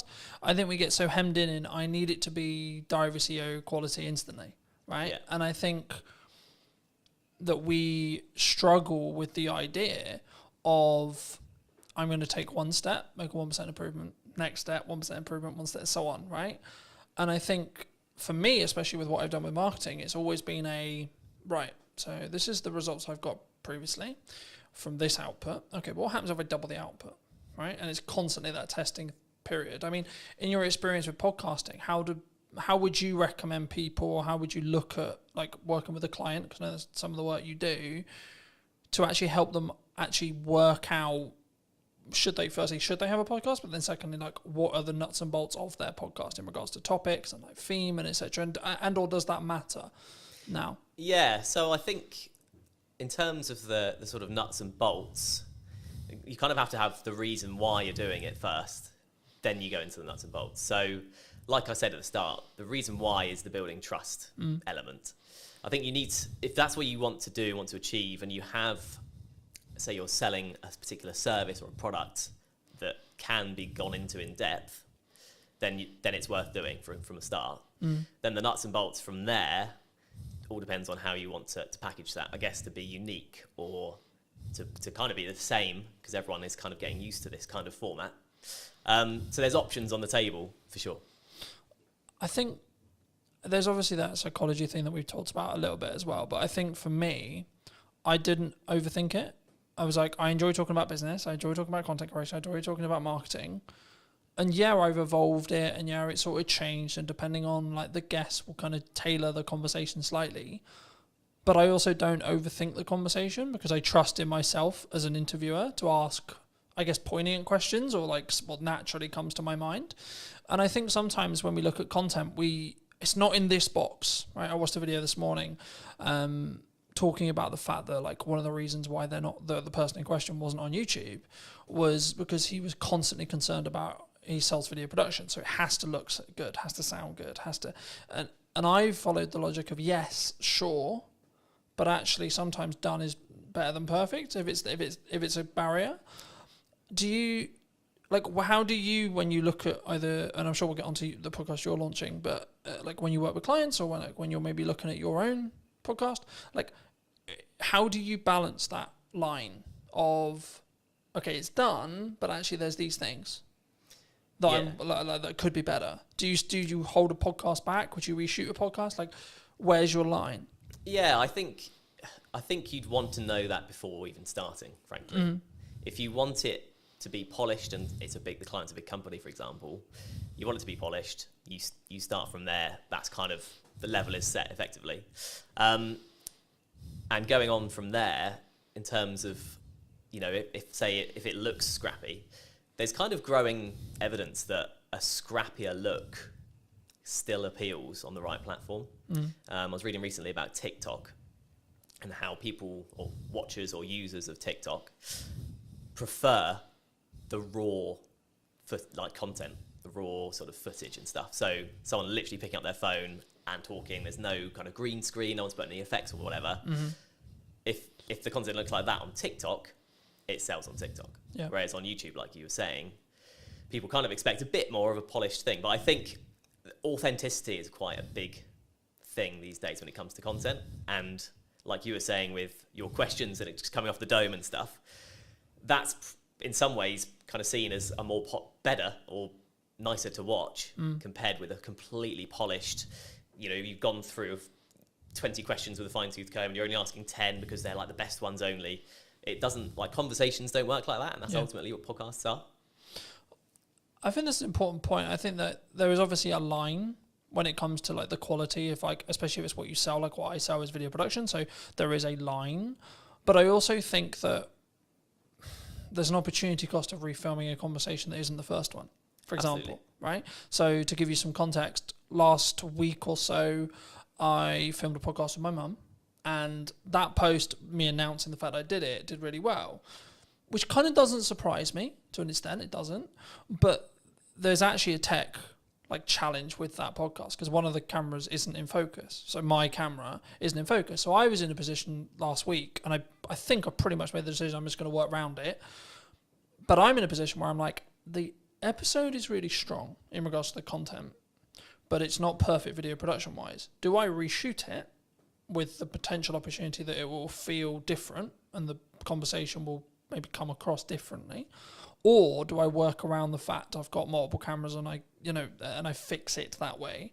Or do I just go with, okay, it's out of focus. It's not far out of focus. It's maybe an inch, like a tiny amount. But is that an approach some people should take? Do you think they should get out of the way of the content sometimes? Because I could really sit here and lose my shit over the fact that one angle's out of focus, but it is what it is. Yeah. I think the content is what matters most. I think if you try to reshoot it, it's never getting anywhere near the same, especially if it was a good episode. Yeah. And it's your mum, right? So it's personal to you, and it's like an emotional element to it. Yeah. And I know what you mean. You're coming at it kind of from an editor's perspective, and it's just going to annoy you forever. But the average watcher probably won't bother them that much, I'd say. So actually, if the content's really good, I guess, like you say, you could, in theory, refilm your bits of you could pretend you're there again. Yeah. But unless you're a particularly good actor, it's it's not gonna work. Yeah. So I would say no. I'd say take the hit on the because slightly blurry I image. also look at it from a perspective, from my point of view at least, by saying, okay, well, in the grand scheme of all the episodes I've got in production, that's one episode out of 20, right? This week, I think I'm filming 9 or 10, right? Total. And I think for me, it's the action will always outweigh that, and maybe that one with my mum isn't perfect from a production point of view, but the conversation, the content's really powerful. Yeah. So I think that's the thing people need to focus on. I think that's when, especially when they start, I think they get in the way. They get in their way sometimes, and they're constantly it needs to be £40,000 of production. It needs to be this, and I only need £45,000 because Stephen Bartlett's known for what he did with Direct Every CEO and how he then scaled that to the point he did. But I think we don't look at the journey sometimes that Stephen went on specifically. If we're going to use him as an example, anyone with a big podcast, we don't look at the micro testing that happened through the journey to then get to the point where they're at today. I mean, have you confirmed where you are with the podcast? Where's your podcast? So yeah, yet to officially launch, but all the stuff's going on in the background basically at this point. I've got first bunch of guests booked, got the studio booked, and in terms of the background work, in terms of questions and what I'm thinking of masking and how I want it to look, that's all sort of down in my head. Yeah. So it's I've got to start it now. I've got the dates booked in, so it's just a case of starting when it starts. Happy days. That's super exciting. I mean, for people who may be interested, I mean, how did you come up with the idea? What is the idea? What are you going to be talking about? Where's that? And I think it's really important to also highlight, and something I try to do is collaborate with other people rather than, because some maybe will be watching this and go, but Colton, that could be technically you're a competitor in some ways, right? Yeah. But I'm no, actually, because I think we can both work together to actually create a better show as a whole, right? And lean into each other's skills where it makes sense. But I mean, just to reiterate the question, I mean, where, what, and how is your podcast going to be about? Yeah, so it's called How Do You Money? And that's that's the idea. That's the sort of opening question somewhat. So it doesn't actually make grammatical sense, obviously. But I think most people can get from that. It's talking to people about their own personal relationship with money. Strictly not an advice show, because I'm not an expert with money. And it's purely human interest. So we're talking to people about their money habits, things like how often do they check their banking app. Mm-hmm. When you ask people these questions in day-to-day conversation, it's amazing how different the answers are. You know, how people in relationships deal with money between them. Everyone does it differently. And so like the crux is that twofold. First of all, in the UK, we're just not taught what to do with money in school, college, university, whatever. Do you think we should? Yes, absolutely. That should be in school? Absolutely, yeah. Because it's a fundamental life skill. As you know, we had a short conversation about money at the start. Yeah, and, absolutely. So yeah, I think it definitely should be. But at the moment it's not, right? And so I think as a result, two things happen. Number one, everyone makes up their own way. Second of all, people are too scared to talk about it because there's no official like guidelines. Do you think from the start? Do you think that's insecurity? Do you think like if I say that I nearly lost the business in 2024 or previously, that you're going to judge me? Do you think it comes from that? Absolutely, yeah. Do you think that I'm going to think that you think I'm a failure? I think that's a big part of it, definitely. And then let's flip it. Do you? Absolutely not. No. And I don't think anyone would, because, well, the main thing being everyone else will have their own story along the same guidelines. You know, because we're not taught about what to do, because life is a challenge anyway with money, because there are so many ways you can trip up with money. So it's very much a sort of you know, low budget psychoanalysis of money, and it's kind of an accumulative thing. So no, it's not about the one episode or one particular episode or what one person says. My idea about it is looking back at the first 10 episodes and seeing all the different answers. I've got a killer question that I ask at the start of this podcast that everyone will definitely have a different answer. It's a one-word question. Okay. One-word answer. And I hope that kind of sets the tone for how the rest of it is going to be. Yeah. I mean, looking at your planning stage then for your show, I'm curious because obviously I plan mine in the way I do it. How have you looked to plan it? Do you completely pre-plan it? Do you have an idea of questions in your head? Obviously, you've already said you have the opening question there. I mean, what do you have the rest of it? Like, just break most of the audience's case, but also I'm curious as well. I mean, like, how do you break that down? Like, how have you broken that down? So I have kind of set it into 3 or 4 kind of different sets of questions that relate to specific things. So like I'll have 4 main topics, let's say, and then questions that come underneath that. One of my sections is clickbait questions. Okay, fair enough. Just being really honest about it. But are you doing that for the clip that you're going to extract from the show? So partly to do with that, yeah, okay. Absolutely. You will know this better than anyone. You need a hook to get people in. Yeah. That's just the reality. Yeah. 100%. But as well as that, those questions often come up with the best answers. There's a reason they're clickbait questions, because they're the big questions. But it can't just be all of that, because it's like me going to you, what's the biggest mistake you've ever made with money? What's the best thing you've ever done with money? What's the worst problem you've ever got? Do you know what I mean? It doesn't, that's not a podcast. It doesn't work as a format in any interview or anything. So that's one section, for example. But in terms of the process, I just thought of the questions based on normal conversations with people. And then I've sort of categorized them, you know, chopped a few out. Yeah. The clickbait thing was only a recent idea, really, so I've added some of those in. And yeah, in terms of a format, it's conversational, right? So I don't have to hit every question. If I ask the second question and that lasts a good chunk of the podcast, so be it. It's quite loose because I want the content to be real. I think that's important, right? Because I think sometimes, and we were talking a little bit while I was setting up, about why people don't post or why people don't like show up or why they don't talk about their money, or, you know, there's loads of the kind of from a psychology point of view or like a coming across point of view, it's the same.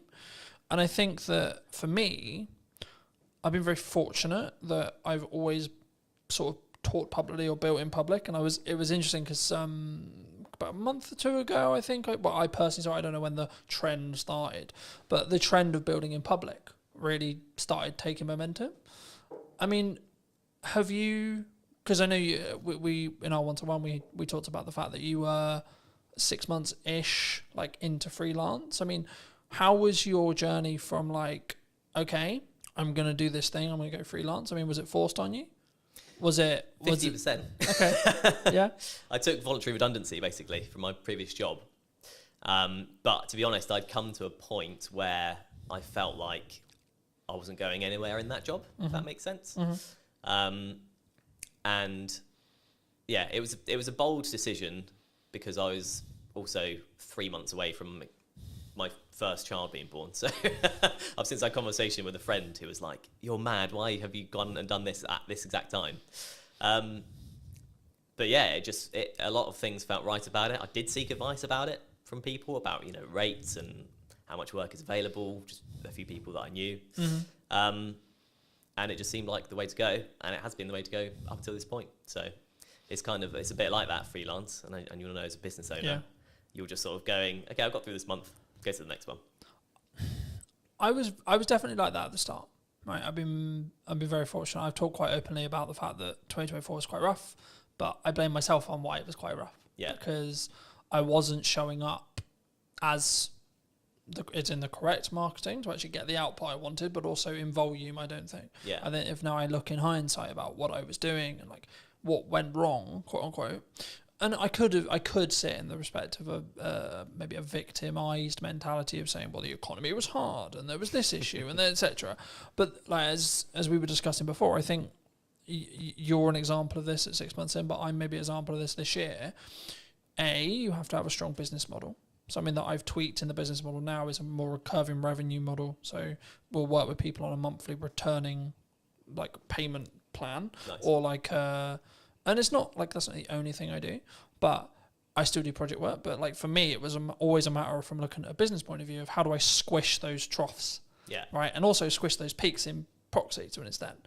But it's basically having a flat line. I know categorically I'm going to have X amount coming in, and then how do I design a business that allows me to do that? But then also, what marketing does that business need to then show to other clients that I know I'm talking about? And I think when we look at actions, and this was going to be on to the next question, which was around like, is it just the reason why you're busy is because of your output? Because I think sometimes we sit here and go, oh, things are quiet, or like, we both kind of alluded to it already, but business owning, freelancing is difficult, right? And I've had times where it's really, really hard, where I know I've got to hit a certain amount every month, and I'm like, I don't fucking know where that money's coming from. But how do you look at it when you were looking at either going full time or like now in respect to like keeping your pipeline full? If you don't, because I'm in a quite privileged position where I've got that residual revenue, so actually I don't need to worry too much at the moment as it sits right now because I've got that residual revenue. Of course, I'm still pushing, I'm still looking for projects, etc. But I don't need to worry in the same way as if I didn't have that income. Yeah. So for people who are maybe in the position closer to that, where they're just project to project and maybe they don't have a pot of money and they don't have like money management, how do you look at it? How do you create a strong pipeline, I guess is the question. There's a magic wand called LinkedIn these days. And it basically, I just utilize that. So you can find companies that do what you do, or companies that you want to work for in a freelance capacity. Then there's a tab that says people, and you can directly speak to the people at these businesses that you want to work at. That's all I've done. And the first 6 months, I'm thinking about 10 months in now, but the first 6 months for me, 100% of the work I got was through LinkedIn. Okay. So. And was that through what I would call in the trenches, hand-to-hand DMing? Right. Yeah, absolutely. There's a strategy I call it, is like cold DMing, cold outreach, cold warming. It's not glamorified. It's not you put out a video, it got 1 million hits, and then you get 20 phone calls. Right? Absolutely not. No one's calling me at this stage. Definitely not. But yeah, it kind of just through messaging people. Sometimes people I knew, and that led to work. Often most of the time people I didn't know, and that led to work. And it's you often hear in sort of success stories. It's like a lucky break or a sort of lucky thing. And I kind of did have that with my first job. But it was because I made that approach and I said, oh, hi, you do these kind of podcasts. I've done these for this number of years. I'd love to do more. At that time, they happened to need someone because they wanted to do something new. Yeah. and I got the work because of that. And it's one of those things, isn't it? I think the quote is, luck is where time and preparation. Preparation meets opportunity. That's it. Preparation meets opportunity. It's luck. That's all the luck is. Yeah. You're prepared for an opportunity to come, and then you continue to keep yourself prepared and keep yourself ready.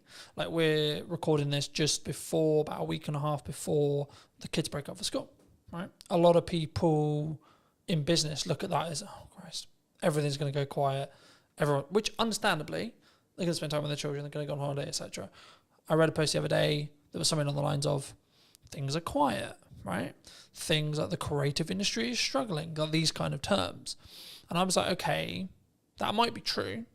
And it might be actually we're coming into the summer holidays, etc. But that's then an opportunity for you to A, output your marketing, B, look at maybe cold outreach or what you're doing there, and then try and set some stuff up for September. I mean, do you see, like, are you, because I remember when I was just project, especially when I was like tighter on cash flow, it'd be this rush to get money in because I knew I'd have 6 weeks where things would be a lot harder.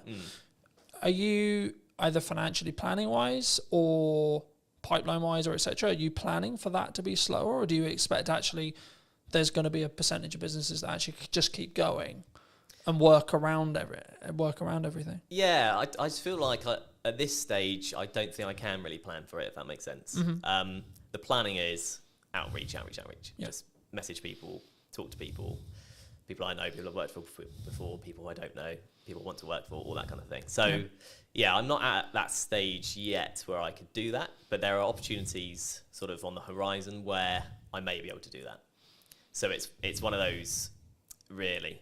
I don't know exactly how that planning would look like for me right now, if that makes sense. Yeah, no, absolutely. I mean, I think, and this is kind of like a bolt-on question to marketing or networking and how you tackle those things. For a long time, people have always looked at maybe traditional marketers as, I'm going to go to an event, I'm going to network in the room, and I'm trying to get work from that room.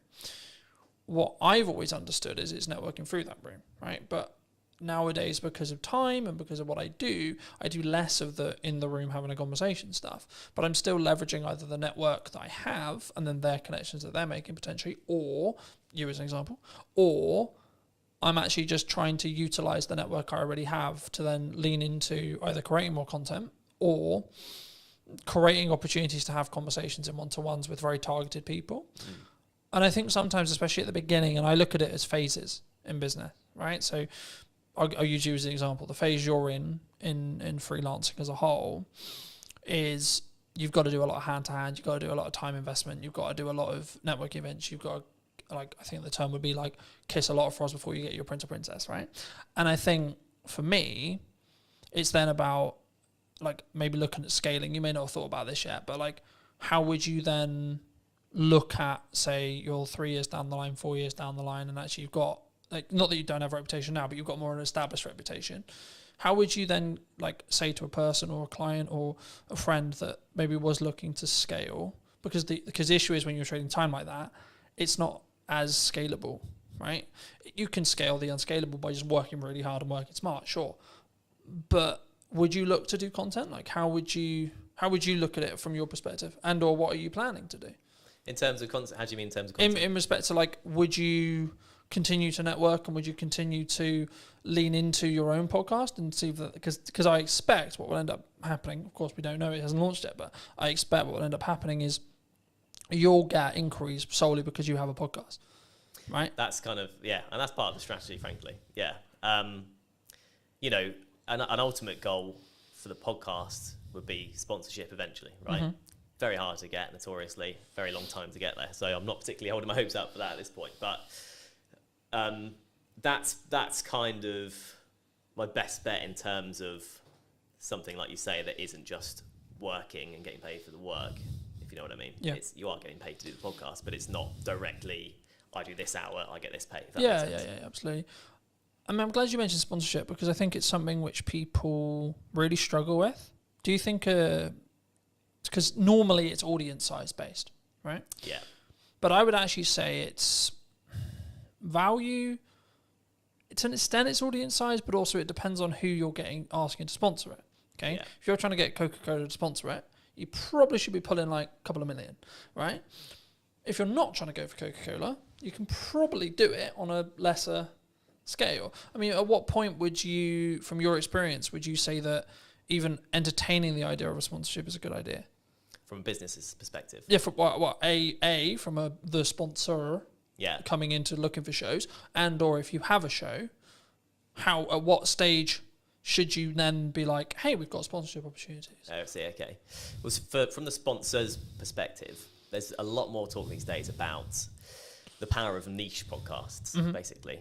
Mine isn't very niche, so maybe I've missed the mark there and I have to relook at it. But the super niche stuff is a super niche audience, and super niche stuff brings a super dedicated audience in a lot of cases. Because if you love barefoot shoes, I'm particularly interested in them, you're looking about barefoot shoe stuff all the time. People will look about, how to strengthen your feet, what to do with toe spaces. You can go into mad detail and mad depth.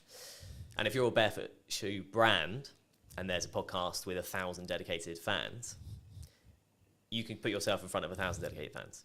It doesn't sound like huge fry, compared to small fry, but it's dedicated people that if they like your brand will keep coming back. So it's kind of like a repeat customer concept. And also it's super niche. So if you're a barefoot brand and you go on the biggest podcast that's out there, you'll get lost among the noise of, the big brands like Coca-Cola. Yeah. So I feel like it's for a business, you want to look at the niche communities that you want to target. And then once you're in there, you're in there. As a show then? As a show, I think you have to know what you are able to do with the show.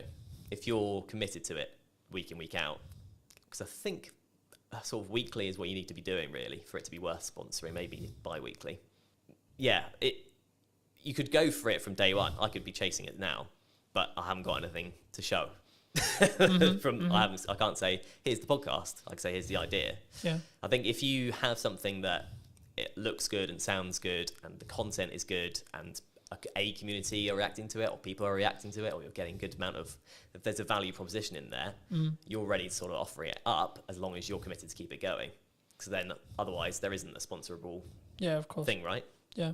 Do you think, I'm glad you mentioned like rhythm as what I call rhythm of shows.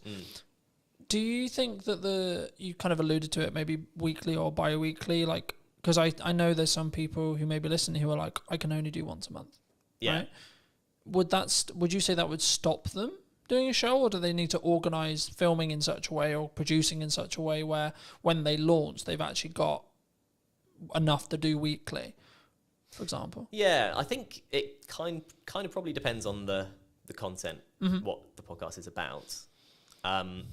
There's a lot of complicated algorithm stuff with YouTube and stuff. You definitely know more than me about that. But that kind of dictates that you need things to be weekly or you get lost. That's what I've sort of read. I think the buzzword we could use here would be you have to be consistent, right? You have to commit to what you're saying. For me, I do weekly because it can work.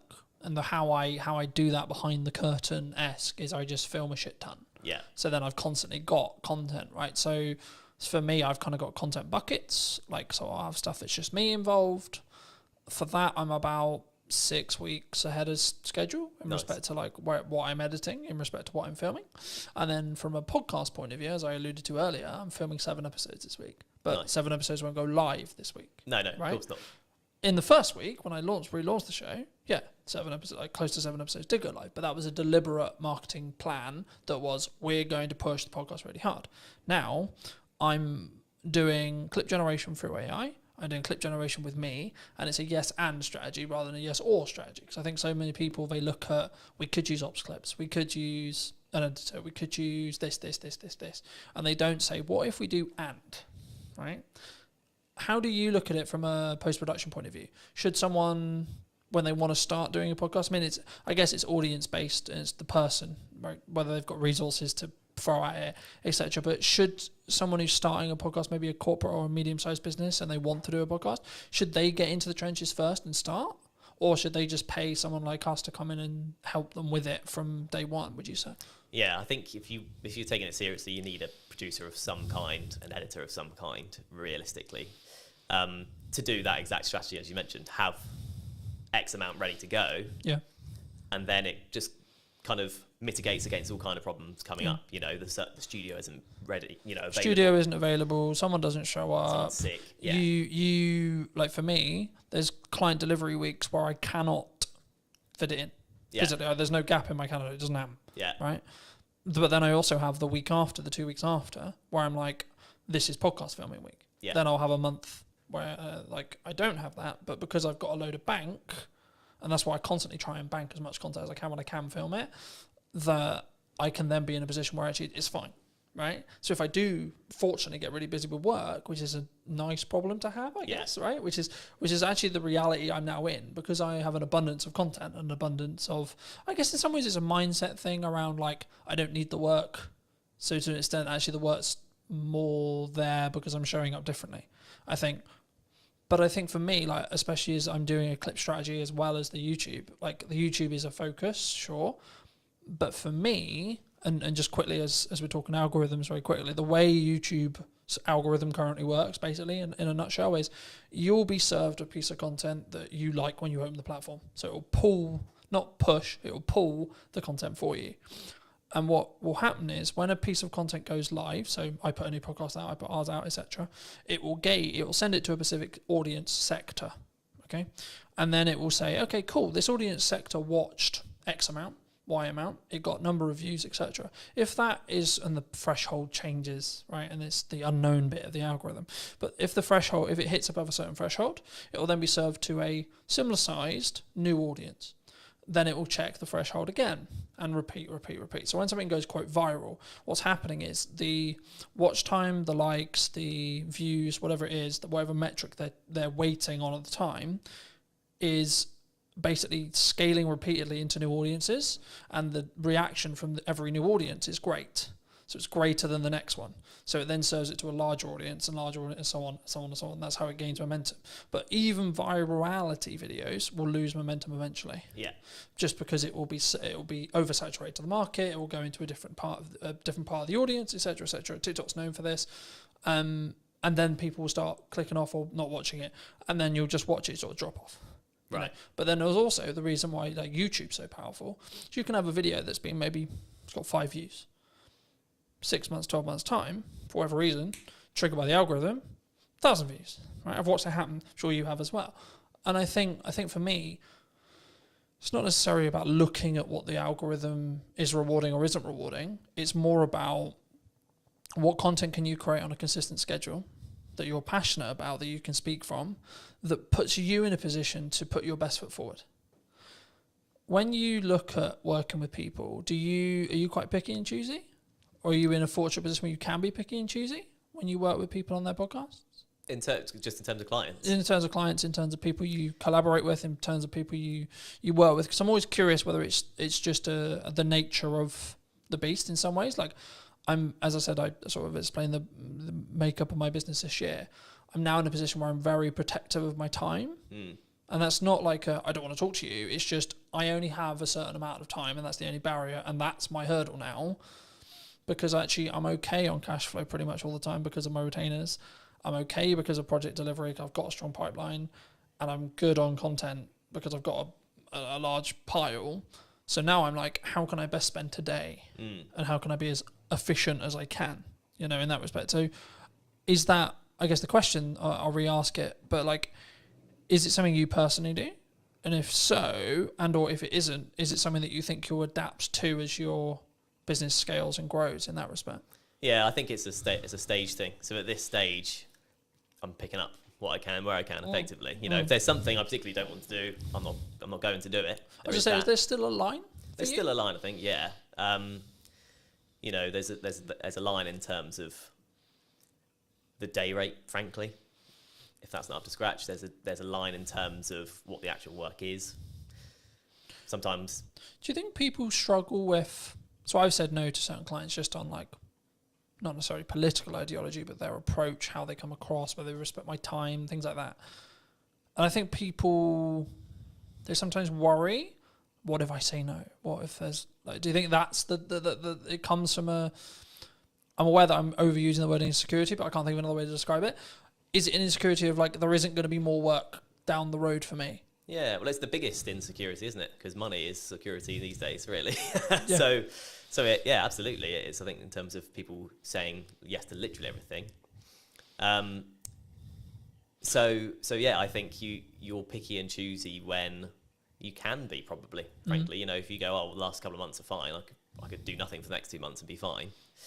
Then you are very picky and choosy. Yeah. When you've had a barren 2 months, you're more likely to be like, I'll just take it. I also think it's a perspective of obviously synergize with the client. Can you add value? But also, like, even when you have an abundance of money or you're in a strong position with money, it might also be actually my goal is to hit this amount, right?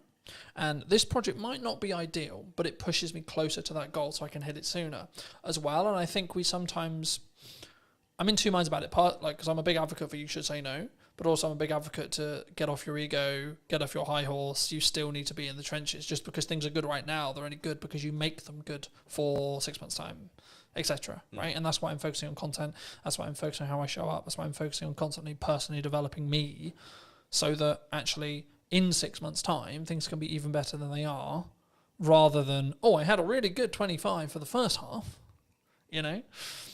Do you think people sometimes just want the instant though? Oh, as a question, like, because we're very social media orientated in that respect. Do you think it's purely around short-term validation, short-term money, short-term deal, short-term this? I guess, yeah, to an extent. I mean, it's if you're in a situation where I need money now, everything else will go out the window for some people, you know, depending on your circumstances. This is the crux of it, is it depends on your circumstances. If you're comfortable for a while, then you'll be fine. Otherwise, probably you will just snap up the short-term things. But I think, in terms of what you're saying, I think, of course, it's nuance, right? Because it's like, if my back's against the wall, then I need to go and do what I call hand-to-hand outreach, right? Which is I need to come up with an offer and I need to go to my network and I need to sell it and I need to sell it quick. Yeah. Right. But if I'm not in that position, I can then take my foot off that. You know, I can step back and I can say, okay, actually, let's play the mid to long game now. Yeah. And that's what I try to do in my content all the time. It's not direct sales. It's not this. It's actually, hey, have you thought about doing this? Hey, da-da-da. But as a society, as like starting creators, as freelancers, as video people, whatever you want to call it, have you noticed that people are more, they want short term? And they don't really have, I guess, the patience to look at where you're going to be in a year? Yeah. I think that's a reality. I mean, I would have been quite sort of downbeaten if I'd had a different first 6 months to it. You kind of have to go through the journey to understand what the journey is. Yeah. Right. So with clients, with people approaching you, you know, and you will have experienced this as well. You have 100 people you message. Yep. 30 reply, Yep. 10 say they'll have a call with you, 1 person gives you work. And if you think of it, if you go into it with that mindset, you'll live by that mindset, right? Yeah. So you'll keep doing it and you'll keep getting work because you've played the numbers game effectively. You know, you've hit as many people as you can. Eventually something's going to come up. You've done the rep, so to speak. Yeah. I think, I was going to ask you, it was about speed of delivery, speed of output, speed of execution. Do you think that's maybe a nature of why someone's more successful than someone who's, I'll do that tomorrow, from a mindset point of view? Do you think? So I'll give you an example. Like for me, when I came up with the idea to Relapse podcast in the format that it was, so on location, in person, and or remote, and then within a week I had filmed 3 episodes of the idea. Within 4 or 5 days, the first one was out. Because I didn't let myself get into that will be on the to-do list for next year. That will be on to-do list for next summer. That will be on the to-do list for 3 months' time. Because I knew I'm only going to get the results. I'm only going to start getting the data if I start outputting. Yeah. Right? And now it's becoming actually a core part of the marketing strategy for the next 6 months to a year. But that's because I've gained a load of momentum with it. And I know I'm really starting to get into a nice groove with it. And that's why I asked the speed thing, because one of the unique selling propositions I have personally as an editor is, so I'll give you an example. At the time of filming, I did a media day for a new client on Monday. And today we're filming on Monday. He's already got half the content already. And it's a week, right? But also, it wasn't like that was the only thing I was doing. I've also put out, like, I think, nearly 40 pieces of content for me. etc. I've done a load of other stuff related to the business. So for me, one of my unique selling propositions, or one of the things I do, is like I work really smart and really hard consistently with no result, plan no result. But for me, from what clients have told me, one of the reasons why they continue to work with me is the speed. Yeah. Right? Like one of the things that comes up in conversation all the time, and James mentioned it a couple of weeks ago when I came to do 2 more podcasts, he was like, your speed's ridiculous. And it's because I've built a strong system to be able to work smart, but also just work really hard. And that's where I kind of come from that point of view. Like, I know it's really important, but I know I'm willing to put the graft in and continue to put the graft in for 10 more years or more, if that's what it takes. But do you think that's uncommon in entrepreneurs as a whole? I guess potentially, yeah. I mean, you kind of touched on it. Because there's a level of complacency. There's the work smart, not hard mantra, isn't there? But like you say, if you do both, kind of double the results effectively. I'm going to outperform someone who's just working hard, sure, because I'm working smart and then doing the hours on the smart work as well. Yeah, right? That's it. Yeah. So I think it probably is in terms of that. I mean, the get up and go thing. If you follow Gary V on social media, then you'll get the get up and go thing, because that was very much me. This podcast idea I'm doing was, I think I first thought of it 2 years ago. Okay. I've been writing notes about it on my phone, like month after month, something popped into my head. I'd be like, oh, that'd be cool. And then, but do you think we have a culture of we're going to write notes about it? Yeah, definitely. Rather than execute on it. Yeah, absolutely. You know, because it's you have to. I think you have to go through that journey. You know, I'll be better at fitness next year. My diet will be better next year. Yeah, absolutely. Yeah, you just need to go. Or next month, or tomorrow. Yeah. It's okay. We can. We've had a really long week. We can chill. Yeah. You know. Yeah, it's true. It is. It's and we've got that comfort, and it's the whole being in a comfortable position. You don't grow in comfort. You have to be in discomfort. But actually, saying yes to things, you've got your yes and kind of mantra. Yeah. So just saying yes to things opens up.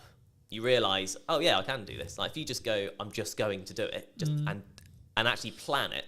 Like whether that's setting a reminder, put it in the calendar, write down, on your fridge, this is what you need to do today. However you do it. Something I just building off that briefly. Something I found really valuable the last couple of years was, if it takes me less than 2 minutes to do, I just do it. I don't set a reminder to do it. I don't I'm going to write a to-do list or this or this or this. Like, I need to send an email. I'll send the email rather than write a reminder about sending the email, because the action will probably take less time. Yeah. 100%. And then it's done. Then you don't need to think about it. Yeah. If it's a longer thing, I need to ask ChatGPT about that. I need to do some research on that. I need to plan the podcast, and it's like a longer goal thing. Start momentum by putting a reminder in your calendar and then stick to that. Yeah. But I think sometimes, especially with like fitness, I use that as an example all the time. It's like, I need to start running. Okay, but when's the first run? Yeah. You know what I mean? I think, and I've just finished Atomic Habits from a book point of view, and it talks about specifically, my girlfriend's driving mad because I keep using the word compounding, but it's the only word that matters at the moment, right? Which is that everything I'm doing is like, how can I compound? How can I small win? On the way here, I was reading my second book. I've started reading physical books rather than listening to them. For a long time, I listened to them. As a dyslexic, I was like, right, this year I'm going to read a book cover to cover. No excuses, going to do it. So I was like, right, let's get a book that I actually really want to read that I haven't read, that I know is actually quite good because it's got good reviews, and has been talked about in this whole improvement space for ages. So I was like, cool, let's start with Atomic Habits, see where I go. And then I went on to Mel's 5-second rule, which I knew about for a long time. Mel Robbins is a leading psychologist, for those who don't know, in Canada, and she's just launched a new book talking about they, them, and other people's opinions on us. It will be on my read list. But for me, the crux of the 5-second rule, for those who don't know, is you count down from 5 and then you move. Right? So 5, 4, 3, 2, 1, move. And what it will do is it will trigger your mind to do the action step. So if you're like, I need to start running. Okay, 5, 4, 3, 2, 1, go get changed, go on a run. Because we don't sit in that uncomfortable window long enough on average, right? I'm really embarrassed because I'm not good enough at health and I can only last 2 minutes of running. Okay. But then the next day do 2 minutes and 10. Next day do 2 minutes and 30, etc. And I think once we start building the compounding, right, is when the snowball effect will continue to roll. I mean, do you think is that what you've used to get to this point, do you think? To a point, yeah. I mean, the Atomic Habits, my favourite quote from that is, every choice you make is a vote for the person you want to be. Yeah. And once you tie it to your identity in that way, there is a bit of a mental switch, and you start doing even the smallest things, right? You know, like the eating healthy or whatever. You make the healthier choice on a menu or that kind of thing. You justify it to yourself in a way that's personal, and in a way that you can then live by effectively. So that's definitely helped. And you know, there's a lot of things in that book. That book's brilliant. You know. So yeah, I think definitely. Obviously I've read it as well, and it's probably helped me. I've signed up to the newsletter. I get that as well, and I do think there's something to be said for being in that world of like the positive quotes and shifting your mindset around certain things. If you look at it enough, you just will start to think like it. I think for me, I've been aware that like what I consume is how I'll show up, right? So like that's why I'm trying to build the habits from building off Atomic Habits, but in general, I'm trying to build the habits and build momentum. So like when I finished Atomic Habits, I was like, I've ordered another book, but it won't be here for 3 days.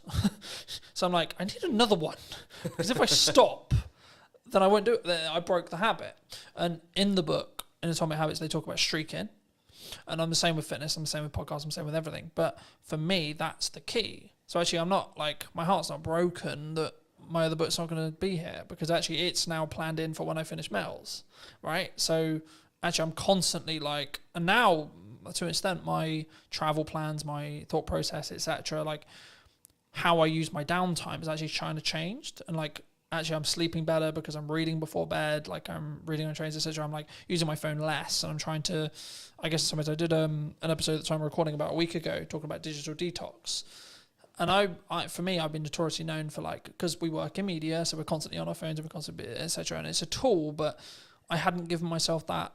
And that's, I think, why I shifted into physical books as well, because I was aware that I was constantly on my phone. Do you think that's like from a psychology or your own well-being, or like as a freelancer, that can be your advantage? Like having those non-negotiables every day? Yeah, I think so. Yeah, definitely. I mean, it's an interesting dichotomy, like you say, because when you're in the industry and when you're in a position where you can't not rely, but you're chasing views, but then you recognise that it's tough. It's tough mentally, or it can be tough mentally. Yeah. It's hard, but I think that is where a podcast comes in, particularly an audio one, because you don't have to be on your screen, and if it's got enough value, it's not just doom scrolling. It's one thing with detailed information that you go into, kind of like you're sort of talking about audiobooks is how we used to consume things. That's kind of what a podcast is. Yeah. Non-fiction, obviously. So I think that's, I don't know, I think that's kind of the power of podcasts in a way. It can be, you can consume without being tied to a screen. Yeah. I think also it's how you show up and the micro learning that you get from each one. Like, so for me, I'm like, I'm not focused on how many books can I read a year, for example. I'm focused on, okay, how many pages can I weave in today? All right, today's quite busy. I'm traveling a bit. I've got loads of client delivery stuff to do, etc., etc. But it's like, actually, I've got this window of time, right? So actually, how many pages can I get in that window of time? Okay, cool. Gamify it. And then I'm also, to an extent, I'm rewiring the habits that I had. So previously when I would travel, I'd be constantly on my phone or constantly like listening to music or watching YouTube videos, which is not a bad thing as long as it's educational, sure. But for me, I'm curious to see where I'll be in like 3 to 6 months when I'm deliberately scheduling in time, whether it's travel or etc., to physically kind of disconnect from digitized stuff, especially as I live and breathe digital. And that's why I thought I'd mention it, because like for me, that's something I don't think we think about when we look at the podcast as well.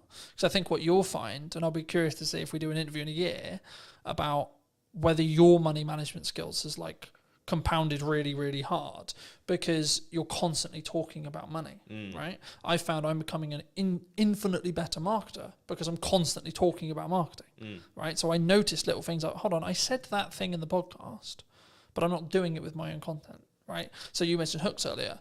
I'm not doing strong enough hooks on the ones I'm editing. Okay, how do we do that? How do we fix that? So now I'm focused more on how do I create a really strong captivating hook. That will probably grow into how do I create a micro trailer.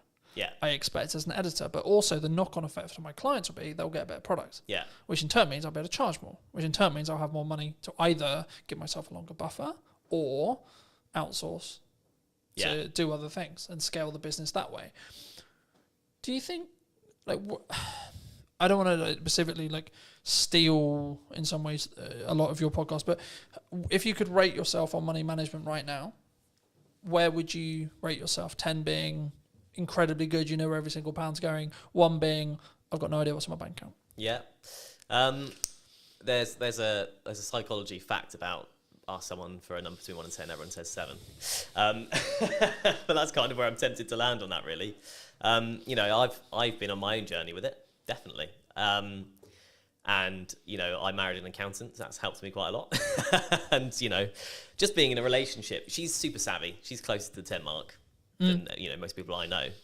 But just being with her has helped me probably come up from a 5, frankly. Okay. In your 20s, you're in like a 3, you know, generally speaking. Yeah, there's a question that is going to be on the podcast, which is, how often do you check your bank account every day? And in my 20s, it was as little as possible because I just didn't want to know. You push it away, right? You go... Does that come from you were anxious about it? 100%. I was at university, but it's... Shit, how much money have I spent? Exactly, yeah. How much has gone on beer? I don't want to know. How much I spent last night? I don't want to know. So I don't remember last night, but I remember there was a card involved. Shit. Yeah, exactly. But once you sort of learn to look at it regularly, it empowers you, I've found. Empowers you because you go, okay, well, actually, I'm in control rather than just letting it all just slip and hope for the best. And if it's overdraft, it's overdraft. So I've kind of been on that journey, which is a small thing. I'm not trying to claim I've been on an epic money journey. Nothing dramatic's happened either way for me. But that one thing, kind of going back to the mindset thing, has helped massively. But again, you ask everyone. I'll ask you, how often do you check yours? 3 to 4 times a day. Right, there we go. Since I was in business. Right. For business, same as you. Just hide fucking away from never it. fucking terrified of it, right? That's it. In business where I know I've got to pay for shit and I need to work out where that money's coming from all the time. And I'm doing a technique at the moment where I'll hide a significant amount. Whenever I get paid, I hide a significant amount of my money away into an account that happens to have 4.1% on it. Happy days. Yeah. But it's actually the point of I deliberately, yes, I'm doing well, but I deliberately live on a lot less. Yeah. And I deliberately keep, in regards to what I see every day when I check my bank account, a lot less because it allows me to keep pushing forward and keep thinking I need to find another way to invoice something or have more money coming in, A, but also B, when there is an emergency, I can go, I'm actually good. Yeah. You know, I can fix that problem. Hidden account will fix. Yeah, because but also so this is an example of how I use AI. AI is currently tracking for me the books I'm reading, what my takeaways are, how much am I showing up, what my fitness is, where my money is being allocated and how and why, and how well that's doing and how in line I am with the goals. How the podcast is doing, how many episodes I've filmed, how many episodes have gone out, what views are going on, what views are likely to happen in the future because it can extrapolate the data from, okay, you're here now and then in 6 months I think you'll be here. You're following the growth rate. So people, and I wanted to talk briefly, and I'm aware of time, so I think we'll wrap up soon, but I wanted to talk a little bit about AI with you. Yeah. Because I think it's, people are either going to use it to be more efficient and have a lot of those things being monitored for them, as I mentioned, or they're going to sit on the moral of, I don't want to. You know what I mean? Yeah. I'm not doing it because it's the world's over. Yeah. You know, and we're all going to lose our jobs. Do you think we're all going to lose our jobs? Not necessarily, is what I'd say. I think it still has to come quite a long way because, and you know, people will reference the manual jobs of, you know, an AI won't fix your sink. Yeah. Maybe a robot with an AI brain could do one day. Mm-hmm. But actually, anything that involves a human at this point, largely, you need to be able to talk to someone about. Yeah. And you can have a conversation with AI, but it's slow, like, compared to talking to a human. If you just want to get to the bottom of a problem, because of the way LLMs work and how they're programmed, you can't get there quick enough. Yeah. You can't relate in the same way. You can't. It also has ask, a "Oh, why bias don't you do this?" towards being positive as well. So if you want constructive criticism on something, it's not very good at that. Yeah, Right? exactly. But I always use it. I've used the analogy recently of like you need to sharpen a knife to be able to cut something, right? Yeah. So you need to sharpen the AI, tell it what you want, and that's what I mean. When it comes to data analytics, which is everything I basically just discussed of how I use it, it's actually really good. Yeah, absolutely. Because all I'm getting it to do is do the thinking for me. Yeah. But I'm also aware that I may lose my cognitive ability. That's also why I shifted to reading physical books. Yeah. Because it keeps my cognitive ability high. Yeah. Right. So actually, I've got the best of both worlds now. Because I'm building more time because I'm being more efficient to then utilize my brain more in tasks which are more challenging, you could say, to then be able to utilize AI better, and the snowball effect goes that way. Yeah. You know? Do you think people are naturally scared of it because it's the new thing? I think there's an element of that, yeah. But I think it's also, it's seeped into normality